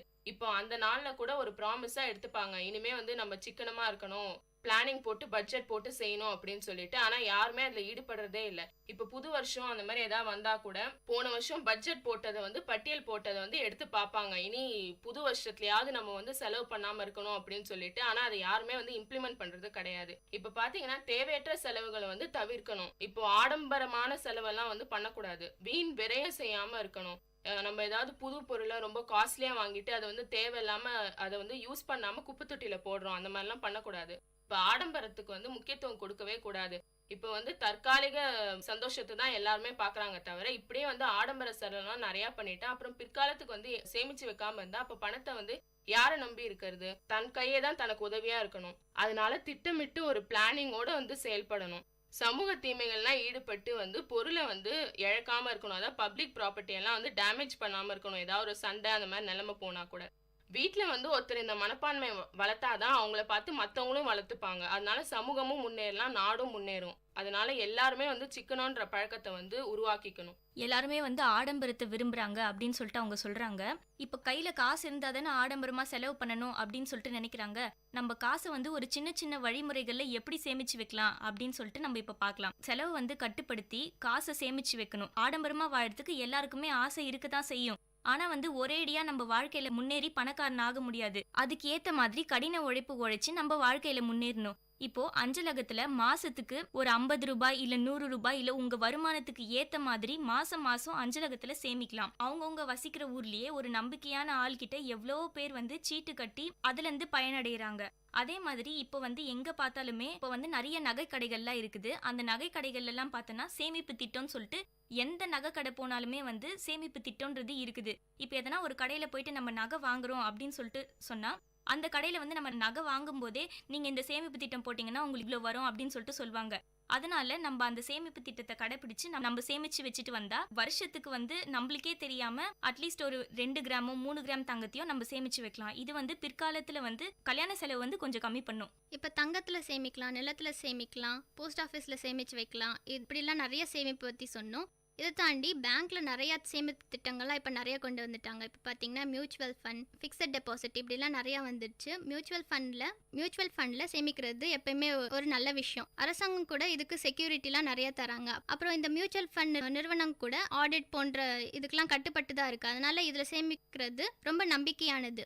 மியூச்சுவல் ஃபண்டில் க்ளோஸ்டு எண்ட் மியூச்சுவல் ஃபண்ட் அப்புறம் ஓப்பன் எண்ட் மியூச்சுவல் ஃபண்ட் அப்படின்னு 2 இருக்குது. ஓப்பன் எண்ட் அப்படின்னா எப்போ நம்மளுக்கு பணம் தேவையோ அப்போ எடுத்து நம்ம அது செலவு பண்ணிக்கலாம். அப்புறம் க்ளோஸ்டு எண்ட் மியூச்சுவல் ஃபண்ட் அப்படின்னா குறிப்பிட்ட காலத்துக்கு அப்புறமா தான் நம்மளுக்கு அது சேமித்து வச்ச பணம் நம்ம கிட்ட கிடைக்கும். அதை வச்சு நம்ம பயன்பெறலாம். நம்ம இன்சூரன்ஸ் பாலிசி கூட போட்டு வச்சுக்கலாம். இப்போ நம்மளுக்கு ஏதாவது அசம்பாவிதம் நடந்துச்சுன்னா அந்த இன்சூரன்ஸ் பணம் நம்மளுக்கு கை கொடுக்கும். குழந்தைங்க பேரில் இப்போ ஃபிக்ஸட் டெபாசிட்லாம் நிறையா போட்டு வைக்கிறாங்க.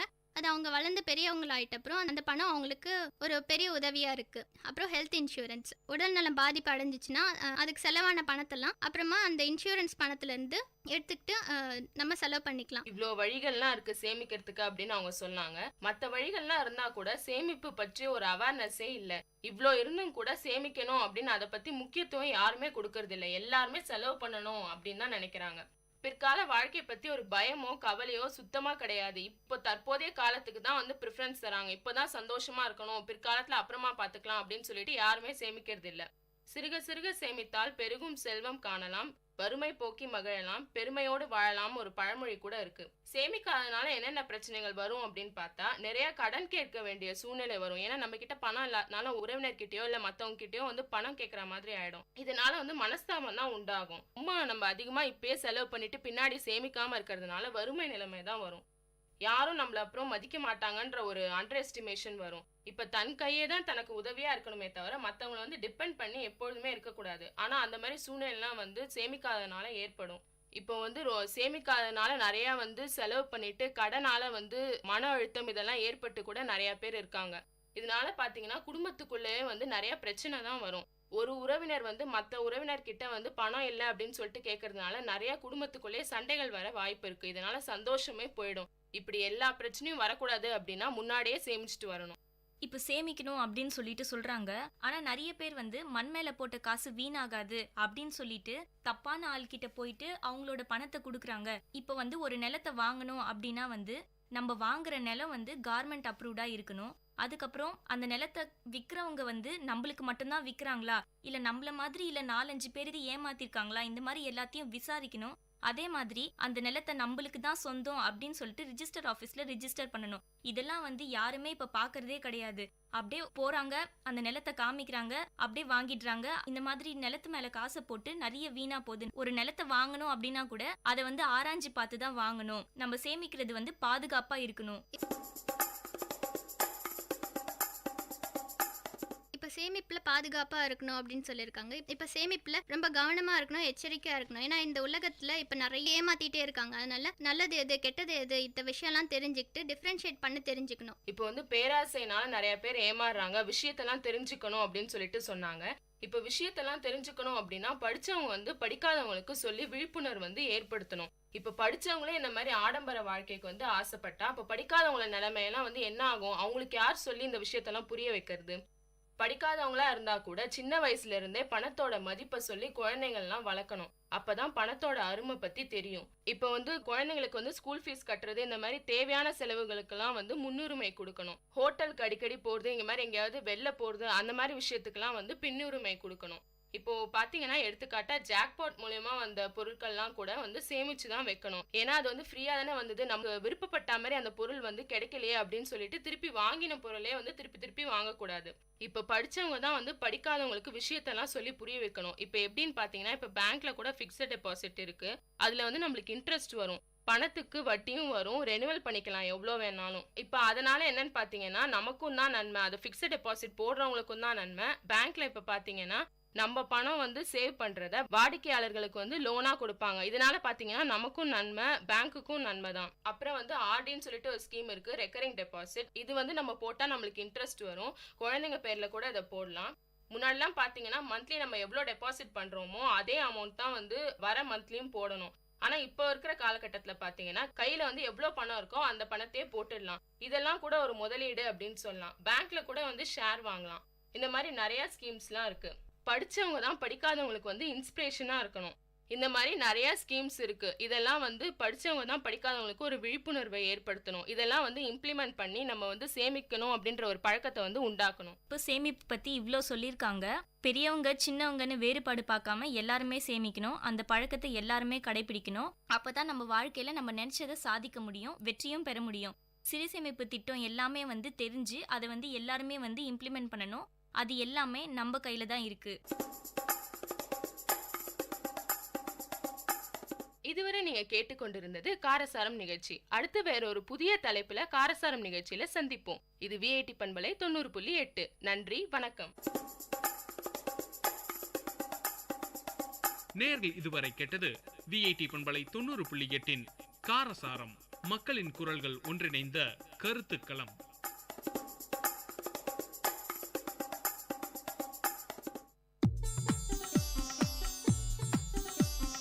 தமிழ்ச்சுடர், வாழ்வும் இலக்கியமும் சங்கமிக்கும் ஒலி ஓவியம் உங்கள் விஐடி பண்பலை 90.8.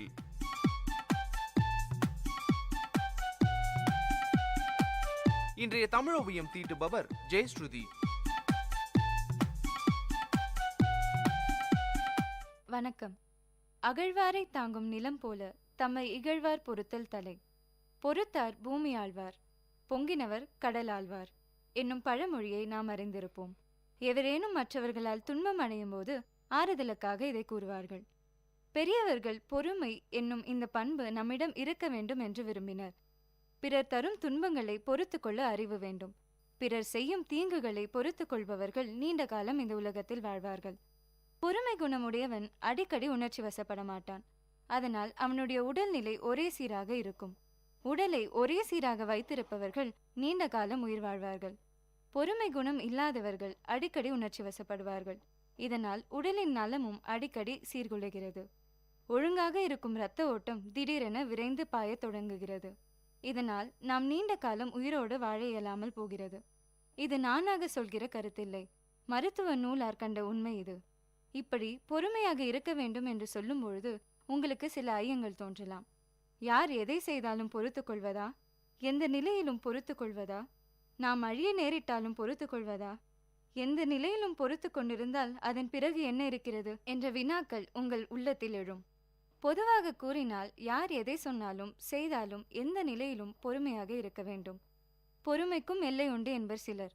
இது தவறு. பொறுமைக்கு எல்லையே இல்லை. அப்படியே எல்லை உண்டு என்று கருதினாலும் அந்த எல்லை தீமை செய்பவன் திருந்தினாலும் செய்வனாக மாறுவதே பொறுமையின் எல்லை என்கிறார் முகமது நபி. நிலம் பயன்பாடுடையது. பயன்படு பொருள்கள் பல பல தருவது. இந்த நிலத்தையே நாம் அகழ்ந்து துன்புறுத்துகின்றோம். ஆயினும் நிலம் அகழ்வாருக்கு தீங்கு தருவதில்லை, மாறாக பயன்களையே தருகிறது. ஒருவரால் பிறர் செய்யும் தீமையை பொறுத்து கொள்ள முடியவில்லை என்று வைத்துக் கொள்வோம். அப்படிப்பட்டவனுக்கு முதலில் தோன்றுவது எது? சினம். சினம் தோன்றினால் என்ன ஆகும்?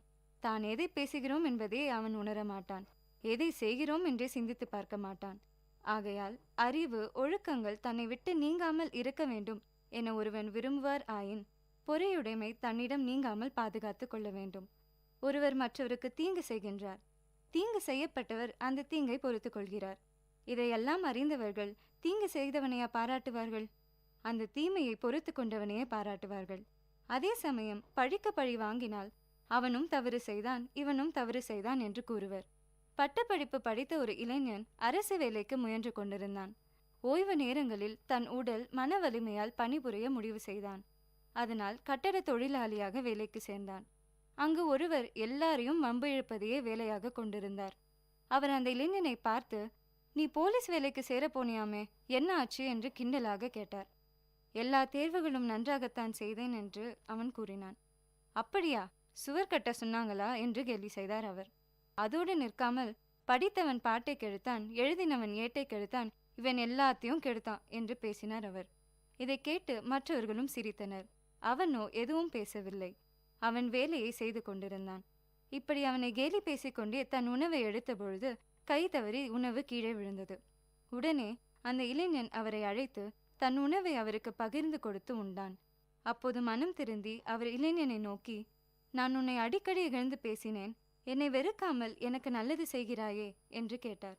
அதற்கு அந்த இளைஞன், நாம் இந்த பூமி தாயை குத்தி வெட்டினாலும் அவளே நம்மை தாங்குகிறாள், அதுபோல நம்மை இகழ்பவரையும் பொறுத்து கொள்ள வேண்டும் என்று சொல்ல, அதே சமயம் அங்கு வந்த தபால்காரர் ஒரு கடிதத்தை அந்த இளைஞரிடம் கொடுத்தார். அது போலீஸ் வேலைக்கான உத்தரவாக இருந்தது. இதையே வள்ளுவர் அகழ்வாரை தாங்கும் நிலம் போல தம்மை இகழ்வார் பொறுத்தல் தலை என்று கூறுகிறார். நாம் நம்மை இகழ்வார் மேல் கோபம் கொள்ளக்கூடாது. முடிந்தால் குற்றங்களை திருத்த வேண்டும் அல்லது பொறுத்து கொள்ள வேண்டும். பொறுத்தாளும் பண்பு ஒரு வலிமை, வெற்றிகளை தருவது, இன்பத்தையும் தருவது. பொறுத்தாற்றல் பண்புகள் அனைத்திற்கும் மேற்பட்ட பண்பாகும். பொறுத்தாளும் பண்பை வளர்த்து உறுதிப்படுத்துவது நல்லது. நம்மை வளர்த்து கொள்வதே ஆகும். தூய்மையை வளர்த்து கொள்ள வேண்டும். தகுதிகள் பலவற்றையும் முயன்று அடையுங்கள். சிந்தியுங்கள், செயல்படுங்கள். நன்றி.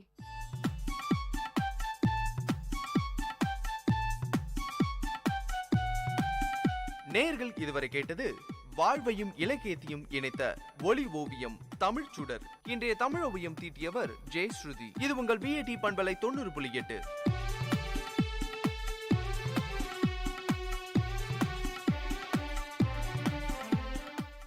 விவசாயி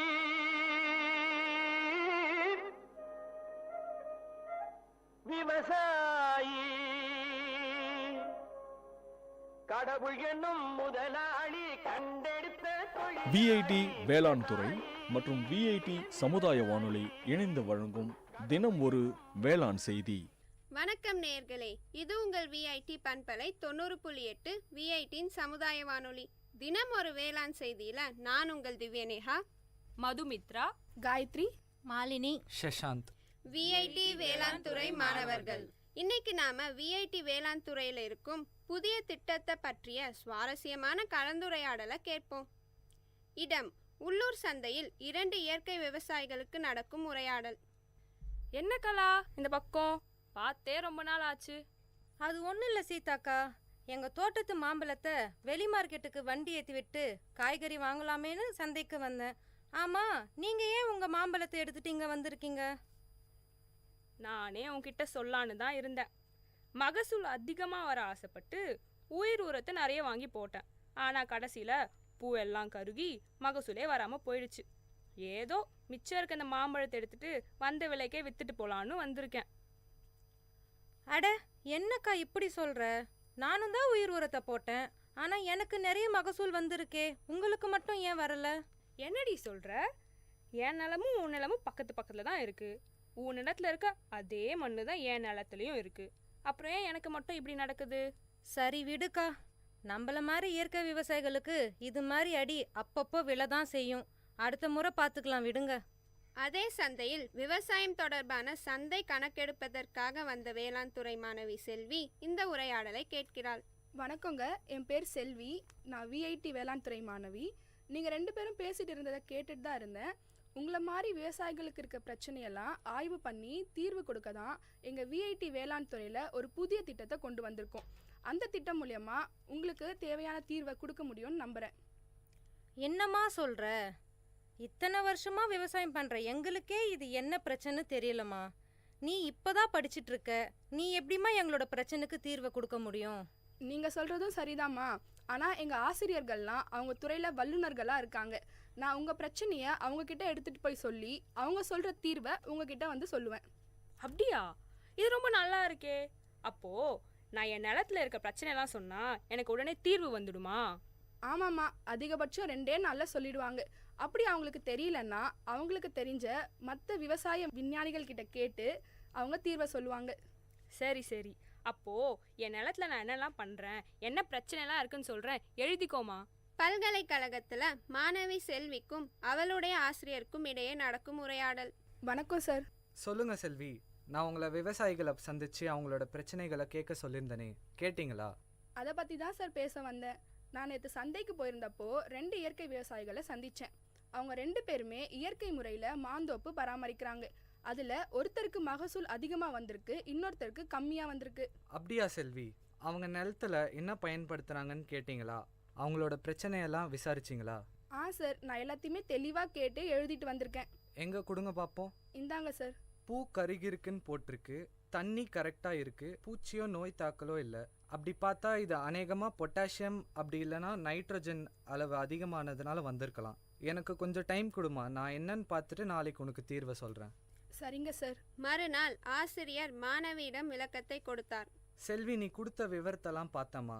நிலத்துல நைட்ரஜன் சத்து அதிகமானதுனால பூ கருகிருக்கு. நான் இந்த நோட்டில் விவரமாக எழுதியிருக்கேன், நீ படித்து அவங்களுக்கு புரிய வச்சிடுமா. சரிங்க சார், நான் அவங்கள பார்த்து சொல்லிடுறேன். பின் மாணவி இயற்கை விவசாயியான சீதாவை சந்தித்தாள். வாமா செல்வி, நான் என் பிரச்சனைலாம் சொன்னனே, இதெல்லாம் தகவல் தெரிஞ்சுச்சா? நானும் எங்கள் சார் கிட்ட போய் இது எல்லாத்தையும் சொன்னேன். அவரும் சில குறிப்புகள்லாம் கொடுத்துருக்காரு, அதை உங்ககிட்ட சொல்லலான் தான் வந்தேன்.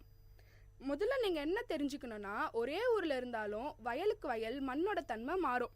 அதனால் 3 வருஷத்துக்கு ஒரு தடவை மண் பரிசோதனை செஞ்சு பார்க்கணும்.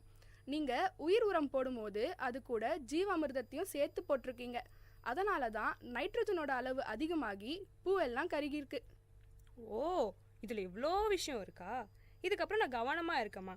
அப்படியே இந்த விஷயத்த அந்த கலாக்கிட்டையும் சொல்லி வைக்கிறேன். அப்போ தான் அவளும் முன்னெச்சரிக்கையாக இருப்பா. இந்தாங்க என் நம்பர். வருங்காலத்தில் உங்களுக்கு எதனா பிரச்சனை இருந்துச்சுன்னா என்கிட்ட சொல்லுங்கள், நான் இதே மாதிரி உங்களுக்கு உதவுறேன். நம்ம விஐடி வேளாண் துறையில் விவசாயிகள் இணைப்பு திட்டம், அதாவது ஃபார்மர்ஸ் அட்டாச்மெண்ட் ப்ரோக்ராம் மூலமாக ஒவ்வொரு வேளாண் மாணவர்களையும் சீதா மாதிரி இருக்கிற விவசாயிகள் கூட இணைக்கும் போது கள பிரச்சனைகளை பற்றி மாணவர்களுக்கு விழிப்புணர்வு ஏற்படுது மற்றும் விவசாயிகளுக்கும் பயனுள்ளதாக இருக்குது. இந்த இருவழி கற்றல் திட்டத்தில் விவசாயிகளை ஆசிரியர்களாகவும் விஐடி வேளாண் துறை அங்கீகரிக்குது. மீண்டும் தினம் ஒரு வேளாண் செய்தியில் நாளை சந்திப்போம். நான் உங்கள் திவ்யா நேஹா, மதுமித்ரா, காயத்ரி, மாலினி, சஷாந்த், விஐடி வேளாண் துறை மாணவர்கள். இது உங்கள் விஐடி பண்பலை 90.8 விஐடியின் சமுதாய வானொலி. விவசாயி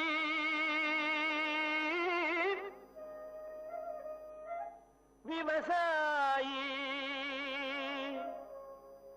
கடவுள் என்னும் முதலாளி கண்டெடுத்த விஐடி வேளாண் துறை மற்றும் விஐடி சமுதாய வானொலி இணைந்து வழங்கும் தினம் ஒரு வேளாண் செய்தி.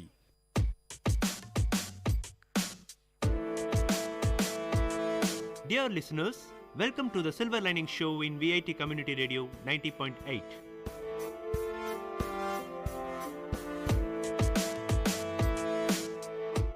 The program to reach heights, a motivation to enhance the positivity in you.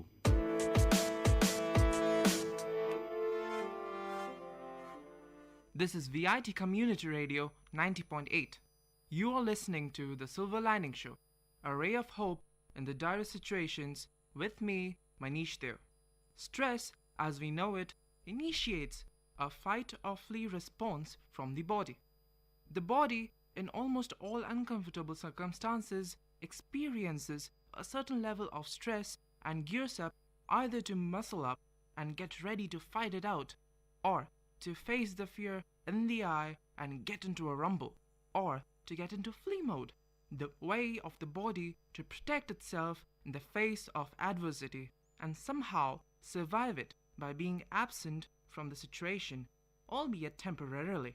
Today, we are going to talk about the second bit, the flee part. To flee is to run away, or to put in a better word, escape. We are going to deal with escapism today, the pros and cons of it, as well as various stages. What comes to the mind when one speaks of escapism? From the word, and obviously from whatever we have discussed till now, it is definitely related to escaping. Escaping from what? The answer to this might vary greatly. Escapism is sort of like a tendency to escape. To attempt to define it as eminent psychologists have, but however, put in simpler words, escapism is merely a mental diversion. It is about taking a route away from a problem or any unpleasant circumstance. Escapism is about retreating from those perceived unpleasant realities of life. So what really is escapism? How do the youth understand it? It is entertainment that really immerses you and makes you absolutely forget about the outside world, at least for a couple of hours. Contrast it with another thing that is often misunderstood to be escapism. That is, fake reality. Let us put it as a sort of entertainment that creates an alternate version of you, or changes the environment to suit a virtually different surrounding. All of this is designed to make you feel good. What is it all about? It could be video games, or as it goes in the modern era, computer, PlayStation games, anything. It could be various sitcoms that come on television. It could be some stand-up comedy show. So-called reality TV is nothing but a kind of act put together to resemble reality. There exists a thin boundary between escapism and fake reality. Often, it is very hard to determine which side one is on. From now on, we shall address everything related to these two very similar phenomena with just escapism, obviously for convenience. Let us try to understand what escapism is all really about. You may feel that you know all about this, but maybe you might find yourself something new here. Escapism is any attempt at creating a fictional world in order to leave the real one behind. Face it, we all know that every now and then we face difficult times. When we all just want to run away, all we want to do is get rid of everything to escape into another world devoid of all problems, issues, hassle. Everyone pursues different ways of escapism.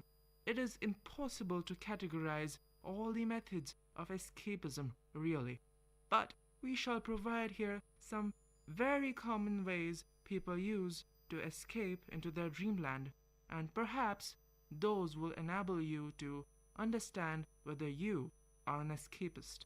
Number 1. Sleeping or daydreaming.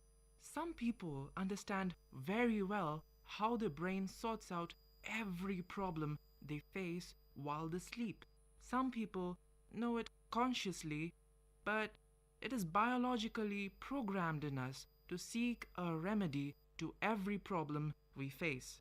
Sleep comes forward as a very natural remedy to such people. To others, sleep is just time when you are unaware of your actual surroundings, and so will stay unaware of every real life situation while you sleep or dream away. Of course, this may not work because too much stress might make you have nightmares about these problems, but we shall not delve too much into this issue at the moment. Let us just take it simply.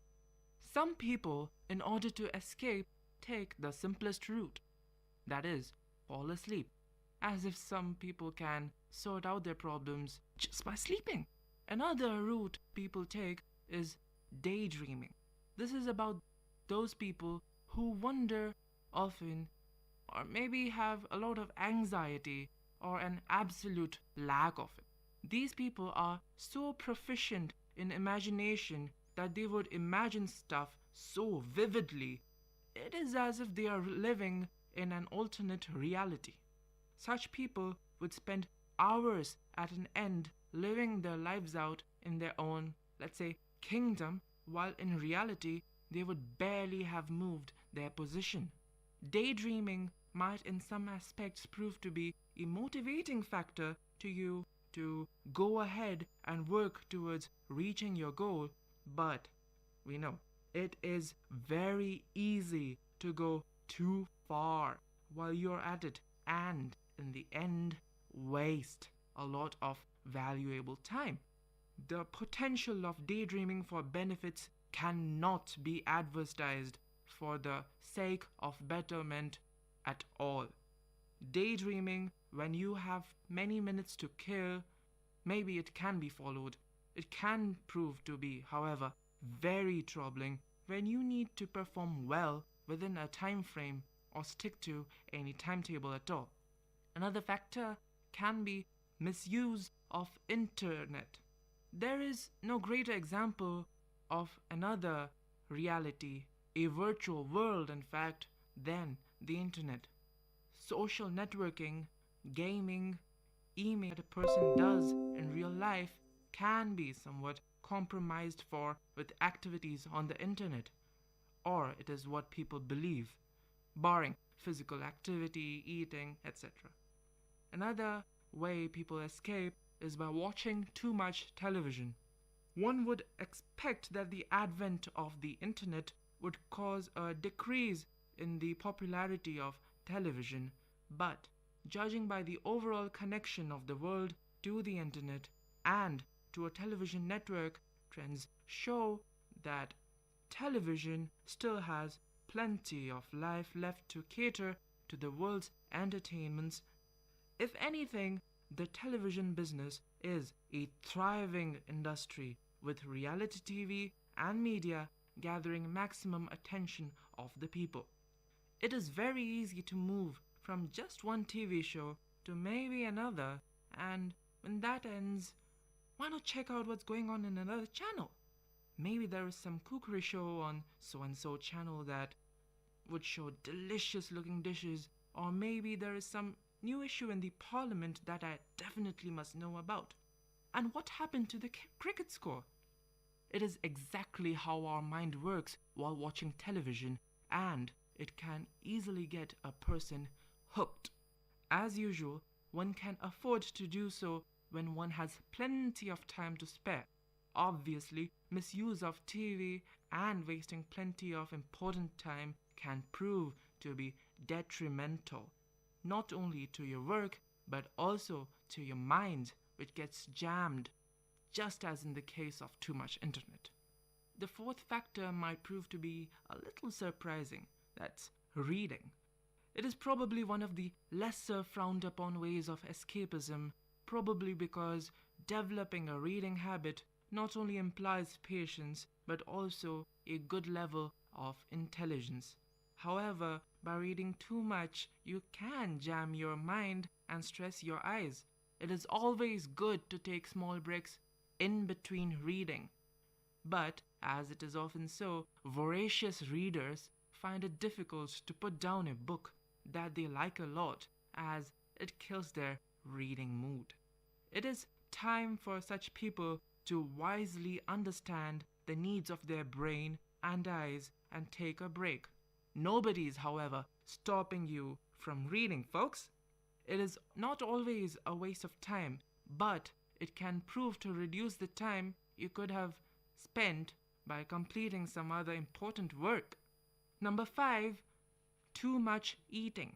It is one of those telltale signs of stress and wrongful escapism. If people are stressed out, they feel that they are well beyond their comfort zone, and it is only natural they would want to and will tend to work towards establishing a comfort zone, or at least deriving some comfort from something that they like. Often, this comfort comes from consuming food items or beverages that a person really likes. What is dangerous, however, is that in this case, overeating will cause immense weight issues and might tend to obesity if the person goes for this measure of escapism frequently. Too much intake of sugar, fats, or carbohydrates in general leads to a lot of diseases and conditions related to malnutrition. The organs most affected could be one's heart, liver, or kidneys. Number 6 would be cell phone addiction. Talking to people on the phone non-stop for hours together when the sole intention is to appear to be busy and creating the impression that you are engaged in something might fool others. But it is important that the person is not fooling oneself. Talking to people should not be curtailed or stopped. Not at all. However, doing so just to avoid some work or running away from some predicted situation is not right. Similarly, people would, while away their time texting their friends or spending time on the internet through their mobile phones. All of this, while being useful in many ways, such as sharing knowledge and communication, as well as socializing online, also might hinder socializing physically. People nowadays would prefer staying busy with their cell phones even in weddings, a time to meet many people and be happy and truly enjoy. Listening to music is a popular means of escapism. Music, or to put it in other words, sound therapy, is very useful in calming the mind and bringing the focus back to the body and spirit.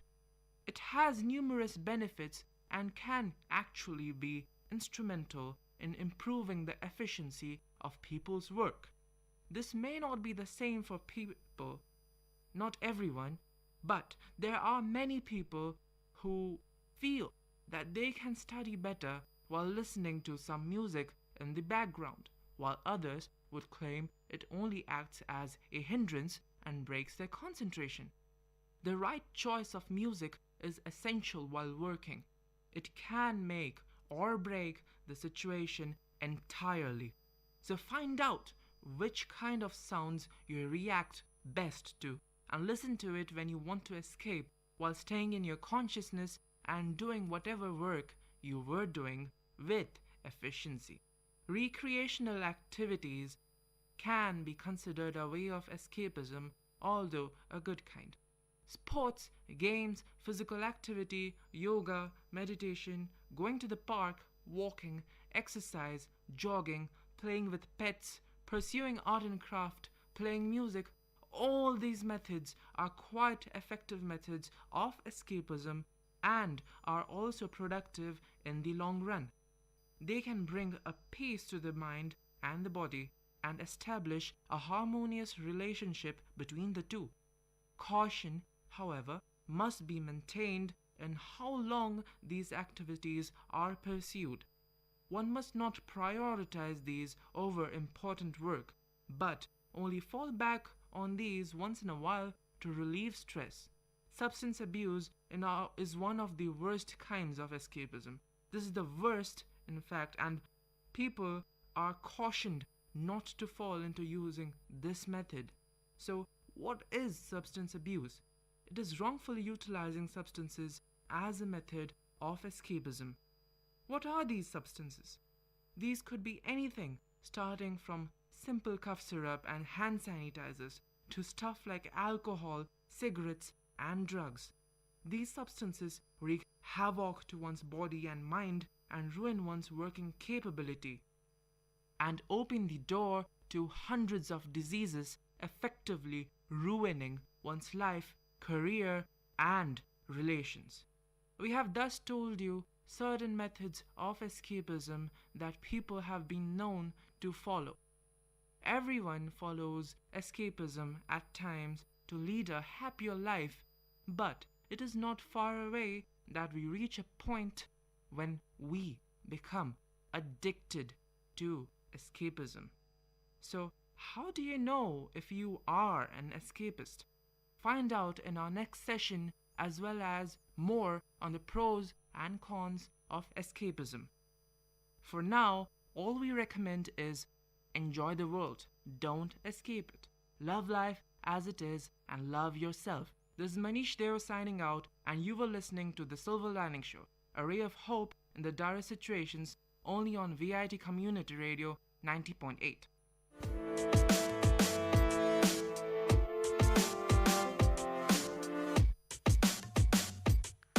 Dear listeners, you had listened to the program Silver Lining Show. We will meet you with another interesting positive topic in our next show. Till then, tune in to VIT Community Radio 90.8.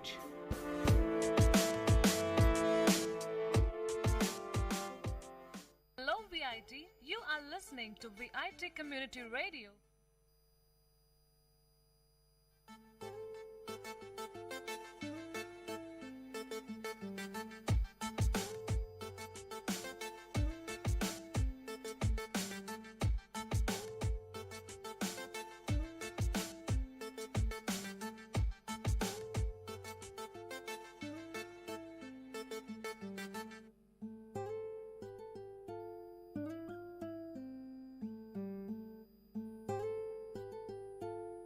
Hello everybody, this is VIT Community Radio 90.8 and you are listening to Second Look.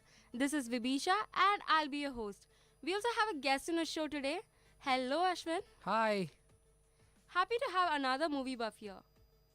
I'm so glad that you invited me. I'm pretty excited actually. Chill, it's just gonna be a casual chit chat. So, how was your day today? It was a kind of really hectic day. I had a review. What VID things, right? Well, I got lucky. I just had 2 classes, one at 8 a.m. and the other at 2 p.m. Well, that's weird and lucky for you. So, Ashwin, what are some of your favorite animation movies? Ice Age, Despicable Me 2, Inside Out, Frozen, Up. Come on, Ashwin, you pretty much covered all my favorites too. Hello, my fabulous listeners. Today, we're gonna share our love for the movie Inside Out. It is Pixar's another landmark and unmissable film that raises the bar on what animation can do and proves that live action doesn't have depths in cinematic art. The movie Inside Out takes place almost entirely within the mind of a preteen girl, where 5 personified emotions struggle to guide her through a life crisis. Vibesha, I have a question. Can movies think? Well, Ashwin, it's a toughie. This has been a long-standing critical question, usually answered in the negative. Literature, the thinking goes, is uniquely able to show us the flow of thought and feeling from within. But the camera's eye and the 2-dimensional screen can't take us past the external signs of consciousness. We can look at faces in various configurations of pleasure or distress, but minds remain invisible, mysterious, beyond the reach of cinema. Dear listeners, one of the many accomplishments of Inside Out, a thrilling written for Pixar Animation Studios after a few years of commercially successful cinema, is that it demolishes this assumption. The movie, directed by Pete Docter, solves a thorny philosophical problem with the characteristically Pixaresque tools of whimsy, sincerity, and little-mindedness. And did I say it was funny? It is uproariously so when you're not brushing away a tear. Yeah, it was funny. I laughed like crazy. Vibesha, now give me a glimpse of the story. Okay. The story takes place mostly in the head of an 11-year-old girl named Riley, who's just moved with her parents from Minnesota to San Francisco. What happens to Riley on the outside is pretty standard. A dinner table argument with mom and dad, all of us have that. A rough day at school, a disappointing hockey tryout. But anyone who has been or known a child Riley's age will understand that such mundane happenings can be the stuff of major interior drama. Yeah, I'm becoming nostalgic now. Remember, Ashwin, when we were that age, we used to get angry or disappointed at the drop of a hat? Yeah, I still remember when I was 11. There's an incident where in my school, I didn't want to go to school actually that day. So what happened was my mom insisted on me. I went to school, and there I was standing, and I said to my teachers, like, ma'am, I have a stomach ache so badly, so please get me back to home. I don't want to be here. And this is what I said to them, and they immediately sent me back to home. Oh, I think all of us must have done it. I miss being a kid. Just like Peter Pan says, don't grow up. It's a trap. It's actually funny how much we wanted to be an adult, and we are when we are kids, and now that we are adults, we want to go back to being kids. Haha, yeah, that is weird. Now, back to the story. The real action, the art, the comedy, the music, and the poetry unfolds among Riley's personified feelings. There is an old literary tradition of turning what used to be called the passions into characters, and Inside Out updates this tradition with a brilliant casting. Riley's brain is controlled by 5 busy emotions: fear, anger, disgust, sadness, and joy. Each one has a necessary role to play, and they all carry out their duties in Riley's neurological command center with the sitcom colleagues. Now, who would have thought of that? Hey, guess what? Their voices, aptly enough, belong to the television comedy dream team. Anger, a squad, inverted trapezoidal of bright red bluster. In the Daily Show, Ratner Lewis back. Disgust, a green mean girl, is the great Mindy Kaling. Fear, an elastic-limbed goofball, is the former Saturday Night Live rubberman Bill Holder. Sadness speaks in the sighing monotone of Phyllis Smith, the most reliable killjoy on The Office. You must have watched that. She is blue and slow-moving, and the others sometimes wonder what exactly her job is supposed to be. It is so relatable. But people, Joy reigns supreme. Even without an organizational chart, you can tell she is the boss. She's a sparkling whirlwind of positive energy and friendly micromanagement. You might say she's a Leslie Knope of the cerebral cortex, and not only because her peppy vocalizations belong to Amy Poehler, but the insistence on happiness has its discontents. As a manager, Joy is focused above all on controlling and containing sadness. She thinks she needs to keep her gloomy co-workers' hands of Riley's co-memories. Well, she's very protective. These golden shiny orbs will be ruined if they turn blue. At one point, Joy draws a small chalk circle on the floor and instructs Sadness to stand inside it, not touching anything so that she does not wreck the upbeat mood. How sad that would have been for Sad herself. Now, Vibesha, don't get all melodramatic, please. Alright. Looked at one way, this is a very simple story of childhood growing pains.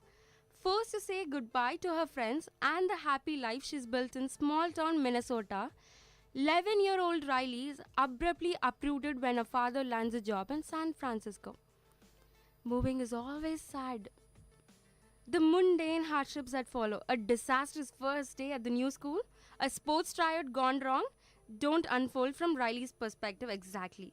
Rather, they are experienced through the eyes of her emotions, the feelings that run the control booth in her mind.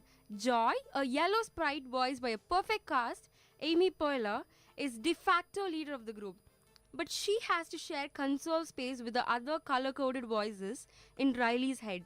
Eye-rolling disgust, skittish fear, literally hot-headed anger, and glum sadness. Well. I know what all of you must be thinking. All of us have emotions, right? Don't we? But who is this Riley? What is she like? What does she do? Let me answer that for you. Riley's personality is represented through a series of themed islands like honesty, family, and all-important hockey. Memories, the currency of her headspace, arrive in the form of glowing orbs. It is colored by a particular shade of emotion. The script pokes fun at these various laws by having the characters literally consult brain manuals, something that audience won't require, thankfully, as the film is mostly efficient in that blessedly breezy Pixar way at keeping the plot humming along. Eventually, Joy and Sadness find themselves sucked out to the warehouse-like recesses of Riley's mind, leaving the other three emotions to run damage control from the Pale Tar headquarters. When I was watching this, I got thinking what I might be having in my mind's recesses. We never know, right? Then, from here, Inside Out runs on parallel tracks, cleanly cross-cutting between Riley's inner and outer worlds. The meat of the movie is a buddy comedy adventure embarked upon by Joy and Sadness, whose mismatched rapport. The former is a Leslie Knope like go-getter. The latter, an incorrigible defeatist, provides a parks and recreation event we never even knew we wanted. The filmmakers have cutesy fun with the characters of the cerebral kingdom. A little train of thought zigzags around the crumbling personality islands as Joy and Sadness venture into the horror show. Basement of Riley's subconscious get flattened by her capacity of abstract thinking, and the film's most inspired gag bumble on to the movie set her dreams. Hello everybody, it's time for a break. This is VIT Community Radio 90.8 and you are listening to Second Look. Stay tuned and we'll be right back.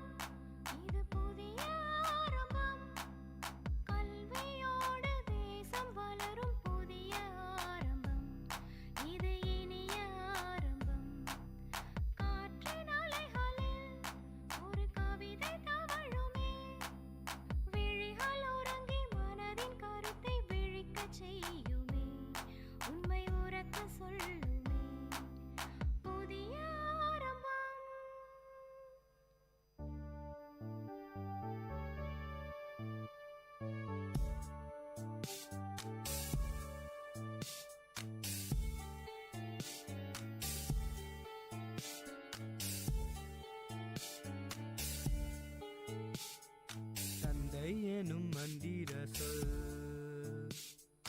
தாலாட்டுமே என்னை என்றும். தந்தை போல தோழன் இல்லை, என் தந்தை இன்றி தெய்வம் இல்லை. வரமாய் வந்த தெய்வம் நீ, தவமாய் கிடைத்த செல்வம் நீ, என்னென்னம் நீ வந்தம் நீ, எந்த தந்தை நீ. தந்தை எனும் மந்திர சொல் தாலாட்டுமே என்னை என்றும்.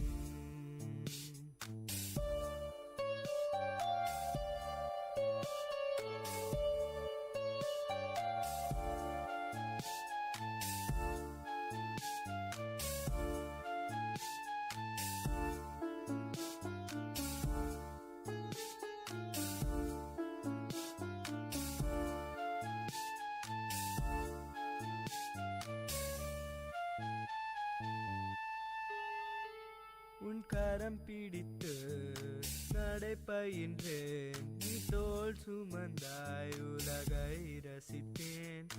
உனை உருக்கி என்னை வளர்த்தாய், நீ ஒளி கொடுத்தாய், நல் வழி நடந்தேன். தவம் என்ன செய்தேனோ நான் உந்தன் மகனாய் பிறக்கவே. என்னென்னம் நீ வண்ணம் நீ, எந்த தந்தை நீ. தந்தை எனும் மந்திர சொல் தாலாட்டுமே என்னை என்றும். தந்தை போல தோழன் இல்லை, என் தந்தை இன்றி தெய்வம் இல்லை.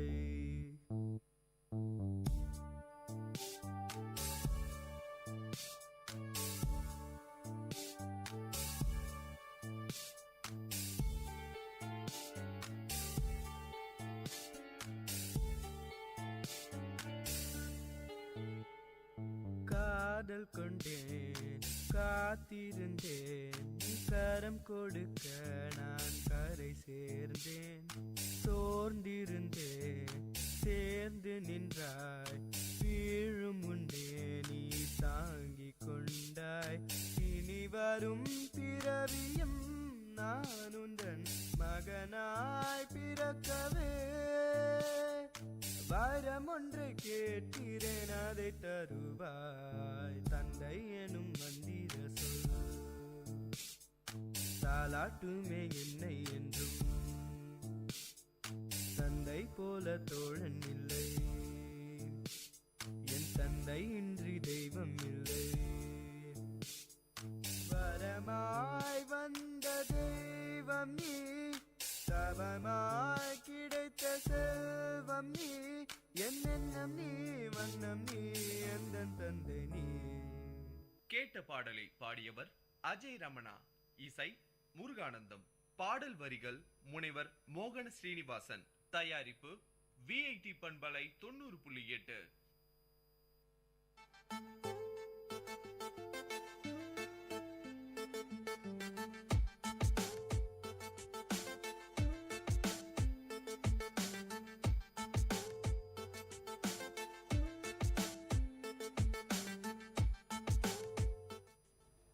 Hey peeps, did we keep you waiting for long? Well, we're back with a bang. You're listening to VIT Community Radio 90.8. This is Second Look by Vibisha and Ashwin, and we were covering the movie Inside Out. So back to that.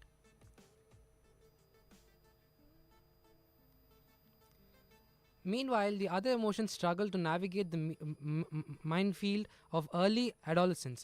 Unterrifically funny set piece teased in the trailer puts them in a stalemate with the emotions running her parents' minds.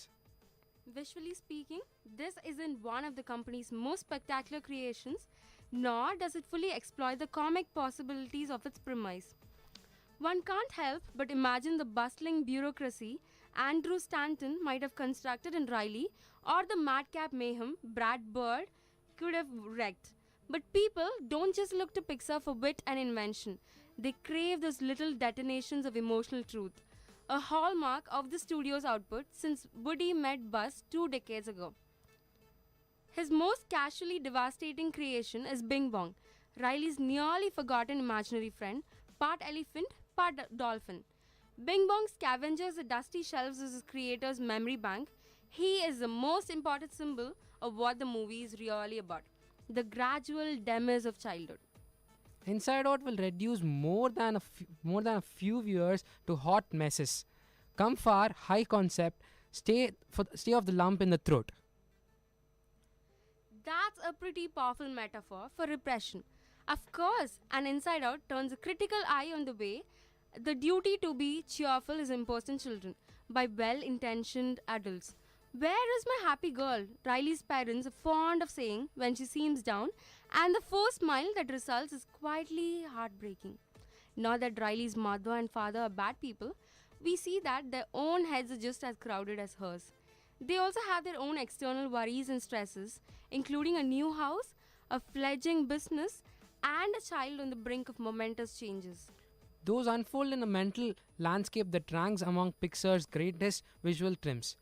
But up there, in the coral reef, in Finding Nemo, the garbage dump in WALL-E, and the sinister daycare center in Toy Story 3, the studio's earlier features have often served as demonstrations of technical breakthroughs.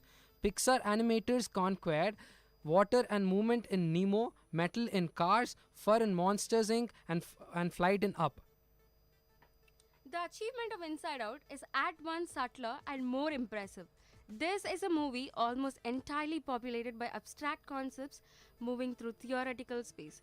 This world is both radically new, you've never seen anything like it, and instantly recognizable as familiar aspects of consciousness are given shape and voice. Now, are you people getting nostalgic? Remember your imaginary childhood friend? Your earliest phobias? Your strangest dreams? You will, and you will also have a newly inspired understanding of how and why you remember those things once you watch this movie. You will look at the screen and know yourself. I would gladly catalog the movie's wittiest inventions and sharpest insights, or try to draw a world map of Riley's brain.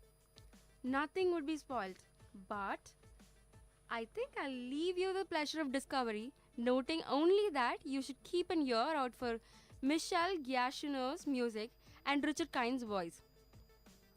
Inside Out is an absolute delight, funny and charming, fast-moving and full of surprises. It is also a defense of sorrow, an argument for the necessity of melancholy dressed in the bright colors of entertainment. The youngest viewers will have a blast, while those older than Riley are likely to find themselves in tears, not of grief, but of gratitude and recognition.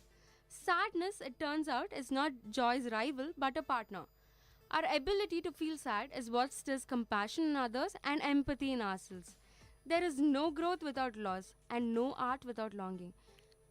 Inside Out is a must-watch. Watch it this weekend with a ball of popcorn and mull over your childhood. Ashwin, you were a blast. Thank you. We, the movie buffs, so need a hi-fi now. Yeah. Hi-fi. You know what, Ashwin? After all this, I feel I have to curl up in my bed and watch this movie once again. What say? Yes, sure. Okay, peeps. Thanks for listening. Hope you like the show. See you all next Thursday on Second Look. Keep listening to VIT Community Radio 90.8. Until then, it's a big bye from your host Vibisha and a special guest Ashwin. Bye-bye.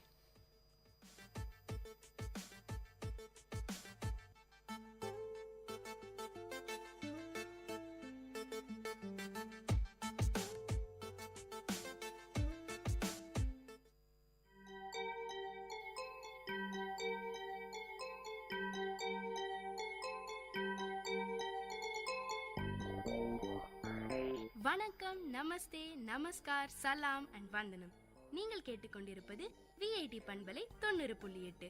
இது VIT பல்கலைக்கழகத்தின் சமுதாய வானொலி. உங்க எல்லோரையும் புதுமை பெண்கள் நிகழ்ச்சிக்கு வரவேற்கிறேன். நான் உங்க அட்டானா. இந்த நிகழ்ச்சியில எவ்வளோ கடினமான சூழ்நிலையும் தனக்குன்னு ஒரு பாதையை அமைச்சுக்கிட்டு அதுல அவங்க பயணத்தை தொடர்ந்து அதுல வெற்றியும் அடைந்த பெண்களை பத்தி தான் நான் உங்களுக்கு சொல்ல போறேன். வாழ்க்கையில பல சந்தோஷங்களையும் துயரங்களையும் உணர வைக்கிறது வார்த்தைகளை கேட்கும் போதுதாங்க. ஒருத்தர் நம்ம கிட்ட பகிர்ந்துக்க வர விஷயங்களை உணர்வு பூர்வமா எடுத்துக்க வைக்கிறது முழுமையான காரணம் கேட்கும் திறன். இந்த உலகத்துல என்ன நடந்தாலும் அமைதிங்கிற ஒரே உலகத்துல இருக்கிறவங்க தாங்க நம்ம ஜெயஸ்ரீ. இன்னைக்கு நம்ம நிகழ்ச்சியில இவங்கள பத்தி தான் சொல்ல போறேன். நம்ம ஜெயஸ்ரீ பிறக்கும் போது சாதாரணமா நம்ம எல்லாரையும் போல பிறந்தவங்க தான். சாதாரண ஸ்கூல்ல படிச்சுக்கிட்டு இருந்தாங்க. ஒரு பிறந்த குழந்தையின் அழுகுரலையும் கேட்டு மகிழ்ந்திருக்காங்க. யாரோ ஒருவர் அழுவதையும் கேட்டிருக்காங்க. சாதாரண வாழ்க்கையில ஒரு சக குழந்தையா வாழ்ந்துகிட்டு வந்தாங்க நம்ம ஜெயஸ்ரீ. சின்ன வயசுல பிரைமரி காம்ப்ளெக்ஸ் வந்திருக்கு. அது குணமானும்னா பென்சில்னு ஒரு ஊசி போட்டாதான் நல்லதுன்னு டாக்டர் அந்த ஊசியை போட்டிருக்காரு. எல்லாருக்கும் எல்லா உடம்புக்கும் இந்த ஊசி ஒத்துக்காது. சில பேருக்கு தன்னோட கொடூர முகத்தையும் காட்டிடும். அந்த மாதிரி தன்னோட கொடூர முகத்தை பென்சிலின் ஊசி ஜெயஸ்ரீக்கும் காட்டிடுச்சு. பென்சிலின் ஊசி போட்டதுல 2 காதும் கேட்காம போச்சு. அதாவது 100% கேட்காம போச்சு நம்ம ஜெயஸ்ரீக்கு. டாக்டர் நல்லதுக்கு தானே அந்த ஊசியை போட்டாரு, வேணும்னேவா போட்டாருன்னு ஜெயஸ்ரீயோட அம்மாவும் அப்பாவும் அதை பெருசுபடுத்தல. அப்படியே பெருசு பண்ணினாலும் தான் பொண்ணுக்கு காது கேட்கும் திறன் திருப்பி கிடைச்சிடவா போகுதுன்னு விட்டுட்டாங்க. தான் பொண்ணை நல்லா வளர்த்தே ஆகணும்னு தெளிவா இருந்தாங்க. ஜெயஸ்ரீயோட பெற்றோர் தொடர்ந்து படிக்க வச்சாங்க நம்ம ஜெயஸ்ரீய. ஆனா ஜெயஸ்ரீயோட அப்பாக்கும் அம்மாக்கும் கேட்கும் திறன் இல்லாதவங்களுக்காக சிறப்பு பள்ளி இருக்கிற விஷயமே தெரியல. ஜெயஸ்ரீயும் சிறு பிள்ளையா இருந்ததுனால விவசாயி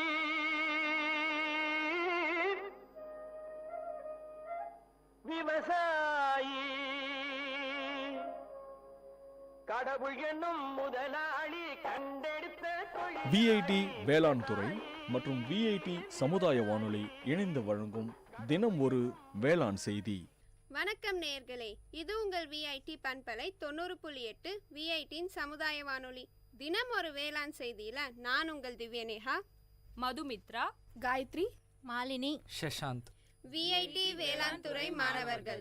இன்னைக்கு நாம விஐடி வேளாண் துறையில இருக்கும் புதிய திட்டத்தை பற்றிய சுவாரஸ்யமான கலந்துரையாடலை கேட்போம். இடம் உள்ளூர் சந்தையில் 2 இயற்கை விவசாயிகளுக்கு நடக்கும் உரையாடல். என்ன கலா இந்த பக்கம் பார்த்தே ரொம்ப நாள் ஆச்சு. அது ஒன்றும் இல்லை சீதாக்கா, எங்கள் தோட்டத்து மாம்பழத்தை வெளி மார்க்கெட்டுக்கு வண்டி ஏற்றி விட்டு காய்கறி வாங்கலாமேன்னு சந்தைக்கு வந்தேன். ஆமாம், நீங்கள் ஏன் உங்கள் மாம்பழத்தை எடுத்துட்டீங்க வந்திருக்கீங்க? நானே உன்கிட்ட சொல்லான்னு தான் இருந்தேன். மகசூல் அதிகமாக வர ஆசைப்பட்டு உயிர் உரத்தை நிறைய வாங்கி போட்டேன். ஆனால் கடைசியில் பூவெல்லாம் கருகி மகசூலே வராமல் போயிடுச்சு. ஏதோ மிச்சம் இருக்க இந்த மாம்பழத்தை எடுத்துட்டு வந்த விலைக்கே வித்துட்டு போலான்னு வந்திருக்கேன். அட என்னக்கா இப்படி சொல்கிற?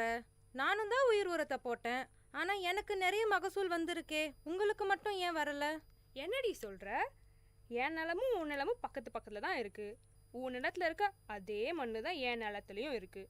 அப்புறம் ஏன் எனக்கு மட்டும் இப்படி நடக்குது? சரி விடுக்கா, நம்மள மாதிரி இயற்கை விவசாயிகளுக்கு இது மாதிரி அடி அப்பப்போ விழ தான் செய்யும். அடுத்த முறை பார்த்துக்கலாம், விடுங்க. அதே சந்தையில் விவசாயம் தொடர்பான சந்தை கணக்கெடுப்பதற்காக வந்த வேளாண் துறை மாணவி செல்வி இந்த உரையாடலை கேட்கிறாள். வணக்கங்க, என் பேர் செல்வி. நான் விஐடி வேளாண் துறை மாணவி. நீங்கள் 2 பேரும் பேசிட்டு இருந்ததை கேட்டுட்டு தான் இருந்தேன். உங்களை மாதிரி விவசாயிகளுக்கு இருக்க பிரச்சனையெல்லாம் ஆய்வு பண்ணி தீர்வு கொடுக்க தான் எங்கள் விஐடி வேளாண் துறையில் ஒரு புதிய திட்டத்தை கொண்டு வந்திருக்கோம். அந்த திட்டம் மூலயமா உங்களுக்கு தேவையான தீர்வை கொடுக்க முடியும்னு நம்புகிறேன். என்னம்மா சொல்கிற? இத்தனை வருஷமா விவசாயம் பண்ணுற எங்களுக்கே இது என்ன பிரச்சனை தெரியலம்மா. நீ இப்போதான் படிச்சுட்டு இருக்க, நீ எப்படிம்மா எங்களோட பிரச்சனைக்கு தீர்வை கொடுக்க முடியும்? நீங்கள் சொல்கிறதும் சரிதாம்மா. ஆனால் எங்கள் ஆசிரியர்கள்லாம் அவங்க துறையில் வல்லுநர்களாக இருக்காங்க. நான் உங்கள் பிரச்சனையை அவங்கக்கிட்ட எடுத்துகிட்டு போய் சொல்லி அவங்க சொல்கிற தீர்வை உங்ககிட்ட வந்து சொல்லுவேன். அப்படியா? இது ரொம்ப நல்லா இருக்கே. அப்போது நான் என் நிலத்தில் இருக்க பிரச்சனைலாம் சொன்னால் எனக்கு உடனே தீர்வு வந்துடுமா? ஆமாம்மா, அதிகபட்சம் 2 நாளில் சொல்லிடுவாங்க. அப்படி அவங்களுக்கு தெரியலன்னா அவங்களுக்கு தெரிஞ்ச மற்ற விவசாய விஞ்ஞானிகள் கிட்ட கேட்டு அவங்க தீர்வை சொல்லுவாங்க. சரி சரி, அப்போது என் நிலத்தில் நான் என்னெல்லாம் பண்ணுறேன், என்ன பிரச்சனைலாம் இருக்குன்னு சொல்கிறேன், எழுதிக்கோமா. பல்கலைக்கழகத்தில் மாணவி செல்விக்கும் அவளுடைய ஆசிரியருக்கும் இடையே நடக்கும் உரையாடல். வணக்கம் சார். சொல்லுங்க செல்வி, நான் உங்களை விவசாயிகளை சந்திச்சு அவங்களோட பிரச்சனைகளை கேட்க சொல்லியிருந்தேனே, கேட்டிங்களா? அதை பற்றி தான் சார் பேச வந்தேன். நான் நேற்று சந்தைக்கு போயிருந்தப்போ 2 இயற்கை விவசாயிகளை சந்தித்தேன். அவங்க 2 பேருமே இயற்கை முறையில் மாந்தோப்பு பராமரிக்கிறாங்க. அதில் ஒருத்தருக்கு மகசூல் அதிகமாக வந்திருக்கு, இன்னொருத்தருக்கு கம்மியாக வந்திருக்கு.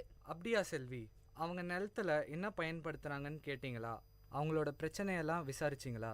சார், நான் எல்லாத்தையுமே தெளிவாக கேட்டு எழுதிட்டு வந்திருக்கேன். எங்கே கொடுங்க பார்ப்போம். இந்தாங்க சார்.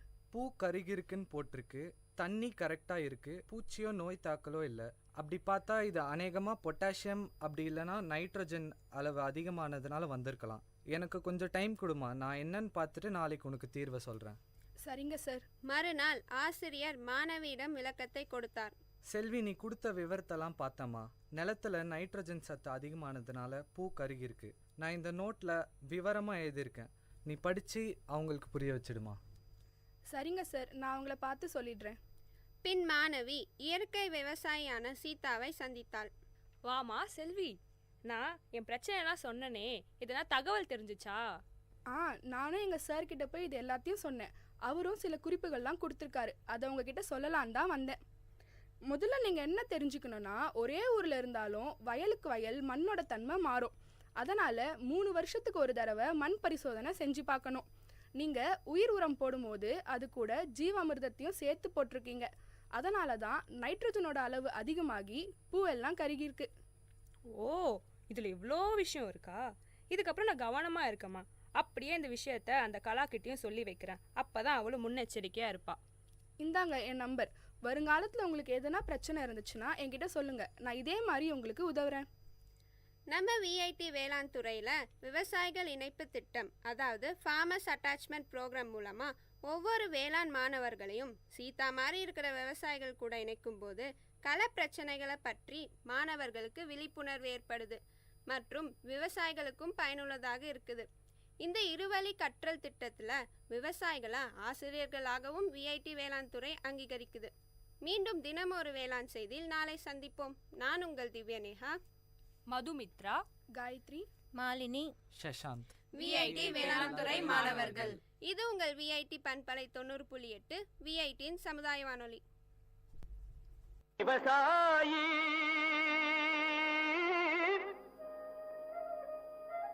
விவசாயி கடவுள் என்னும் முதலாளி கண்டெடுத்த விஐடி வேளாண் துறை மற்றும் விஐடி சமுதாய வானொலி இணைந்து வழங்கும் தினம் ஒரு வேளாண் செய்தி. This song is presented by SparkX Music Band.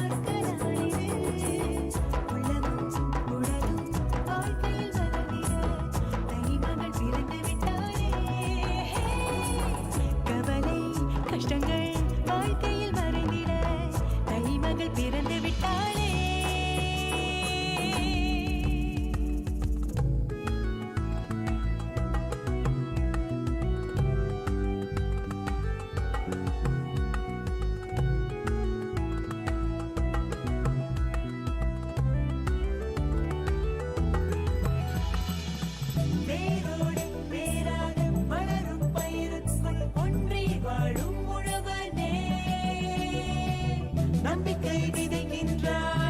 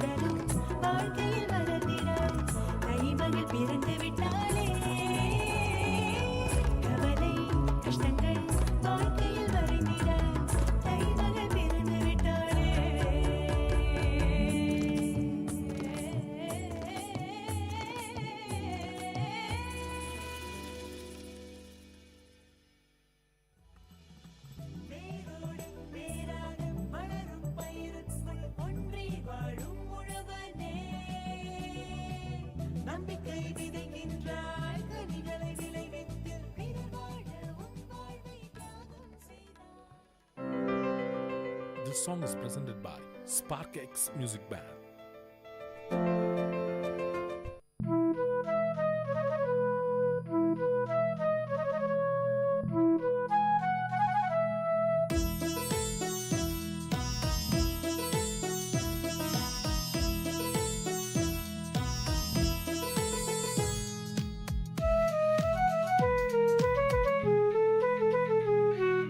மேகம் மேகம் என்மேல் நீயும் பூவை பொழிந்தாய், அதிலே என்னை கொஞ்சம் நனைய விட்டு மோகம் கொண்டாய். மேகம் மேகம் என்மேல் நீயும் பூவை பொழிந்தாய், அதிலே என்னை கொஞ்சம் நனைய விட்டு மோகம் கொண்டாய். காலை கதிரே உன் பனித்துளி நான், தினம் என்னை கிள்ளியே நீ எழுப்பி விட்டாய். மேகம் மேகம் என்மேல் நீயும் பூவை பொழிந்தாய், அதிலே என்னை கொஞ்சம் நனைய விட்டே மோகம் கொண்டாய்.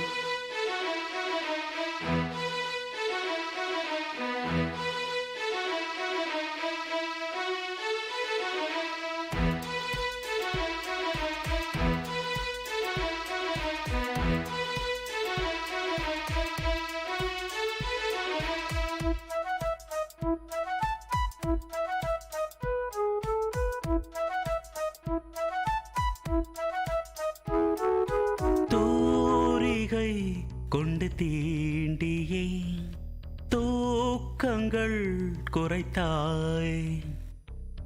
பூமகள் என்று என்னையே போர்வைக்குள் இழுத்தாய்.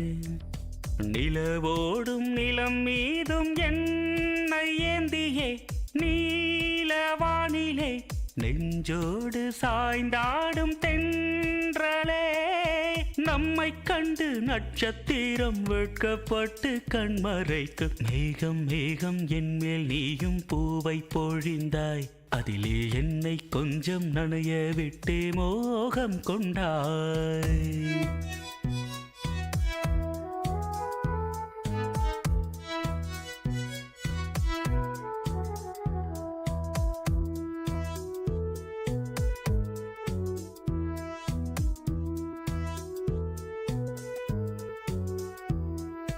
வானவில் வண்ணம் கூட்டியே வார்த்தைகள் வரைந்தாய்.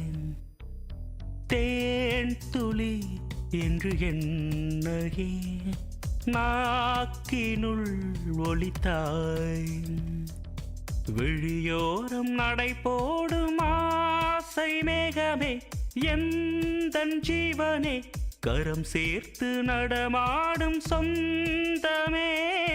உன்னை போல மின்னல் கூட மின்னி மின்னி முத்தம் போடும். மேகம் மேகம் என்மேல் நீயும் பூவை பொழிந்தாய், அதிலே என்னை கொஞ்சம் நனைய விட்டே மோகம் கொண்டாய். மேகம் மேகம் என்மேல் நீயும் பூவை பொழிந்தாய், அதிலே என்னை கொஞ்சம் நனைய விட்டே மோகம் கொண்டாய். காலை கதிரே உன் பனித்துளி நான், தினம் என்னை கிள்ளியே நீ எழுப்பி விட்டாய். மேகம் மேகம் என்மேல் நீயும் பூவை பொழிந்தாய், அதிலே என்னை கொஞ்சம் நனைய விட்டு மோகம் கொண்டாய். கேட்ட பாடலை இசையமைத்து பாடியவர் முருகானந்தம்.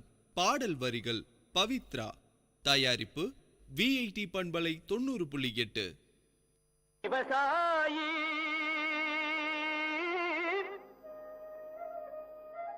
விவசாயி கடவுள் என்னும் முதலாளி கண்டெடுத்த VIT வேளாண் துறை மற்றும் VIT சமுதாய வானொலி இணைந்து வழங்கும் தினம் ஒரு வேளாண் செய்தி. வணக்கம் நேயர்களே, இது உங்கள் VIT பண்பலை 90.8 VITயின் சமுதாய வானொலி. தினம் ஒரு வேளாண் செய்தியில நான் உங்கள் திவ்யநேகா, மதுமித்ரா, காயத்ரி, மாலினி, ஷஷாந்த். VIT வேளாண் துறை மாணவர்கள். இன்னைக்கு நாம VIT வேளாண் துறையில இருக்கும் புதிய திட்டத்தை பற்றிய சுவாரஸ்யமான கலந்துரையாடலை கேட்போம். இடம் உள்ளூர் சந்தையில் 2 இயற்கை விவசாயிகளுக்கு நடக்கும் உரையாடல். என்ன கலா இந்த பக்கம் பார்த்தே ரொம்ப நாள் ஆச்சு. அது ஒன்றும் இல்லை சீதாக்கா, எங்கள் தோட்டத்து மாம்பழத்தை வெளி மார்க்கெட்டுக்கு வண்டி ஏற்றி விட்டு காய்கறி வாங்கலாமேன்னு சந்தைக்கு வந்தேன். ஆமாம், நீங்கள் ஏன் உங்கள் மாம்பழத்தை எடுத்துட்டு இங்கே வந்திருக்கீங்க? நானே உன்கிட்ட சொல்லான்னு தான் இருந்தேன். மகசூல் அதிகமாக வர ஆசைப்பட்டு உயிர் உரத்தை நிறைய வாங்கி போட்டேன்.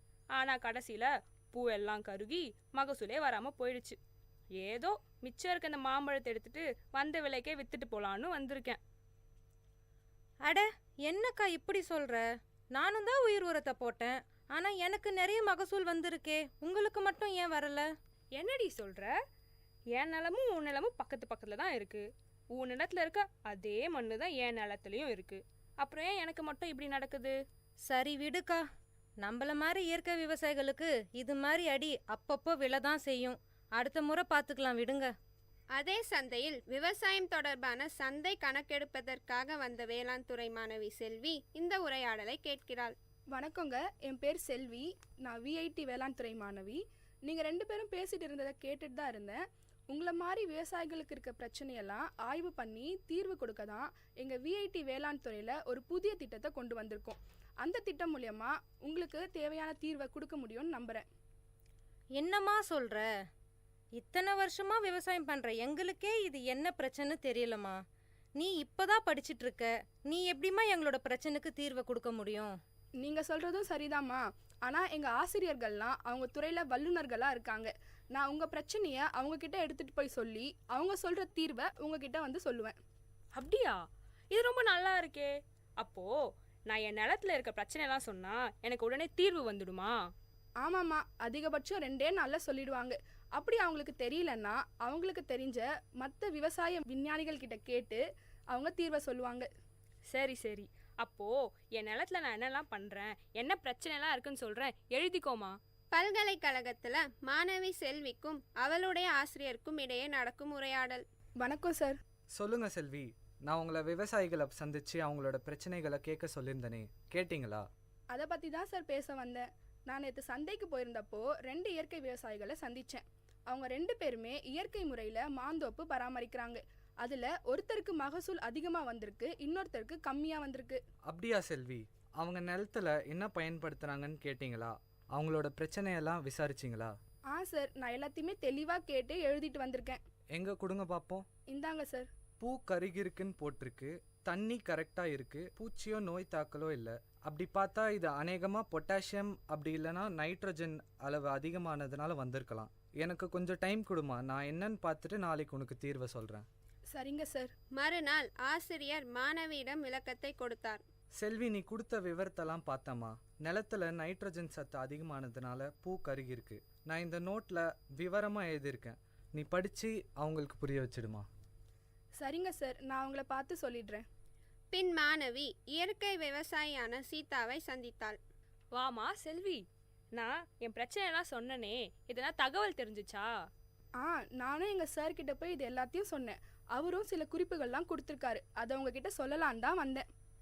முதல்ல நீங்கள் என்ன தெரிஞ்சுக்கணுன்னா, ஒரே ஊரில் இருந்தாலும் வயலுக்கு வயல் மண்ணோட தன்மை மாறும்.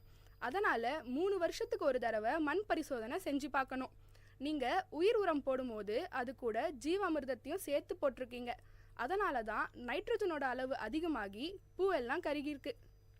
ஓ, இதில் இவ்வளோ விஷயம் இருக்கா? இதுக்கப்புறம் நான் கவனமாக இருக்கமா. அப்படியே இந்த விஷயத்த அந்த கலாக்கிட்டையும் சொல்லி வைக்கிறேன். அப்போ தான் அவளும் முன்னெச்சரிக்கையாக இருப்பாள். இந்தாங்க என் நம்பர். வருங்காலத்தில் உங்களுக்கு எதனா பிரச்சனை இருந்துச்சுன்னா என்கிட்ட சொல்லுங்கள், நான் இதே மாதிரி உங்களுக்கு உதவுறேன். நம்ம விஐடி வேளாண் துறையில் விவசாயிகள் இணைப்பு திட்டம், அதாவது ஃபார்மர்ஸ் அட்டாச்மெண்ட் ப்ரோக்ராம் மூலமாக ஒவ்வொரு வேளாண் மாணவர்களையும் சீதா மாதிரி இருக்கிற விவசாயிகள் கூட இணைக்கும் போது கள பிரச்சனைகளை பற்றி மாணவர்களுக்கு விழிப்புணர்வு ஏற்படுது மற்றும் விவசாயிகளுக்கும் பயனுள்ளதாக இருக்குது. இந்த இருவழி கற்றல் திட்டத்தில் விவசாயிகளை ஆசிரியர்களாகவும் விஐடி வேளாண் துறை அங்கீகரிக்குது. மீண்டும் தினம் ஒரு வேளாண் செய்தியில் நாளை சந்திப்போம். நான் உங்கள் திவ்யநேகா, மதுமித்ரா, காயத்ரி, மாலினி, சஷாந்த், விஐடி வேளாண் துறை மாணவர்கள். இது உங்கள் விஐடி பண்பலை 90.8 விஐடியின் சமுதாய வானொலி. விவசாயி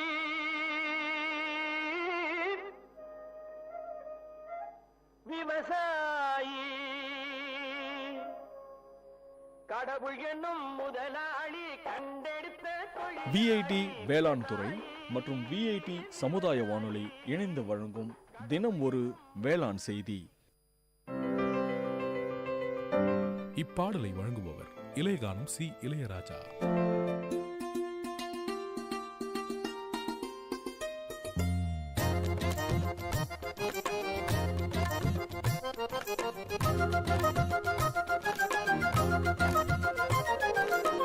கண்ணே ஒன்ன காணாம நான் கவி பாடுறேன், நெஞ்சுக்குள்ள ஒன்ன வச்சு தினவாடுறேன். மதுரை மல்லி வாசம் உன்னை பார்த்தாலே பேசும், ஓம் கொலுசு சத்தம் கேட்டு அந்த கோயில் மணியாடும். கண்ணே ஒன்ன காணாம நான் கவி பாடுறேன், நெஞ்சுக்குள்ள ஒன்ன வச்சு தினவாடுறேன்.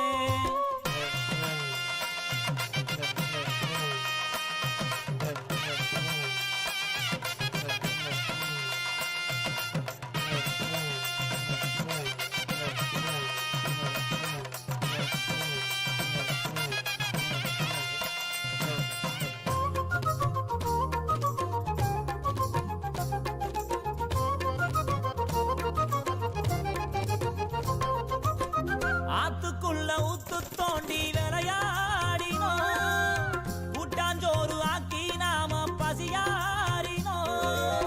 பள்ளி கூட பாடம் மறந்து அடி வாங்கினோம், அம்மா அப்பா பேர சொல்லி கதை பேசினோம். காலம் போட்ட கோணம் அழிஞ்சு தசமாறினோம். கண்ணே ஒன்ன காணாம நான் கவி பாடுறேன், நெஞ்சுக்குள்ள ஒன்ன வச்சு தினவாடு.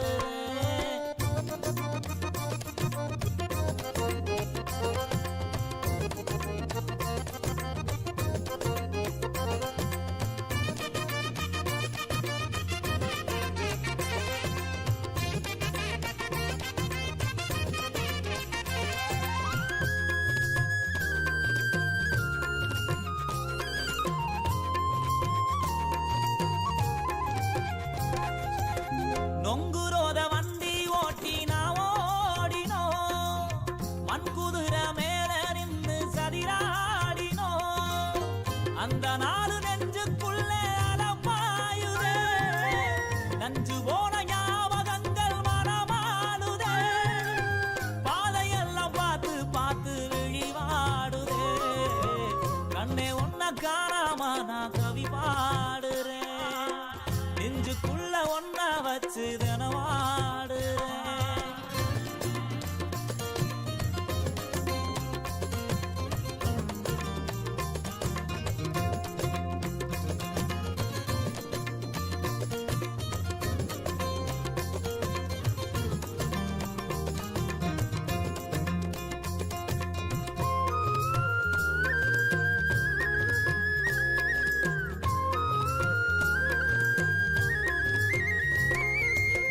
வெள்ளருக்கு வெட்டி வந்து பேயோட்டினோம், செங்கல் மேல பானை வச்சு தீ மூட்டினோம்.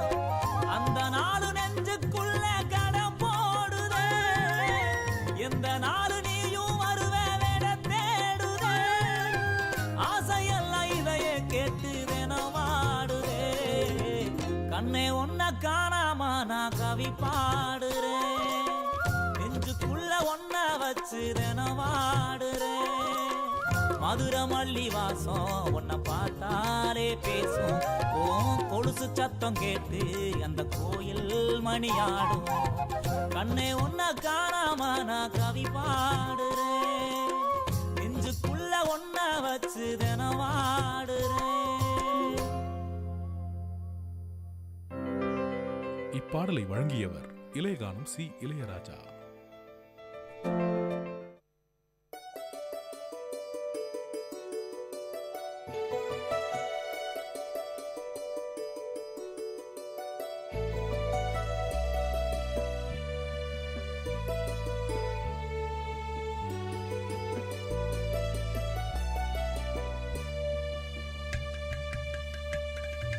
வண்ணமய குதூகலம் வானதிரும் கொண்டாட்டம் கலைகளின் சங்கமம் கவிஞர்களின் கைவண்ணம் வண்ணமய குதூகலம் வானதிரும் கொண்டாட்டம் கலைகளின் சங்கமம் கவிஞர்களின் கைவண்ணம் எண்ணங்கள் தொடும் உயரம் விண்ணளவு நாம் அறிவோம் ஒன்று கூடி எல்லோரும் கொண்டாடுவோம் ஃபெஸ்டிவிட்டி ஃபெஸ்டிவிட்டி இதுவே விஐடியின் ஃபெஸ்டிவிட்டி ஃபெஸ்டிவிட்டி ஓ ஃபெஸ்டிவிட்டி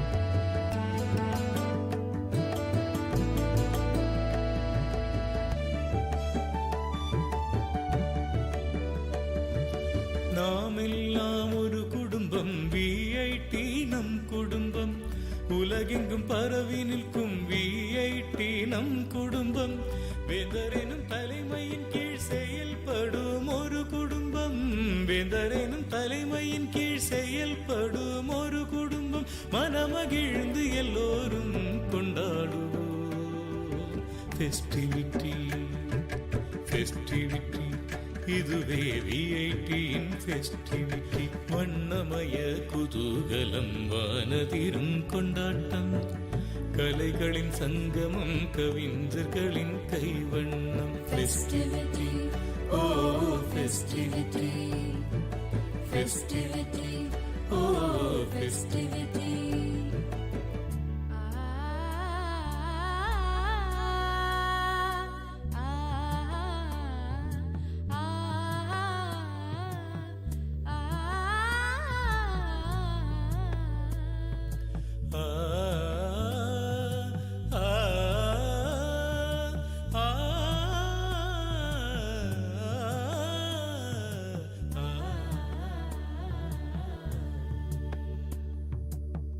பல வண்ண பாடல்கள் மயிலாடும் மாட்டங்கள் பளிச்சிடும் திறமைகள் ஒளிர்விடும் சிகரங்கள் அது தொடும் உயரங்கள் என்றென்றும் நிலைத்திடும் அது தொடும் உயரங்கள் என்றென்றும் நிலைத்திடும் விண்வியக்கும் ஒரு சொர்க்கம் இனி இங்கே அமைந்திடும் ஃபெஸ்டிவிட்டி இதுவே விஐடியின் ஃபெஸ்டிவிட்டி வண்ணமய குதூகலம் வானதிரும் கொண்டாட்டம் கலைகளின் சங்கமம் கவிஞர்களின் கைவண்ணம் வண்ணமய குதூகலம் வானதிரும் கொண்டாட்டம் கலைகளின் சங்கமம் கவிஞர்களின் கைவண்ணம் எண்ணங்கள் தொடும் உயரம் விண்ணளவு நாம் அறிவோம் ஒன்று கூடி எல்லோரும் கொண்டாடுவோம்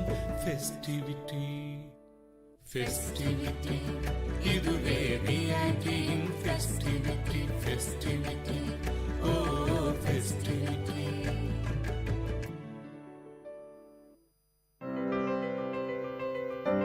This song is presented by SparkX Music Band.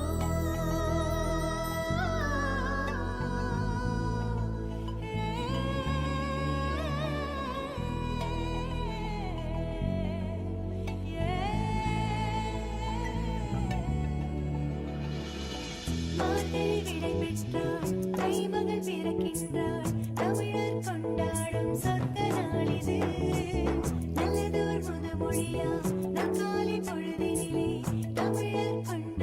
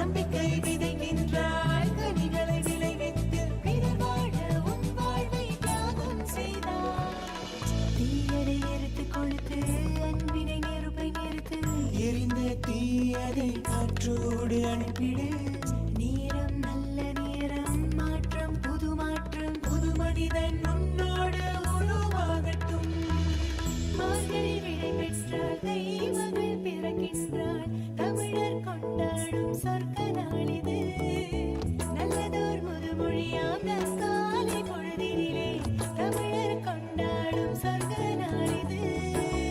உள்ளமும் உடலும் வாழ்க்கையில் மலர்ந்திட கைமகள் பிறந்து விட்டாளே.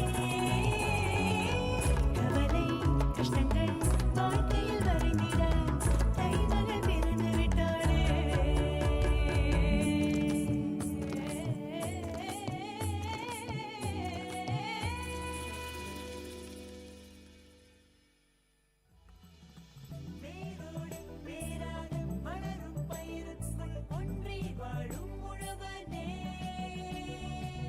நம்பிக்கை விதைக்கின்றாய் கனிகளை விளைவித்து பிறர் வாழ உன் வாழ்வை தியாகம் செய்தாய்.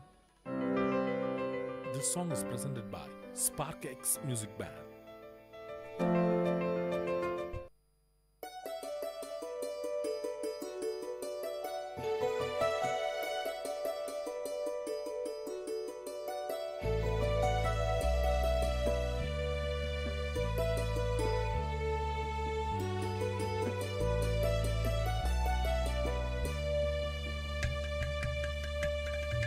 வண்ணமய குதூகலம் வானதிரும் கொண்டாட்டம் கலைகளின் சங்கமம் கவிஞர்களின் கைவண்ணம். வண்ணமய குதூகலம் வானதிரும் கொண்டாட்டம் கலைகளின் சங்கமம் கவிஞர்களின் கைவண்ணம். எண்ணங்கள் தொடும் உயரம் விண்ணளவு நாம் அறிவோம். ஒன்று கூடி எல்லோரும் கொண்டாடுவோம் ஃபெஸ்டிவிட்டி. Festivity, இதுவே விஐடியின் festivity, festivity, oh festivity.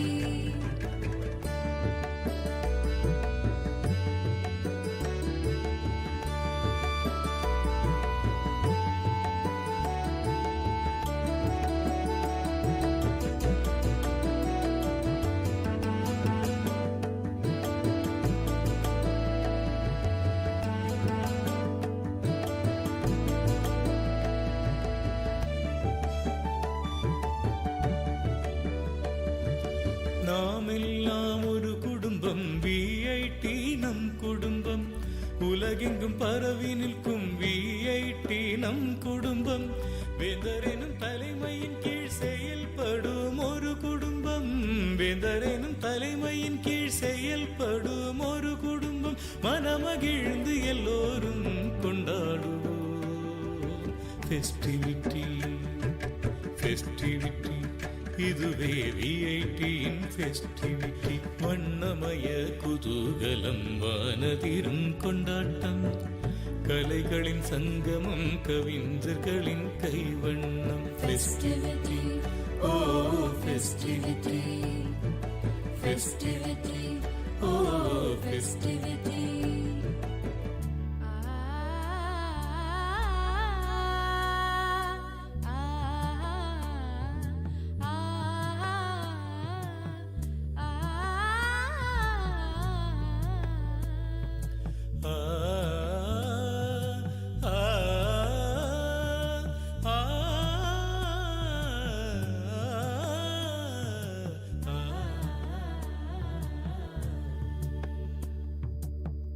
பல வண்ண பாடல்கள் மயிலாடும் மாட்டங்கள் பளிச்சிடும் திறமைகள் ஒளிர்விடும் சிகரங்கள் அது தொடும் உயரங்கள் என்றென்றும் நிலைத்திடும். அது தொடும் உயரங்கள் என்றென்றும் நிலைத்திடும். விண்வியக்கும் ஒரு சொர்க்கம் இனி இங்கே அமைந்திடும். ஃபெஸ்டிவிட்டி, இதுவே விஐடியின் ஃபெஸ்டிவிட்டி. வண்ணமய குதூகலம் வானதிரும் கொண்டாட்டம் கலைகளின் சங்கமம் கவிஞர்களின் கைவண்ணம். வண்ணமய குதூகலம் வானதிரும் கொண்டாட்டம் கலைகளின் சங்கமம் கவிஞர்களின் கைவண்ணம். எண்ணங்கள் தொடும் உயரம் விண்ணளவு நாம் அறிவோம். ஒன்று கூடி எல்லோரும் கொண்டாடுவோம் ஃபெஸ்டிவிட்டி, ஃபெஸ்டிவிட்டி. இதுவே விஐடியின் ஃபெஸ்டிவிட்டி, ஃபெஸ்டிவிட்டி, ஓ ஃபெஸ்டிவிட்டி.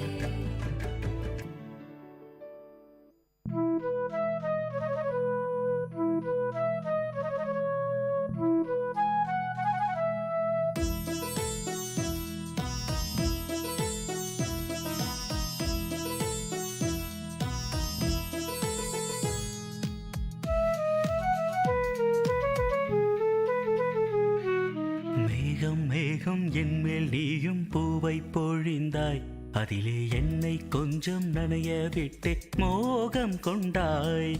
மேகம் மேகம் என்மேல் நீயும் பூவை பொழிந்தாய், அதிலே என்னை கொஞ்சம் நனைய விட்டே மோகம் கொண்டாய். காலை கதிரே உன் பனித்துளி நான், தினம் என்னை கிள்ளியே நீ எழுப்பி விட்டாய். மேகம் மேகம் என்மேல் நீயும் பூவை பொழிந்தாய், அதிலே என்னை கொஞ்சம் நனைய விட்டே மோகம் கொண்டாய்.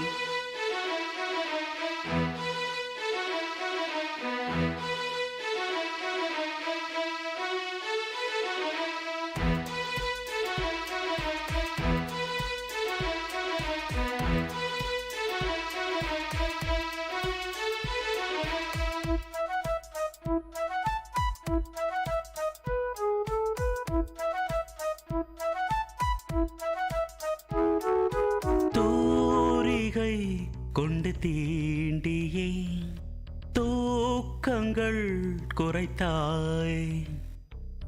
பூமகள் என்று என்னையே போர்வைக்குள் இழுத்தாய். நிலவோடும் நிலம் மீதும் என்னை ஏந்தியே நீலவானிலே நெஞ்சோடு சாய்ந்தாடும் தென்றலே. நம்மை கண்டு நட்சத்திரம் வெட்கப்பட்டு கண்மறைக்கு. மேகம் மேகம் என்மேல் நீயும் பூவை பொழிந்தாய், அதிலே என்னை கொஞ்சம் நனைய விட்டு மோகம் கொண்டாய்.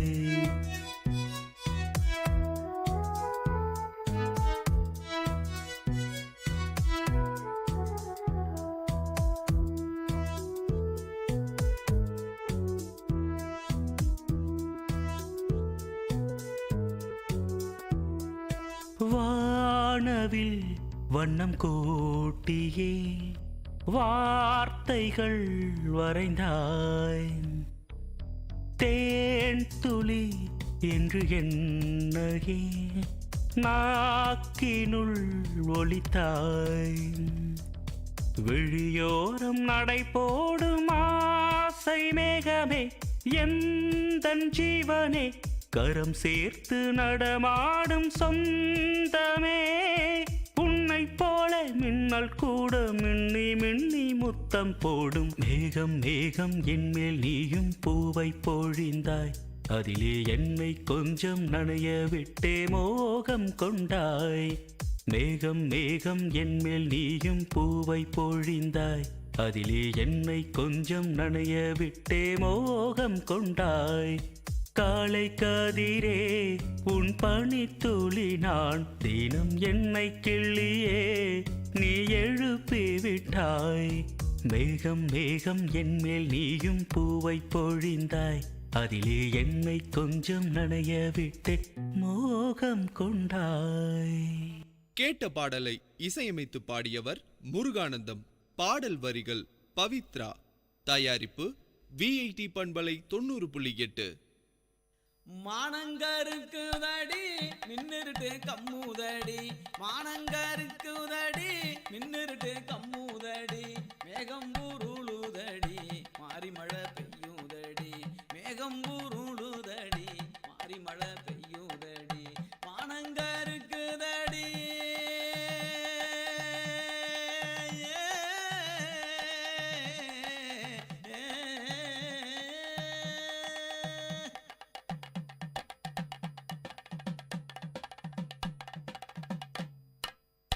காடு காலனி எங்கும் களையெடுக்க போற புள்ள, காடு காலனி எங்கும் களையெடுக்க போற புள்ள.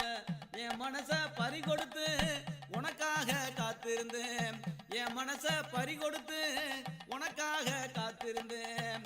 காலங்கடத்தாதடி காலங்கடத்தாதடி என் கண்ணே என் கண்மணியே, நான் உனக்காக காத்திருக்கேன் பொன்னே என் பூங்கொடியே. காலங்கடத்தாதடி என் கண்ணே என் கண்மணியே, நான் உனக்காக காத்திருப்பேன் பொன்னே என் பூங்கொடியே. மானங்கருக்குதடி மானங்கருக்குதடி மின்னிருட்டு கம்முதடி, மானங்கரு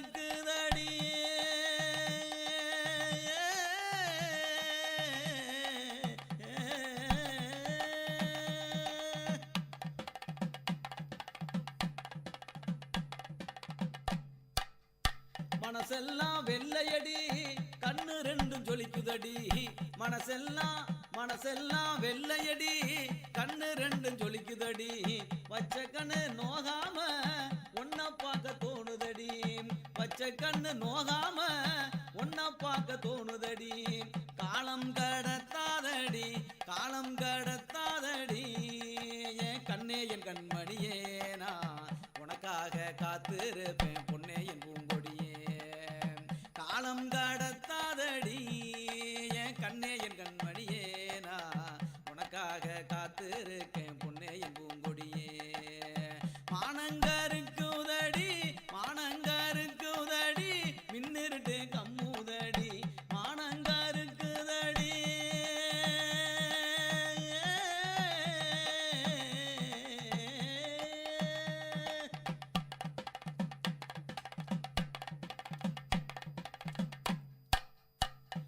மானாமதுரச்சந்த மறிக்கொழுந்து வாங்கி வாரேன் மானாமதுரச்சந்த மறிக்கொழுந்து வாங்கி வாரேன் தஞ்சாவூர் மேளம் வச்சு கல்யாணம் பண்ணிக்கிறேன் மானாமதுரச்சந்த மறிக்கொழுந்து வாங்கி வாரேன் தஞ்சாவூர் மேளம் வச்சு கல்யாணம் பண்ணிக்கிறேன் காலம் கடத்தாதடி என் கண்ணே என் கண்மணியே நான் உனக்காக காத்திருக்கேன் பொன்னே என் பூங்கொடியே காலம் கடத்தாதடி என் கண்ணே என் கண்மணியே நான் உனக்காக காத்திருப்பேன் பொன்னே என் பூங்கொடியே மானங்கருக்குதடி மின்னிருட்டு கம்முதடி மேகம் உருளுதடி மாறி மழை பெய்யுதடி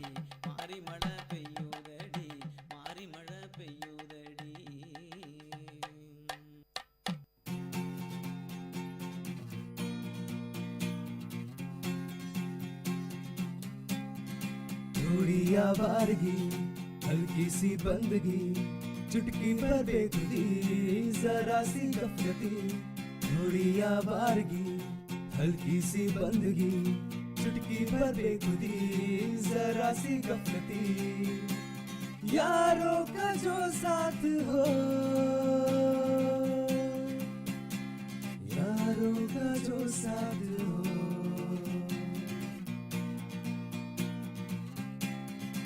कहो यलगार है तब तक है अपना यार तू जब तक कहो यलगार है तब तक है अपना यार तू जब तक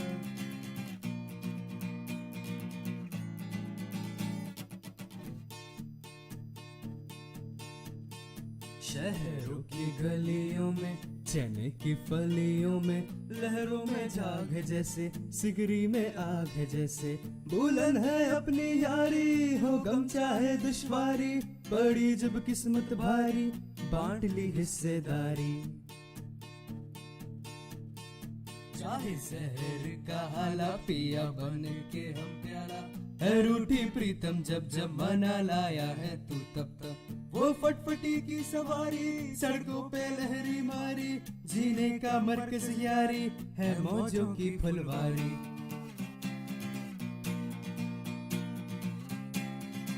कहो यलगार है तब तक है अपना यार तू जब तक कहो यलगार है तब तक है अपना यार तू जब तक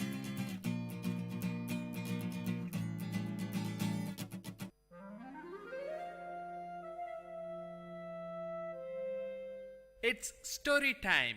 In VIT Community Radio 90.8, you are going to listen to a short story written and narrated by Professor Pranesh Kumar, VIT University. Title of the story: The Changes of Time. Time, the fastest and cruelest magician, did not spare her. I gazed at her for a long time. Mashing betel leaf, preparing pan, she did not notice me. With great seriousness and much care, she opened a small box lying beside her. From it, she took a polythene bag and carefully unwinded it, took out a pinch of tobacco and crushed it along with other ingredients. 70% of her hair has lost its color. My curiosity about her grew more and more. As I sat there inhaling the fresh smell of pan, I must talk to her, I said to myself. I got up and found a suitable place beside her. She smiled at me with her toothless gums, while her hands were busy rearranging the contents in the pan box. The skin of her arm seemed coarse like the epidermis of an old tamarind tree. She herself was like an old tree that had witnessed many springs and summers. Dressed in a white saree and without a blouse, she looked like a typical old woman from South Tamil Nadu. Each time she moved her head, her heavy pampadums, these are nothing but ornaments meant for the ear, moved to and fro rhythmically. She must not have felt the unease, used as she was to those two pampadums from her early teens. They were huge pieces of gold ornament, different shapes, cubes, circles, triangles, and horseshoes closely packed with the usual wax stuffing. She could often be seen seated on the veranda of that old house with tiled roof. Nobody knew her name. People called her member's wife since her husband became a panchayat member. Being the senior-most person in the area, people from the surrounding area called her great-grandma in respect. She lived with her younger son's family. We both gazed at each other until I broke the ice by asking her about the tattoo on her arms. She had tattooed the picture of a peacock across her biceps. The peacock had lost its vigor as the skin that supported it has withered. For a fraction of a second flashed across my mind the modern tattoos that movie artists and DJs have on them.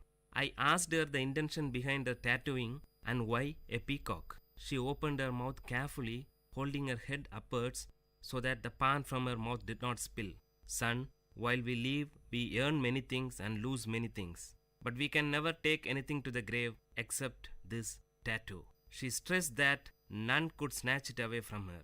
Saying this, she carefully spat out the pan juice. I was taken aback by the philosophical attitude she had for a simple tattoo. Her immediate and sharp answer was impressive, but her reply to my next question was only a stale smile. It was about her age. Might be she did not know her exact age, or she did not wish to reveal it. I don't know for sure. I did not question her anymore, but she started talking. She murmured the names of Tamil months: Thai, Margari, Pankini, Chittirai. It will rain today, she said to herself. She must have observed the casual smile and expression on my face. She continued, I am sure it usually rains on the final day of Mandakiyat festival. It's a local temple festival of South Kanyakumari. But only if the deity is pleased. She seemed to have memorized the dates of local festivals and the names of local deities. Soon she was interrupted by her daughter-in-law approaching her with a tumbler of tea. Placing the tea beside her mother-in-law, she disappeared into the house. Spitting out the remaining pan from her mouth, the great-grandma stared into the tea for a while. With a deep sigh, she lowered her voice to speak again. Today's women are indolent. They don't know the pleasure of working. They enjoy only staring at the television for hours together. When we were young, we never had the time to stare at anything. We took great pleasure in working for the family. During harvest season, my husband and I used to join the workers to make things easy. He worked hard till his end. There was a great pause. We used to work in full swing throughout the season. During the tamarind season, I buried myself in hectic work. Shelling the tamarind was my prime job then. My daughter and younger brother shared the work with me. We used to divide the heap of tamarind among ourselves and were confined to labor even till after midnight until our share of work was totally completed. Piercing out the seed from the ripe tamarind was the next task. Our happiness knew no bounds since the work was completed in the midst of the heaps of mangoes and jackfruit and other festive eatings. Hearing this from her, I said to myself that she is not aware of the multi-dimensional task that today's women handle. So much for the joys of an uncluttered childhood, she continued. Apart from all this, I had the regular task of preparing palm jaggery from palm juice. Early in the morning before dawn, palm tree climbers would collect palm juice from the small pots tied to the treetop. Those climbers would howl and shriek from the treetop to convey the message that their work was done. As soon as he received the signal, my younger brother would run to collect the juice and bring it home. It would be brought ice cold. I boiled it using dried leaves and finally prepared palm jaggery. During the peak season, we might even get 30 cakes a day. That was our prime source of income. Now all those things have become a matter of past. She sighed nostalgically. When great-grandma narrated these mundane events, I could visualize them in my mind. I said to myself, She is grieving over a lost culture. This culture must have been prevailed some 75 to 80 years back, roughly in the 1930s. Today, her granddaughter is working for a leading multinational IT company in Chennai. The sharp contrast from palm jaggery to an IT company shouts out loud that change is inevitable. Before she could continue, someone called out to me from behind. It was my friend for whom I had been waiting. We usually played cricket with a few others in a large ground behind the great grandma's house. The match must have begun and I had to join them. I shook my head to her, telling that I had to leave. Her eyes wore a pathetic expression to convey, "Wait, I have more to say." But her lips remained silent. I left her to join my friends, and from a far distance, I turned back to get a glimpse of her. I could hardly see her. She sat there sipping her tea. By that time, it must have gone cold. Currents of thought about the giant running wheel called time and the disability and helplessness of man or any other mighty power to stop or alter it flashed over my inner mind.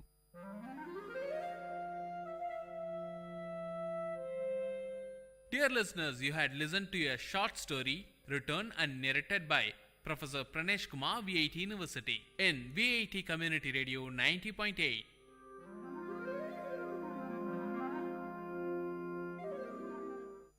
மானங்கருக்குதடி மின்னிருட்டு கம்முதடி, மானங்கருக்குதடி மின்னிருட்டு கம்முதடி, மேகம் ஊருளுதடி மாறி மழை பெய்யுதடி, மேகம் ஊருளுதடி மாறி மழை பெய்யுதடி, மானங்கருக்குதடி.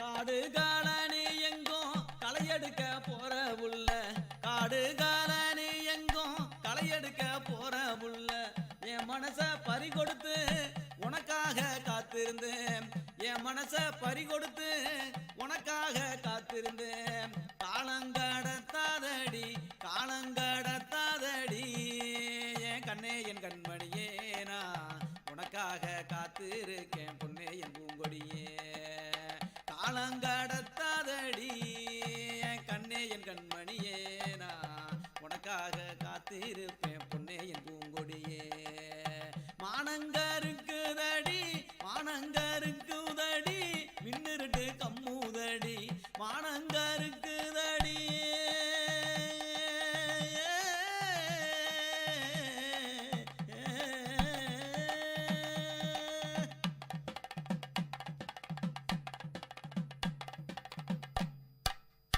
மனசெல்லாம் வெள்ளையடி கண்ணு ரெண்டும் ஜொலிக்குதடி, மனசெல்லாம் வெள்ளையடி கண்ணு ரெண்டும் ஜொலிக்குதடி, வச்ச கண்ணு நோகாம ஒன்ன பார்க்க தோணுதடி, வச்ச கண்ணு நோகாம ஒன்ன பார்க்க தோணுதடி, காலம் கடத்தாதடி காலம் கடத்தாதடி, என் கண்ணே என் கண்மணியே நான் உனக்காக காத்திருப்பேன் பொன்னே என் பூங்கொடியே, காலம் கடத்தாதடி என் கண்ணே என் கண்மணியே நான் உனக்காக காத்திருக்கேன் பொன்னே என் பூங்கொடியே, மானங்கருக்குதடி மானங்கருக்குதடி மின்னிருட்டு கம்முதடி, மானங்கருக்குதடி.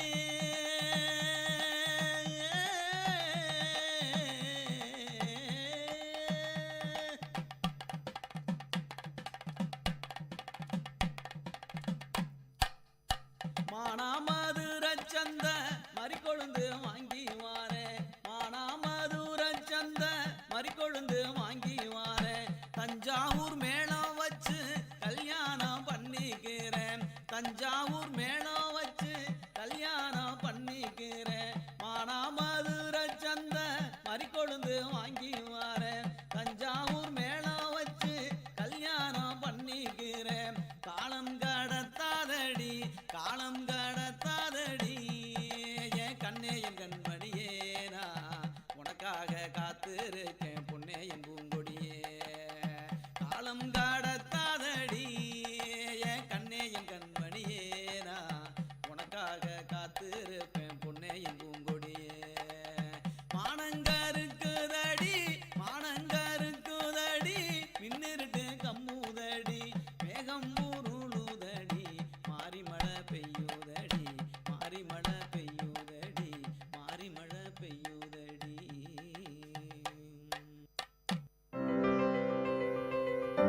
இப்பாடலை வழங்குபவர் இளையகானம் சி இளையராஜா.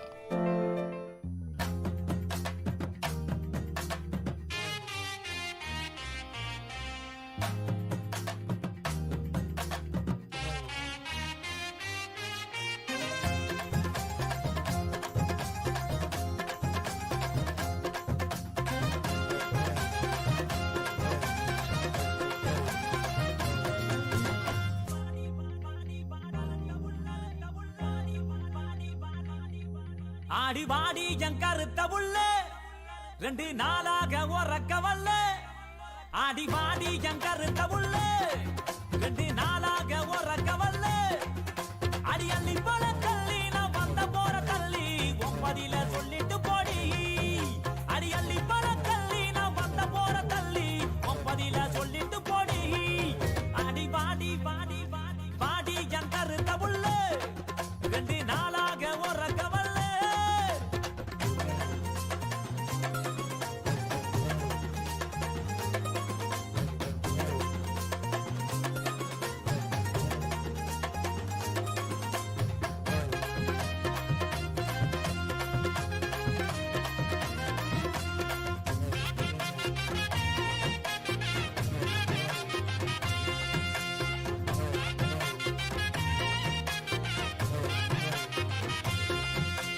பாட்டெடுத்து பாடி வாரேன் தெம்மாங்கு பாட்டு. நீ இளையராச பாட்ட கேளு அதிருது வேட்டு.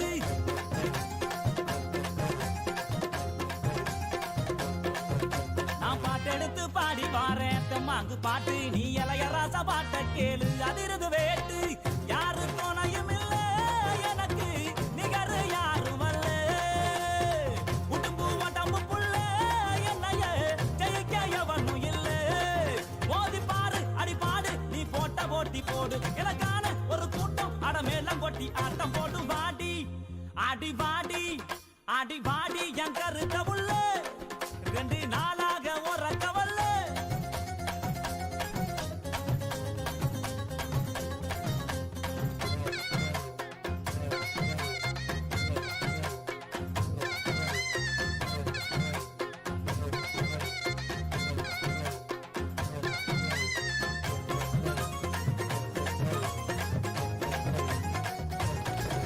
ஆடி கண்ட மீனு கண்ணு 2 இழுக்குது என்ன. உன் பல்வருச முத்துச்சாரம் மயக்குவது என்ன.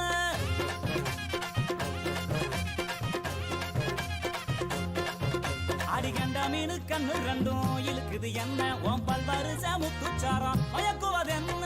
உறிஞ்சு ஓதட்டுறைய என்னைய இதுக்கே முடிஞ்சு புட்டு. சங்கு கலந்துறதா என்னையும் வதச்சு வாட்டி புட்டு. அடிச்சிட்ட தங்க பட்ட என் பக்கம் இல்லடி. ஒன்னு தார உதட்டால நீ வெக்க விட்டு கட்டி கூட்டி. வாடி அடி வாடி அடி வாடி என் கருத்த உள்ள 2 நாளாக உறக்க வல்ல.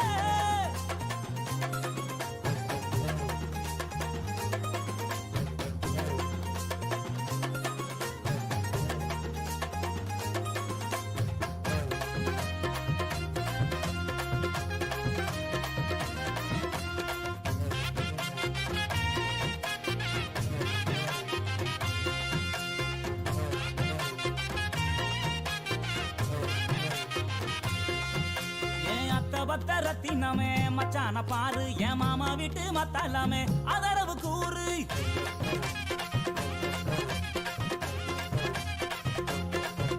என் அத்த பத்த ரத்தினமே மச்சான பாரு. என் மாமா வீட்டு மத்தலாமே அதரவு கூறு.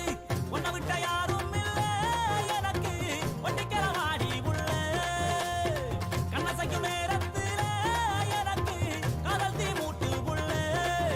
இதை தெரிஞ்சு கொஞ்சம் புரிஞ்சு இந்த மச்சா சொல்ல கேளு. இந்த உலகம் உள்ள வரைக்கும் நீ என்னோட தான் ஒட்டி வாழ. வாடி என் கருத்த உள்ள 2 நாளாக உறக்க வல்ல. அடி வாடி என் கருத்த உள்ள 2 நாளாக உறக்க வல்ல. அடி அள்ளி போல தள்ளி நான் வந்த போற தள்ளி ஒன்பதில சொல்லிட்டு போடி. அடி அள்ளி போல தள்ளி நான் வந்த போற தள்ளி ஒன்பதில சொல்லிட்டு போடி. அடி வாடி வாடி வாடி வாடி என் கருத்த உள்ள. இப்பாடலை வழங்கியவர் இளையகானம் C Ilaiyaraaja.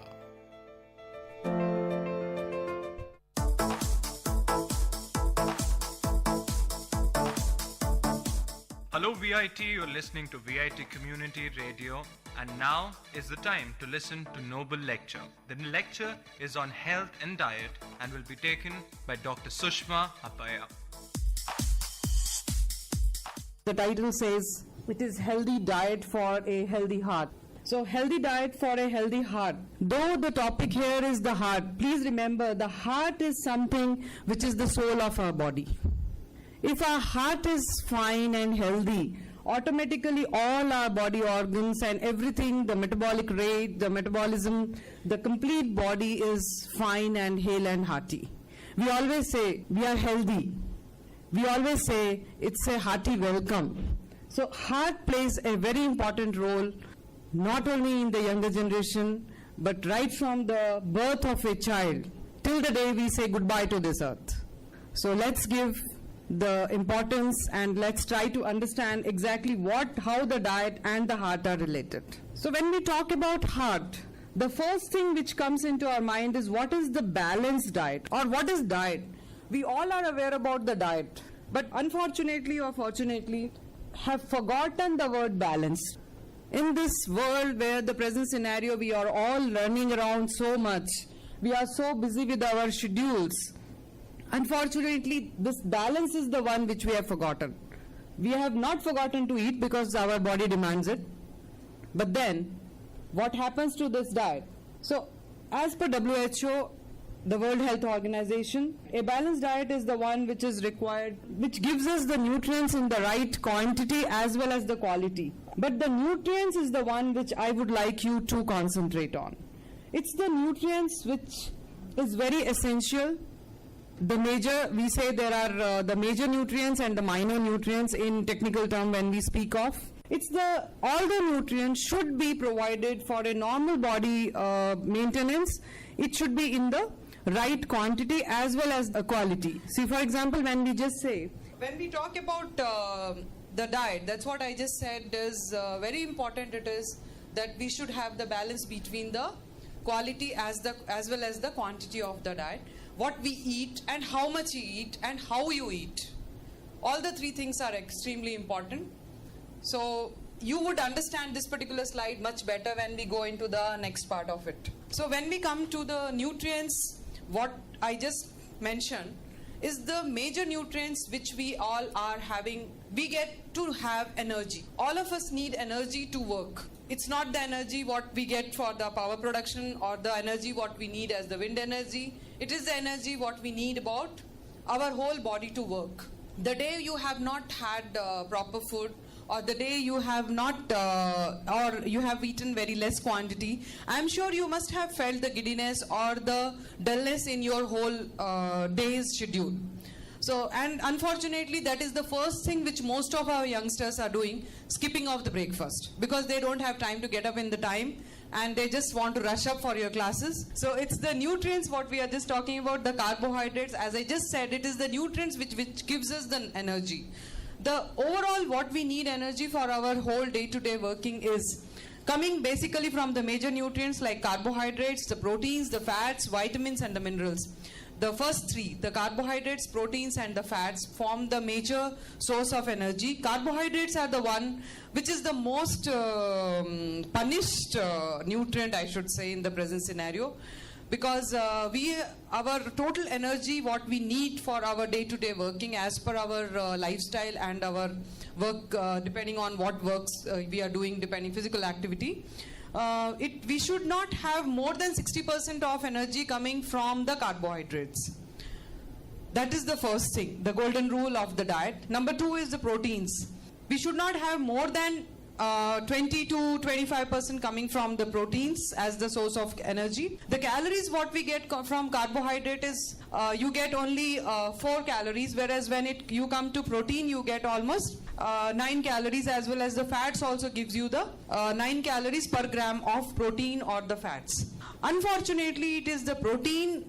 For most of the adults, as we are all adults here, I would like to just say the golden rule you have to follow is whatever is your body weight. 1 gram of per kg of your body weight should be your protein intake per day. So for example, a student weighing approximately around 50-55 kgs, so your diet should provide you 55 gram of protein on your daily basis, energy should be coming from protein. Then you have fat. This is one thing, people talk so much on fat. People say that we should follow low fat. Other people say no, there should not be any fat. Unfortunately or fortunately, when we talk about fats, in the Indian scenario, it is only in the recent past we have started realizing in last 2 decades or so that fats is really becoming a huge culprit. Ultimately, now it has come to that extent that people have started talking there should not be any fat in the diet. But please remember, we have vitamins and the essential minerals which many of them cannot work without the presence of fats. You have many fats which are, or essential fatty acids, which are soluble or absorbed only when there is the fat is available. They are fat soluble vitamins. They are fat soluble minerals. So the vitamins what we are talking about, for example, is A, D, E and K. And please remember the E and the K are the very important one because they are the one which helps us in creating our immunity, taking care about our skin, looking after our protective layer. So these are the things which we should not suddenly say that I will cut off on the fats. Proteins. As I just mentioned, and the proteins, as I just mentioned, should not be more than 1 gram per kg of the body weight. Fat should not be forming our total diet. Energy should not be coming more than 15% of energy should not be coming from fats. So on an average, your fat should be in your diet not more than 20 grams.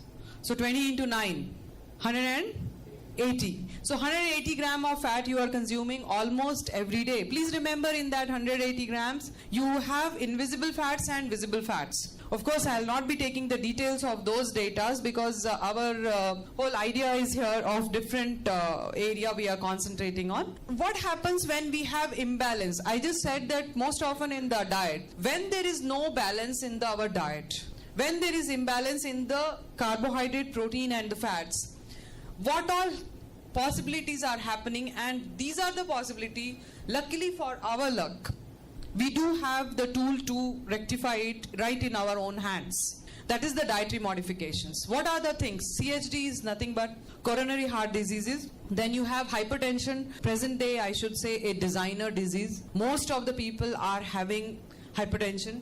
Please get in. And then you have diabetes, which is another silent killer of our generation. You have obesity and overweight. Frankly speaking, obesity and overweight has sort of become an accepted thing in our society in the present day.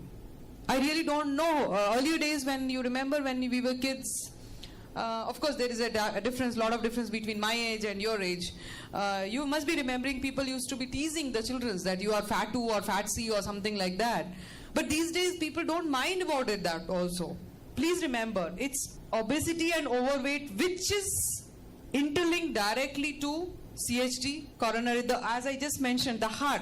These two things are the one which is creating a lot of risk factor to enter into other disease areas. That is CHD, hypertension and the diabetes. Unfortunately, recent times, whatever I have got my experience with, many people of different age group, the age at which the onset of these diseases is happening is becoming less. It's becoming reduced. So the diseases which were common at the age of 50 plus is happening at 40 plus. And unfortunately, India is one of the largest population country with the maximum number of people with the diabetes. So I would like to, as I just talked, the whole idea is about the heart. So what exactly is let's just give a briefly, we'll just understand what exactly is the technical terms which we are talking about, and then we will go into the details about the diet part. That is myocardial ischemia or the infarction. See, what happens is, it is something like when we are using our water hoses in the garden to water. We have a pipe in our hand or a hose in our hand, and you are supplying the water to your plants. Unfortunately, what happens, our arteries are something which is from the young age very flexible. But as we are growing, it needs certain kind of exercises and it needs certain kind of food which helps us maintain the normal arteries, which unfortunately is not happening, and we end up with the lack of oxygen or the blood supply because of undue pressure causing on our arteries, the walls which is pumping out the oxygenated blood to our whole body. So you have the problem area in the lack of oxygen supply, because the heart is not getting enough amount of oxygen, the muscles are not getting enough amount of blood supply, because the total artery wall itself, the lining itself is becoming narrow. There is a narrowing of the arteries. And then what happens is, these are all different terms. The angina pectoris, which is one of the condition many of times, which I would like to just emphasize here, is myocardial ischemia or the infarction is the one which leads to many of the times sudden death. We would not even realize it. All of a sudden a person collapses and just is gone before anybody could just do. That's the reason. The main reason is the oxygen, and is very important thing. The whole body should be oxygenated when we are getting the blood pump from the heart.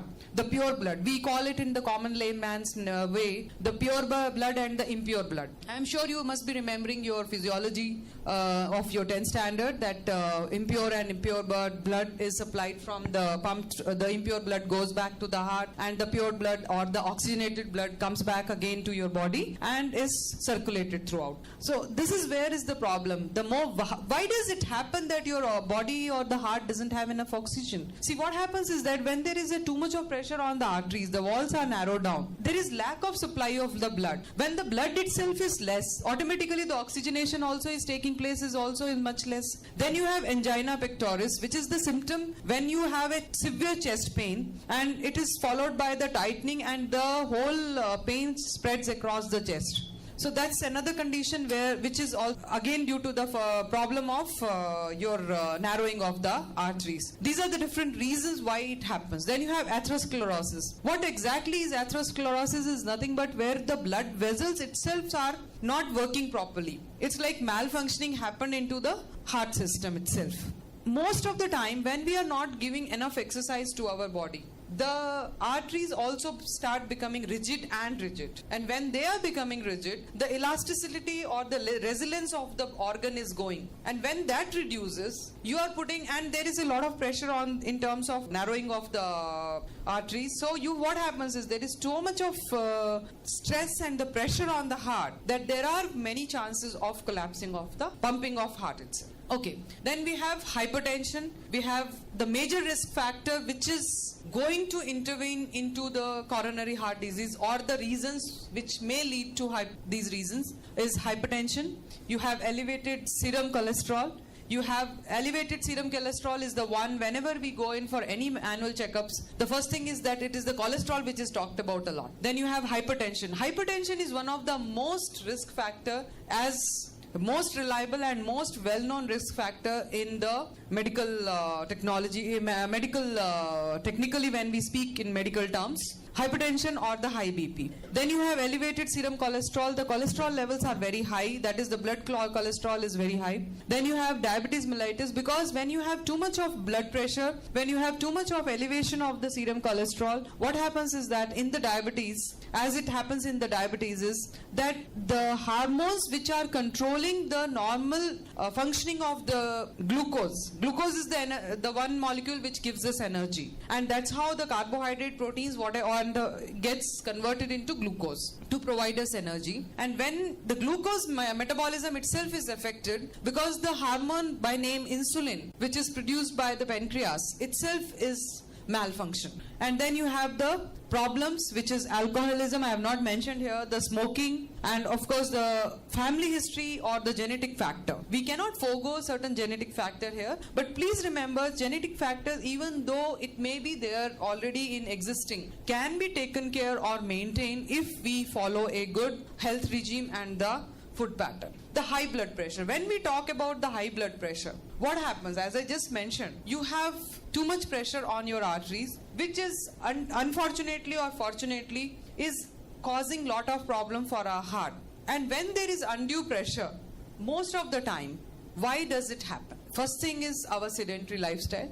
We are not giving enough time to follow a routine wherein at least we are spending some time for our exercise or a daily routine of physical activity. The main thing is why this when this high blood pressure happens, what happens to our other system? There is elevation of cholesterol also there. as I just mentioned. So these are the things which gives as that it is really a huge factor when we talk about high blood pressure. And please remember, every third adult in the whole world is affected by high blood pressure. This is one of the silent killer in our today present scenarios. And as per WHO report, there are total 600 million people who are affected by hypertension, and they are prone to heart risks anytime. Then you have visceral fat. What is the visceral fat? When we talk about visceral fat, exactly what we are talking about. Visceral fat is nothing but in our good old days when the human being was probably in the ancient times, we needed certain fat so that we can control our body temperature and we have extra regulation, and also we needed the padding of certain areas. For example, when we talk about our hips, the butts, the thighs, they are the one where the fat gets accumulated. When the fat gets accumulated in good old days, what used to happen was there would be time when there is a starving, there is a famine, there is a problem when there is no availability of food. So in those times, those fat used to be used as a burning, and then people used to burn. That fat was the one which could save their life. Unfortunately, what is happening in the today's scenario is, this is the visceral fat which unknowingly or knowingly is getting accumulated, and this is the one which is becoming a major culprit because we don't have enough of exercise. The fat which we are using is most of the time is the simple sugars what we are taking. The simple sugars are easily converted into the fat, and that fat starts getting accumulated and it goes into the storage. See, the fat around our thighs and all our areas doesn't get burned that fast. Many of you must have realized it, those who are going for gym and all that it's very difficult to burn those calories. Only when you burn those extra calories, you will have those visceral fats which is not there. Then you have inflammation. When I just mentioned that lot of arteries are under the stress, our arteries are under the stress, there is an inflammation there. Because inside what happens, there is a lot of clogging taking place. The plaques are happening. And with that, the arteries are getting lot of, our immune system is the one which will form lot of, as you must be knowing, a lot of immunoglobulins are formed. And lot of rescuers will go and try to help. Here what happens is, during that inflammation time, they all will rush towards those problem areas in the coronary areas and will cause lot of inflammation. We have a protein by name C-reactive protein, we call that. If that is a very good indicator if there is any inflammation in our body. And if we do the test it is now present day is taken as an indicator if there is any inflammation in our whole body. It is easily indicated by CR protein values. If the value is within 1 to 3, then it is considered as no risk factor and inflammation is okay. But the moment it increases more than 3 milligram per deciliter, what happens is that means to say the person may be having the chronic problem of rheumatic arthritis or things like that. And when we talk about the visceral fat, as I just mentioned, the visceral fat is another one fat which present day we are having the belly fat. You must have noticed that in the present scenario people will look perfectly fine, but suddenly their waist areas are bulging out. Please remember that is the one thing which is indicator of it is putting too much stress on your heart. And anybody, as per the recent studies, in Asian men, if your waist area is more than 40 inches, that means to say you are at the very high risk for any kind of heart disease. For women, it is only 35 inches. So anytime, that is I am talking about the upper limits. Always try to be 1 or 2 inches below the outer bound levels. So this is the one which I would like to mention. And then you have metabolic syndrome. What is metabolic syndrome? Metabolic syndrome is there are 5 factors. And out of that 5 factors, if any given time a person is suffering from 3 major factors, any 3 of the 5 is again at very high risk to heart disease. What are those 5 factors? First is you have high levels of triglycerides, you have high levels of cholesterol, then you have low HDL. What is HDL? Have you heard the good cholesterol, bad cholesterol? The good cholesterol is commonly what we call as good cholesterol is known as HDL or high density lipoproteins. The fats are the one molecules which is very lazy, I should say. They cannot move because of their fatty acid chains.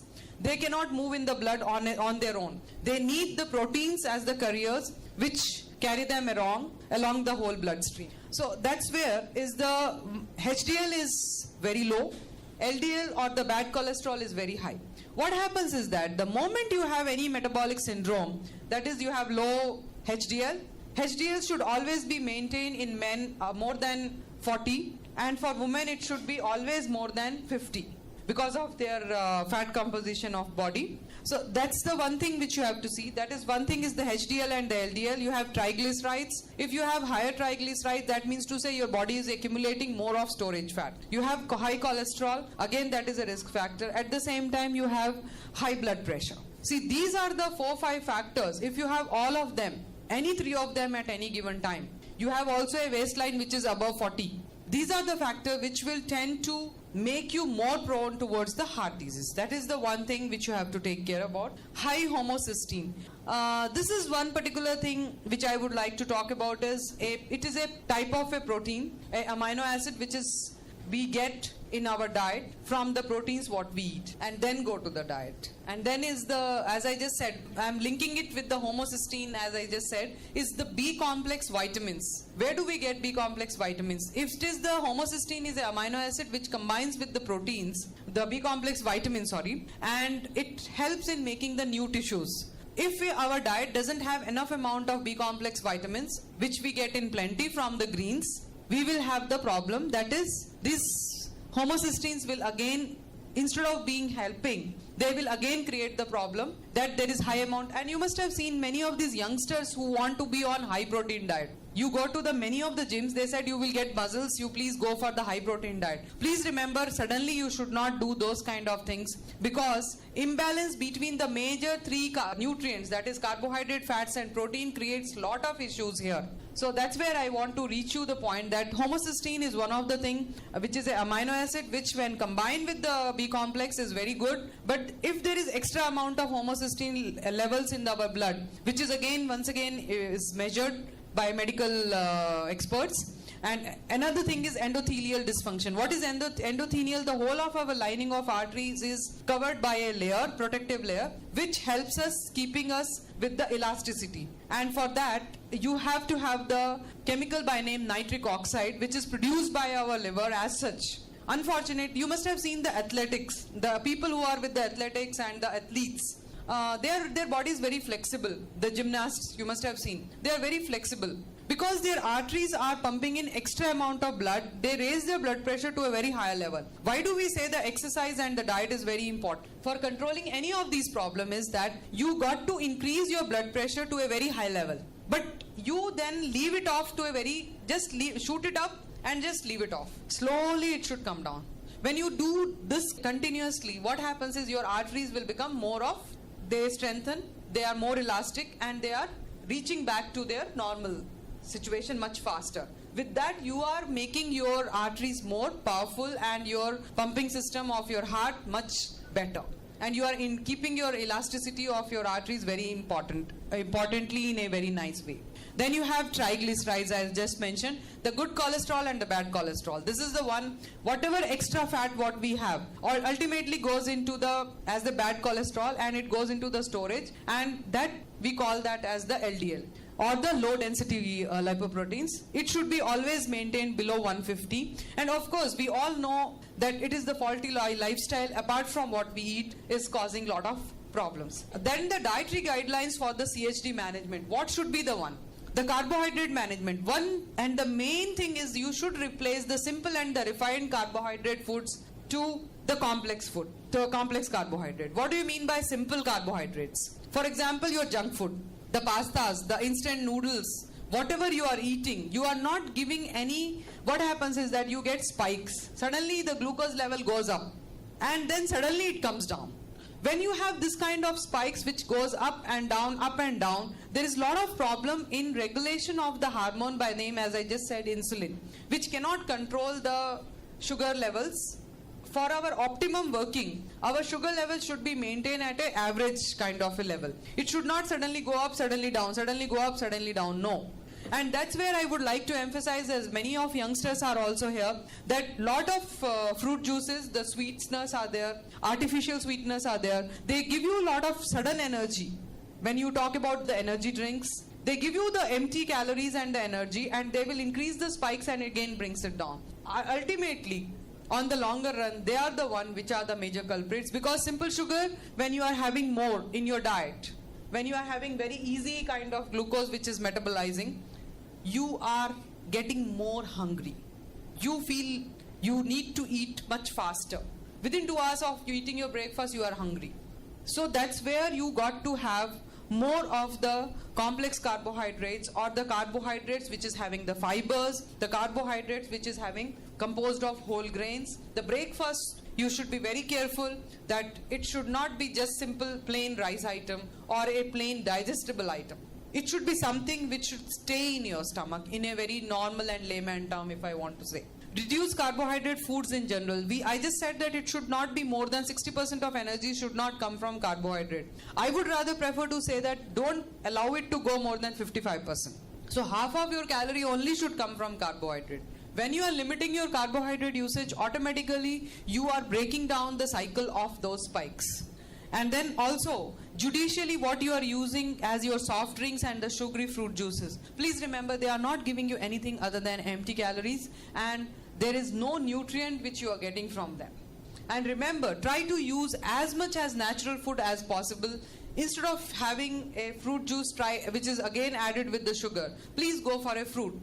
Then you have to avoid the junk food, which is unfortunately the burgers, the hams, and the pastas and noodles. Everything is now from the refined maida, which is once again a simple carbohydrate.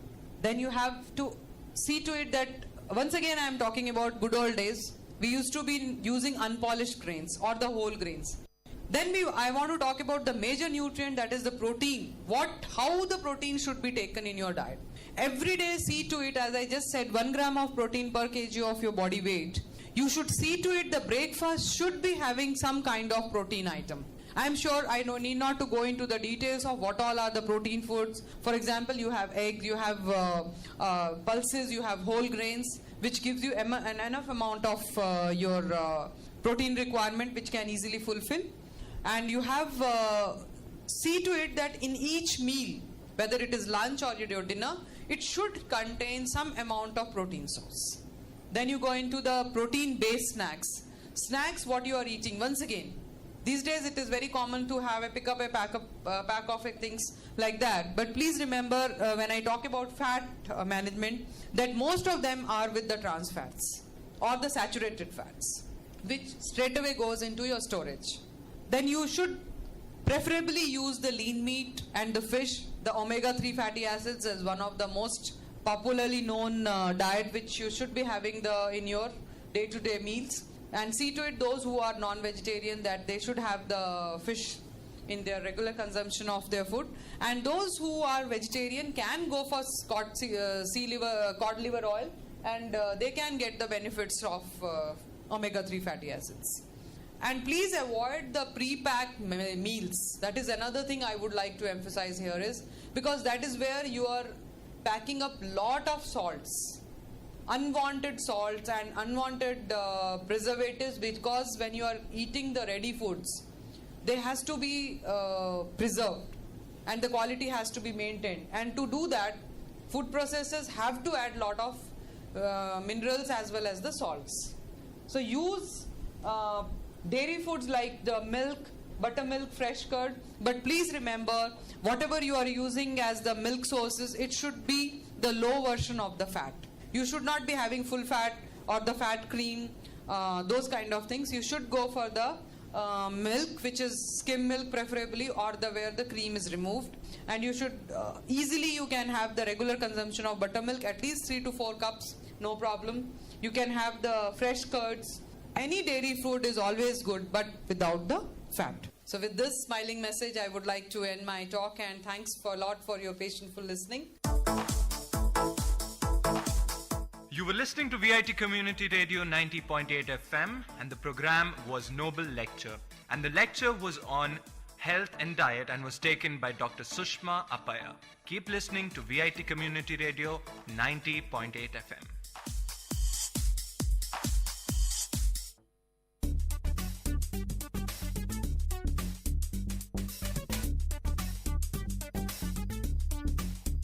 And you're listening to the show Travel Bonanza with, of course, your host Ashika.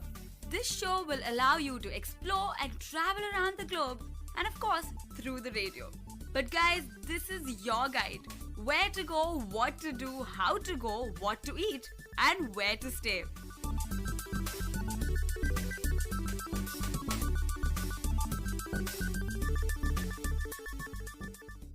Hello listeners, you're listening to VIT Community Radio 90.8, and this is your show Travel Bonanza with your host Ashika, the show where you will get to travel the world through the radio.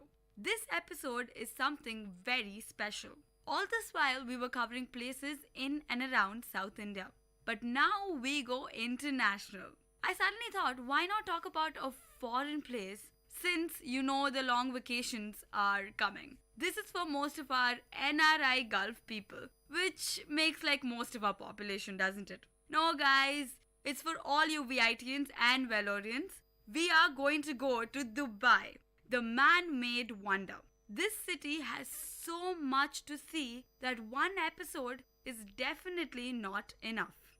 We are going to divide this section into various parts. From the land that has transformed from a desert to a prime metropolis. The beaming skyscrapers have replaced the palm huts. But this is a beauty in itself. This episode, we will delve into the man-made wonders. So, how to get there? A, you can probably take a flight, which is probably 3 hours roughly. B, you can take a cruise, which will definitely take more than 3 hours. And C, you can go trekking probably through Middle East. Okay, actually being realistic, the only option or rather feasible option is to take the flight. So take it away into the Arab business hub. We discussed how to get there. Now the tourist attractions or what to do. There are plenty, but in this episode we can only feature a few. Let's go to the first attraction, Burj Al Arab, the symbol of Dubai. Dubai is home to the world's tallest hotel, also the tallest building in a facade. The speciality is that it is the world's only 7-star hotel, and most importantly, it rests on an artificial island about 280 meters offshore. Beautiful, isn't it? The hotel is situated on Jumeirah Beach Road. Of course, there are tourists always bustling at the shore getting a glimpse of the hotel from outside. Which is what I did. Of course, if you are a millionaire, you can probably dine in or stay in the 7-star hotel. It is said that the dining experience is spectacular, where you get to dine in an underwater restaurant. Yes, an underwater restaurant. So do have a glimpse of the world's only 7-star hotel, at least from outside, because it's definitely. We took you to the tallest hotel. Now, standing at 829.8 meters, the tallest man-made structure in the whole world, Burj Khalifa. That's where we go. This is near Sheikh Zayed Road. Well, you don't need me to tell you the location. You can see it soaring from anywhere. To be part of the cloud, you can buy an entry ticket to the At the Top deck, which is the 124th floor of the 160-story building. And you can go all the way top to get the beautiful panorama view. So that's Burj Khalifa, which you definitely don't want to miss. The next one, which we'll be talking about. So what is Dubai without shopping? There are plenty of magnificent malls in Dubai. And in Dubai, malls are not only about shopping. It's all about entertainment. Let's begin with the Ibn Battuta Mall. You must have heard of this traveler, or let's say people are confused whether he's an explorer. Well, this mall is based on him. This is the largest theme-based mall. Ibn Battuta was an Arabic traveler. So the mall is based on his Silk Route, which he carried upon. So the mall is themed upon various countries like Iraq, Persia, and then Arabian Peninsula, Somalia, Swahili, and South Asia, Southeast Asia, China. So it goes on and on. So the mall is completely themed based on these countries, and you will experience the culture of these countries and nations. Repeat. So you will experience the culture of these nations when you visit the mall. It is a truly great experience. And this mall is not only for shopping, guys. This is a true entertainment spot and a spectacular treat for the eyes. Now, the next mall is something very, very special. This is near Burj Khalifa on the same street. The Sheikh Zayed Road is a very important road. It's filled with skyscrapers from the right and the left. So it's been soaring throughout Dubai. And I forgot to mention about Burj Khalifa earlier. It's that building where Tom Cruise leaped in Mission Impossible Ghost Protocol. So you definitely do want to go and see that building. Now let's get back to Dubai Mall. So did you know this is the largest shopping mall in terms of area in the whole wide world? So you definitely need to go to this mall. And what is special about this mall? What makes it a very good tourist attraction? And one thing I want to tell you guys, it is one of the most popular malls in the entire world. In 2012, it was rated the top most visited mall in the entire world. So guys, do not miss this. So what is so special about this? We have the Dubai Aquarium. It is the largest acrylic panel aquarium. I know I'm going on about how this is large and that is large, but guys, that is what Dubai is about. Now, apart from the aquarium, or let me go on a little more about the aquarium, it has species of fishes which you would never even imagine, and it's just beautiful to watch because they just soar over your head. It's completely made of an acrylic material, so you can actually see the fish and the sharks and whatever, and all the sea animals which you call it. They'll be soaring right over your head, and you can see every feature of them. So that's definitely an experience, and it actually spans the entire ground floor of the Dubai Mall. Now, the next attraction of the Dubai Mall is the ice rink. Can you imagine an ice rink in the middle of the mall? That is what Dubai is about. So do visit Dubai Mall. And I forgot to mention, it has the world's largest candy shop. It's called Candylicious. So guys, Dubai is all about making it big, and Dubai Mall is something that you guys have to visit. And it's not only for the shopping, it's for the leisure activities. Talking about shopping, do not miss visiting Dubai during the month of March, because this is when the shopping festival takes place. It's a world carnival where people from all over the world come just for this festival, and this is huge in Dubai Mall. So do go to Dubai during March, and that too, visit Dubai Mall. The next mall that we will go to is the Mall of Emirates. After the Dubai Mall, one should visit the Emirates Mall definitely. It's not only magnificent, it has one of the largest artificially created snow environments. It's called Ski Dubai. It is not cheap in price, but it's definitely worth every penny to delve into this winter wonderland. In Ski Dubai, you also get to witness a live encounter with penguins. Yes, it is indeed magical to be in that place. You also have skiing classes which go on, so please just do not miss this opportunity. When you go to Mall of Emirates, the only thing that you have to check out is probably Ski Dubai. It's expensive, but completely worth your penny. So this is it about the malls of Dubai, the recreational facilities that are completely worth your time. The next attraction I'm going to recall is the Desert Safari. It was one trip that I would never ever forget. So how do you go about it? Basically, this facility is available on the outskirts of the man-made wonder, or rather, I'll say outskirts of Dubai. So what happened? So we go there, and then there are these hardcore vehicles like Hummers and Range Rovers. So we got into a Hummer, and our rider was a Pakistani driver. Okay, so the Desert Safari. So there's a huge camp in the middle of the desert. Now it's practically not possible to walk by yourself. One, because it's super far, and second, it's hard to trek over the desert sand. So you have hardcore vehicles. You have Hummers. You have Range Rovers. Yeah, that's what they call it, right? So we went on a Hummer, exactly. The car itself is a pleasure. So anyway, we had a Pakistani driver, and he was literally bouncing over the sand dunes. He had to drive us to the desert camp, And while we go on the desert camp, it was the most amazing moment. It's something that I would never forget. The ride was crazy. We were in the air like most of the time. My mom was super scared, but me and my brother totally enjoyed it. Because the Pakistani driver, he was just swirling across the sand dunes, and half the time he was in the air. So it was a brilliant, brilliant ride. They must be super talented to take us all the way to the desert camp in that Hummer. Of course, they'll enjoy riding the Hummer. But basically, one thing I starkly remember about the desert safari was the ride in the Hummer.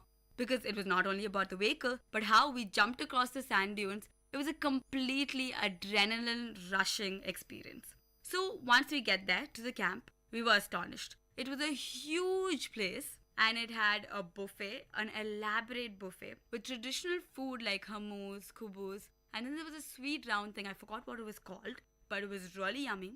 So it was all about that, and it was barbecues, and you get to cook your own kebab by yourself. They'll give you a separate tent. So it was an amazing experience. But as soon as we got there, it was around evening, and the first thing they show you is a huge falcon. A guy, a tamer, would be having the falcon, and you get to actually hold it. The falcon would be on your shoulder, and you get to, of course, take pictures. I was scared the first time, but it was really amazing. They've of course tamed the falcon so that it does not do anything to you or harm you. But it's an amazing experience because the falcon almost looked like half the size of me. So it is amazing to just hold a falcon. We see them in movies and all. You actually get a chance to hold them. Now the second thing that you would be doing is a camel ride. You must be thinking you get a camel ride here and there, even if you're not in Rajasthan, even if you go to Hyderabad, you get camels. But this is a different experience because these are the true camels of Dubai. They will take you through the sand dunes. So you're actually going on the camel through the sand dunes. It is an experience in itself. So do not miss that. Actually, it's not possible to miss all of that because the desert safari comes in a package, including the ride, including the falcon, and including the camel, including the elaborate buffet. And let's not miss what happens in the night is even more amazing. This is as Arabian as you can get. Yes, this is belly dancing. Yes, there's belly dancing in the middle of the desert camp. It was an amazing experience. Of course, the woman was super talented and everybody obviously thoroughly enjoyed it. And along with the women, there were also men who were singing. And the most amazing part was that they involved everybody in the audience. And one thing I'd like to point out about Dubai is the diversity. Not only the diversity of the tourists, of course you see tourists from various destinations, from Southeast Asia, from South Asia, from the European countries, from Australia, and from Africa. So you see a complete diverse tourist crowd. But that is not only the speciality about Dubai. The people of Dubai, the citizens of Dubai are diverse in itself. You'll see Filipinos, you'll see Indians, you'll see the Arabs, of course, and the Arabs are from different areas of Middle East itself, and you can see a distinction in the way they wear their wardrobe. And not only that, you'll see a lot of Europeans in Dubai. So you'll see a complete diverse culture when you go and roam around Dubai. And in the desert safari is particularly very interesting because everybody will be dancing together, and the belly dancers and the men who sing along with them, they would call everybody on the dance floor and we'd all be dancing. And the belly dancers were superbly talented. I don't think anybody can shake it like. Okay, so that was about desert safari. You do not, especially don't miss the desert safari. It is a must do in Dubai. It is more worth than anything you'd ever come across. And trust me, till date, it's the first thing that strikes my mind. The one thing when I think about Dubai is the Hummer ride and swooping across the sand dunes. And of course the belly dancing and everything. So it was amazing. So you do have to go to the desert safari. Now, a very important destination that we'll switch on to is the Global Village. Sounds fancy, right? Global Village. Sounds most like a oxymoron.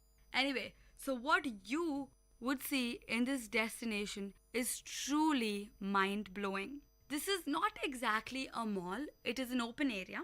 And the speciality about this destination, it is a replica of various destinations across the world. Like I was walking as I enter through the Global Village. There's a mini replica of Venice. I'm actually going in one of the Venice boats. and it's all replicated within the global village. And I'm talking not only about Venice, you have the Chinese monasteries, and you have a lot of other things from various countries. So you have the complete theme of the village is based on different countries. The speciality of each country is depicted out there. The replica of each country's symbol is present out there. And that is not only it. It's not only the treat for the eyes, guys. Because if you enter Global Village, to the right and to the left, they almost cover every country.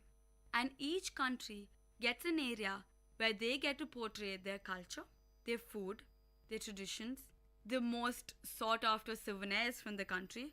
So it is definitely something that you need to see. And the most amazing thing about Global Village is that it covers most of the countries in the world. So you turn around, you can almost not think of any country that they've missed. So I particularly like the Thailand area, where I had tasted these Thailand sweets that they readily make. It was super fresh and it was delicious. And not only that, I also got to visit Singapore, and I also got to visit Somalia. So you get to taste not only the delicacies of that land, but you get a glimpse of what their culture is. And Dubai being a truly global destination, Global Village is something that you have to visit. It will mesmerize you with the diverse cultures of the world. So we're talking about Dubai, and I hope I mentioned, or you guys would always know, that Dubai is pretty much surrounded by water. So what would you expect? You must be wondering how come this female hasn't spoken about the Jumeirah beach, or rather any beach in Dubai. Particularly, let's visit the Jumeirah beach.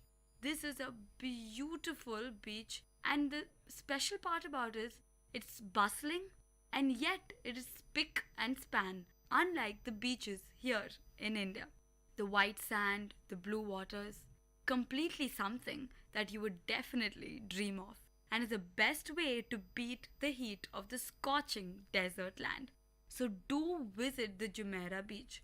And most of the times in Jumeirah beach, you will see the Europeans or the Americans, but then that is a sight that you would see even in Goa. But Jumeirah beach is something very special. The stalls to the side, the hotels to the side are beautiful. And along the beach, there is the Dubai Zoo, of course. You should visit the Dubai Zoo because the diversity of the species and the endangered species that they've got there is something that you never see, or rather, some animals that you would have never seen in your entire life. So Dubai Zoo is something that you should go. It is a walkable distance along the Jumeirah beach. So you should visit the Jumeirah beach and finish it off by visiting the Dubai Zoo. Now we're talking about Jumeirah. What is Jumeirah super famous for? Of course, the Jumeirah Hotel. This is a very interesting hotel, mainly because of its architecture style.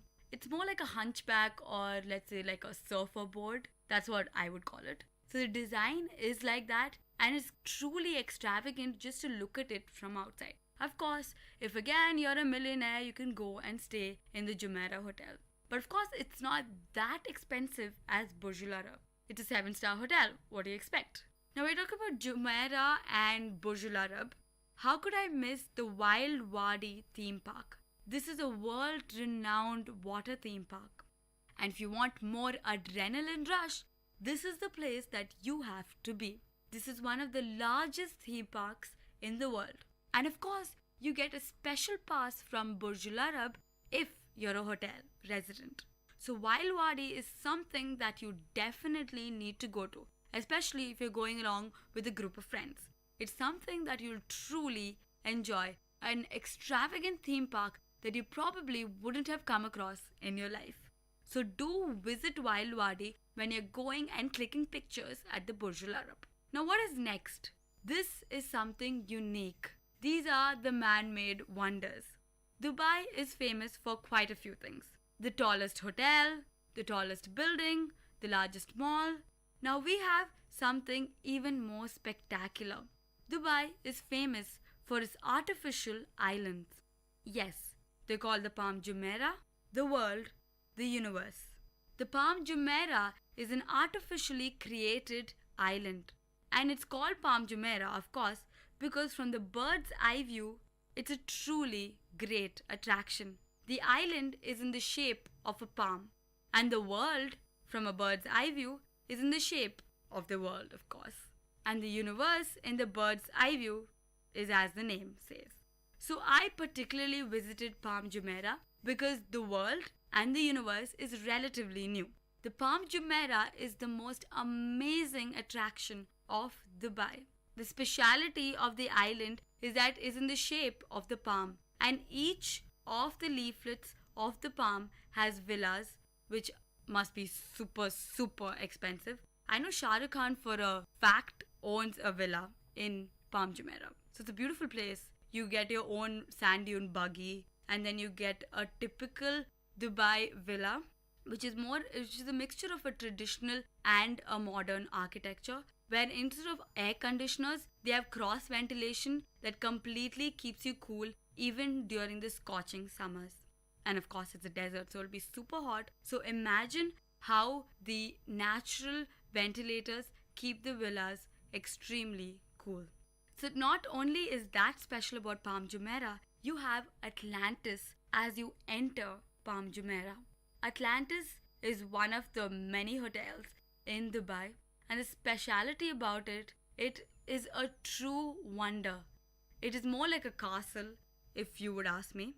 So most of the time when we passed it, we were clicking pictures from outside. And of course, it has its own leisure activities and recreational activities like the malls, which I was talking about, within Atlantis. You can go underwater from Atlantis. It is a completely amazing tourist attraction. And the thing famous about Atlantis is on the way to Atlantis, you're actually going through an underwater bridge. Yes, Dubai has an underwater bridge. So suddenly you're going through the land and the bridge connects you from below the sea. So that is something that you have to experience. So Palm Jumeirah is all about Atlantis, and of course the beautiful villas and the beautiful roads. It's a complete treat for the eye. So when you go to Dubai, do not miss Palm Jumeirah. Of course, visit the world and the universe, but do not miss Palm Jumeirah. I know it sounds like I'm going on about some philosophy, but the places are actually named that, and I'm telling you, the names of the places are completely apt for what they are. So this was about Dubai for this episode, and I'm telling you, this is not even half the places that I have covered. There's plenty more to go, and we have more episodes on Dubai just for you. So guys, stay tuned to Travel Bonanza with your host. This is VIT Community Radio 90.8.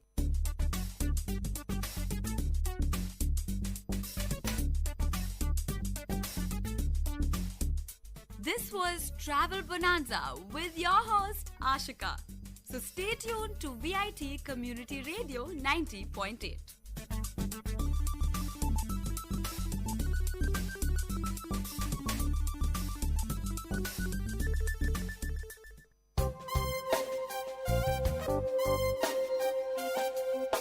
மண் வாசனை உங்கள் VIT பண்பலை 90.8 வேளாண்மை சார்ந்த தொழில்நுட்பம், பசுமை படரும் விவசாய தொழில்கள், பண்ணை முறைகள் என மானுடம் காக்கும் உழவு சார்ந்த நிகழ்ச்சி. வணக்கம். இயற்கை விவசாயிகள் ஒருங்கிணைந்து நடத்துவதே மக்கள் நலச்சந்தை. ஆரோக்கியமானவைகள் இயற்கை விவசாயத்தில் விளைந்தவைகள் கூடுதல் விலையின்றி நியாய விலையில் ஒரே இடத்தில் விவசாயிகள் உற்பத்தியாளர்கள் நேரடி விற்பனையில் நடைபெறுவதே மக்கள் நலச்சந்தை. இது ஒரு தனித்துவமான சந்தை. இந்த சந்தை வாரச்சந்தையாகவும் மாதச்சந்தையாகவும் நடைபெற்று வருகின்றது. வாரச்சந்தை ஒவ்வொரு வாரமும் புதன்கிழமைகளில் காலை 6 மணி முதல் 10 மணி வரை நடைபெறுகிறது. நடைபெறும் இடம் அசோக் பிளான்ட் நர்சரி, நம்பர் 4, 4வது கிழக்கு மெயின் ரோடு, அக்ஸலியன் கல்லூரி ரவுண்டானா அருகில், காந்தி நகர், வேலூர் 6. இதில் விவசாயிகள் நேரடியாக காய்கறிகள், பழங்கள், கீரைகள், பாரம்பரிய அரிசி வகைகள், எண்ணெய், தேன் போன்றவைகள் விற்பனை செய்கின்றார்கள். மாதாந்திர சந்தை ஒவ்வொரு மாதமும் 2ஆம் சனிக்கிழமைகளில் காலை 6 மணி முதல் 2 மணி வரை நடைபெறுகிறது. இடம் திருமகள் திருமண மண்டபம், அக்ஸிலியம் கல்லூரி சாலை, காந்தி நகர், வேலூர் 6. இந்த சந்தையில் காய்கறிகள், பழங்கள், கீரைகள், பாரம்பரிய அரிசி வகைகள், எண்ணெய், தேன், சத்துமாவு, ஊறுகாய் மற்றும் பிற மதிப்பு கூட்டப்பட்டவைகள் விற்பனை நடைபெறுகிறது. உங்கள் குடும்பத்தின் ஆரோக்கியமான வாழ்விற்காக உங்கள் வீட்டின் அருகில் நடைபெறுகிறது. அவசியம் வாருங்கள் என அன்புடன் அழைக்கும் மக்கள் நலச்சந்தை ஒருங்கிணைப்பு குழு. நன்றி.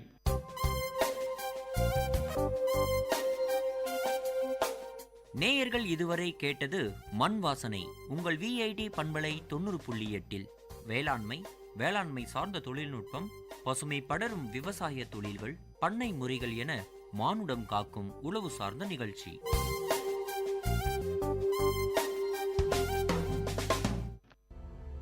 Exchange of ideas.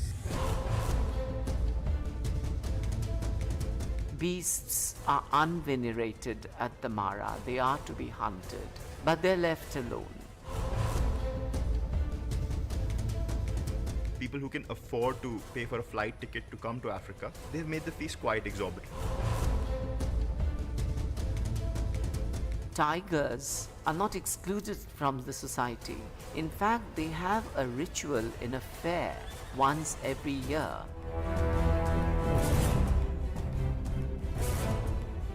Hello VIT, this is Vit Community Radio 90.8 and I am Akash Goenka here to present to you an exchange of ideas.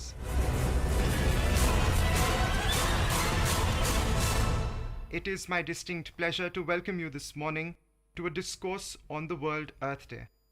I have with me in the studio Professor Sat Ghosh and Akshat Sharma, also from the School of Mechanical and Building Sciences. The World Earth Day is an annual event celebrated on April 22nd, on which day events worldwide are held to demonstrate support for environmental protection. It was first celebrated in the year 1970 and is now coordinated by the Earth Day Network and celebrated in over 192 countries, including India.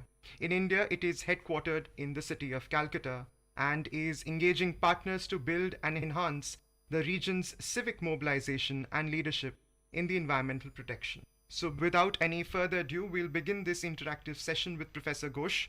Professor Ghosh is a senior professor in the School of Mechanical and Building Sciences and has mentored several projects focusing on issues of sustainability and environmental protection.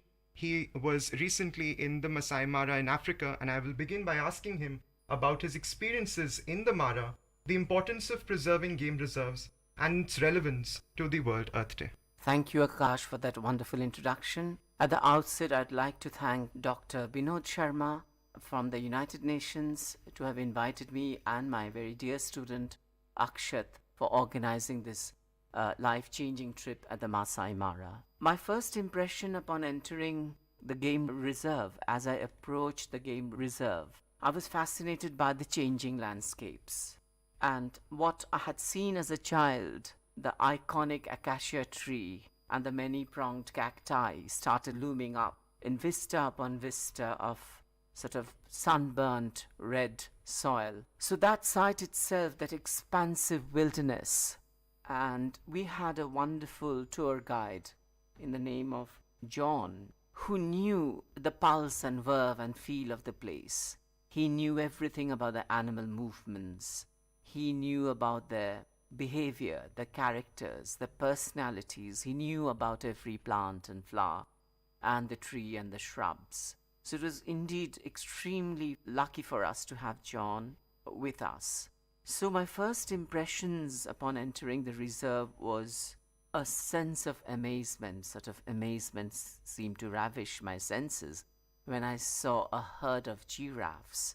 And I must mention I had my wonderful student and now a colleague, Mr. Siddhartha Mukherjee from the Technical University of Delft, who photographed the sequence, and Dhruv, an SPST student at VIT University, who is doing a project on fluid flows around game reserves. So we were a team of 4 people on an open-fronted safari jeep with John driving us through. So when we first saw the herd of giraffe, it was uncanny. They sort of peered down at us with a philosophical gaze from their high stature, and they seemed to be completely oblivious of their surroundings. They're munching the way and eating and chewing the leaves. And soon after, we saw a herd of zebras. The striking stripes against the azure of the sky and the green of the savannas was a very uplifting feeling. And the first thought that came into my mind was, this should be left alone, untrammeled, in its pristine purity. Kenya, Safari Kenya, Kenya, Safari Kenya.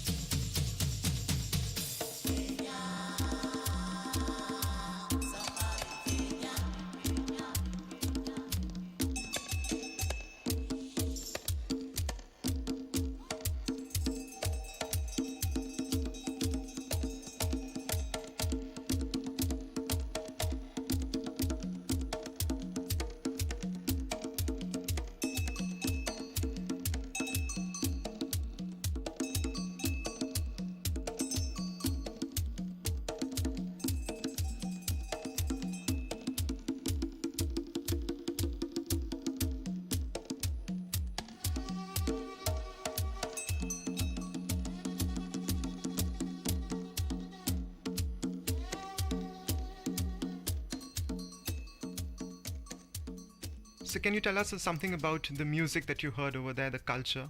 I'll soon talk about our experiences at the Sundarbans and also at the Mudumala in Tamil Nadu, much closer home. So the interlinking of the kind of a close, cohesive relationship between the beasts. I hate to call them beasts. After being at the Mara, they seem to have a personality.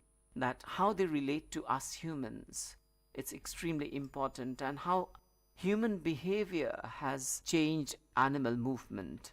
So I'll first start about idioms of folk culture that is there in our tradition. And I would like, Akash, you as a youngster brought up in the best of educational institutions, I would like to return the question back to you and ask, how do you think India's literature has fostered an interaction between the man and the beast? Thank you so much for your question, sir. Animals at large have formed a very important part of popular literature which has appealed to youngsters all over India. And it starts right from the beginning of our lives when we start reading the Panchatantra and about animal stories. And every character, that is every animal in the story, is ascribed certain characteristics, certain attributes which are unique to them. Say, for instance, there is the crocodile, there is the monkey, so on and so forth. Then Just as I said that the animals seem to have personalities. Exactly. Yeah. They seem to have their own personality.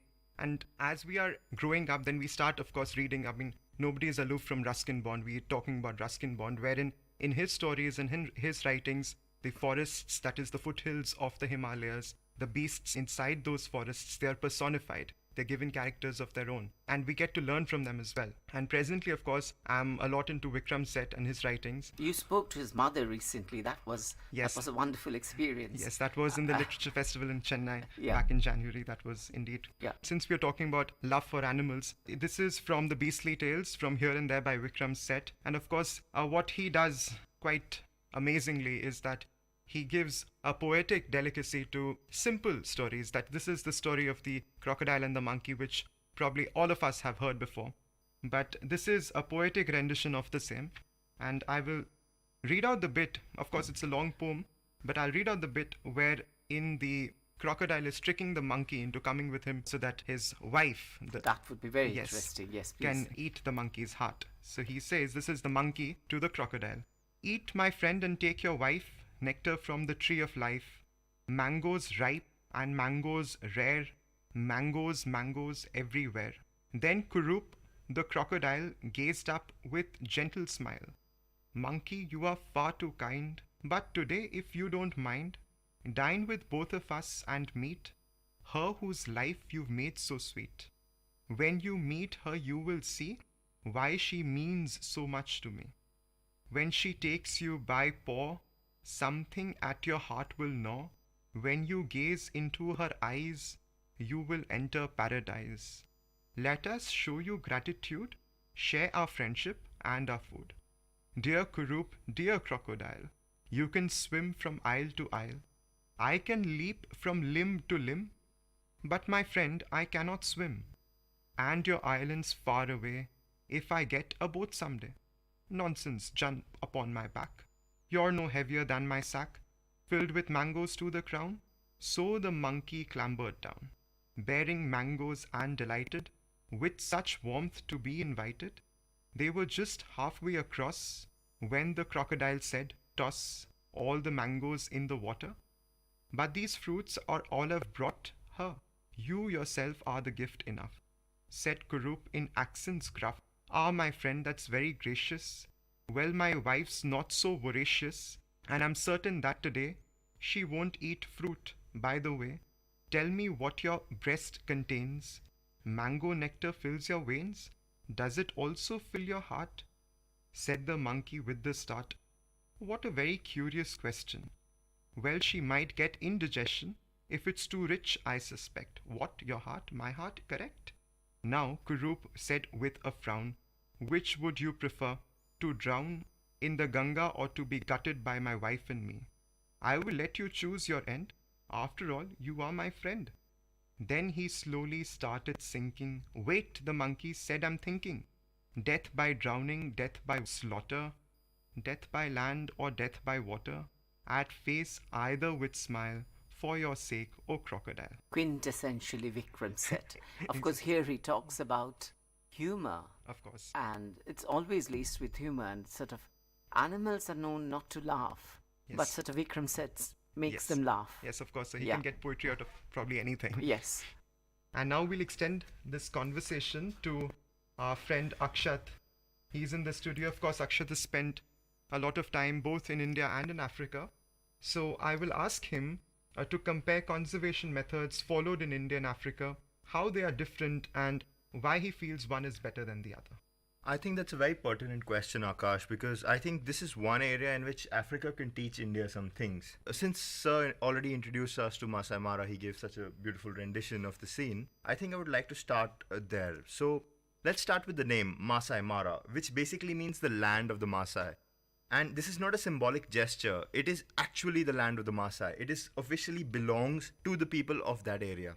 So what the government has done here is, by not calling it a national park and instead making it a game reserve, they have given the ownership of the land to the locals and given them a sense of collective responsibility. They have also educated and incentivized the people by showing them the benefits of tourism and moving with the times. So these Maasai now, Sir will later move on to tell you about the ritual in which, the Maasai coming of age ritual, in which they had to kill a lion to prove that they are indeed come into adulthood. But now they realize, because of education, they realize the importance of ecosystem and the biodiversity, and also more importantly the tourists and the money they bring in when they come to see these lions, including the Maasai into the locals into the conservational efforts. They have actually made their job a lot easier, because the Maasai themselves now report cases of poaching, prevent poachers from coming in and hunting these animals. So I think that is one very important lesson that can be learned here. The second important lesson, I would say, would be how they get the money, the capital for funding their conservational schemes. So in India, if anybody has ever visited a national park, you see that you only pay a token amount to get into the national park, which may be 200 or 300 rupees.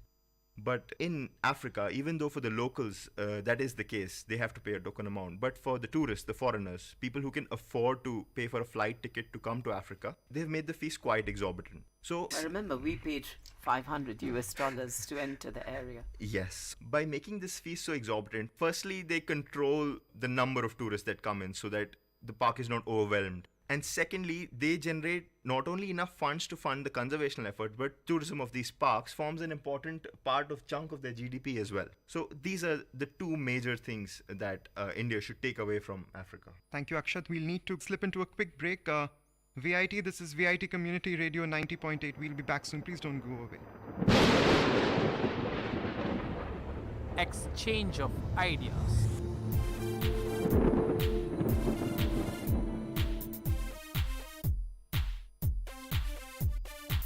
Chintu, don't you think the greenery which used to be around us is missing somewhere these days? Yeah?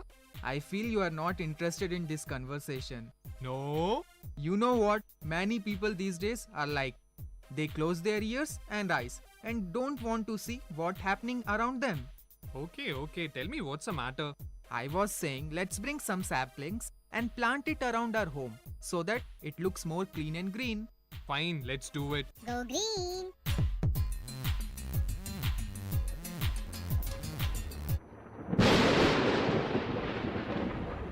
Exchange of ideas. Welcome back, VIT. This is VIT Community Radio 90.8, and I'm Akash Goenka presenting to you an exchange of ideas. Before we slipped into the break, our friend Akshat from the School of Mechanical and Building Sciences spoke to us about the conservation methods followed in Africa and India. And again, to have a more global appeal to this entire conversation, I'll extend the conversation to Professor Sat Ghosh, who has spent over 20 years in England. Sir, could you talk about how the World Earth Day is perceived in England and comment on contemporary awareness? I'm glad you asked this question. The English are extremely conscious about the environment, and starting from the times of the Raj, they had the British Empire, which covered a lot of Africa and India, and they were with us for a very long time. So they're already sensitized about African culture, then Indian culture. So that sort of seeps into their thinking and their modes of writing. And typically in England and most British universities, World Earth Day is celebrated with a lecture series in almost every department. They sort of rope in the Royal Geographical Society and the World Wildlife Fund. I remember when I was in IIT Delhi, Prince Charles came in the early 80s to start the Project Tiger, and he gave a very nice speech. The British universities fund a lot of programs supporting activities for the World Earth Day.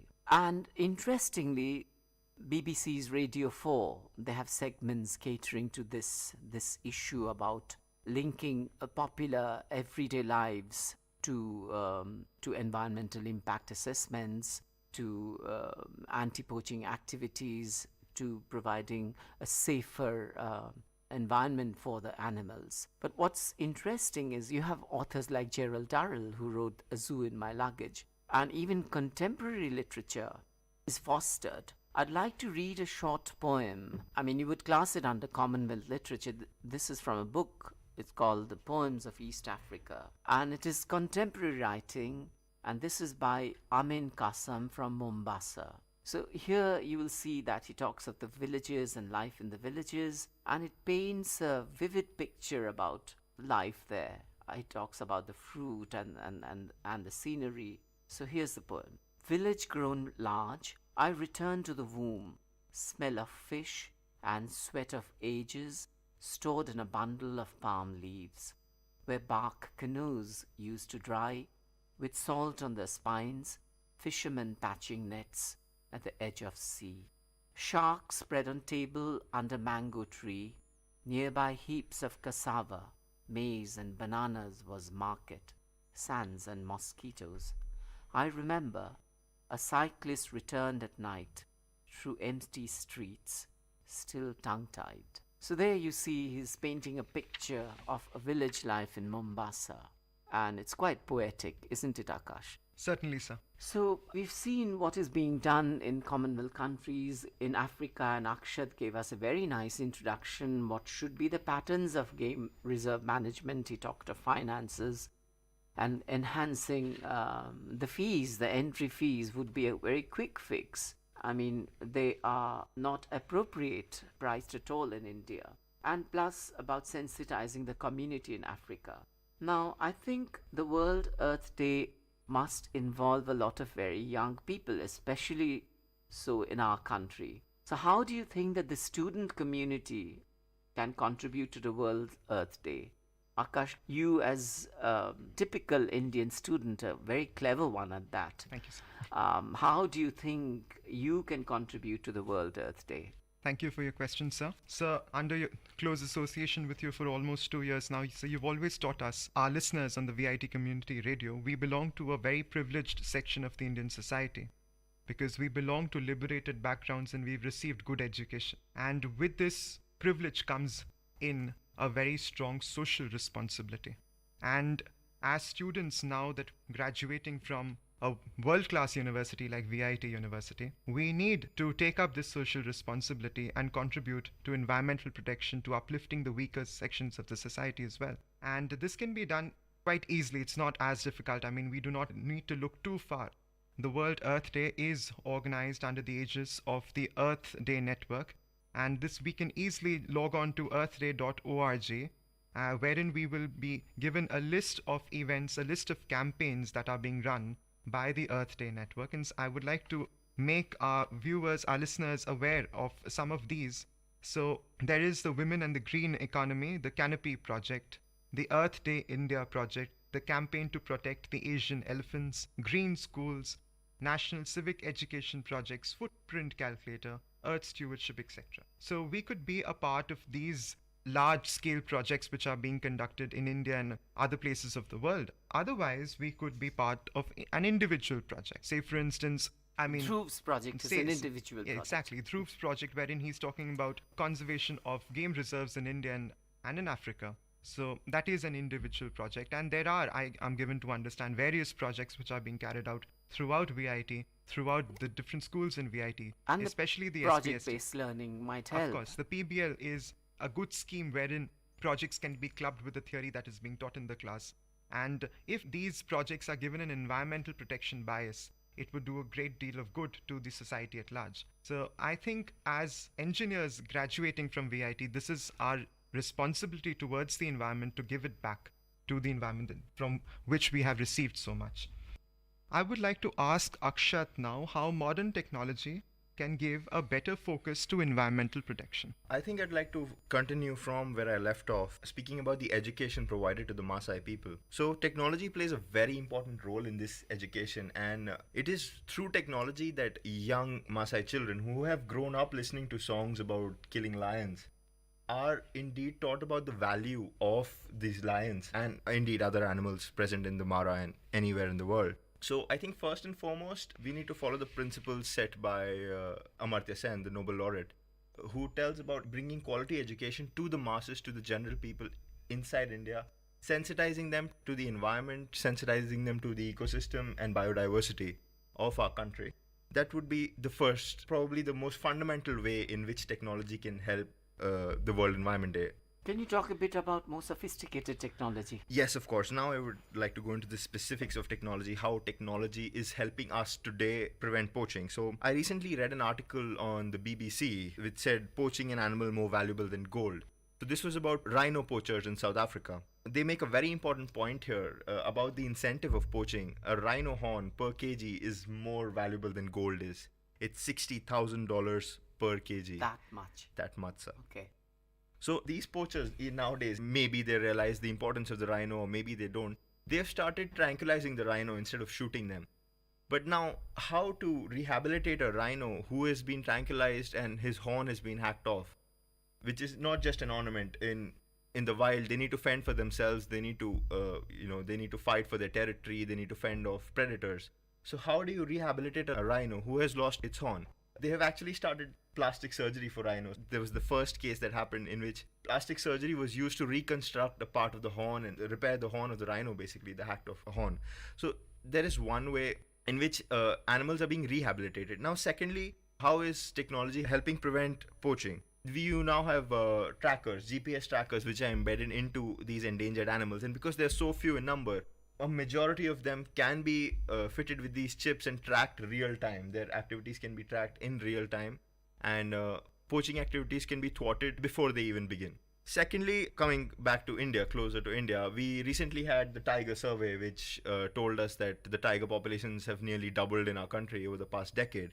So we have techniques like camera capturing, we have other techniques, less sophisticated techniques, such as identifying unique characters within the pug marks and identifying the tigers with the pug marks, and also from, as funny as it may sound, from their excrement. From the feces. From the feces. So yeah. The feces has DNA in it. And as you know, each animal has a unique and distinct characteristic signature in their DNA. So these are some of the most sophisticated measures used to track and control not control exactly, but track the population of endangered animals, and also to mark their territories. I mean, animals obviously mark their territories in less sophisticated manner, but for humans to track these animals, it becomes very difficult.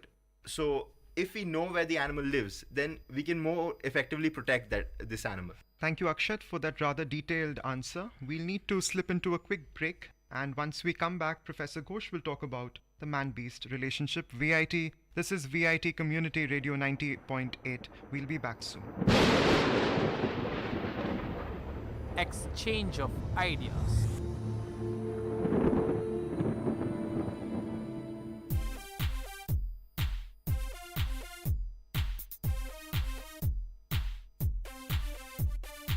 Mintu, I'm going to the market today. I have to get some vegetables. Are you coming? Wait, Chintu, I am coming. Hey, where is the carry bag? Carry bag? Huh? Why? Don't worry, we will get plastic bags there, no? Don't be so stupid. You know how much waste is generated every year by plastic bags. So please save your planet by carrying your own bags to the market. Alright, I got it. Let's go now. Go green!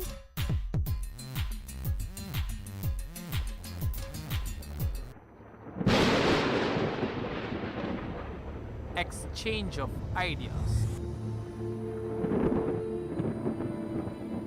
This is VIT Community Radio 90.8, and I am Akash presenting to you an exchange of ideas. I'll ask Professor Ghosh to talk about the man-beast relationship.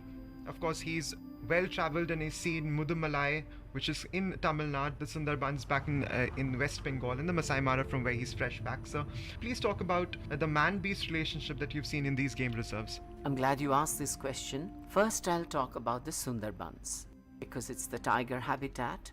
And in fact, I visited the Sundarbans after reading Amitabh Ghosh's Hungry Tide.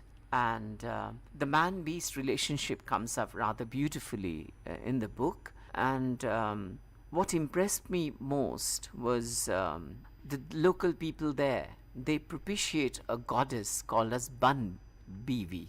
And she has a Durga-like form, but slightly different to a traditional Hindu depiction of Durga. And everyone comes and worships her. and they ask her to protect them from tiger attacks. And if you've read The Hungry Tide, there's a vivid description by Amitabh Ghosh there.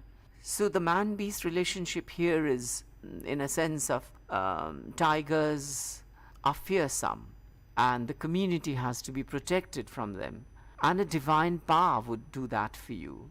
And this propitiation is accompanied by jatra-like spectacle with a lot of drum beating and singing, and the actors are wearing a tiger mask, and there's a convoluted tale about a child being taken away by the tiger and the one baby sort of restoring the dead child back to life. It's a fantastic story. And when we were visiting Mudumalai, we were very lucky that the district forest officer gave us an interview, and I asked him, this is the tradition in Sundarbans, and what is the tradition in Tamil Nadu? He said that it was completely different. And in Tamil Nadu, tigers are not excluded from the society. In fact, they have a ritual in a fair once every year with a lot of singing and dancing, and within the crowd, only a handful, 2 or 3 people who are especially gifted and have psychic abilities are able to perceive the presence of a tiger. And the presence of a tiger in Mudumalai is something to be cherished, something desirable, not something to be feared. And that's the difference. We saw the stark difference between the man-animal relationship in the Sundarbans and the Mudumalai. And this difference is even starker when we went to the Masai Mara. We were extremely fortunate that we could go to a Maasai village where the Maasai people entertained us with a song that depicts how the coming of age ceremony of the young lads relates to the killing of a lion. And we'll play you some of our own recordings of this piece of music.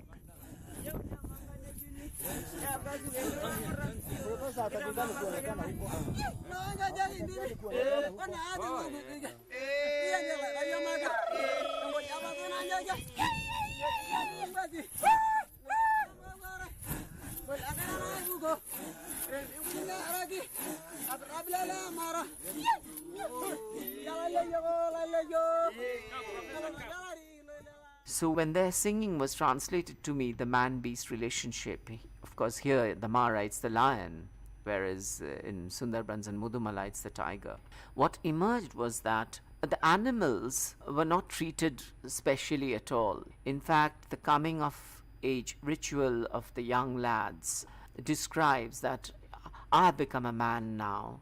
I know the art of hunting, and so today my coming of age requires that I hunt a lion. And then I asked him specifically that, do you worship the beasts? They said, no, we do not worship the beasts at all. So we have these 3 strands. Beasts are unvenerated at the Mara. They are to be hunted, but they're left alone. No sense of divinity is ascribed whatsoever.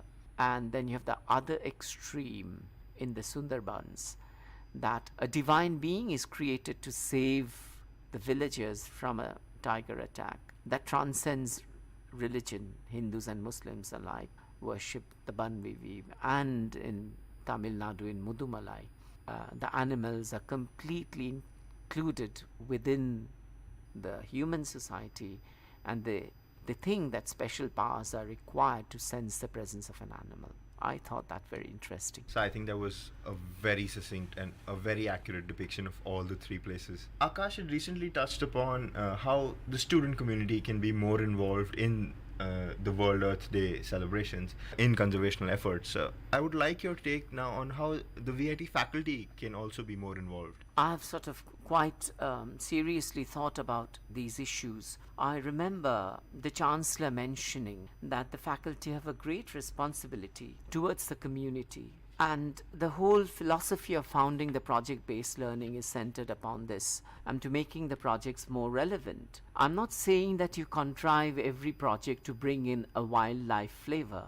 It is not possible. But there are many projects that would be completely uncontrived and yet relevant to the World Earth Day. So the World Earth Day does not require an animal bias, although animals form a very large part of this discourse. And today we have talked a lot about the animals because of my last trip to the Masai Mara. But the World Earth Day also talks about the soil. It talks about the flora, the fauna, the anthropogenic imprints. That's where a lot of technology can come in. I'll give examples.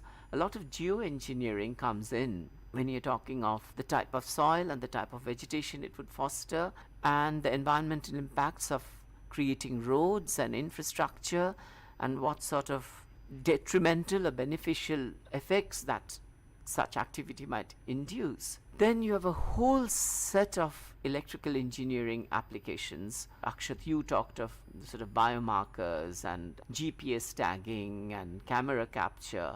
That would require a whole lot of sophistication about solid state physics and electronics and in situ and remotely sensed objects. So, and also SBST, as Dhruv is involved in. Yes, and in SBST, of course, in the School of Biotechnology, I mean, DNA marking, analysis of excrement, and detecting species from a rigorous biochemical analysis. Then also you have climate studies, basically afforestation issues, how that is impacting the local microclimate. And overall, also the School of Planning and Management and Architecture, what sort of architecture should blend in with a certain type of reserve. I mean, I was very impressed by looking at the way the Mara houses were built. I mean, they had layers of brushwood and cow dung and mud plaster, and the roofs were covered with leather hide. I mean, energy in the built environment is a taught course in VIT Mechanical Engineering Department. Faculty can choose real life examples, make the courses more relevant to the society that they're catering for. So this whole gamut of architectural engineering and energy in the built environment can be restructured for more real life applications.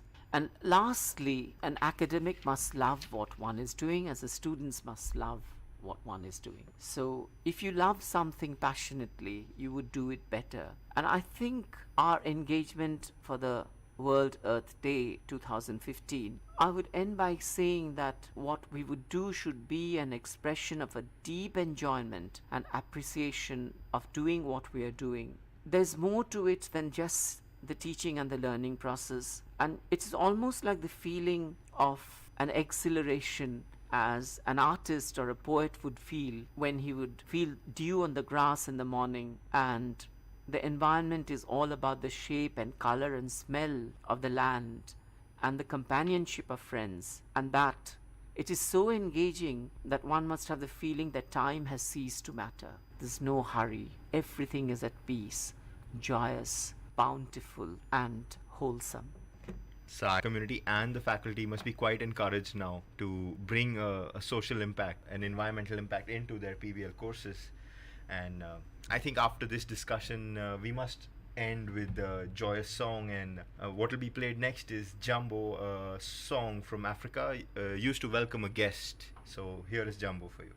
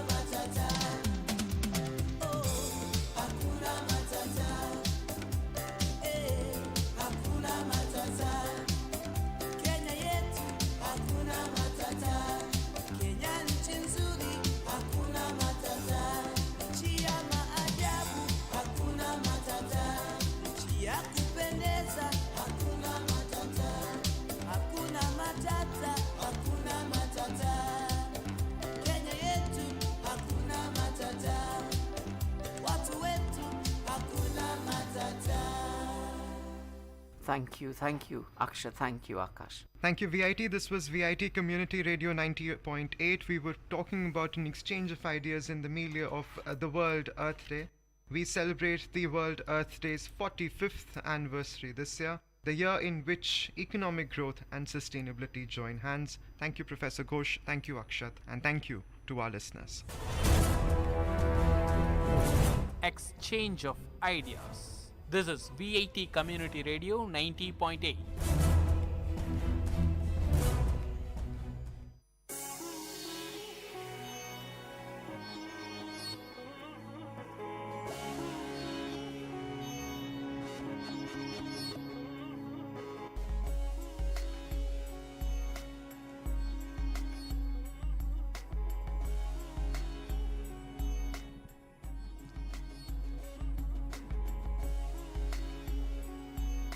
வணக்கம் நேர்ல, இது VIT பண்பலை 90.8. இந்த நிகழ்ச்சி அறிவோம் ஆயிரம். அறிவோம் ஆயிரத்தில் ஒவ்வொரு நாளும் பல்வேறு துறை சார்ந்த பல்வேறு தகவலை உங்களுக்கு கொண்டு வந்துட்டு இருக்கோம். அந்த வகையில் இன்னைக்கு எந்த துறை சார்ந்த தகவலை உங்களுக்கு கொண்டு வந்திருக்கோம் அப்படின்றது ஒரு சின்ன சஸ்பென்ஸாகவே இருக்கட்டும். நான் உங்கள் அன்பு தோழன் KP ஆனந்த், என்னுடன் இணைந்திருப்பது சுரேஷ் போஸ், ரஞ்சித் குமார், நித்யராஜ்.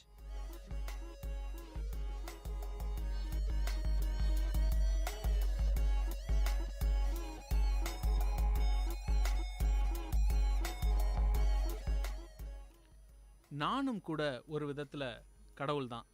எப்படின்னா, நானும் ஒரு விதமான ஒரு படைப்புகளை படைச்சிட்டு இருக்கக்கூடிய ஒரு ஆள் அப்படின்றதுனால நானும் கூட ஒரு விதத்தில் கடவுள் தான் அப்படின்னு பெருமையாக சொல்லிக்கிறது யார் எல்லாம் அப்படின்னு பார்த்தீங்கன்னா, எழுத்தாளர்களாக இருக்காங்க. அதை தாண்டி ஒரு சில பாடல்களை எழுதக்கூடியவங்களாம் இருக்காங்க. அதையும் தாண்டி அந்த பாடல்களை நிழலாக மாற்றி புகைப்படமாவோ இல்லை சித்திரமாவோ கொண்டு வரக்கூடிய ஆர்டிஸ்ட்லாம் இருக்காங்க. அவங்களையும் தாண்டி இன்றைக்கி வேறு யார் இருக்காங்க அப்படின்னு பார்த்தீங்கன்னா, திரைப்படங்களை உருவாக்கக்கூடிய இயக்குனர்கள் மற்றும் அதை தயாரிக்கக்கூடியவங்க. இந்த திரைப்படங்கள் உருவாகும் விதம் அதெல்லாத்தையும் தாண்டி இந்த திரைப்படத்தை பற்றி இன்னும் கொஞ்சம் நிறைய பேசலாம் அப்படின்ட்டு இன்றைக்கி அறிவோம் ஆயிரம் நிகழ்ச்சியில் திரைப்படங்களை பற்றி பல தகவலை உங்களுக்காக கொண்டு வந்துகிட்ருக்கோம். பலவிதமான திரைப்படங்கள் வெளிவந்துகிட்டு இருக்குது. அப்படி வெளிவரக்கூடிய இந்த திரைப்படங்கள் எல்லாத்தையுமே மக்கள் எல்லாருமே பார்க்குறாங்களா அப்படின்னா, அதில் ஒரு சில வகைப்பாடுகள்லாம் நிறையாவே இருக்குது அப்படின்னு தான் சொல்லணும். அப்படி இருக்கக்கூடிய அந்த வகைப்பாடுகளில் ஜனரஞ்சகமான சினிமாக்கள் எல்லாமே மக்கள் எல்லாருமே பார்க்கக்கூடிய வகையில் எடுக்கப்படக்கூடிய அந்த சினிமாக்கள் எல்லாமே ஒவ்வொரு விதங்களில் ஒரு சில நேரங்களில் ஒரு பெரிய புரட்சியை ஏற்படுத்தக்கூடிய சினிமாக்களாகவும் இருக்குது. அதே நேரத்தில் சாதாரணமான பொழுதுபோக்குக்கான சினிமாக்களாகவும் இருக்குது. இந்த மாதிரியான சினிமாக்கள் வரலாற்று ரீதியாக வரலாற்று அடிப்படையில் ரொம்பவும் பெரிய மாறுதல்களை கொண்டு வந்திருக்கு அப்படின்னு சொன்னால் அது உண்மைதான். அப்படிப்பட்ட அந்த மாறுதல்களை கொண்டு வந்த திரைப்படங்களை பற்றி தான் இன்றைக்கி அறிவோம் ஆயிரம் நிகழ்ச்சியில் பேச போகிறோம்.